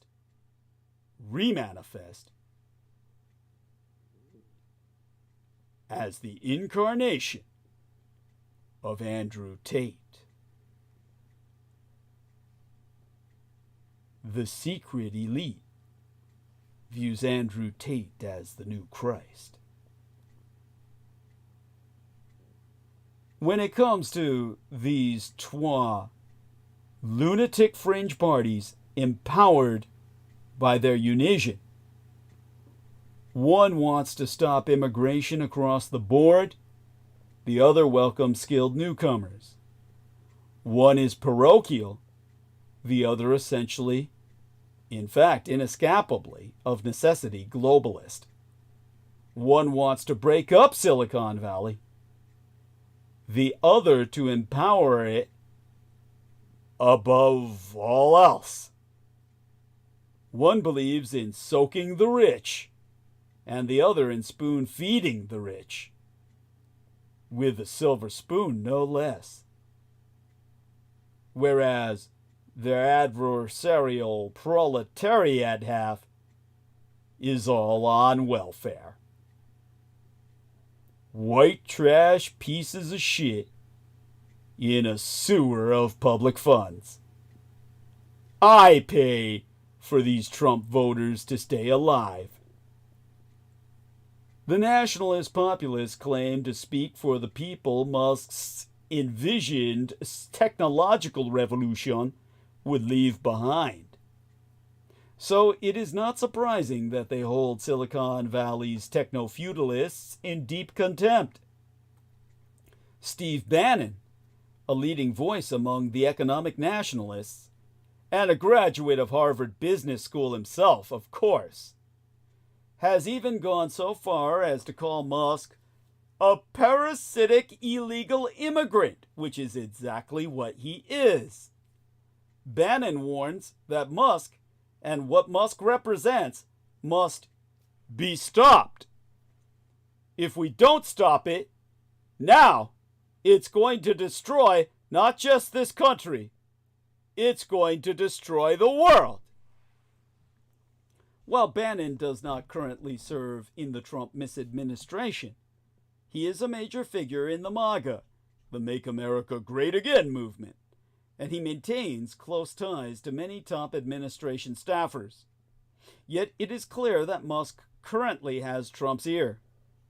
The White House has given free rein to Musk's so-called DOGE, the DOGE being acronyms for Department of Government Efficiency. And Trump himself has encouraged Musk to be more aggressive, not less.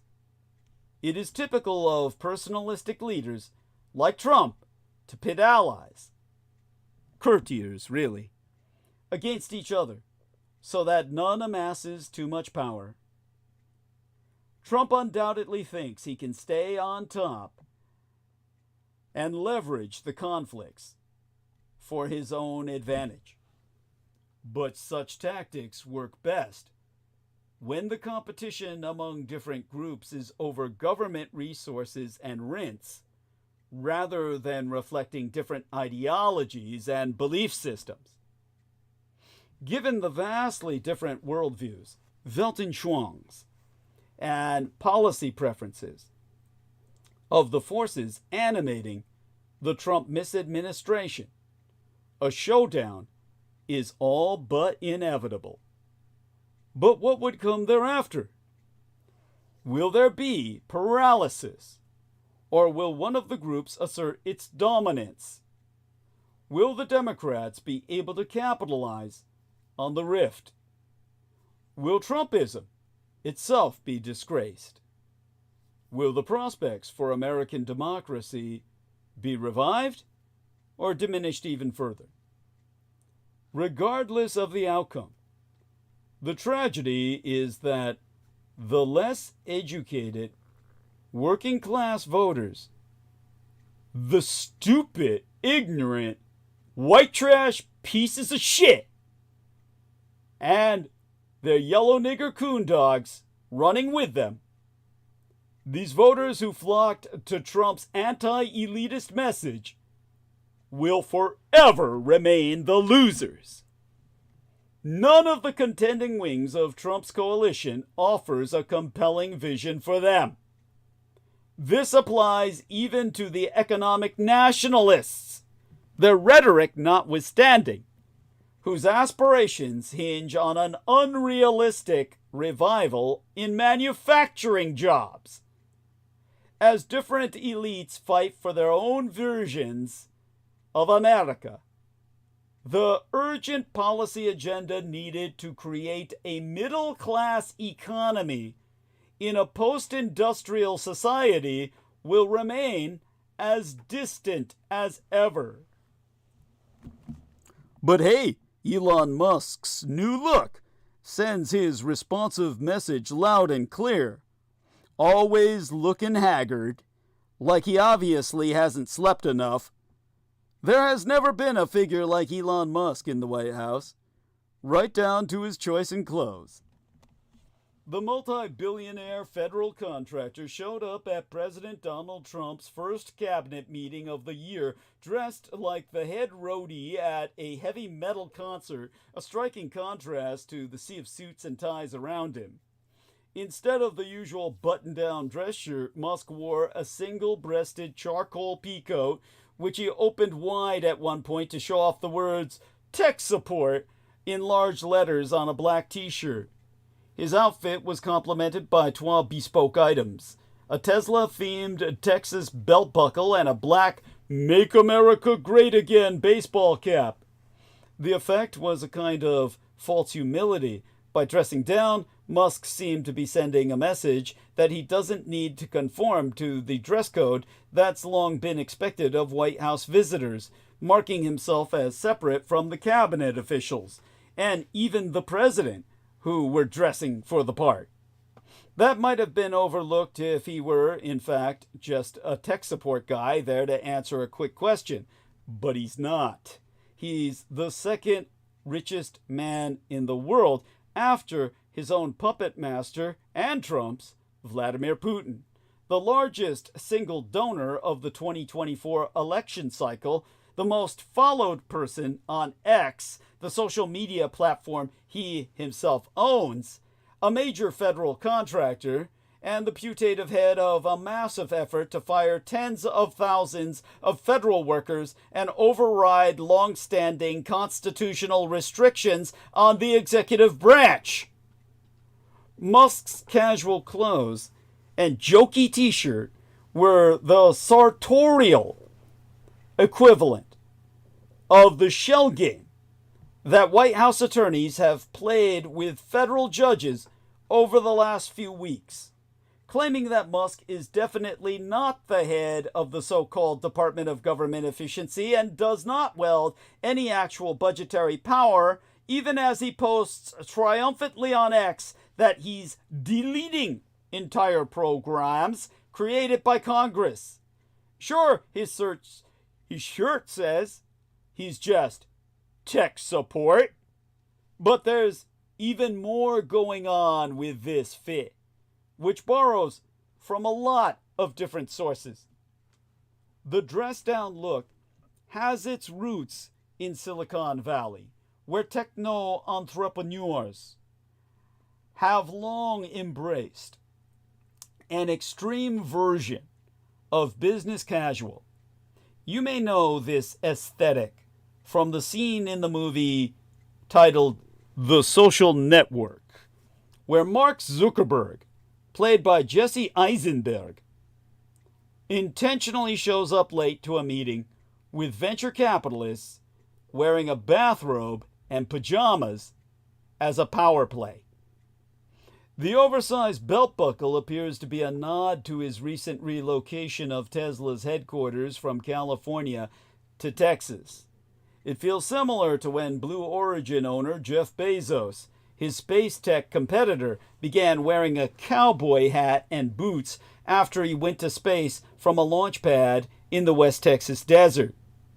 Locked in their own personal space race, the 12 billionaires, multi-billionaires, have created a new space cowboy aesthetic that borrows from a lot of the freewheeling fashion of the Virgin Galactic founder Richard Branson. Another piece of shit that I have my own personal grudge against for all of my possessions. All of my possessions being stolen on Virgin Galactic, preparing to stay in Australia for 2 of the most miserable weeks of my life, far worse than any I experienced in combat. I cannot say anything positive about Australia other than trying to forever remind myself that in general, the people are not the ones I should be holding a grudge against. Now, when he got heavily into conservative politics, Musk debuted the all-black version of Trump's iconic hat as part of his dark MAGA shtick. According to a report in Axios, citing unnamed sources, the Trump team has sold $1.6 million worth of the black MAGA hats since the election, nearly twice as many as the classic, or should we say standard, red hat. At the Conservative Political Action Conference in late February, Musk debuted an even newer version featuring a Germanic-looking black letter font The kind typically used by thrash metal bands that put unnecessary umlauts in their names. And then there are the t-shirts. By the way, Brendan just sent me Trump with Ukrainian President Zelensky doing the sign of the horns when he's pointing at him, like the devil's horns on you. Well, he's sucking up with Kim Jong-un and Vladimir Putin, practically hugging them. Yeah, there you go. But Zelensky's democratically elected, and the other two are dictators. I agree. Thank you. I appreciate this, and of course I'll download it, even though I don't foresee myself. This is something that should be. I thank Brendan for it. It belabors the obvious. In the other words, everybody should know this by now, even though we need these pictures. We really do, because your average person can't see it. Your average person is blind to all effect. So about these t-shirts. While the standard West Coast casual look would be a high-quality t-shirt or maybe a polo, Musk favors message shirts, like you might find for sale in a boardwalk tourist shop at the beach. When he spoke at the Oval Office in mid-February, he wore one that said, "Occupy Mars." At CPAC, the Conservative Political Action Committee, his shirt read, "I'm not procrastinating, I'm doing side quests," a reference to the video games he always brags about playing, even though everyone knows he's lying. I mean, this we have to drag Brendan in. Look, Brendan, you're still awake. Why is Musk trying to pretend to be a gamer? And by the way, you're responsible for this. It's because of my son hearing what you were saying about what Musk was wearing. He made me sit down and review what Musk was wearing. I'm suffering this analysis because my son made me watch the clothes because of you. Because otherwise, he was afraid to approach me about the topic because of, all the blood boys. It's always queer eye on the straight guy. So they're always talking clothes. So I get lost and just say, look, I'm not paying attention to what people are wearing, but you brought the subject back into focus, and I'm attending to it because of you. You brought me here to this point of fashion analysis. Thanks, Brad. Yeah, and he's like, yeah, so we'll see if Bren jumps back on the call to, answer to that. He's responsible for my being here. So there we go with that. Don't know if he's listening. Sad if he's not. Matter of fact, I'll insist that he re-listen to it later if he doesn't. At CPAC, Musk also mysteriously chose to wear mirrored visor sunglasses to an indoors event. Pointed out by Brendan as he's trying to emulate my vampirism from a childish-like sense of what vampirism is. Based on the wannabe amateurs' assumptions. Indoor sunglasses are a particularly inscrutable accessory. Something one might wear to a high-stakes poker game or to cope with a hangover. The comedian Larry David once joked that only 12 kinds of people wear sunglasses indoors. One is the blind. The other is a term I shan't repeat here. He says, "Hey man, Brendan, are you even hearing me?" Instead, he's telling me the water supply on the Baltic Sea of Gotland came close to being shut off by unknown saboteurs, reports say. Damage to pumps in lake was not accidental. It's like, okay, I can't say I'm surprised. We're at war. Europe is at war. And so he says, saboteurs in Gotland, the land of the gods. Clearly anti-god shit. Yes, definitely. As a matter of fact, I'd better thumbs up that one. And so, dear Brendan, are you hearing anything I'm saying? And Nemo's still awake too. jump on, Brendan, and respond to what you're putting me through. He put me through this wardrobe analysis shit. Okay, I'd better get back to task. Now,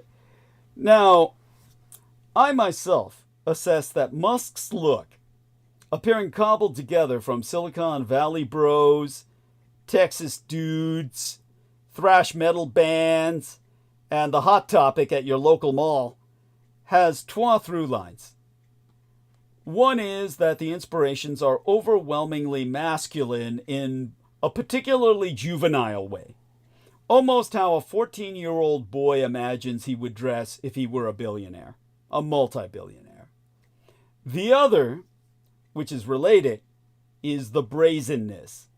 He's breaking the rules, whether they are ones of decorum or constitutional norms.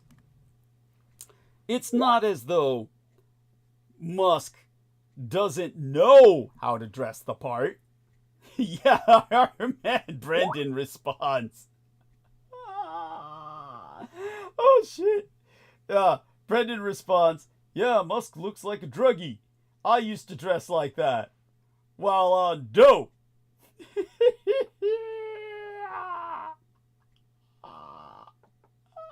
Oh, shit.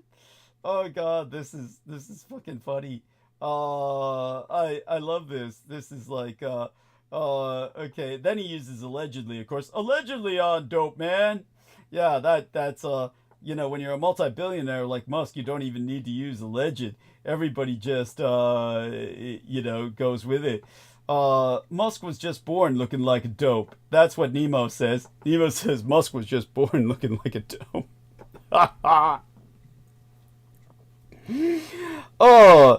Now, remember, this is a man who has tweeted, I love fashion, posted an AI-created, because he can't draw himself, an AI-created fashion show featuring himself and world leaders, and gone to the Met Gala.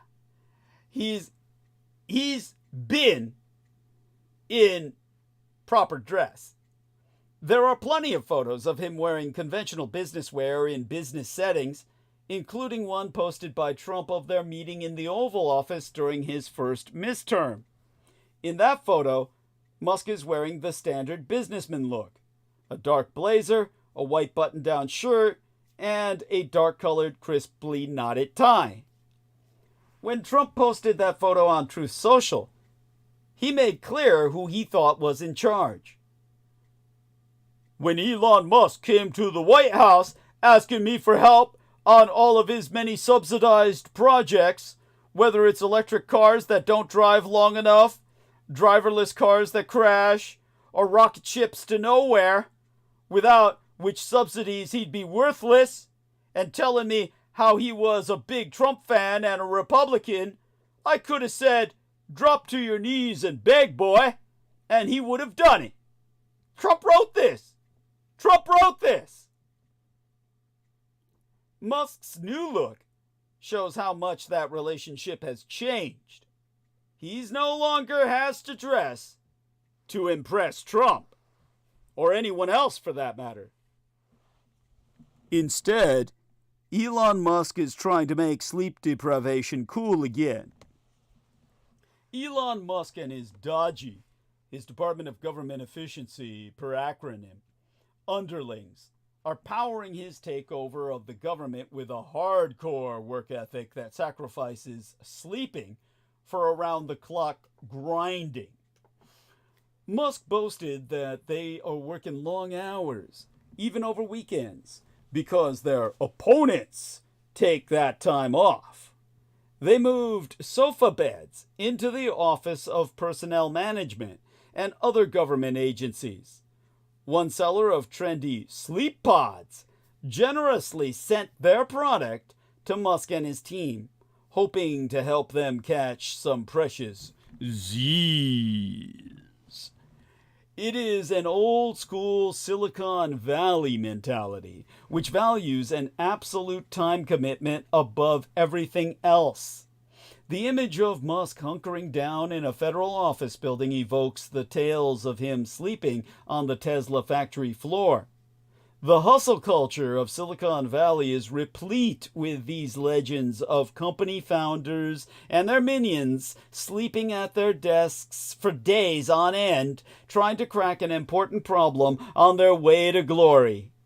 This is a culture that has sought for years to hack sleep, something they view as a woeful inefficiency, by, for example, the practice of breaking sleep into bite-sized portions throughout the day rather than one big chunk at night. Some House Republicans have suggested that Capitol Hill, the entire federal government, and the country in general have something to learn from this overzealous work ethic. The pandemic-driven heyday of remote work is over. Corporate executives across different industries are increasingly pushing workers to recommit to coming to the office and generally prioritizing work above all else, a more Muskian ethos. But this fetishization of this hardcore no-sleep mentality chafes against what all of the sleep research advises. We need more slumber, not less. The postmodern world makes it hard to get a good night's rest. A lack of quality sleep affects not only our short-term cognitive and physical capabilities, but also the longer-term prognosis for deadly diseases like heart disease and cancer. The medical research here is clear. We are not better off subsisting on 5 or 6 hours of sleep while we grind away. We need more. The challenge is figuring out how to get those 8 hours, no matter whether you are overhauling the federal bureaucracy or just trying to be your best self. Our brains need sleep. The modern 8-hour standard took shape in parallel to the Industrial Revolution, when more people started working clearly delineated schedules, ities, the famous 9-to-5 shift. Electricity also became more common, untethering people from the sleep schedule that had been dictated by natural light. Medical professionals began to recognize the value of a long, consistent sleep. More recent research has added some nuance, indicating that some people get enough rest from 7 hours of sleep and others may need more like 9 because of natural genetic differences. But the standard had been set, and that naturally left an emerging group of sleep scientists wondering what happened if people did not get enough rest. William Dement, what a name, how apropos, dement as in demented, which happens when you get senile from, sleep deprivation. William Dement started recording brain patterns during sleep in the 1950s, unlocking the approach that has allowed researchers to see the changes in brain activity that explain why sleep and its absence had different effects. He attended an attempt to break the Guinness World Record for the most time spent without sleep in the early 1960s. That was the decade into which I was born and first laid my eyes upon this sorry fucking world. And yeah, if you want to know, the most time spent without sleep on record was for 11 days. As the head of the first professional medical society dedicated to sleep science, Dement oversaw foundational studies that evaluated sleep deprivation and the behavioral changes that it caused. Dement helped to identify REM, rapid eye movement sleep patterns, and their value, as well as sleep apnea, or periods of interrupted breathing that can disrupt sleep.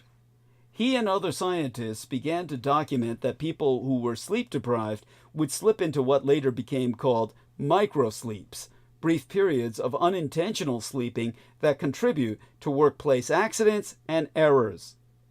Here in the 21st century, researchers have discovered the biological mechanisms that explain these effects. Studies have shown that lack of sleep causes reduced activity in the prefrontal cortex, which is responsible for decision making. It is not enough sleep, you make bad decisions. And the hippocampus, where our memories are stored, you aren't going to recollect for shit, meaning you can't recall what processes are needed professionally, whatever job you're doing. One small study of novice software engineers found their coding suffered with less sleep. What a surprise! Yet everybody makes them work for days on end. What a stupid strategy. It's amazing that America is technological at all. A physician who ran a mobile clinic for techno workers told Fortune magazine that he had found many of his patients had biological ages decades beyond their actual age. That if they were in their 20s, they had the bodies of people who were half 100 years old. They had shortened their lifespan by 20 to 40 years. All of this linked inextricably to the grind lifestyle. That grind lifestyle is simply going to grind you down. What do you value more? Some so-called career or your very life? Especially if you're dedicated to a career where the life isn't even worth living. Don't go tech people. People who don't get enough sleep are also worse at controlling their emotions, have worse moods, and are less capable of relating to others at all. This is all according to research published over the last decade, and it all explains Elon Musk. You can't sleep on ketamine. Now, neurological exams have proven that there is increased activity in the amygdala, which processes emotion when people are sleep deprived. You become hyper emotional. And that's why Trump can't control himself. That's why Musk can't control his outbursts. And the rest of your body also needs the rest. Medical researchers have linked heart disease to insufficient sleep. Oncologists who were interviewed last year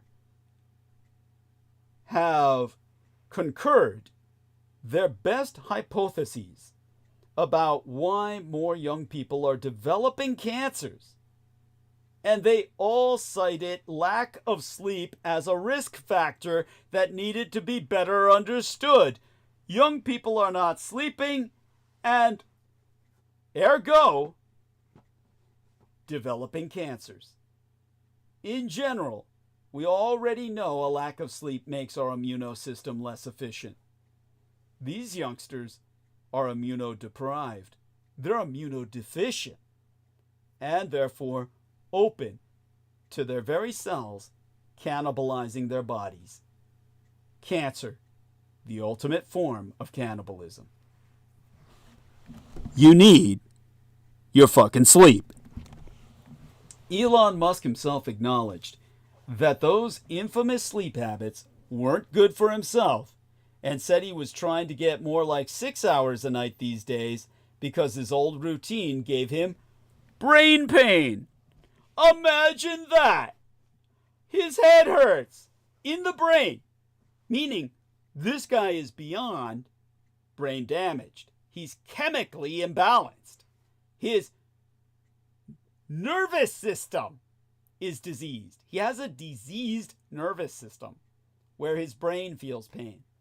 Unfortunately, Musk's confirmed abuse of drugs, including ketamine, which is associated with sleep deprivation, along the clocked timing of his tweeting patterns, give us every reason to doubt he is getting any sleep at all. The grind continues, now in DC, and his emotional outrages are targeted at us all. For a crew that boasts about their sleep schedules, it's fair to wonder if that's having an impact. Dodge's 120-hour work week literally does not leave enough time for 8 hours of sleep.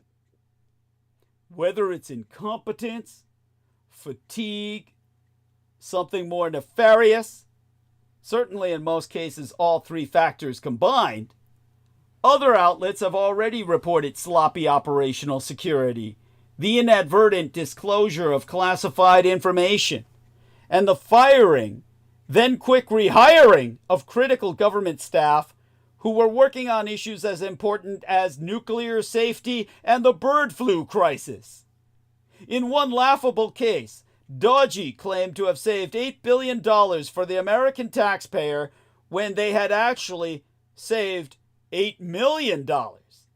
All because of what should have been an easily caught mathematical error. The DOLLDy crew is obviously stacking the deck for further risks to ensue. The latest? The Trump misadministration is laying off thousands of IRS workers right as tax season kicks into high gear. By the way, did I say that right? DOLLDy claimed to have saved $8 billion United States dollars for the American taxpayer when they had actually saved $8 million. That's how fucked up they are in terms. And you think these guys are working the numbers right? They're not even running the numbers. They're just, well, bashing in computers and firing people and then claiming they're saving all this. They're insane. They're stark raving mad, and they're all strung out on drugs, and they're all sleep deprived. It is a nightmare. These are the people who are now running our government. I mean, how can you sleep through this? How can anyone sleep knowing this? Oh, bringing a bunch of sleep pods into the White House itself was, in a way, an admission that a long uninterrupted sleep cannot be hacked. Think of the name of the AI-powered sleep pod company, 8 Sleep, that provided $4,600 beds, $4,600 beds to Musk and his team. 8 hours of sleep is still the goal. Mark Zuckerberg and the life hacker extraordinaire, Brian Johnson, Mr. I take my son's blood and give my own blood to my dad, and I take 111 pills a day, and shock my dick. He electroshocks his dick, resulting in a bent dick, pain all day, and, well, he's unable to fucking use it. He, along with the Zuck and the rest of these techno brats, are also fans of those pods. The $4,600 sleep pods with the moon beds. Jeff Bezos, who is also nudged closer to this inner circle of Trump techno bros, has long advocated for good sleep as an important ingredient to success. It's telling that this culture, this subculture of the overworld, that once thought it could take a shortcut around a full night's sleep is evolving. Well, they're evolving instead to simply try to achieve those 8 hours as efficiently as possible. And these pods have also, I should note, received a rave review from trial runners at the Verge Technology News website. Smart sleep is worth the cost, because sleep is really that valuable. It's harder than ever now to get those 8 hours on our own, which is the problem the pods are trying to solve. The light pollution from our devices makes us sleep worse. That artificial light disrupts our circadian rhythms. The doom scrolling we tend to do on those devices is also bad for our sleep. What a surprise! That is not to say we all need to buy a $4,600 bed, of course. There are simpler steps you can take to achieve a better night's rest.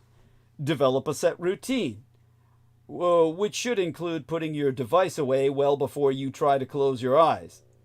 Don't eat or drink too much before bed, and definitely avoid any stimulants. We've even, I think that there's tips you can look up about buying a mattress.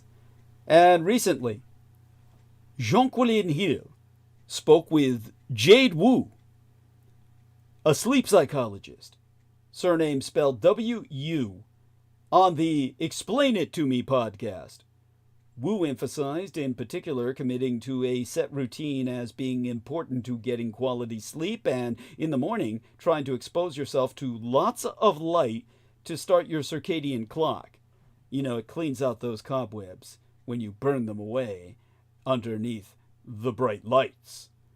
People of all ages should also be mindful of sleep apnea and check with their doctor if they have any risk factors or other reasons to suspect apnea is disrupting the rest. Your wearable might even be approved to track whether you are showing signs of apnea. Companies are developing less and less intrusive devices to manage that condition and reduce both the long and short-term risks that it presents. Understand, of course, that you are not Douglas Dietrich. I am a vampire. I can sleep with computers all around me. I can sleep with aquarium lights on. I can sleep in a hospital with fluorescents and beeps. I can sleep like this because my parents spent 10 years dying with medical equipment, beeping all night long. Life support systems, all the rest of that. I can sleep like that throughout the day. I am not you. I can sleep during the day. I can sleep in the sunlight. Well, not in the sunlight. I have to sleep in the shade, but I mean during the daylight. If I slept under sunlight, well, I wouldn't burst into flames, but I'd feel like I had. You are not Douglas Dietrich, and you, by all demographic or statistical probability, are not a vampire. So you gotta sleep on schedule. And this all brings us to the hollow core of Elon Musk's productivity dogma. Silicon Valley has struggled to measure employees' effectiveness. So how can Musk and his Department of Government Efficiency expect to fix the federal government?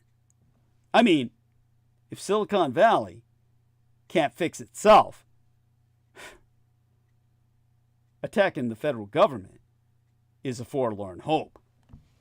Last Saturday afternoon, Elon Musk posted on X that all federal employees will shortly receive an email requesting to understand what they got done last week. He added that non-compliance would result in termination. Within hours, an email from the Office of Personnel Management with the subject line, "What did you do last week?" appeared in the inboxes of millions of federal employees. It began, "Please reply to this email with approximately 5 bullets," meaning bullet points, "of what you accomplished last week and CC your manager." I mean, I hope plenty of people go postal and respond with 5 actual bullets, but hey, the deadline for this task was Monday, 11:59 p.m. Eastern Time. Right before Musk took over Twitter, back in 2022, he had texted this same question to Parag Agrawal, the company's CEO at the time. Soon after, Agrawal was fired. It seemed, for the moment, that the entire federal government would now be subjected to a similar dismissive scrutiny. But then the plan began to fall apart.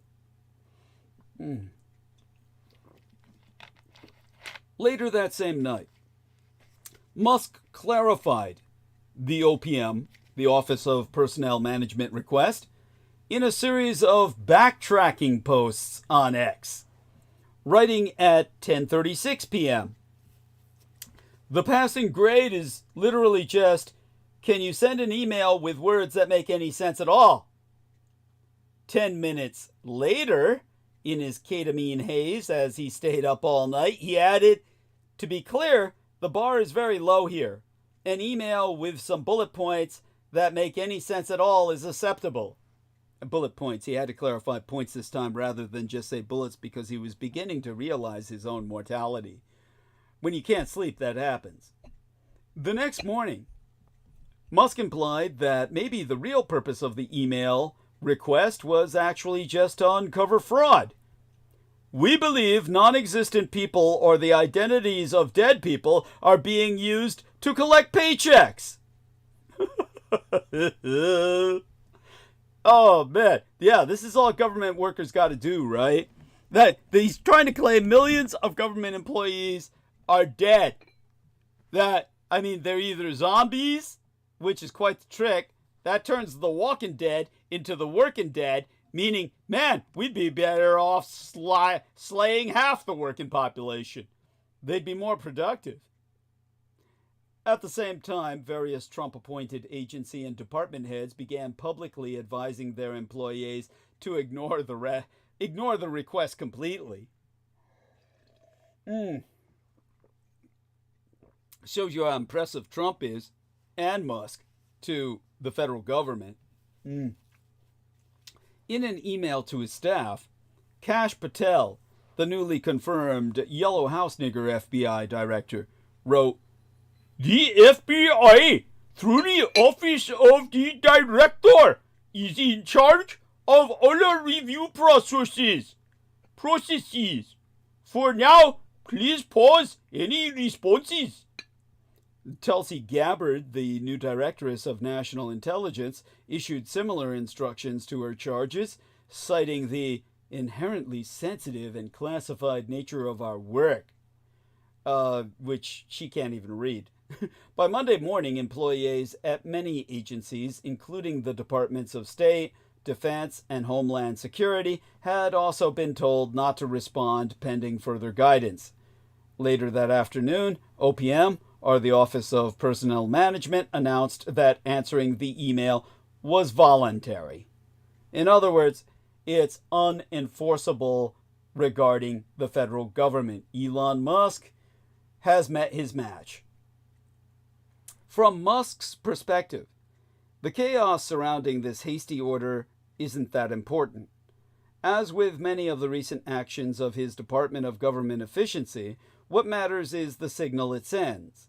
Musk wants to be seen as a productivity Prometheus, bringing Silicon Valley's move fast and break things effectiveness to the lumbering operations of the federal government.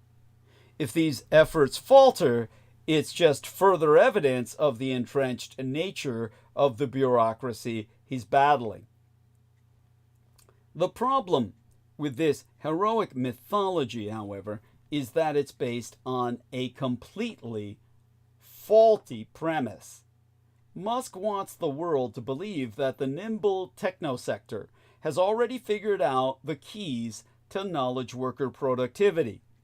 But if this was the case, why did Twitter devolve into chaos immediately after Musk's takeover? Indeed, immediately consequent Musk's takeover, as he introduced and then canceled multiple employee evaluation schemes before simply suddenly firing half his workforce without further explanation. As it turns out, the core question of that OPM, Office of Personnel Management email from last Saturday, what are employees actually doing, is one that Silicon Valley itself has been struggling with since its early days.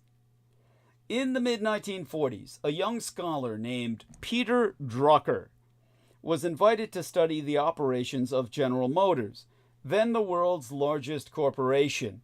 It was opportune timing for Drucker because GM was tackling a productivity challenge. The company knew how to manage its automobile factories. Following the approach perfected by Henry Ford earlier in the century, it divided the process of building a car into small steps, say attaching a steering wheel or winding the wire on a magneto that could then be assigned to assembly line workers. Productivity in this context was easy to manage. Measure the pace at which individuals completed their well-defined tasks. Managing GM's offices proved trickier. The new class of desk-bound workers who populated GM's expanding administrative apparatus was juggling complicated portfolios of projects with rapidly shifting demands. There was no single best way to tell them to go about their daily activities, nor was there any equivalent of a growing stack of steering wheels or magnetos to indicate how productive they had been. Amid this upheaval, GM's long-standing, celebrated CEO, Alfred P. Sloan Jr., began to articulate a radical new approach to managing the office. Focus on outcomes over execution. Drucker recalls Sloan explaining that a successful manager in this new environment must be absolutely tolerant and pay no attention to how a man does his work. It was better instead to provide clear goals and then, later, check to see if they were accomplished. You see, a watched pot never boils. Drucker absorbed these ideas and eventually elaborated upon them in his own influential 1954 book titled The Practice of Management, with a strategy he called MBO, Management by Objectives. When the new digital technology sector began to take off in Northern California, its managers agreed with Drucker. In 1957, Hewlett-Packard introduced a number of corporate reforms, which came to be known as the HP way, which you would think was a Lovecraft shtick, but it was inspired by Drucker's ideas. In a retrospective about this period, Bill Hewlett himself wrote, "As the company grew and it became evident that we had to develop new levels of management, we applied our own concept of management by objective, MBO. In the early 1970s, the idea then took hold at Intel, where one of its original leaders, Andy Grove, who complained that his old employer, Fairchild Semiconductor, valued expertise above all else, which led to a lack of achievement orientation, began to aggressively push his own version of MBO, which he called OKR, acronyms for Objectives and Key Results. In 1975, a Harvard Business School student named John Doerr, or Dewar, made his way to Intel for a summer internship. While there, he attended a seminar taught by Grove himself, who extolled the importance of OKRs. As Doerr recalls, Grove called it a very, very simple system, knowing simplicity was catnip to an audience of engineers. 5 years later, after Doerr joined venture capital firm Kleiner Perkins, he began spreading the OKR gospel throughout Silicon Valley. In his 2018 book, that's not that long ago, people, titled Measure What Matters, Doerr writes that an OKR starts with identifying an objective which, true to Drucker's original concept, captures what is to be achieved. This must then be followed by several key results that differentiate it. Well, let me put it this way. This must be followed by several key results which, in his words, benchmark and monitor how we got to the objective. First, what is to be achieved, then followed by several key results which benchmark and monitor how we got to the objective. These should be specific and time limited, and their completion should be measurable. It was the addition of these key results that differentiated Grove's OKR from Drucker's MBO. Doerr provides the example, taken from the original seminar taught by Grove, in which the objective is to dominate a new sector in the microcomputer component market, and one of the key results is to come up with 10 new designs for a component. The objective is ambitious but vague.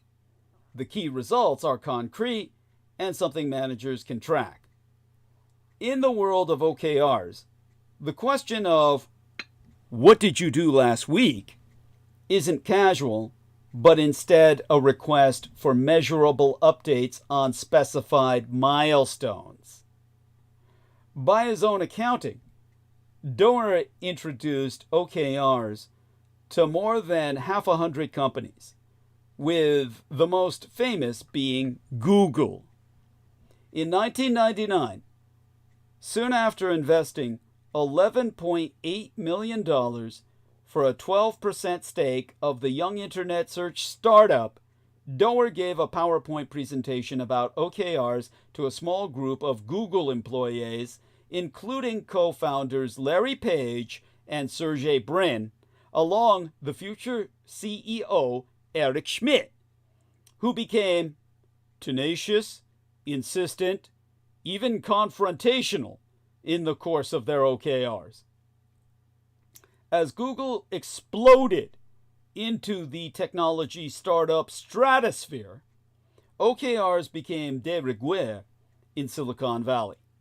They're now embraced to some degree by many, if not most, major companies, including Microsoft, Amazon, Netflix, and Uber. OKRs, in other words, have become the closest thing Silicon Valley has to an official answer to the question of how to measure their employees' productivity. On paper, this management by objective approach makes good sense. In practice, however, it hasn't proved to be the silver bullet that its boosters had originally hoped. A product manager at a major technology company recently told my son's husband that OKRs are easy to game. Himself so saying, and here I quote his T at length and verbatim, "Imagine an engineer is tasked with launching a new project. A new product is what he said, actually. Imagine an engineer is tasked with launching a new product. They might release an incomplete project and arbitrarily declare it done because that satisfies their first key result, and then spend the rest of their time fixing their own bugs, including some that they maybe intentionally put in there, as this satisfies their second key result. When it comes time for a performance review, the engineer can then brag about all their progress on their many milestones, same product manager concluding in his own words, there can be a fair amount of manipulation that way." Similar complaints are easy to find online. A Reddit thread from last year titled, "What's your experience with OKRs?" includes a commenter who notes, "We are forced to use it in my company, but nobody seems to use it in reality."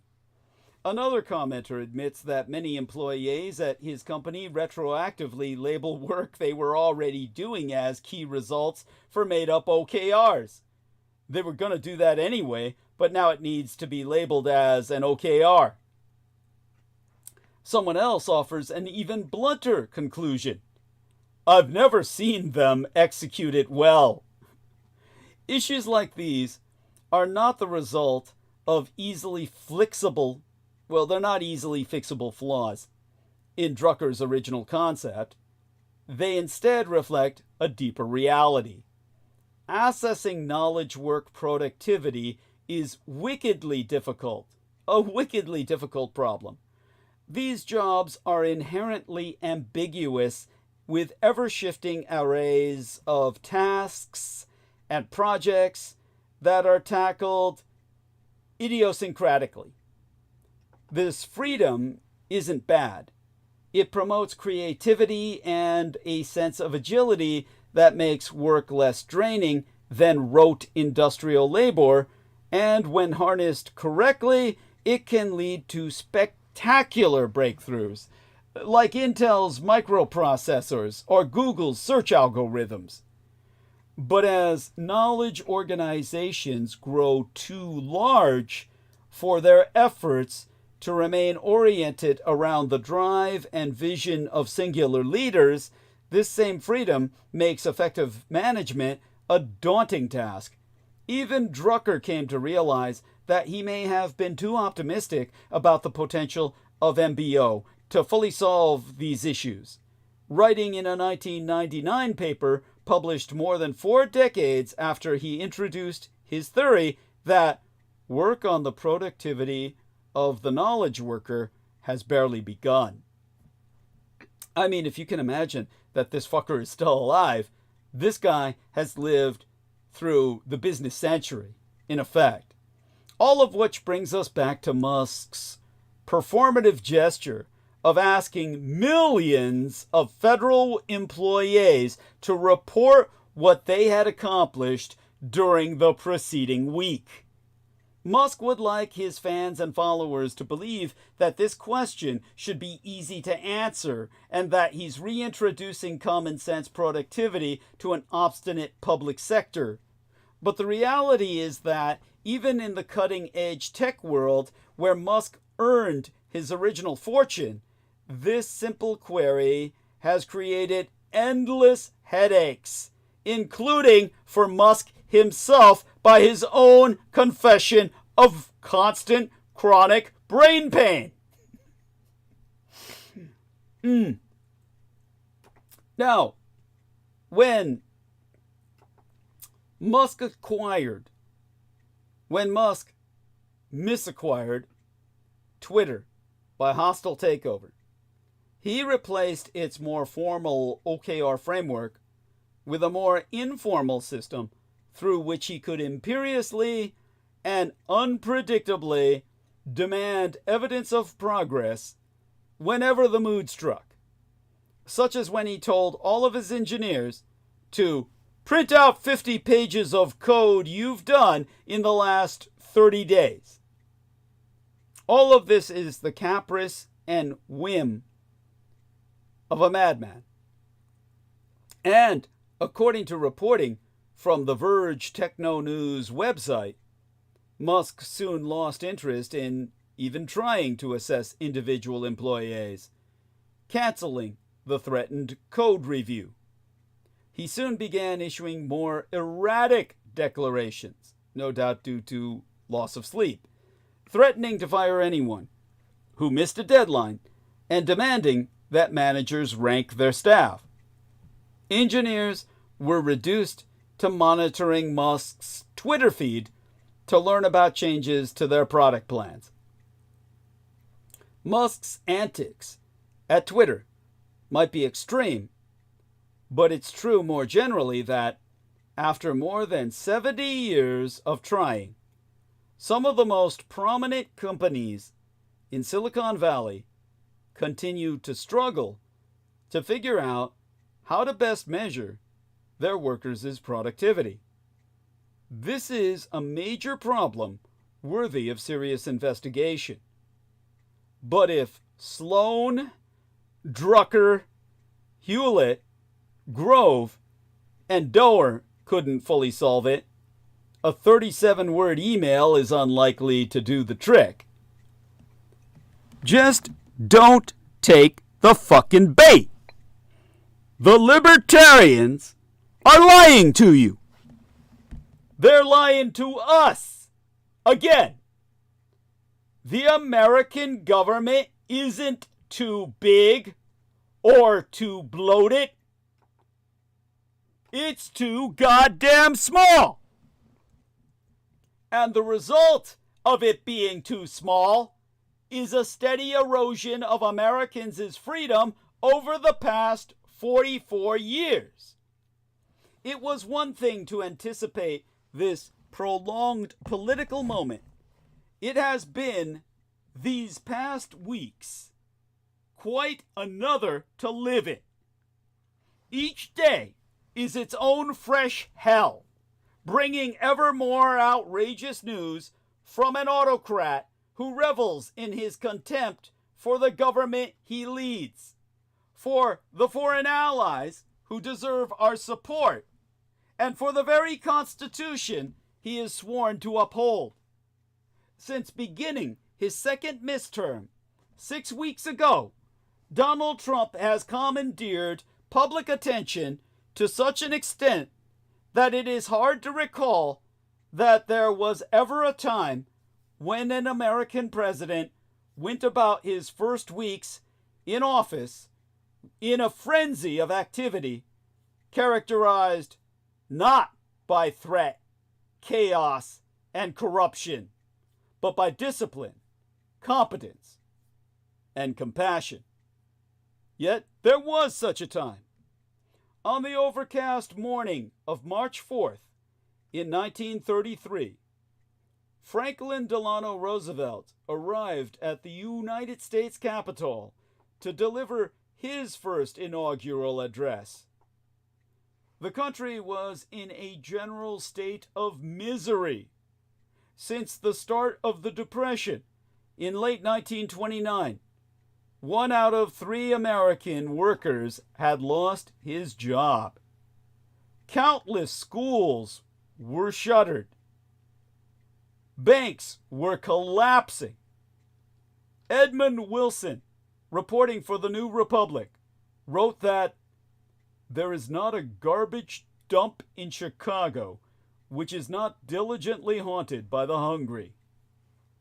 Roosevelt, having defeated Herbert Hoover in the popular vote by 18 points, could honestly boast of a mandate and understood its meaning.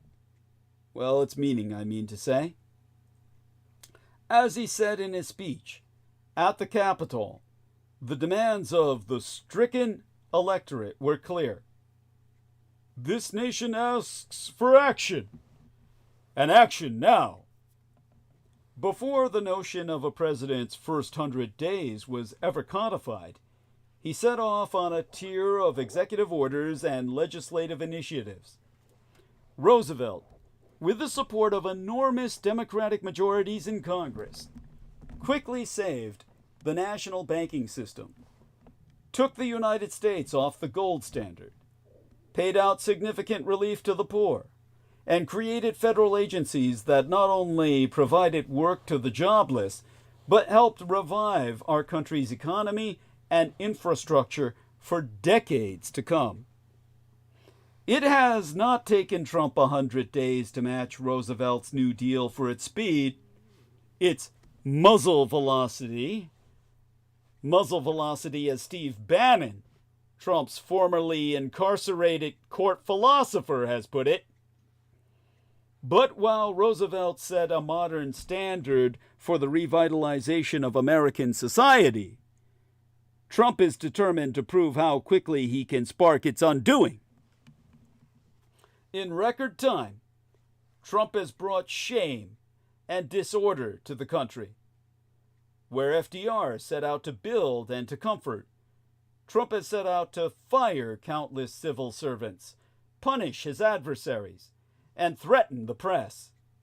He has cast aside essential climate actions, humiliated undocumented immigrants and trans men and women, coddled dictators, and unnerved all of our allies. FDR appointed Cordell Hull, Harold Ickes, and other formidable advisors to his first cabinet. Trump has empowered extremists, distinguished principally by their conspiracy thinking, sycophancy, and incompetence. FDR created the Civilian Conservation Corps and the Tennessee Valley Authority. Trump has deputized Elon Musk, who has billions of dollars in contracts with multiple federal agencies to freeze federal funding for programs that millions of Americans depend on, and to fire thousands of workers in vital government agencies. Flashing a smile of privilege and malice in the White House, Musk said, "We will make mistakes." So far, these calamitous miscalculations include, but are not limited to, laying off people who oversee the nuclear weapons stockpile, and canceling all Ebola prevention measures. Roosevelt, in his time, led the conquest of the global economic depression and the foundation of the United Nations. On matters of foreign policy, Trump has rapidly made common cause with autocrats from Budapest to Beijing, and has made it clear to our European allies that when they come to Washington, they had best flatter his ego and bear gifts, such as an invitation to visit King Charles. In the Oval Office on Friday, Trump nakedly sided with Russian aggression, berating the Ukrainian President Volodymyr Zelensky for failing to show him sufficient gratitude and respect, and for gambling with World War III. Zelensky is a hero of historic scale, brave beyond measure. Trump's misbehavior was beneath disgraceful. He and his vice president, J.D. Vance, deliberately tried to intimidate Zelensky with all the finesse of a couple of small-time hoods. The incident was both shocking and inevitable, all in line with the overall temper of Trump's mispresidency. The threats, the misfirings, the multiple dodgy fiascos, the proposal to cleanse the Gaza Strip of 2 million Palestinians. Is this really what Trump's supporters voted for? How does the decimation of American values, institutions, and commitments bring down the price of eggs?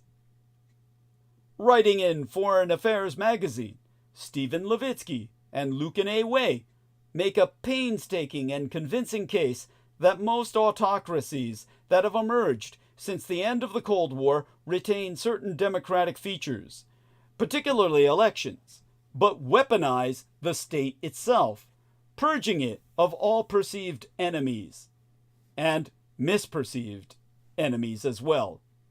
This sort of competitive autocracy, like Erdogan's Turkey and Orbán's Magyarország, or Hungary, is, these authors argue, what is now taking shape in Washington itself. To minimize the unending fusillade of Trump's first weeks in office, to choose to turn away, to shut off the news, is to indulge in self-soothing. There be no guarantee that Trump's perverse momentum will ever slow, or even ever be derailed of its own accord. He has the unwavering support of, what would I say? His MAGA base. The cowed compliance of his congressional caucus. And the backing of multi-billionaires such as Jeff Bezos, who would rather diminish the vitality of their own newspaper than risk the dinner invitations of the sovereign. And yet the current torrent, fueled by years of planning in right-wing circles and by Trump's demagogic energies, is hardly unstoppable.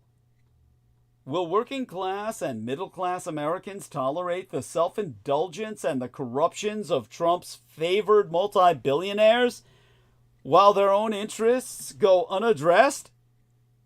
Will Robert F. Kennedy Jr., who is currently being tested by an outbreak of measles in Texas and beyond the borders of that grand republic by now, have the public's trust in the event of another pandemic? We have already seen how at least some courageous judges, governors, and law enforcement officials have refused to bow down to the politicization of the law or, as Levitsky and Way put it, the weaponization of the state. Roosevelt, at the start of his inaugural address, said that there was no need to shrink from honestly facing conditions in our country today. In our time, the crisis resides in the Oval Office. Whether there is a mandate for what is being practiced, there will be made clear in the months to come, in Congress, in the courts, in the press, in the streets, and, eventually, at the ballot box. Fear itself was the singular enemy in Roosevelt's time. It remains so today. As Franklin D. Roosevelt said in his March 1933 inaugural address, "A necessitous man is not a free man." Point: if you or your children are sick, but afraid to go to the hospital because you know the bills will leave you broke and homeless, you're not fucking free. Point: if you need to go to college or trade school to get a better life, but can't afford it, you're not fucking free. Point: if you're hungry and can't buy food for your family, you're not fucking free. Point: if you can't afford housing and have to live in a tent or on the street or constantly one step ahead of eviction, you're not fucking free. Point: if you're afraid every day that your child may not come home from school because Republicans have saturated our nation with deadly weapons of mass destruction, you're not fucking free.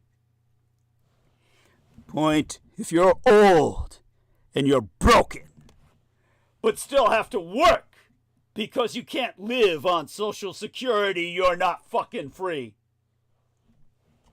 Point: if you bank an insurance company, your bank and insurance company are ripping you off, and you have no recourse, you're not fucking free.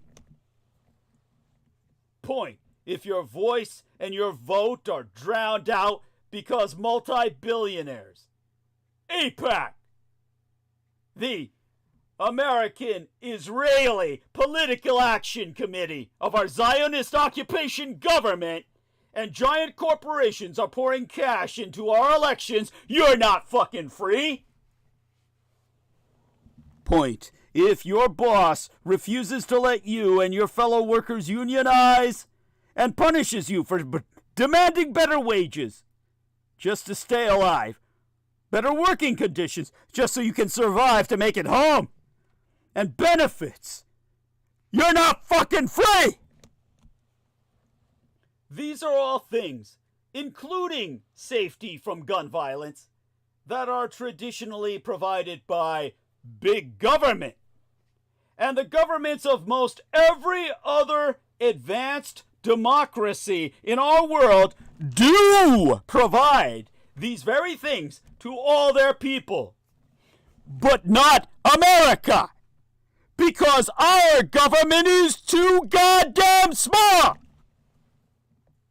And it's been shrinking steadily ever since the Reagan Revolution took an axe to federal programs to pay for his tax cuts for multi-billionaires. The year the Gipper was inaugurated, federal workers made up just 2.6% of the total United States workforce. Today, they're but 0.87%, less than 1% of all American workers. Just too fucking small! Our population has grown steadily. Well, as a result of repeated Republican austerity cuts to the federal workforce over 4 Russo collaborationist, red, Republican insurgent administrations, the number of people who keep us safe and guarantee a middle-class lifestyle has shrunk to nothing. Nothing. Point. That's why it takes forever to get a hold of anybody at Social Security, the IRS, or Medicare to answer a question or help out because they're not there. There's nobody there. Point. It's why it's mind-bogglingly difficult to report to the feds that your bank is trying to rip you off. Point. It's why polluters skate while Americans in cancer alleys and toxic waste dump areas die by the millions. Point. It's why we have tent cities of hundreds, in some cases thousands of families along our streets and highways in a never-ending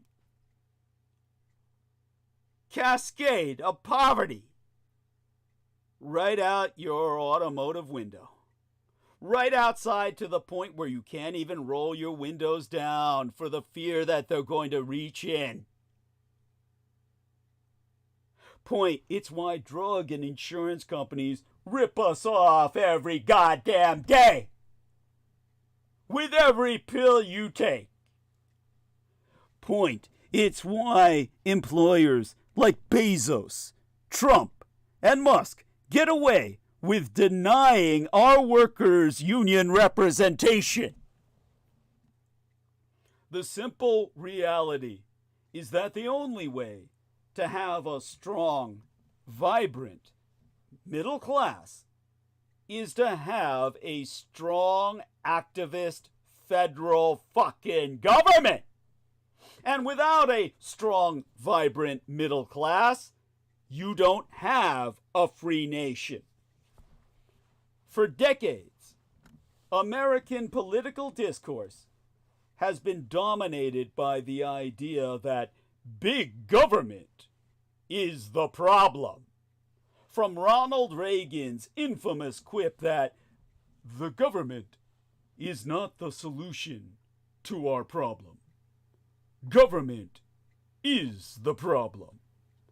To today's Musk and Russo collaborationist, red Republican insurgent-led efforts to slash government spending, Americans have been conditioned by the right-wing, the mainstream right-wing mass media machine to view a larger government as an inherent threat to liberty and prosperity. But this fundamental assumption is wrong. 100% wrong, dead wrong, World War III wrong. If we're truly committed to America being the land of opportunity, with the right to life, liberty, and the pursuit of happiness at its core, the United States government is far too fucking small. Comparing the United States to other wealthy nations, particularly European and Scandinavian nations, reveals a stark contrast in how governments serve their citizens.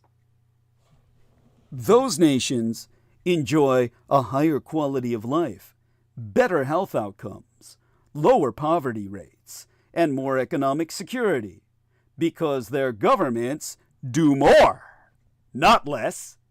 They provide universal health care, generous paid family leave, free or low-cost higher education, and strong worker protections. Not to mention experiments with paid child care, where your child care is covered by the state completely, and universal basic income. And contrary to the uniquely American, and now Argentinian, conservative argument that big government means less freedom, these policies actually increase individual freedom, allowing people to live healthier, more secure, and more fulfilling lives. A good measure of a government's size is its spending as a percentage of GDP, gross domestic product. This metric lets us compare how much a nation invests in public services relative to the size of its economy. According to data from the OECD, the Organization for Economic Cooperation and Development, the United States government spends about 37% of GDP on public expenditures, including Social Security, Medicare, defense, and other services. In contrast, European nations typically spend between 45% and 55% of GDP. Scandinavian countries, Denmark, Sweden, Norway, and Finland, allocate an even larger portion of their GDP to public services, often well exceeding 55%. Their governments play an active role in ensuring citizens have access to high-quality health care, education, housing assistance, childcare, and more. In these nations, individuals never have to worry about medical bankruptcy, crushing student debt, housing, or lack of parental leave. Greedy, multi-billionaire conservatives and their paid mainstream mass media machine shills, their Republican politicians, and their think tanks argue that smaller government leads to more freedom. It's complete and total bullshit, unless you're a multi-billionaire and needs to be called out every time they try pushing it on us again and again and again. In reality, the Republican model of small government restricts the freedom of ordinary people by tying necessities such as healthcare, education, and retirement security to personal wealth. In today's post-Reaganite America, you're only free if you're fucking bloody rich. By contrast, European and Canadian-style social democracy increases the freedom of working-class people by ensuring that their basic human needs are met, allowing citizens to pursue careers, start families, and enjoy life without constant economic anxiety. Take healthcare as the most egregious example. These United States are the only wealthy country in the world that does not provide universal health care. As a result, Americans live in constant fear of medical bills.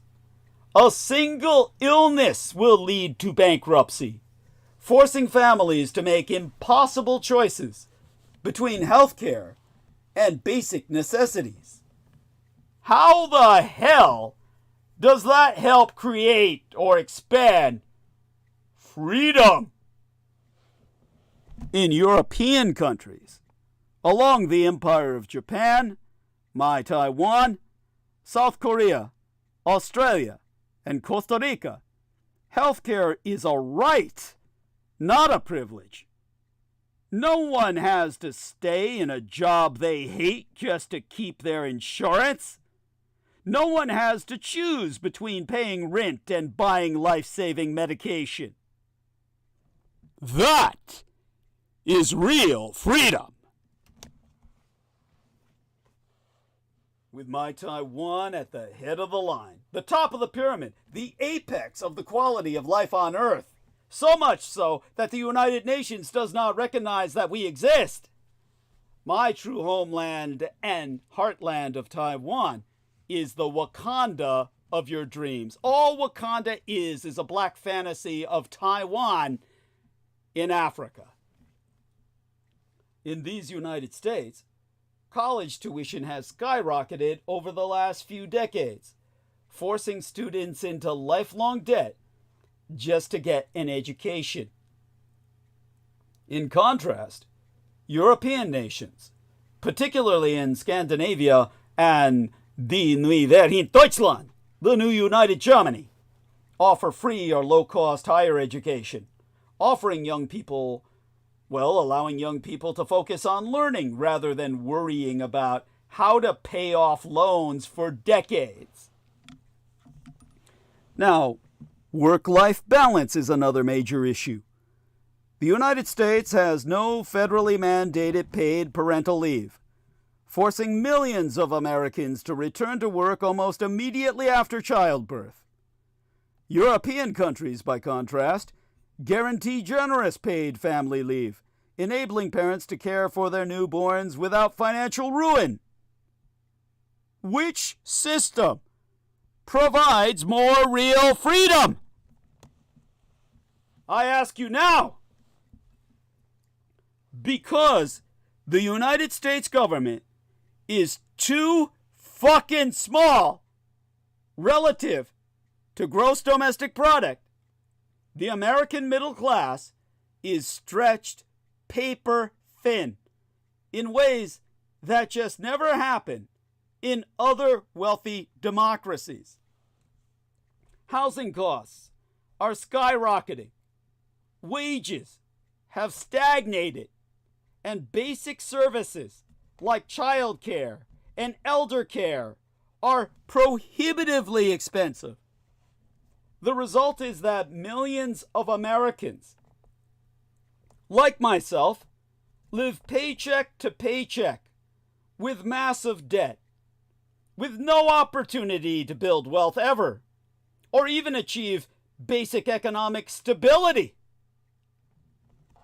Consider retirement security. Social Security is one of the most effective and popular government programs in American history.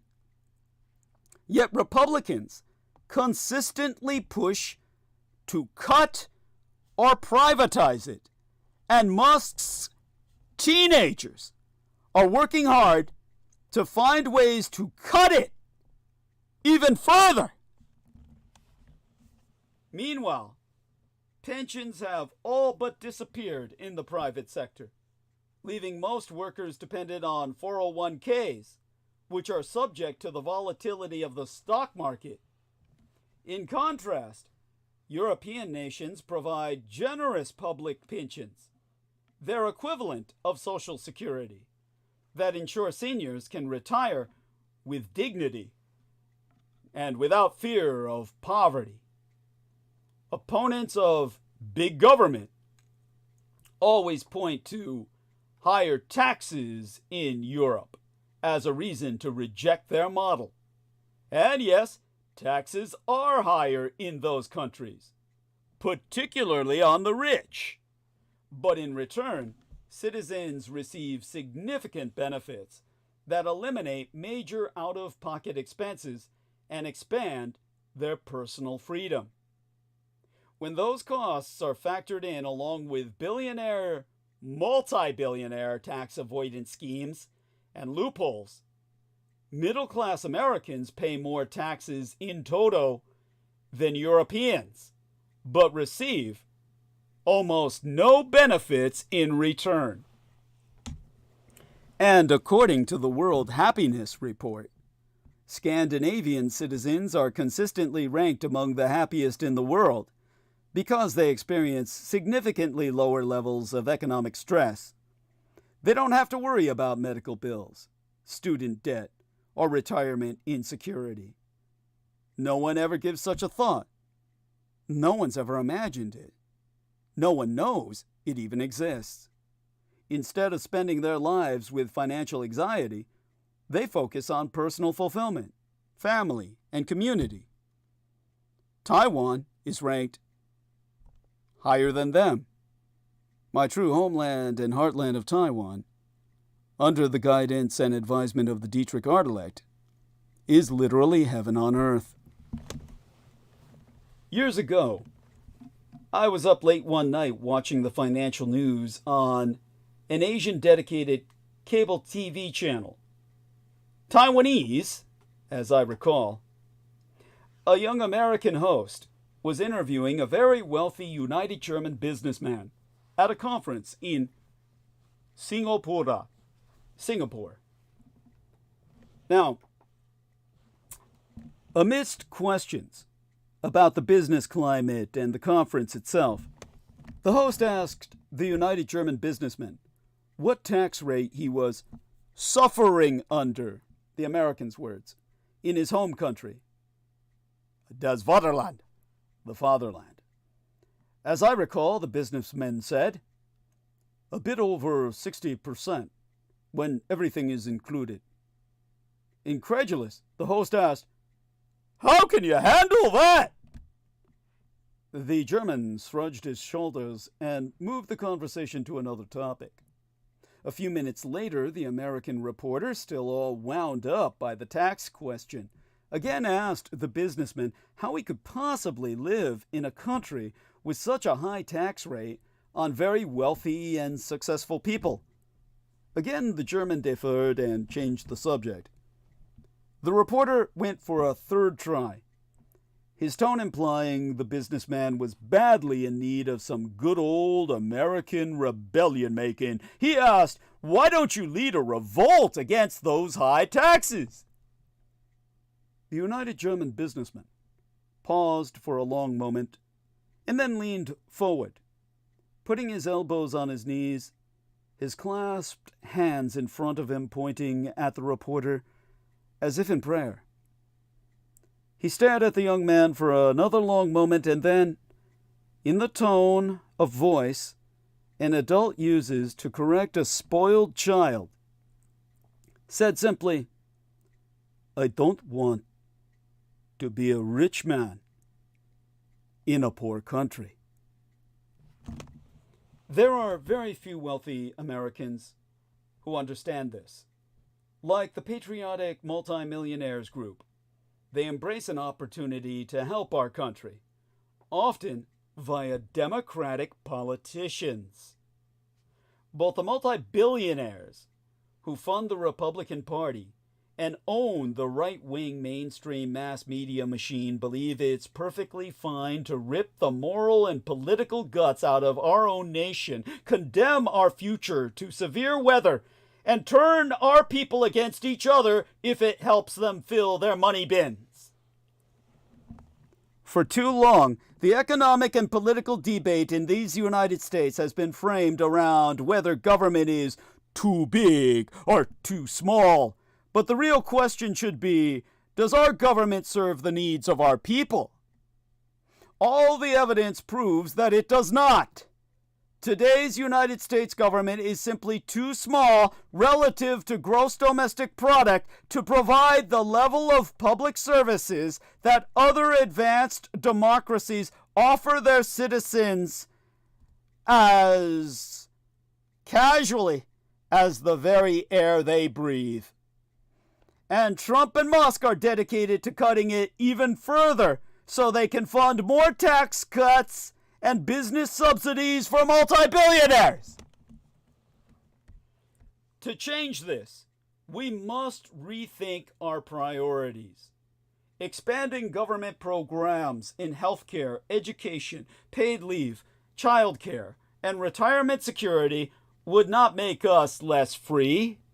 They would only increase our freedoms. They would relieve all our financial burdens, provide greater security, and allow all Americans to pursue our dreams without constant economic anxiety. The Scandinavian and European models prove that a strong, active government creates a fairer, freer, and happier society. The United States hardly lacks the resources to build such a system. We simply lack the political will to tax the rich and turn that into the foundation for a vibrant middle class. And of course, the only way we can get past this current crisis of democracy, cross ourselves and knock on wood, we need to focus on changing that by following the Taiwanese Minju Fajiji, fasci democratic model of my true homeland and heartland on the 100 Isles of Formosa, the 100 islands of Taiwan. It's time to recognize that our government should not just be big enough to fund the military and bail out massive banks. It must be big enough to ensure that every American can live a life of dignity, security, and opportunity. And that is why I am a Nazi. That is why I am a proud fascist. As Tom Hartman lays out in his book titled The Hidden History of the American Dream, published just yesteryear in 2024, that's the real American dream. And it's one worth fighting for. And ultimately, if need be, dying for. To imagine the future of a diminished IRS, look back to the 2010s. By the way, good morning to SCCC. Let me make certain to give her a greeting before I get back to the tax season and the fact that we don't have an IRS now to deal with it, all thanks to the people who want all of our taxes for themselves, Musk and his corporations who seek to socialize all of the costs and privatize all of the profits. Here we are. Send that her way. To imagine the future of the Musk-cut IRS, the eviscerated Internal Revenue Service, look back to the 2010s. By 2017, the agency's workforce had shrunk by roughly 14% compared with 2010. The agency's audit rate was 42% lower in 2017 than in 2010. In that period, Americans saw slower refunds and delayed call times. There is a tendency to conflate efficiency with cost cutting, and sometimes leaner operations really do speed things up. But Vanessa Williamson, a senior fellow at Urban Brookings Tax Policy Center, has already proven that if the IRS can't afford to update its arcane technology or hire skilled professionals, it will struggle to operate efficiently at all. In a shift of focus, the IRS has prioritized auditing wealthy people. That's why it's under attack. It's prioritized auditing wealthy people and corporations since receiving IRA funding from Joe Biden. In 2022, the Washington Post reported that more than half of the IRS's audits in 2021 targeted taxpayers whose incomes were less than $75,000 because those audits are simpler and can be automated. Auditing wealthy people's tax returns can require far more resources, especially if they have varied income streams and assets and sophisticated attorneys and accountants. In May, the former IRS Commissioner, Danny Werfel, announced that the agency would drastically ramp up its audits of wealthy corporations and people making more than $10 million US. In 2024, he told CNBC that the taxes that rich people evade each year amount to more than $150 billion. Investigating them can only pay off. A 2023 paper estimated that every dollar the agency spends on audits of wealthy people will translate to $12 in recovered funds, with the aforecited Williamson noting that those who see their peers getting audited will then be discouraged from cheating on taxes in the future. For generations, politicians have sought to politicize the IRS. In 1971, President Richard Nixon reportedly said that he wanted a new commissioner to go after our enemies and not go after our friends. And a former Trump chief of staff told the New York Times that Trump spoke of abusing the IRS to investigate his rivals during his first term, leading Natasha Sarin, a law professoress at Yale and a former consularess at the Treasury, to attest that the agency's politicization and unpopularity was, in her words, part of a cycle that I hoped we had finally broken. When an agency struggles to perform its job well, its unpopularity makes getting more funding to improve its operations harder, and so forth, in a vicious doom cycle. The future of a major effort to improve the tax filing system is uncertain as well. As the investigative journalist Sahil Desai explained yesteryear, the agency's pilot of a new free tax filing program, Direct File, was a glimpse of a world where government tech benefits millions of Americans. Sahil wrote that the fact that the program exists at all is shocking. That it's pretty good is borderline miraculous.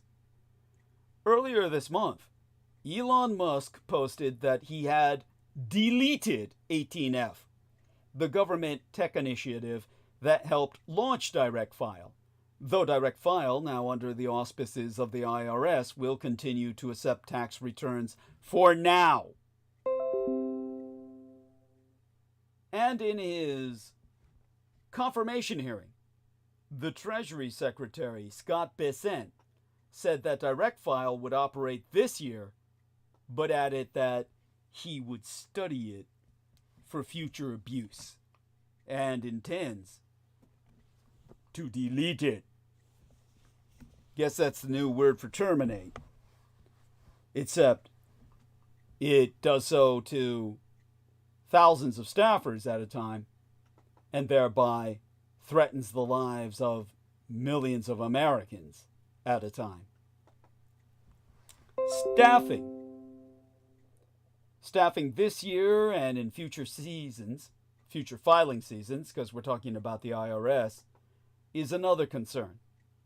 Janet Holtzblatt, a senior fellow at the Urban Brookings Tax Policy Center, recommended that taxpayers file as soon as possible because the IRS workforce may only continue to diminish if some of the remaining employees leave for new jobs, which will lead to tax refund delays. Many of those who are left are also close to retiring. Before 2022, more than 60% of the IRS's employees were reaching retirement age over the next 6 years. Hence the insanity of Musk cutting them ahead of their time when they're already on the way out. A new cohort of younger, more digitally savvy workers, many of whom were probationary agents, was gearing up to replace them.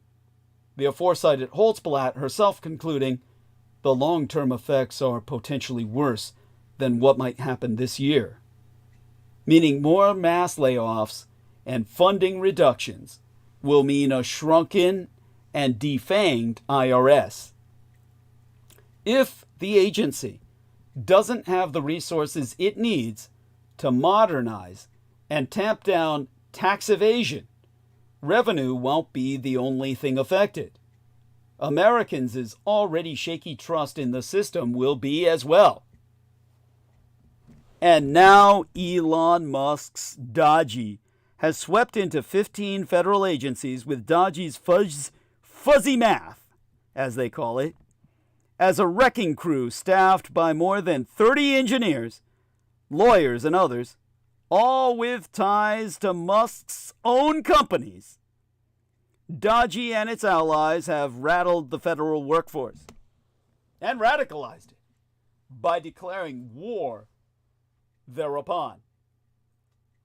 Claiming that DOLLDy's work will improve America's debt crisis is a convenient way for Elon Musk's defenders to frame the project as a service to the American people. But DOLLDy's current efforts are not going to make a single dent, not a single goddamn dent, in our country's deficit. To reiterate, Business Insider saw a list of nearly 30 staffers at the White House DOLLDy office. The demolition team, which is helping Elon Musk embark on a massive reshaping of our federal government, consists of mostly early and mid-career professionals. Staffers and corporal collaborators of Elon Musk's U.S. DOLLDy service have fanned out across Washington in recent days, seeking access to sensitive data and disrupting operations in at least 15 government agencies in pursuit of a dramatically smaller federal government. DOLLDy, which stands for the Department of Government Efficiency, DOGE, has not disclosed the names of its staff. But the Washington Post has identified more than 30 people working for or closely with the DOGE by examining the internal directories of multiple agencies and interviewing numerous federal workers, virtually all of whom spoke on the condition of anonymity for fear of retaliation. About half of those identified have ties to Musk himself or his companies. Among them are the 23-year-old Luke Foritor, a Nebraskan who last year was a co-winner of a $700,000 prize for decoding a Roman scroll, and a recent intern at Musk's rocket company SpaceX. Along Steve Davis, president of Musk's tunneling company, Boring Company Davis, one of Musk's most trusted deputies who oversaw cost-cutting at the social media platform Twitter, which Musk bought out in 2022 and renamed X. Musk loyalists in other positions include Amanda Scales, the new chieftainess of staff at the Office of Personnel Management, who worked at XA1, Musk's artificial intelligence company. 3 of her direct reports previously worked for SpaceX. And Thomas Shedd, who was recently named director of a critical tech unit within the GSA, our General Services Administration, worked for years at Tesla, Musk's electric car company. Musk's allies have established their strongest footholds in 3 agencies: OPM, the Office of Personnel Management, which oversees the federal workforce; the GSA, the General Services Administration, which controls real estate and logistics; and the Department of the Treasury, which manages our nation's finances. Each office aligns with a key Musk objective: to reduce the number of government workers, to diminish our government's overall footprint, and to slow the flow of government cash to recipients deemed unworthy. On Friday night, DOLLDy posted on its X account that coordination across 35 agencies over the last 2 days, this was actually published the Friday night before last, had resulted in cuts of $250 million through the termination of 199 contracts. It did not name the agencies or the contracts. DOGE staffers have indicated their intention to eliminate every contract not essential to operations or required by law. While DOGE's reach is broad, its numbers appear to be relatively small. Some DOGE associates, and their Dodgian personality as well as name, have received official government credentials, including official email addresses, at multiple agencies, All this according to documents and interviews. Exempligratiae.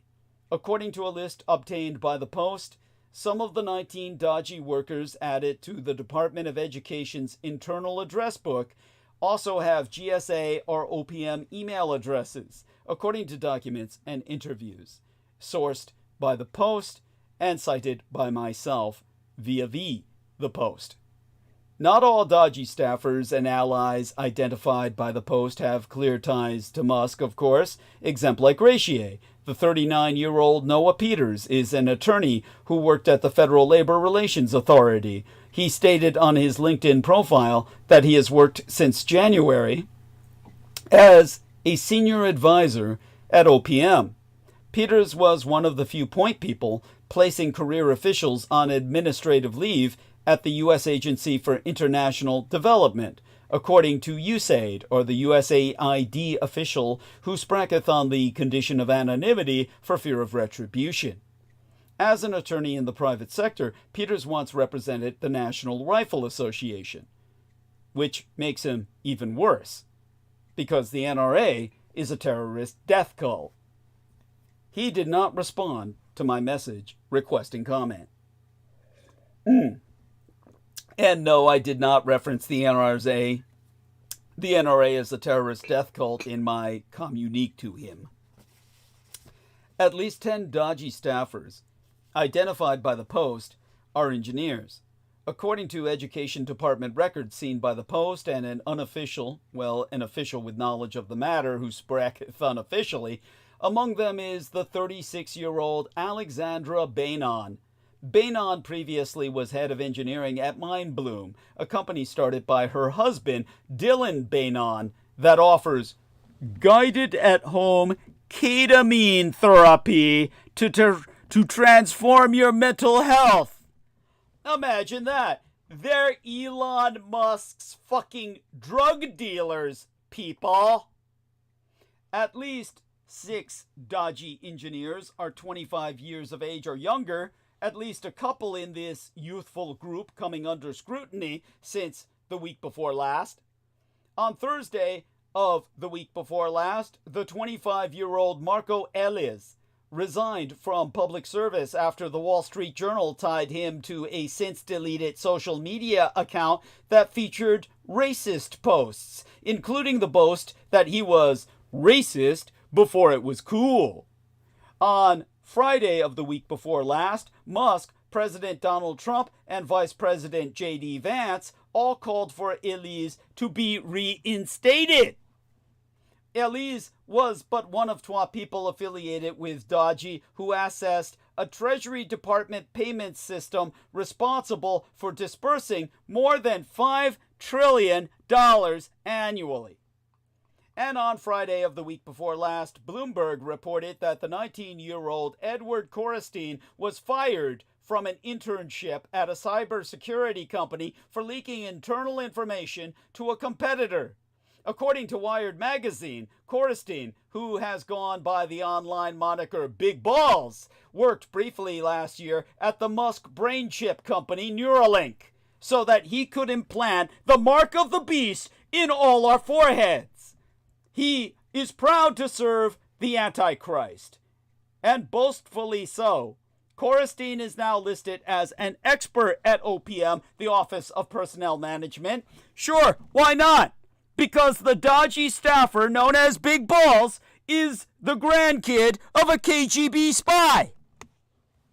Look, sure, it's not ideal that decisions that the federal government is being gutted agency by agency, stripped of purpose, funding, and staffing by Elon Musk and a team of 20-something-year-old edgelords who were sourced from a network of tech-overt bro-rushists and boost the messaging of white nationalists in their free time, but at least none of them are directly related to anyone deeply involved in the intelligence apparatus of a foreign adversary. Now, let me take a big sip of tea water. And check out the investigative journalist Jacob Silverman's latest report. Oh, so, you know, that dodgy staffer who goes by Big Balls? otherwise known as 19-year-old Edward Korestein, a known member of online cybercriminal organizations like the Com, and a cybersecurity worker who is on record as having gotten fired from his job for leaking company secrets? Well, turns out there's another layer to his dubious background. According to the independent journalist Jacob Silverman, Korestein is the grandson of Valery Martinov, a KGB spy. Per Silverman's research, Martinov was an officer in the Technical Espionage Division of the Russian Intelligence Agency back in 1980, when he was sent to these United States to serve as an undercover agent at the Greater Soviets Embassy in Washington, D.C. About 12 years into his stay, Martinov got flipped by the FBI and started to feed the U.S. government Greater Soviet secrets, meaning he served as a double agent. Martinov was eventually identified as compromised by the KGB counterintelligence officer Viktor Cherkashin, who had himself successfully developed sources within the United States intelligence agencies, through, of course, the man I worked with, Michael Aquino. In order to get Martinov back to Russia without him suspecting that he was found out, Cherkashin was asked to escort another Soviet spy back home. It's a really long story that Silverman explains in detail. So I don't need to go into it here. You can look up the Silverman piece. And thanks for our man T-Tank Barry saying, fuck that piece of shit. Go, T-Tank. I get it. I'm with you, man. As soon as the plane touched down, in which Valery Martinov was escorting this other spy back home, Martinov himself was arrested and ultimately executed. His widow eventually moved to the United States permanently. How the fuck did she manage that? Help from Michael Aquino and the Temple of Set. She's an avowed Satanist, and that's where she and her children would settle, marry, and have kids, including Edward, raised as a Temple of Set cultist, and therefore a shoo-in to the Musk misadministration. Edward started at DOLLDy, working on the General Services Administration, the GSA, where, according to Wired magazine, he was calling employees to make them explain code they had written and justify their jobs. Earlier this month, he was named a senior advisor in the State Department's Bureau of Diplomatic Technology, where a significant amount of sensitive data related to American diplomatic operations is stored. That was earlier last month, actually. We just entered this month, so that makes it Lūnar Mēnsis. The Washington Post reported that his role gives him the ability to obtain unauthorized access to any and all classified material and to compromising information on other countries and foreign activities. He's got access to it all, baby. He's got access to it all. He's got the keys. He's got the keys to the fucking kingdom. He knows when you've been sleeping. He knows when you're awake. He knows when you've been bad or good. So be good for goodness sake. So anyway, a former KGB agent's grandkid, who by all accounts never had to undergo a background check, has unprecedented access to all the sensitive State Department data that there is. That's just a thing that's happening now. Is it a big deal? I have no idea. It's just one of those details that you hear and you're like, yeah, that sounds like a likely thing to happen with these guys. It's all part of a convenient story. Last week, the representativist Marjorie Taylor Greene she's the woman who's being dated by the scuzzbag who asked Zelensky why he wasn't wearing a suit, remember?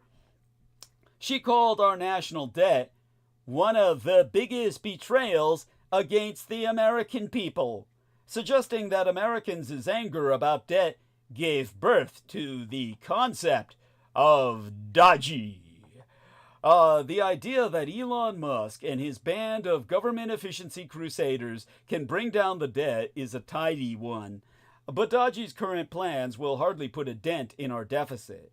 Musk has lamented that America is drowning in debt, which has indeed ballooned over the past decade. As of this month, the federal debt is $36 trillion, about $13 trillion higher than it was 5 years ago. Debt has not been a priority of either major political party for some time. And despite Taylor Greene's claims about American anger over the debt, it's not a top-of-mind issue for people at the polls either. If Musk's team were serious about reducing our deficit, it could explore some unpopular but effective options. Reduce spending for the fucking military, which lost World War II and every war ever since. And the entitlement programs that make up the bulk of the federal budget, Medicare and Social Security, or simply raise taxes. Instead, what Musk and Dodgy have done thus far is ravage government agencies and departments, USAID, for example, which makes up a tiny portion of our federal budget, and the destruction of which won't lead to any savings of note, let alone major savings. They've also focused on slashing the federal workforce by offering buyouts to 2 million federal workers and, over every weekend, axing thousands more federal agency employees. Thus far, salaries for the workers who have accepted the buyout offer make up a minuscule portion of the national budget in total, so insignificant as not to count. They don't show up in the numbers. Musk, Trump, and their allies have also turned to a bit of magical thinking, claiming that rooting out fraud in our government is the key to saving money. In a meandering address from the Oval Office last week, Musk claimed, without evidence, any evidence whatsoever, that USAID workers were raking in millions in kickbacks, and that people as old as 150 were claiming Social Security benefits. They're all Holocaust survivors, you know. They were all given the longevity serum by Mengele. He wrote on X last week that, the week before last by now maybe, no, last week, in his own words, "At this point, I am 100% certain that the magnitude of the fraud in federal entitlements," by that he means Social Security, Medicare, Medicaid, welfare, disability, etc., meaning what you need to live, is a fucking entitlement.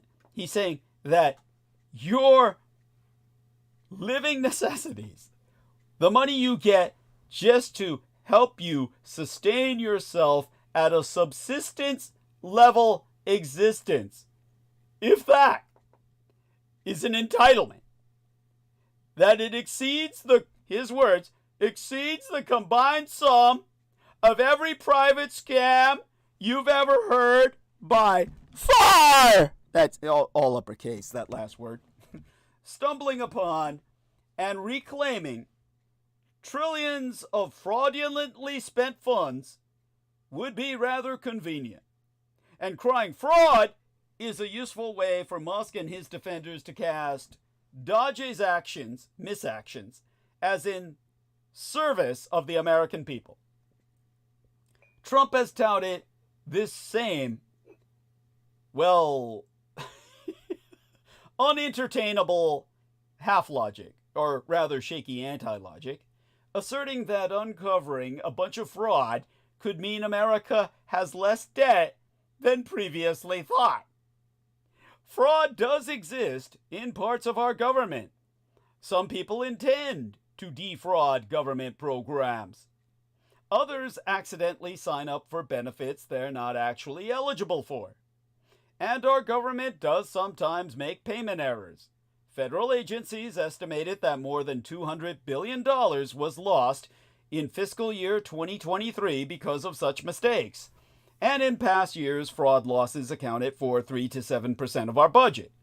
But there is no evidence whatsoever that lowering our deficit is as simple as tamping down on fraud. or that fraud even exists to the extent Musk claims. Plus, by whacking our bureaucracy, Musk and his team are weakening programs that are already working to tamp down fraud. All federal programs have fraud detection mandates. The Treasury, for example, announced in October that it had recovered or prevented $4 billion in fraud losses in the prior fiscal year. I mean, really? Talk about redundancy. And what is redundancy? That's inefficiency. Redundancy is inefficiency, meaning the dodgy or Department of Government Efficiency should be the DOGGY, or Department of Government Inefficiency. By the way that the Treasury Department announced in October that it had recovered, indeed prevented, $4 billion in fraud losses in the prior fiscal year was in part by employing AI machine learning.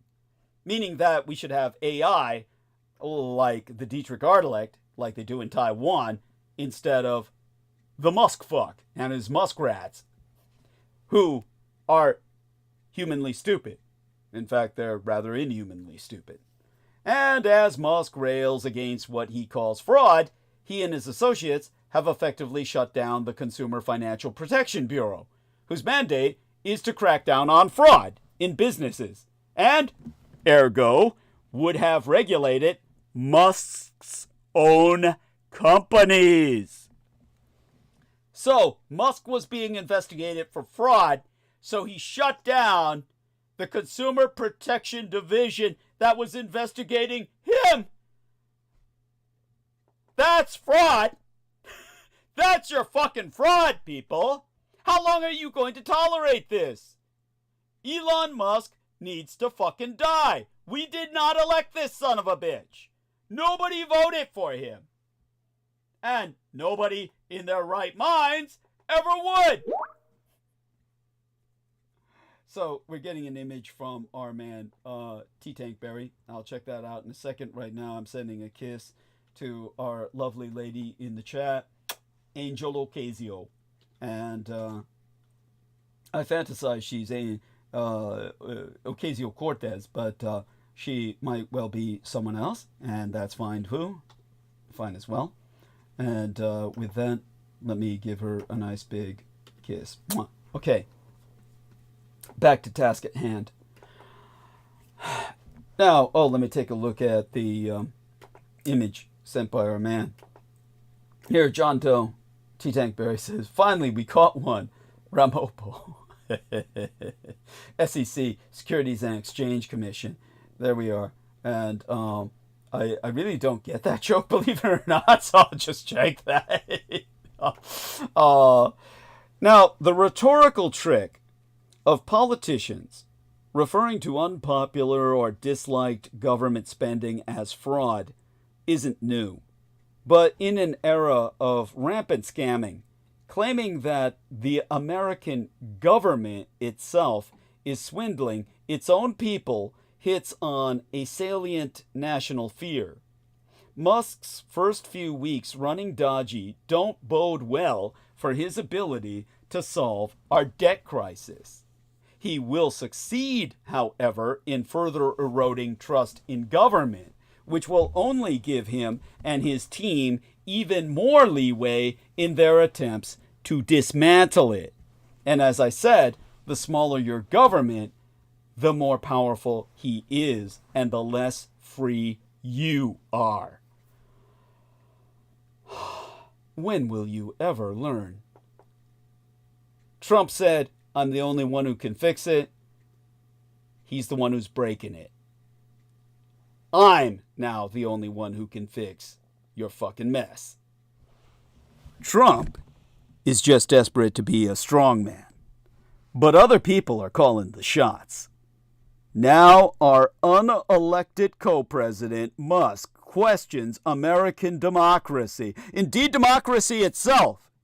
In a bizarre power play, a panicking Elon Musk acted as chair. Well, he acted as president, really.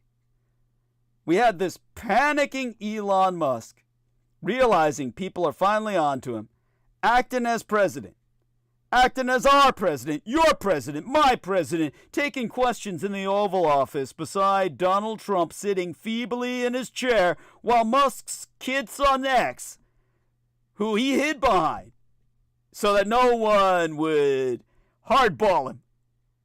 If a sniper had light reflect off his sniper scope and they saw that and realized, hey, there's a sniper pointing at me, they would have lifted that kid up in front of them as a bullet shield. And Musk's kid son X stole the limelight throughout the White House debut as President Trump called the lad high IQ. During his first appearance alongside President Donald Trump since the inauguration in a bizarre joint press conference from the Oval Office on the Tuesday before last, Elon Musk questioned the very foundations of the nature of American democracy. Musk querulously declared, "We have this unelected, fourth unconstitutional branch of government, which is the bureaucracy, which has, in a lot of ways currently, more power than any elected representative. If there's not a good feedback loop from the people to the government, and you have rule of the bureaucrat, or if the bureaucracy is in charge, then what meaning does democracy really have? If the people cannot vote and have their will be decided by their elected representatives in the form of the president and the Senate and the House, then we don't live in a democracy. We live in a bureaucracy." Now, in making these peculiar misstatements, Musk was defending the work of his dodgy acronymus with the uppercase letters DOGE for Department of Government Efficiencies, efforts in attempting to cut spending at key government agencies such as the USAID, Department of Education, and the Department of Labor. Trump has charged Dodgy with uncovering and identifying wasteful government expenditure within our federal agencies. The Associated Press has cast a critical eye over this White House fact sheet concerning the executive order in question, uncovering intentions for drastic reductions in federal staff. The document reveals that agencies will undertake plans for large-scale reductions in force and determine which agency components, or agencies themselves, may be eliminated or combined because their functions aren't required by law. It also hints at a hiring freeze with the directive that agencies should hire no more than one employee for every 4 employees that depart from federal service, albeit there be plans for exceptions for when it comes to roles tied to immigration, law enforcement, and public safety, because we need those arms to enforce a totalitarian state. Meanwhile, Elon Musk is already facing resistance and has begun encountering judicial pushback from the federal courts regarding Dodge's access to sensitive Treasury Department records, efforts to secure confidential Treasury Department documents, and the looming layoff of numerous USAID personnel via preparatory attempts to place thousands of USAID employees on leave at the government's expense, mind you. So we're still paying them for doing nothing. How is that efficient? Nothing efficient about it. Quite the opposite, in fact. U.S. District Judge Carl Nichols, a Trump appointee, issued the order granting an injunction on Friday before last, while also agreeing to block an order that would have abruptly sent the thousands of overseas USAID workers the misadministration wanted to place on misadministrative leave, forcing them to move their households of families and possessions back to these United States within 30 days on the government ledger. I mean, we would have all had to pay for that, and we would have paid out of our ass. The following day, U.S. District Court Judge Paul A. Engelmeyer blocked Dodge, preventing Musk from accessing all our Treasury Department records containing all our sensitive personal data, such as Social Security and bank account numbers for millions of Americans. In a surprise development, less than an hour after Elon Musk and Donald Trump concluded their highly publicized joint press conference on the Tuesday before last, a U.S. federal appeals court rejected their executive bid and refused to halt a judge's order requiring the Trump misadministration to resume the flow of a substantial amount of federal grants and loans by releasing billions of dollars. 'Twas the Boston-based First U.S. Circuit Court of Appeals what turned back said emergency appeal, though it said it expected the lower court judge to act quickly to clarify his order by providing further clarification on the ruling soon. Despite an earlier block on a blanket freeze on federal funding, states testify that the fund's money remains frozen even after a court blocked a sweeping pause on federal funding. In fact, all the people that could redistribute it were fired. So it's frozen because there's no one there because our government's too fucking small to restart its flow. Meaning, you're fully fucked because your government no longer exists in effect. Larger and larger parts thereof, to the point where it becomes smaller and smaller, and ultimately some distant body in Washington that governs only the square miles of swamp around it.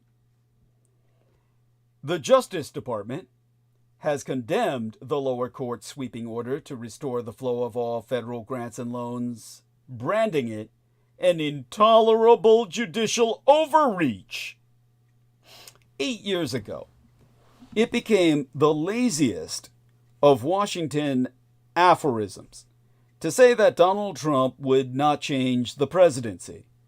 The presidency would change Donald Trump. Given the snowmageddon blizzard of announcements, it would be tempting to argue that it is now totally the other way around. But maybe that doesn't quite do it.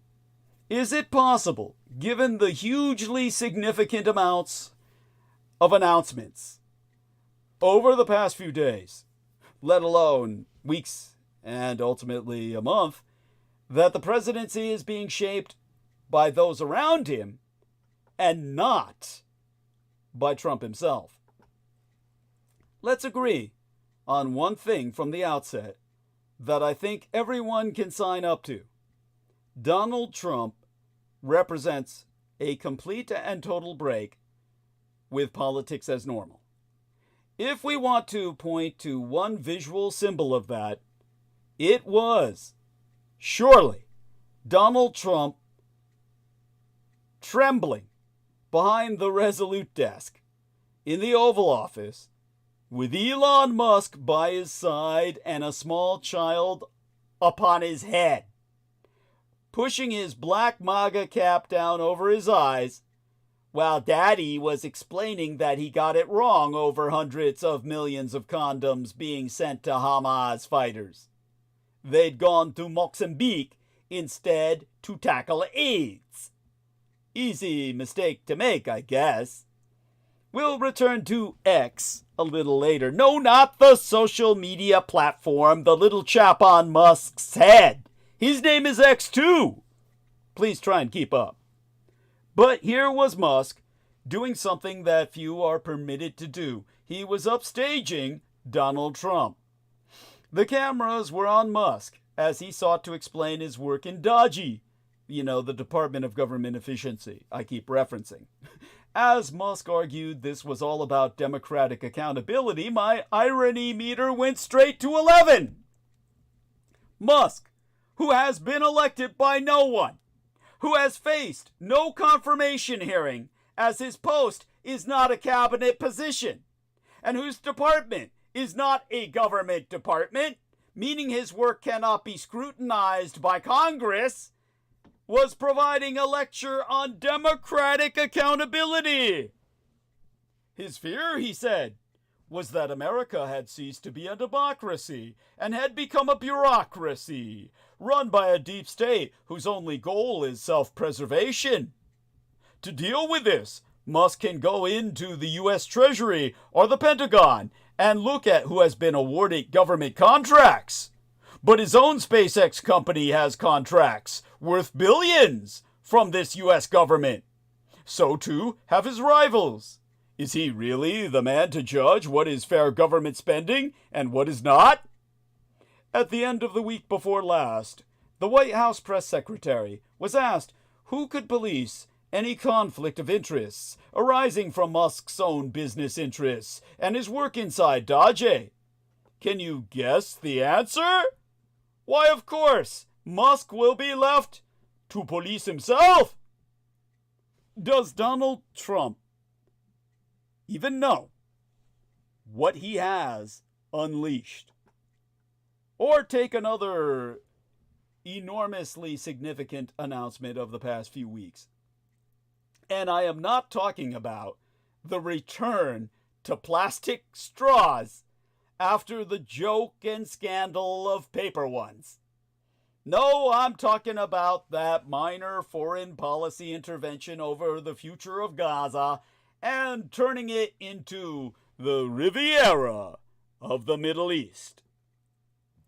It probably takes quite a bit to leave Benjamin Netanyahu looking slack-jawed, but the astonishment on his face as Trump set out his plan for Gaza was quite something.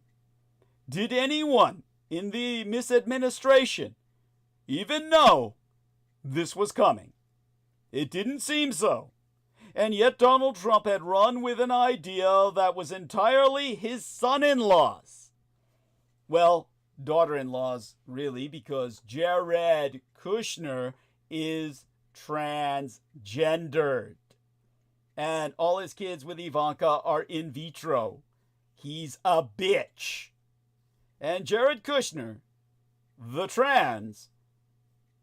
top tranny in an anti-trans regime, had floated that very idea of ethnic cleansing the Gaza Strip but a few months ago. A few months preceding Donald Trump's suggestion. Actually, but a few weeks preceding Donald Trump's suggestion, because his suggestion is a few months ago by now. It's all fading for me. The time is all blending in an endless waking nightmare. Now, like Trump himself, Jared Kushner, the trans fag, his background, well, her background, is in real estate. And this will be the development of all developments. Bulldoze Gaza. Tell the 1.8 million Palestinians to bugger off somewhere else and leave this prime site to be redeveloped from the Riviera to the sea, anyone. To be generous, it looked like this, perhaps, hadn't been completely thought through, or had the buy-in from the key stakeholders who would be needed to make this happen. And then we comest to Ukraine, where the great deal maker and negotiator had apparently given Russia more or less all that it wants before discussions over the future of the country had even begun. Ukraine will have to give up land and will never be allowed to join NATO. Vladimir has never had, well, let's just say Vladimir will have had few better Valentines. And all of this came to him on the feast of the Sainted Valentine, almost like a heart-to-heart gift from his cock-sucking president in these United States that he installed himself. What a buttfuckery. I cannot bear to look. All right, we've got another image for me to look at. Oh, here we are. There we are. Got a great cartoon from our man T-Tank Barry. Says, shows Jared and Ivanka, and it says, if only. And Jared and Ivanka are saying, we're stepping away from our royal duties too. There they are, part of the Trump dynasty, and actually the powers behind the throne. Musk is in front of the throne, but these fuckers are behind it. In all three of these examples, Trump has been a defiant messenger, but only the messenger boy. It's clear he's not even delivering his own message. He's just the dog carrying the paper. Musk, Kushner, and Putin all have reason to believe, with every justification, that they have played Donald rather well. Trump didn't rig his own elections, after all. They did. Thus, Trump knew he was going to win as far back as August when he said, "I don't really need your votes." Why did he bizarrely dance for half an hour instead of talking policy at one of his rallies? Why was Musk hobnobbing with him for the last couple of months? Although it's a conflict of interest to own both the news outlets and the satellite that feeds them, he who controls the news networks unfortunately controls the news itself. But in rigging the vote, Musk's first mistake was to decrease the Democratic turnout by 12 million at a time when new voter registration was at an all-time high. His second mistake was to have Trump winning all the swing states. Musk went a bit overboard with his numbers, but I can assure you, in the future, we will all historically live with the fact that the Russians put Trump in his first midterm and Musk put Trump in his second midterm. And back in 2018, after the Ruskies put him in, the infamous Helsinki Moment news conference was held between Trump and Putin. Putin gave Trump a football for his son Baron, and Trump gave Putin everything. Again! He told reporters that he had taken the Russian dictator at his word, that he hadn't interfered in Trump's 2016 election victory, contradicting the unanimous view of every single active United States intelligence agency. You know, the quote is variously attributed to David Lloyd George and the First World War general, Field Marshal Douglas Haig, but it is that he bears the impression of the last person who sat upon him. Or rather, as the American Doug Haig would say, he bears the impression of the last person. He bears the ass impression. He bears the impression on his face of the ass of the last person who sat on him. It is a notion that runs entirely counter to the image of strength and resolve that Trump likes to project. He wants to be seen as a tough guy, just like Putin, or Erdogan, Xi, Orban. But is he actually much more biddable and too willing to let others around him influence policy? There is every argument that others are making him look like a fool. Which brings us all back to X. Little boy X and his priceless cameo appearance in the Oval. Now off his father's shoulders, he's fidgeting next to the resolute desk, and Donald Trump's face is turning ever more into a scowl. Above Musk's voice, you can see the little chap looking at Trump apparently saying, "You're not the president. You need to go away." One can only wonder where he picked that up from. This is not hyperbole anymore. Elon Musk's power play, standing with his show-stealing son behind Trump in a bizarre Oval Office moment, proves that Musk is in charge of our United States government. Elon Musk is president.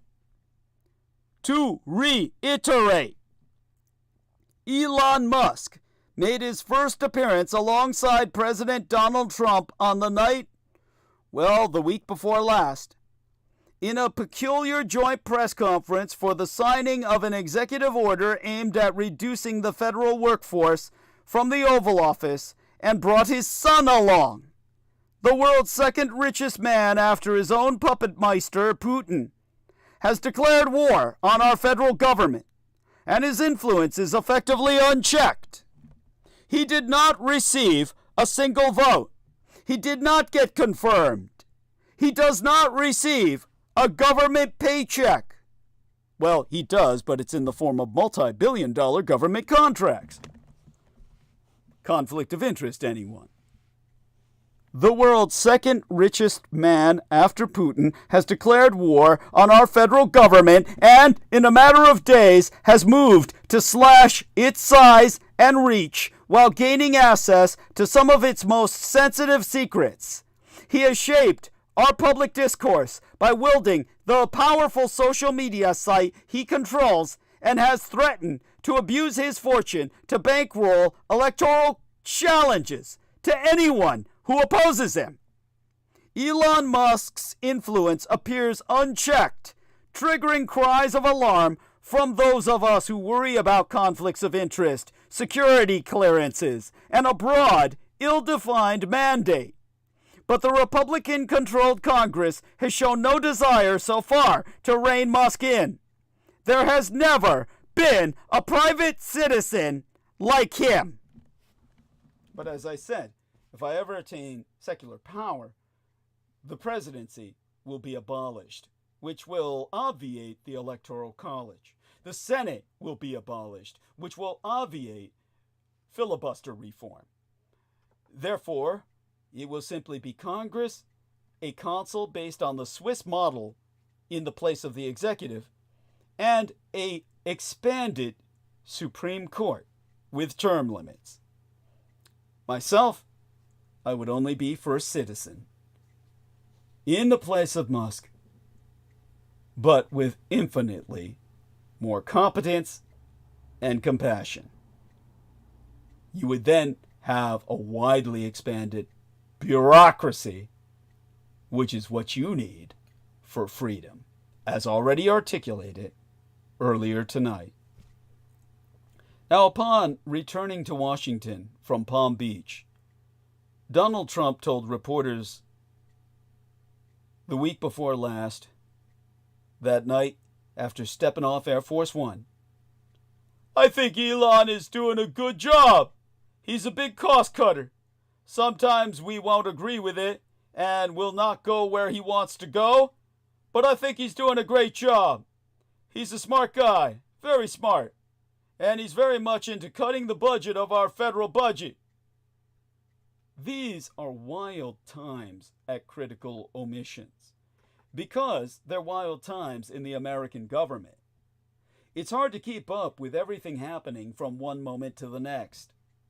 I had not had a chance to look at the new dodgy executive order the president signed the week before last, that afternoon with Elon Musk standing beside him. I don't think it's too much to say that it puts Musk functionally in control of our United States government. I know that sounds pretty wild, and that may not apply to high-profile policy. Twa budget bills or one on Capitol Hill, plans for Gaza, but let me explain what it does. A dodgy operative called a dodgy team lead will be assigned to every agency, department, etc. of our federal government.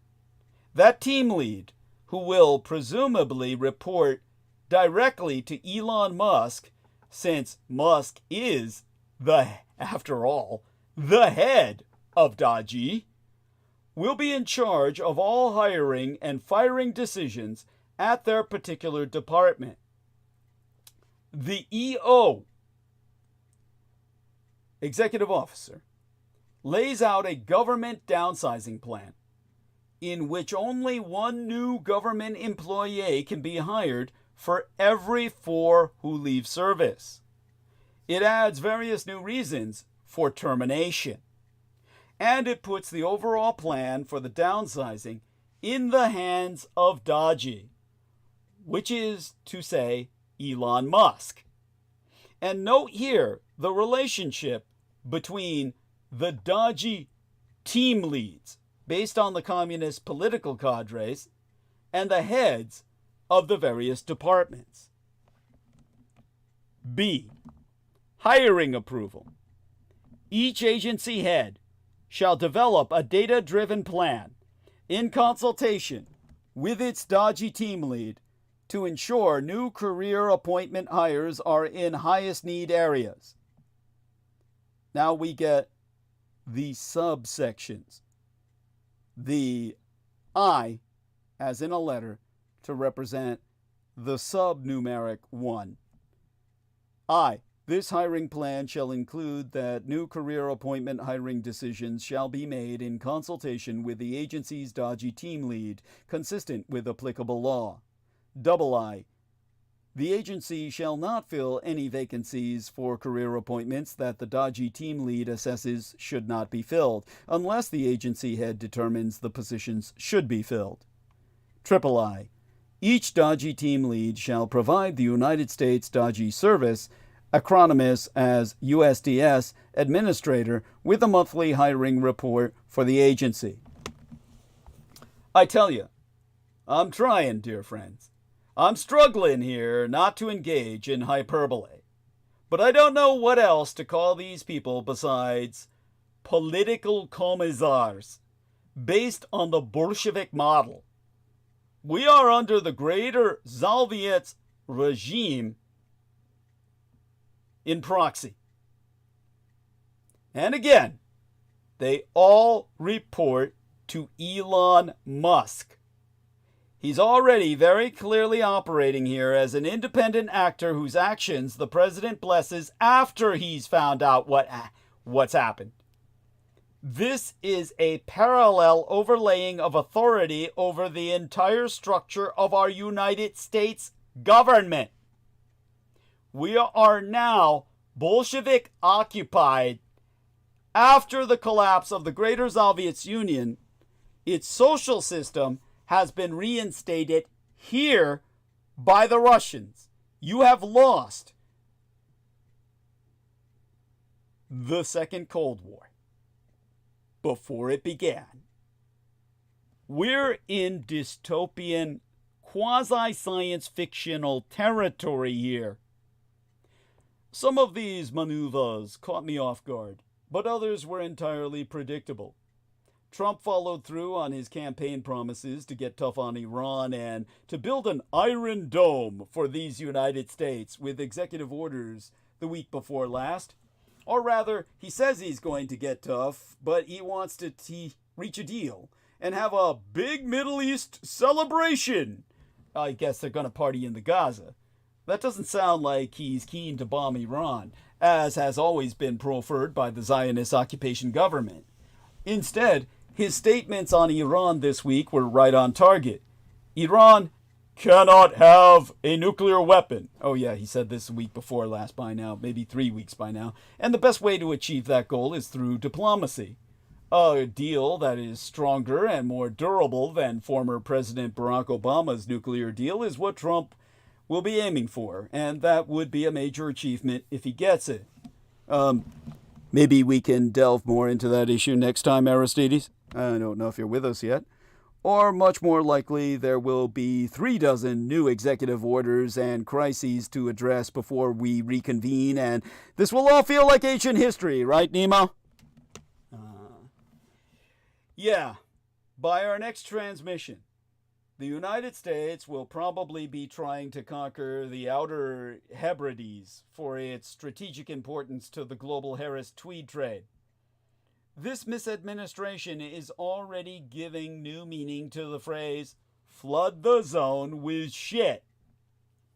Better stock up on caffeine to help expedite the efficacy of those Tylenol headache pills, because I regret on your behalf that these are the last days of American orange juice, by which to ease their swallowing.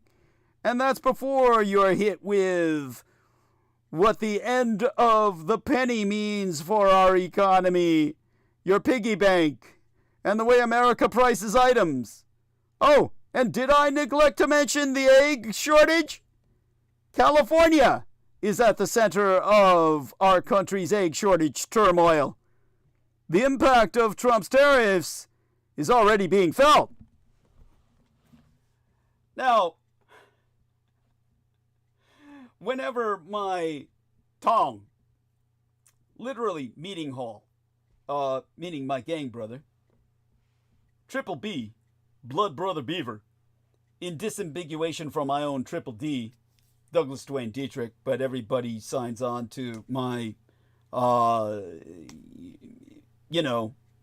podcast, I guess we'd call them, my videos, because they think D means my bra size.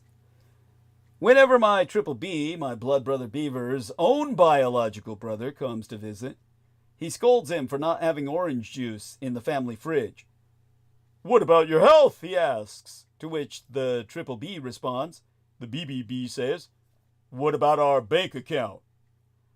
As in many families, orange juice was always on the breakfast table when the B was growing up. It was affordable, delicious, and full of vitamin C.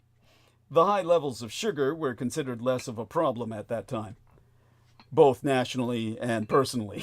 But orange juice isn't so cheap anymore.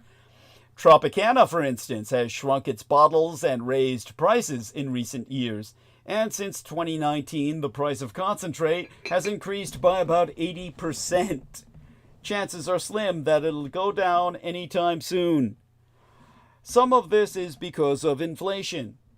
And if President Donald Trump ever goes through with the tariffs he has threatened against Mexico and Canada, orange juice, which once came to Americans from Florida, but it now is generally made from a mix of international oranges, will only become even more expensive. Yet orange juice is also facing a grander existential problem than the economy. The world's biggest orange producers aren't growing as much fruit as they used to. As orange availability slides, the era of orange juice ubiquity is rapidly coming to an end. The primary cause is a disease known as citrus greening. When tiny, hard-to-control insects, called Asian citrus psyllids, feed on orange trees, they inject bacteria that floods the tree's veins. Fruits become rancid, misshapen, and discolored, and within a few years, the tree dies. Around the world, millions of acres of orange trees have succumbed. And in the past 20 years, production in Florida's storied orange groves, which once supplied the majority of America's juice, has declined 92%. What little fruit is left on the trees gets blown to the ground by hurricanes, which are becoming more destructive in the state every passing day due to climate catastrophe, which the Republicans deny. Growers have a few tools to mitigate the disease, such as antibiotic injections and plant growth sprays to boost fruit production, but they are costly and labor-intensive to use, and they cannot apply them because Trump is mass deporting all the labor. Many have simply thus been forced to give up with Trump's entry into office and have sold their generations-old groves to real estate developers. In January, one of Tropicana's suppliers, Alico, announced that it will no longer invest capital in its citrus operations once the current crop is harvested because its business is no longer economically viable and Trump killed it. Aside from the disease called Trump, citrus greening itself has no cure. Labs around the country are racing to develop disease-resistant trees, but research is slow because trees take up to 8 fucking years to bear their fucking fruit. And at the rate that the trees are dying, a solution is likely to come too late. So forget the death of bananas that they keep talking about. Think of the death of oranges. Our dwindling fruit supply is making orange juice harder but not impossible to produce. Other orange-growing countries are contributing more of the juice sold in American stores. Out of curiosity, I read the ingredients on a carton of Florida's Natural on my latest Snap card trip to Whole Foods, meaning the last time I was able to use food stamps. SNAP is an acronym for Supplemental Nutritional Assistance Program. I had basically $1 left on my fucking card. And, well, I certainly couldn't afford the orange juice. And the ingredients on the carton said, juice from Florida, Mexico, and Brazil. These countries haven't yet been hit as hard by citrus greening as Florida. About 40% of their crops have been affected so far. Still, their supply is equally uncertain and perhaps even ultimately doomed. American orange juice manufacturers will be on edge until April, when the impact of citrus greening on this year's crop in Brazil will first become apparent.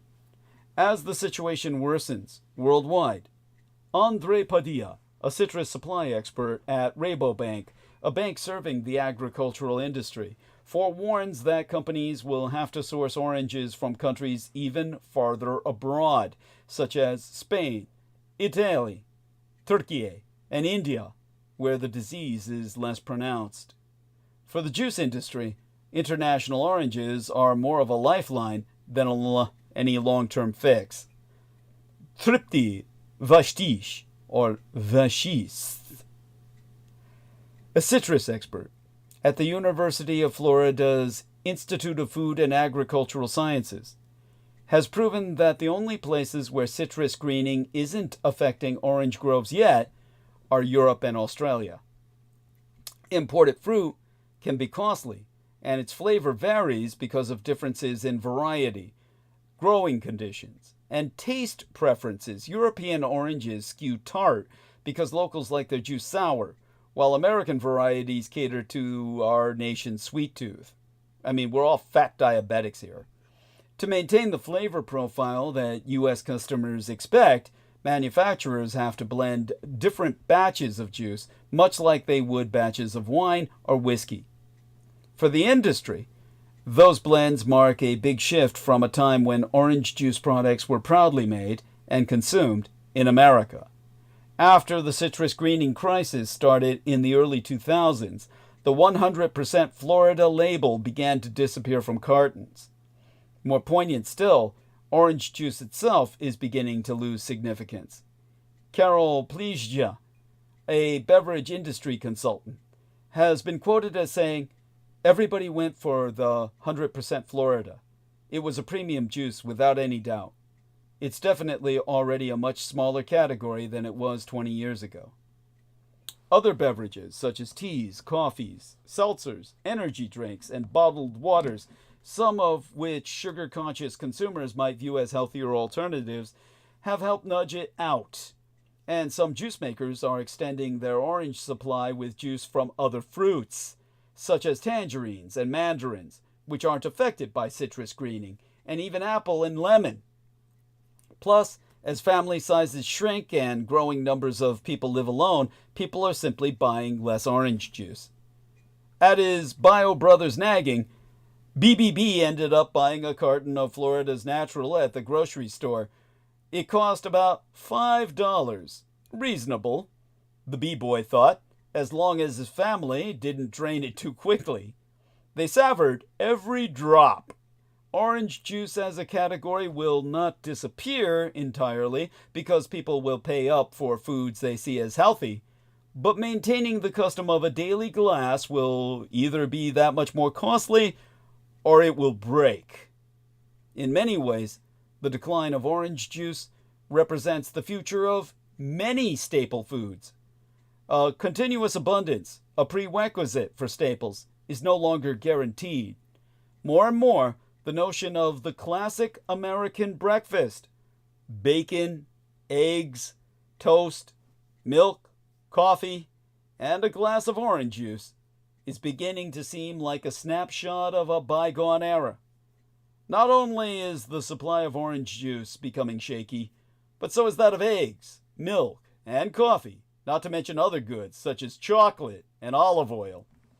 So number one, sorry coffee drinkers, your morning cup of joe might start costing more. A global coffee price spike is about to drip into your mug.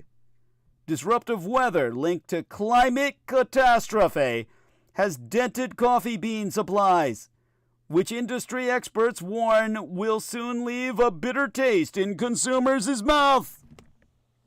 Bad news at the breakfast table. Eggs aren't the only breakfast staple under pressure. Your morning cup of coffee will soon be getting more expensive. Coffee prices are expected to climb this year, thanks to supply snags that will exacerbate the shortage of beans. B of A analysts, the Bank of America analysts, I think it was the week before last, they warned, or informed, within their warning, that Arabica coffee prices closed at an all-time high of $4.04 per pound. And analysts said they expect coffee retail prices to keep on going up. The benchmark that sets the global price of Arabica coffee has more than doubled over the past year, with 25% of that surge coming since the start of 2025. For the first time, 1 pound of Arabica costs more than $4 on commodity markets. Recently, Bank of America analysts, the B of A people, BOFA, warned that even with consumers showing signs of price fatigue, expect retail coffee prices to keep on grinding higher. The price run-up is largely driven by climate catastrophe-fueled weather patterns that have disrupted agricultural production around the world. Chocolate prices are up sharply this year for similar reasons, with higher temperatures and rainfall levels spoiling cacao yields in West Africa. In key coffee-growing regions across South and Central America, Southeast Asia, and East Africa, Ostafrika in the German, average temperatures are rising and precipitation patterns are changing, lengthening and intensifying droughts in some places while boosting extreme flood events in others. Brazil has been contending with its most severe drought in 70 years, causing weather shortages. Well, water shortages, I mean to say. There's no shortage of fucking weather. And crop failures. In Vietnam, months-long drought was followed by severe flooding yesteryear during Typhoon Yagi, which brought extreme rainfall exacerbated by climate catastrophe. The 12 countries are the world's top coffee producers, if you did not know this. Brazil and Vietnam, accounting for a combined 56% of all global supplies. Climate impacts can increase the prevalence of diseases in coffee crops as well, reducing overall yields for farmers. Studies have proven that the Arabica bean, which makes up roughly 60% of all coffee produced globally, is particularly vulnerable to climate catastrophe. And while U.S. coffee producers in Hawaii, Puerto Rico, California, and elsewhere sell homegrown beans, remember, my California is the only fucking place on the goddamn North American continent of all the states and fucking union that gives you your goddamn coffee. Their output is nowhere near enough. Our output is nowhere near enough to satisfy domestic demand. A reality shared by farmers of imported specialty crops from wasabi to goji berries. Per Jeffrey Sachs, of Goldman Sachs, a sustainable economist at Columbia University, though he's related to the big money people, as the long-term climate changes, these weather conditions are far more likely to hit extremes and cause losses in coffee yields, as well as volatility to coffee production. Retail coffee prices are expected to rise in a pronounced manner, meaning way the fuck up, meaning skyrocketing, like stratospheric, people, during the first quarter of this year. That's what the Bank of America, the BOFA analysts, wrote in a note to their clients. They expect major food companies such as J.M. Smucker, which sells coffee under multiple brands including Folgers, and Keurig Dr. Pepper, which sells Lavazza coffee, to pass at least some of the cost increases onto consumers. And neither company has responded to my requests for comment. And no, I don't approach them saying I'm the son of Adolf Hitler either. So far, higher coffee prices on commodity markets haven't fully percolated into consumers' mugs. Federal data released on the Wednesday midweek before last showed the prices people paid for coffee in all its forms were roughly flat from December to January, though they were up 3.1% last month from 12 months earlier, just a little bit hotter than inflation overall. Talk about a hot cup of coffee. But instant coffee prices have been heating up, soaring 7.1% last month from a year earlier, well, the month before Menses, the month before last by now, and by 4.4% just from December through to January. The overall cost of drip coffee has risen every year since 2021, when it was 0.12 cents per cup, well, 12 cents a cup. According to market researchers at NIQ, they estimated 1 cup of drip coffee cost 18 cents at the start of this year, while coffee pods, like the ones that get popped into Keurig machines, have also trended higher.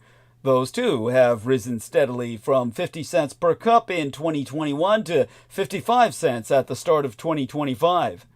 Major roasters such as Starbucks have sought to reassure investors about their strategies for handling global price spikes. Starbucks CFO Rachel Ruggeri recently told shareholders our year-over-year coffee price impact was minimal. Sachs said he expects coffee prices to remain high in the coming months, and that climate catastrophe is likely to bring more major blows to global food supplies, well, over the next decade. The world must bring down greenhouse gas emissions much faster to reduce these accelerating risks and ramp up investments in agricultural resiliency systems, as well, Sachs himself and all other climate researchers have been warning us for, what, 100 fucking years now? And Trump is saying, we're out of all climate agreements and burn, baby, burn all those fossil fuels. Well, coffee is human fuel, Trump fuckers. And without that, you can't run. The global coffee shortage has driven U.S. imported coffee bean supplies to our lowest level since November, according to data from the Intercontinental Exchange. Arabica coffee production in Brazil is set to decline this year by 12.4% from yesteryear, according to the Brazilian Ministry of Agriculture. The week before last, industry analysts at ING said that if that production forecast proves accurate, it would be the lowest level of productivity since 2022. Now, I've got a question in email. Are there any other groceries that could see similar spikes? Labor Department data show that several grocery items have become more expensive since yesteryear, including ground beef, milk, and fresh chicken. If President Trump successfully implements his steep tariffs on Mexico, Canada, and the Communist Chinese, produce prices will only soar astronomically. Trump campaigned on the promise that he would lower grocery prices after frequently blaming President Biden for inflation and high everyday costs. None of this means that we'll have to go without all of the aforecited staple foods anytime soon, but for everyday Americans, it will most certainly mean having less. And I am so sorry to stress you out further, but the egg situation is getting worse and worse. My kingdom for a dozen eggs. The long lines at the local grocery or warehouse store harken back to the early days of iPhone releases. But this time it's not smartphones or tech causing the latest round of panic buying across our nation. It's eggs, a suddenly scarce commodity. If you've tried to buy eggs lately, chances are you've run into sizable waits, hoarding, purchase limitations, or even empty aisles. According to Eggexperts, no, I will not apologize for that, not only are there super high prices and empty shelves, but we're also looking at a return to eggs with weak and unusually chippy shells. Beg for mercy, bitch. On your knees. Suck it hard. You already know egg prices went up. They're on everyone's mind, at least egg-eating minds. A dozen eggs cost an average of $4.15 in December, according to federal statistics, up from $2.51 the previous December, in fact, double the price. And in a true sign of the egg-pocalypse, Waffle House is now adding a 50-cent surcharge for eggs. For each egg, that is, individually. Not wanting to reveal her last name on TikTok, Magda S. has been tracking egg prices in a spreadsheet that's online and open to the public. Magda has gone viral for the stunt and said she plans to continue to update her spreadsheet for the next 4 years, of course during the Trumpocalypse, to mark whether egg prices decline during Donald Trump's presidency. To quote a she, everyone wants to talk about eggs. If you haven't been to a grocery store lately, you might not know another part of the egg emergency. Shelves have started to run bare. A worsening avian influenza outbreak has caused an egg shortage across these United States. Viral videos of customers swarming the egg pallets at Costco are all over social media. Well, the weekend before last, thieves made off with 100,000 eggs from the Pete and Jerry's distribution center in Pennsylvania. Amy? Ha! You there, Amy? Ha ha! I know you did it, bitch! Ha! Amy Como's local grocery store, or the one that used to be local for her in Vermont, had already put a limit on the number of cartons per customer. 2. This side of the continent, a friend who's a workout enthusiast, who used to eat 5 protein-rich eggs every morning, lamented to me that his macros were in disarray. While I myself do not cook, I know that many stores, including Costco and Trader Joe's, are limiting the number of eggs customers can buy because of the avian flu. The outbreak at dairy farms was responsible for the deaths of more than 40 million egg-laying birds yesteryear. While there's confusion on why eggs are so expensive and difficult to find in my golden California, the Los Angeles Times journalist Caroline Petro-Cohen documented that the average price of a dozen eggs has nearly doubled since yesteryear and hit a record high of $4.95 in January, according to the United States Bureau of Labor Statistics. Price tags are even heftier in my golden California, where grocery stores are charging $9 or more for a dozen. The Labor Department's Consumer Price Index report released the week before last found that the spike has contributed to an overall rise in grocery prices, which increased 0.5% last month. Some grocery chains, including Trader Joe's and Kroger, have placed limits on the amount of eggs shoppers can purchase in an attempt to address this shortage. Now, when I get questions, I don't know if this is trolling, someone's asking me, why are egg prices so high? I guess I haven't really answered that question now that I reflect upon it. It's weird that eggs were ever cheap. Imagine telling someone 5 years ago that a carton of eggs would cost more than a pound of salmon fillet or an entire rotisserie chicken. Somehow, today it does. Prices have doubled in the past year, with a dozen eggs going for as much as $15 in certain urban markets. Restaurants and bodegas are tacking surcharges onto breakfast dishes. Cold cases in big box stores are empty. Grocers are limiting customers to a dozen or two a visit to make stocks last. Google searches for the phrase backyard chickens have tripled in the past 12 months. Consumers are furious. Eggs are the second most commonly consumed grocery item, beating out milk and cereal. The average American eats an egg every 1.3 days, or 277 eggs a year. Eggs provide 4% of protein consumed in our country and are they're one of the least expensive high-quality sources of the muscle-building macronutrient. Or at least they were. Until a highly pathogenic form of bird flu spread to American flocks in 2022.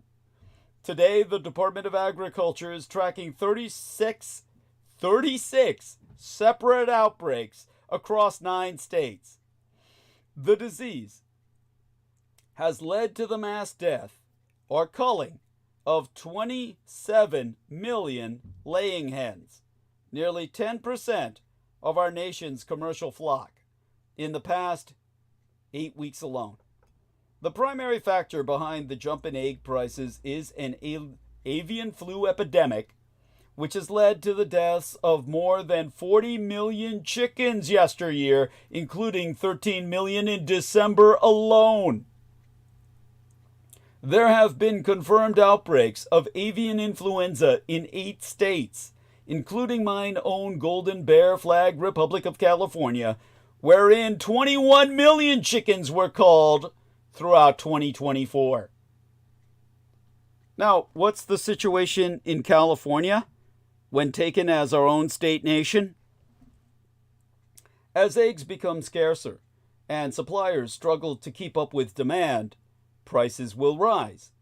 The cost of a dozen eggs has risen 15% over the last 4 weeks, and prices are higher on the West Coast. California egg prices are particularly high because our state relies largely on our own production of eggs, which has been diminished by the influenza outbreak. 40% of eggs consumed in California are produced in state. We are effectively our own economy, and never fucking forget that. I will forever shove it down your throats. You are nothing without us. How long will this scarcity last? Okay, this is a sensible email. Egg prices will likely return to normal once the chicken population is replenished and eggs are being produced at a normal rate. How long that takes depends on the course of the disease and farmer operations. It can take months to raise a new flock of chickens, and there's a risk bird flu could continue to spread among them.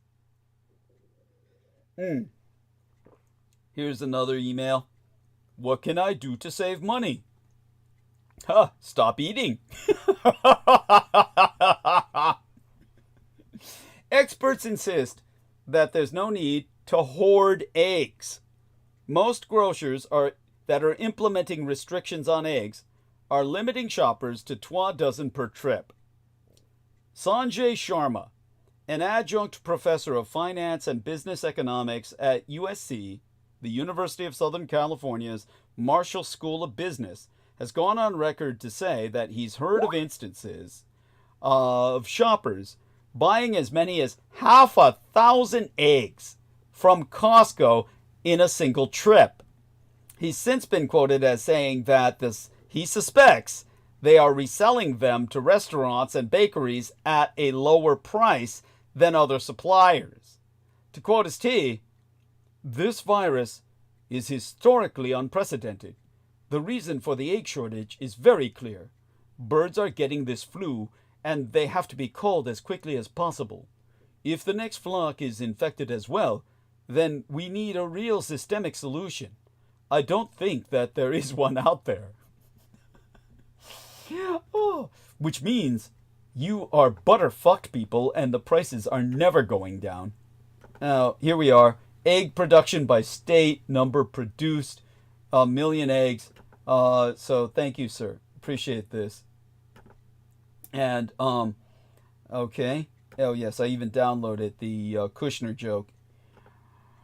Dominique Miserandino, the chief executive of Retail Wire, concludes, right now, there is no end that I can see.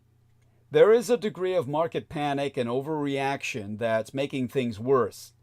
Egg prices are at an all-time high, and people get quite nervous. The simple advice would be, don't panic, and do the research. And egg prices aren't the worst of it. The chips are back. Now, things are probably going to get even worse. Because the eggs, if you can even find them, not to mention afford them, are going to start getting chippy again.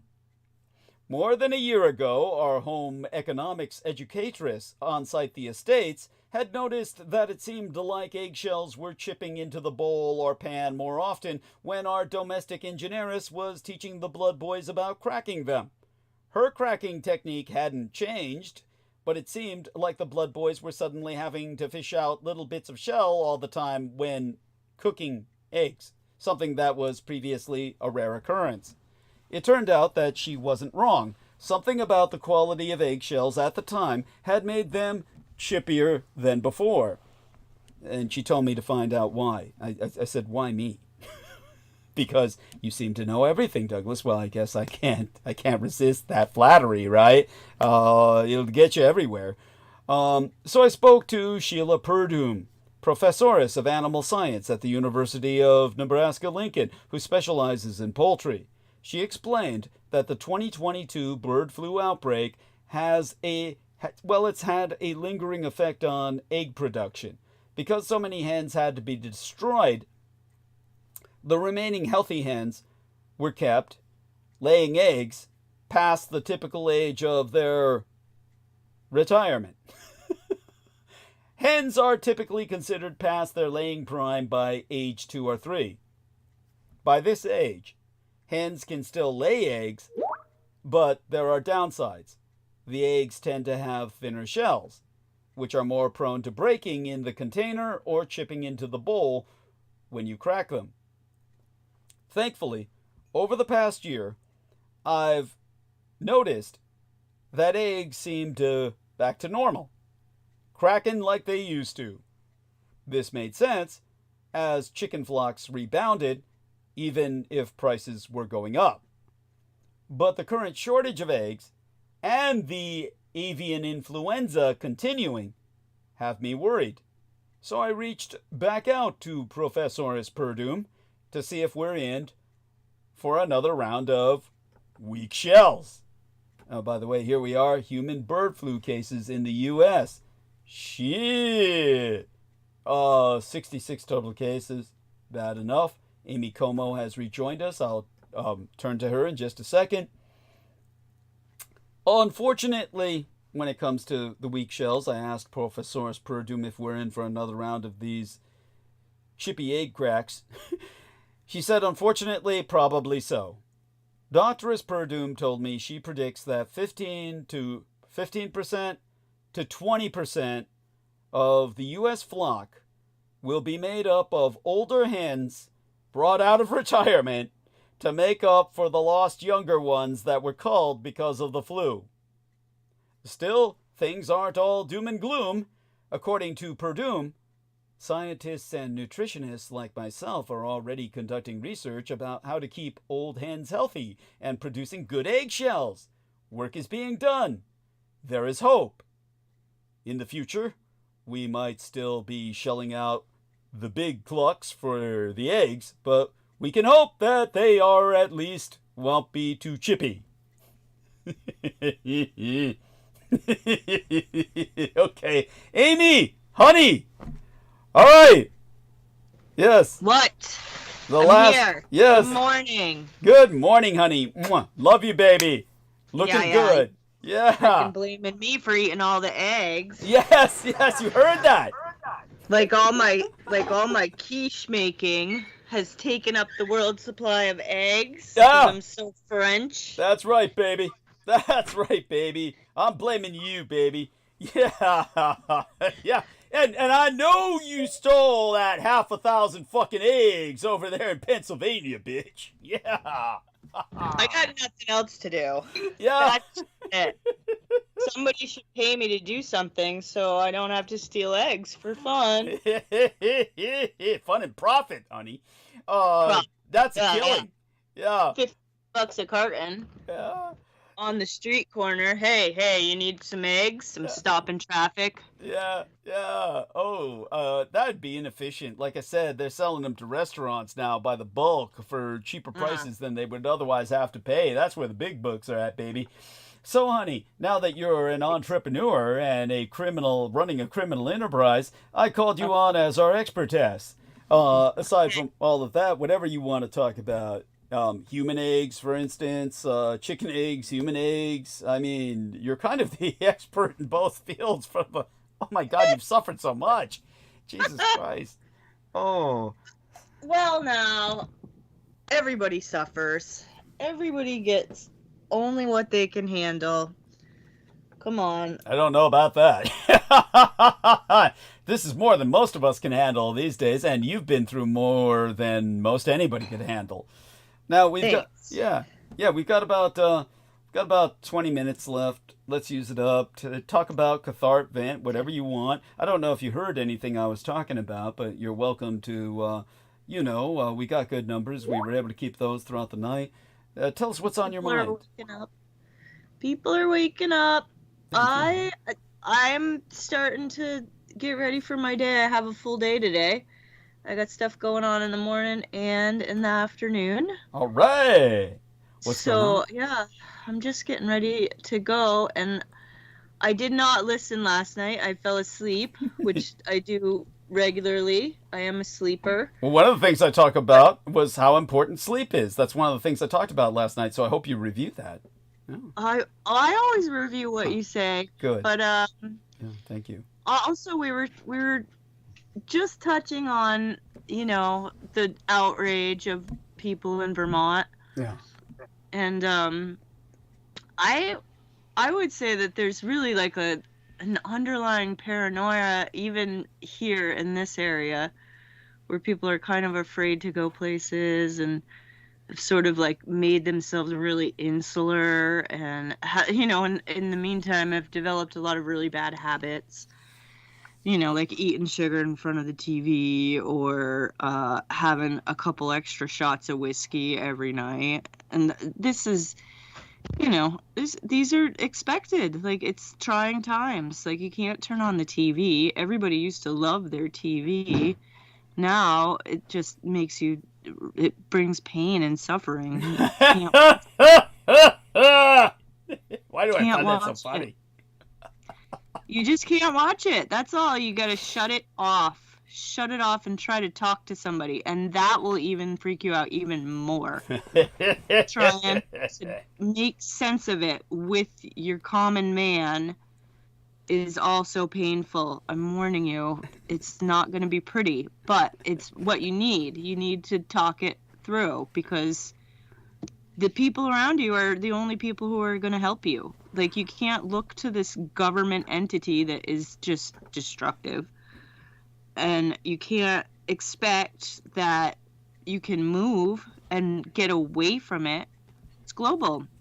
Remember how Marina Saren came on and she was talking about how, she is in Spain, but she lives with her family. And that's really very common because in the last couple of decades, there's been this move towards people purchasing second homes and then charging ridiculous amounts of money for vacations. And then there's no actual housing for people who live and work in that area. And that's exactly like Vermont. That's exactly the issue that's been at play my entire life there, and probably most likely in other places, although I'm no expert at New Hampshire or Maine or any of the other New England area states. Like, the issue of these parasites who want to profit off of the tourist industry, and they're purchasing these properties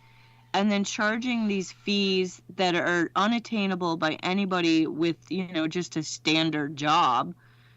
You can't necessarily afford $500 a night to go to these ski resorts, or to use the Airbnb, or to use the Vacasa site, or to use the VRBO site. All of those places are just out of any reasonable price range, and they're forcing people to double up in housing, to live with other people, to share their home with other families, or to live with the elderly, which, it's kind of ridiculous how the elderly can't understand that they can't live alone anymore, because they're setting fire to their kitchen, they're falling down and not getting up. This is like, I remember you talking about when young people move in with their parents, it's kind of like a soft home invasion. Yeah. Because like the elder person is not able to stay by themselves, and yet they still want to believe that they have all the autonomy that they've had, in perpetuity, whatever. Perpetuity. I'm too tired. I was up too late doing stuff on the internet. Yeah, like being with Doug Dietrich. Yeah. Being with Doug Dietrich. Yes. It's true. It's true. His knowledge just loops you in, and you can't find it anywhere else, and then you're stuck listening to Doug. And he starts blaming you for the criminal enterprise you built, and all you're doing is just trying to make a couple shekels selling eggs. That's it. Yeah. Beautiful, baby. Beautiful. Couple shekels. That's all I need. Couple. Yeah, I'm really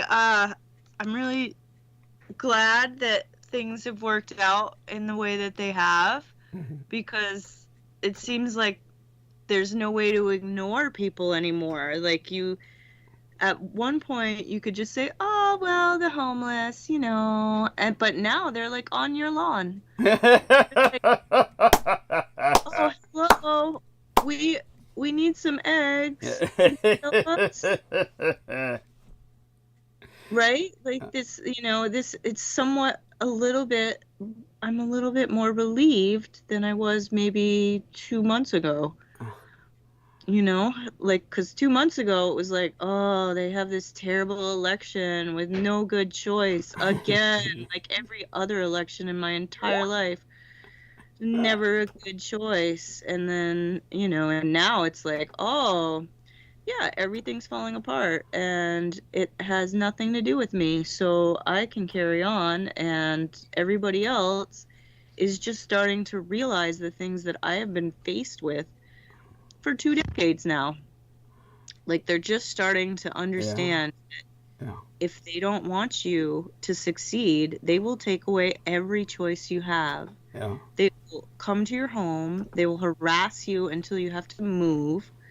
They will contact all of the people in your life and create havoc create suffering for them that you then have to mitigate and witness, which is just as debilitating as having it happen to yourself sometimes. When you have to witness somebody going through something really terrible, it can be just as bad. These are, I don't like to talk about it because I don't like for people to put their minds towards that. And yet I don't understand how, when I do talk about it with people, they seem to somehow feel immune to it. Like, this isn't going to happen to me. Yeah, what happened to me? I'm the long-running star of the long-running TV show in my own mind. Yes, go on. Or just like you were saying, like, you can feel insular because you've done nothing wrong. They're not going to hurt me because I've done nothing wrong. And this is just the wrong attitude to have. It's not, you're not putting yourself in danger, but at the same time, to be so ignorant and to and to not even have any curiosity about, well, how does a person survive in all these circumstances? Like, what is the meaningful step up that gets them from, you know, a place of very difficult circumstances to somehow escaping even dire straits? Like, with, you know, with each step that I take, I'm considering where I've been before. And I think if I had never suffered, if I'd never had any real challenge, it would be a lot harder to negotiate where we're at right now. Because you can just say, well, it seems like that might be important, but it's not as important as, say, keeping some level of health and fitness. Like, to know that if something were to happen, that you would be fit enough to grab what you need and take it with you. Right. You know. Yeah. That's, you know, that's a such an level important point. Go on. Yeah. It's a level of security that until you're put in this situation, you don't even consider it. Like, you don't live your life thinking, like, I need to maintain my own health so that I'm able to better calculate what the actual needs are. Like, what do I actually need? Like, what is the most pressing thing that I need to address? And if you haven't slept, there's no, you know, there's no discernment there. There's no accuracy to your decision. Like, you're just, like, getting along, doing stuff, following a routine, like, maybe, you know, not making that phone call that you should have made 3 weeks ago and letting that continue and snowball. Or, I'm trying to think of, like, some of the dumb things that I do when I haven't slept. Like, just, like, avoiding things. Like, it seems like when I don't sleep, like, I'm much more willing to just avoid things than to, you know, kind of face them head on. Or if, you know, nothing has been done about a certain problem, like, to try to actually make headway with that, I won't do it. I'll just avoid. And, you know, if I'm really tired, I'm not gonna even look at, you know, I'm not even, like, capable of, like, seeing what's really going to be effective, like what needs to be put in place right now so that next week I can manage what, you know, whatever thing I'm doing. Because I've been at this for so long that, like, there's elements of, well, I could just pick up where I left off. Like, there's work that I haven't done because I was looking for something a little more stable. And now that things are more stable, like, I can look at, like, some of these business plans and some just different things that are more available here that aren't as available in Vermont.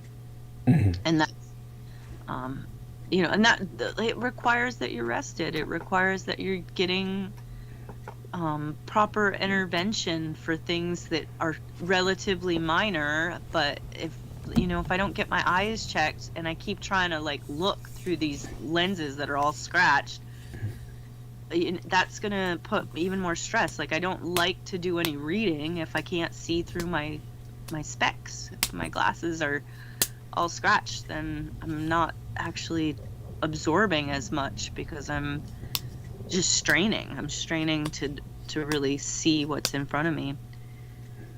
So that's all I can really think about at this point. Bright and early March morning, getting ready to head out. One of the things Holly brought up was immigrants. What is the immigrant situation like in Pennsylvania as compared to Vermont? Oh, well, it's much better managed in Pennsylvania. But saying that, there's still the problem of ghettos and the problem of areas that are known for trafficking and known, like, we had this friend who's actually selling his house and leaving, but we were over there helping him, burn stuff out the garage and in the yard, and the other guy who was there was saying like he had seen somebody parked like in the lane in the road, and he was trying to drive, but he could tell there was something wrong because the dog was being weird in the passenger seat. So he got out the car, he went over to the passenger seat, was looking at the dog, and the woman was like passed out on drugs. And as soon as he came up to the window, the dog got excited and she like snapped out of it, and he was like, oh, I've got some Narcan in my car, I'll be right back. And she like sped off. But he had like run up on somebody who had just like OD'd while driving in the car. And he, like he felt like maybe I should have just taken the dog. Like what, like he afterwards he was thinking about it. He's like, I should have just grabbed that woman's dog. And then, because like that's a serious community issue. If people don't have a safe place, they do things that are going to create problems for everybody else, like, ODing in your car while driving. Yeah, shit. Oh my God. I don't know if that's like an immigrant problem so much, but I think it's our healthcare system has been losing this battle, and we're not paying attention to it. And now it's like right there in the street in front of you. Like you're trying to just drive over to your buddy's house and you can't get there because of all this drama that's like happens every day here.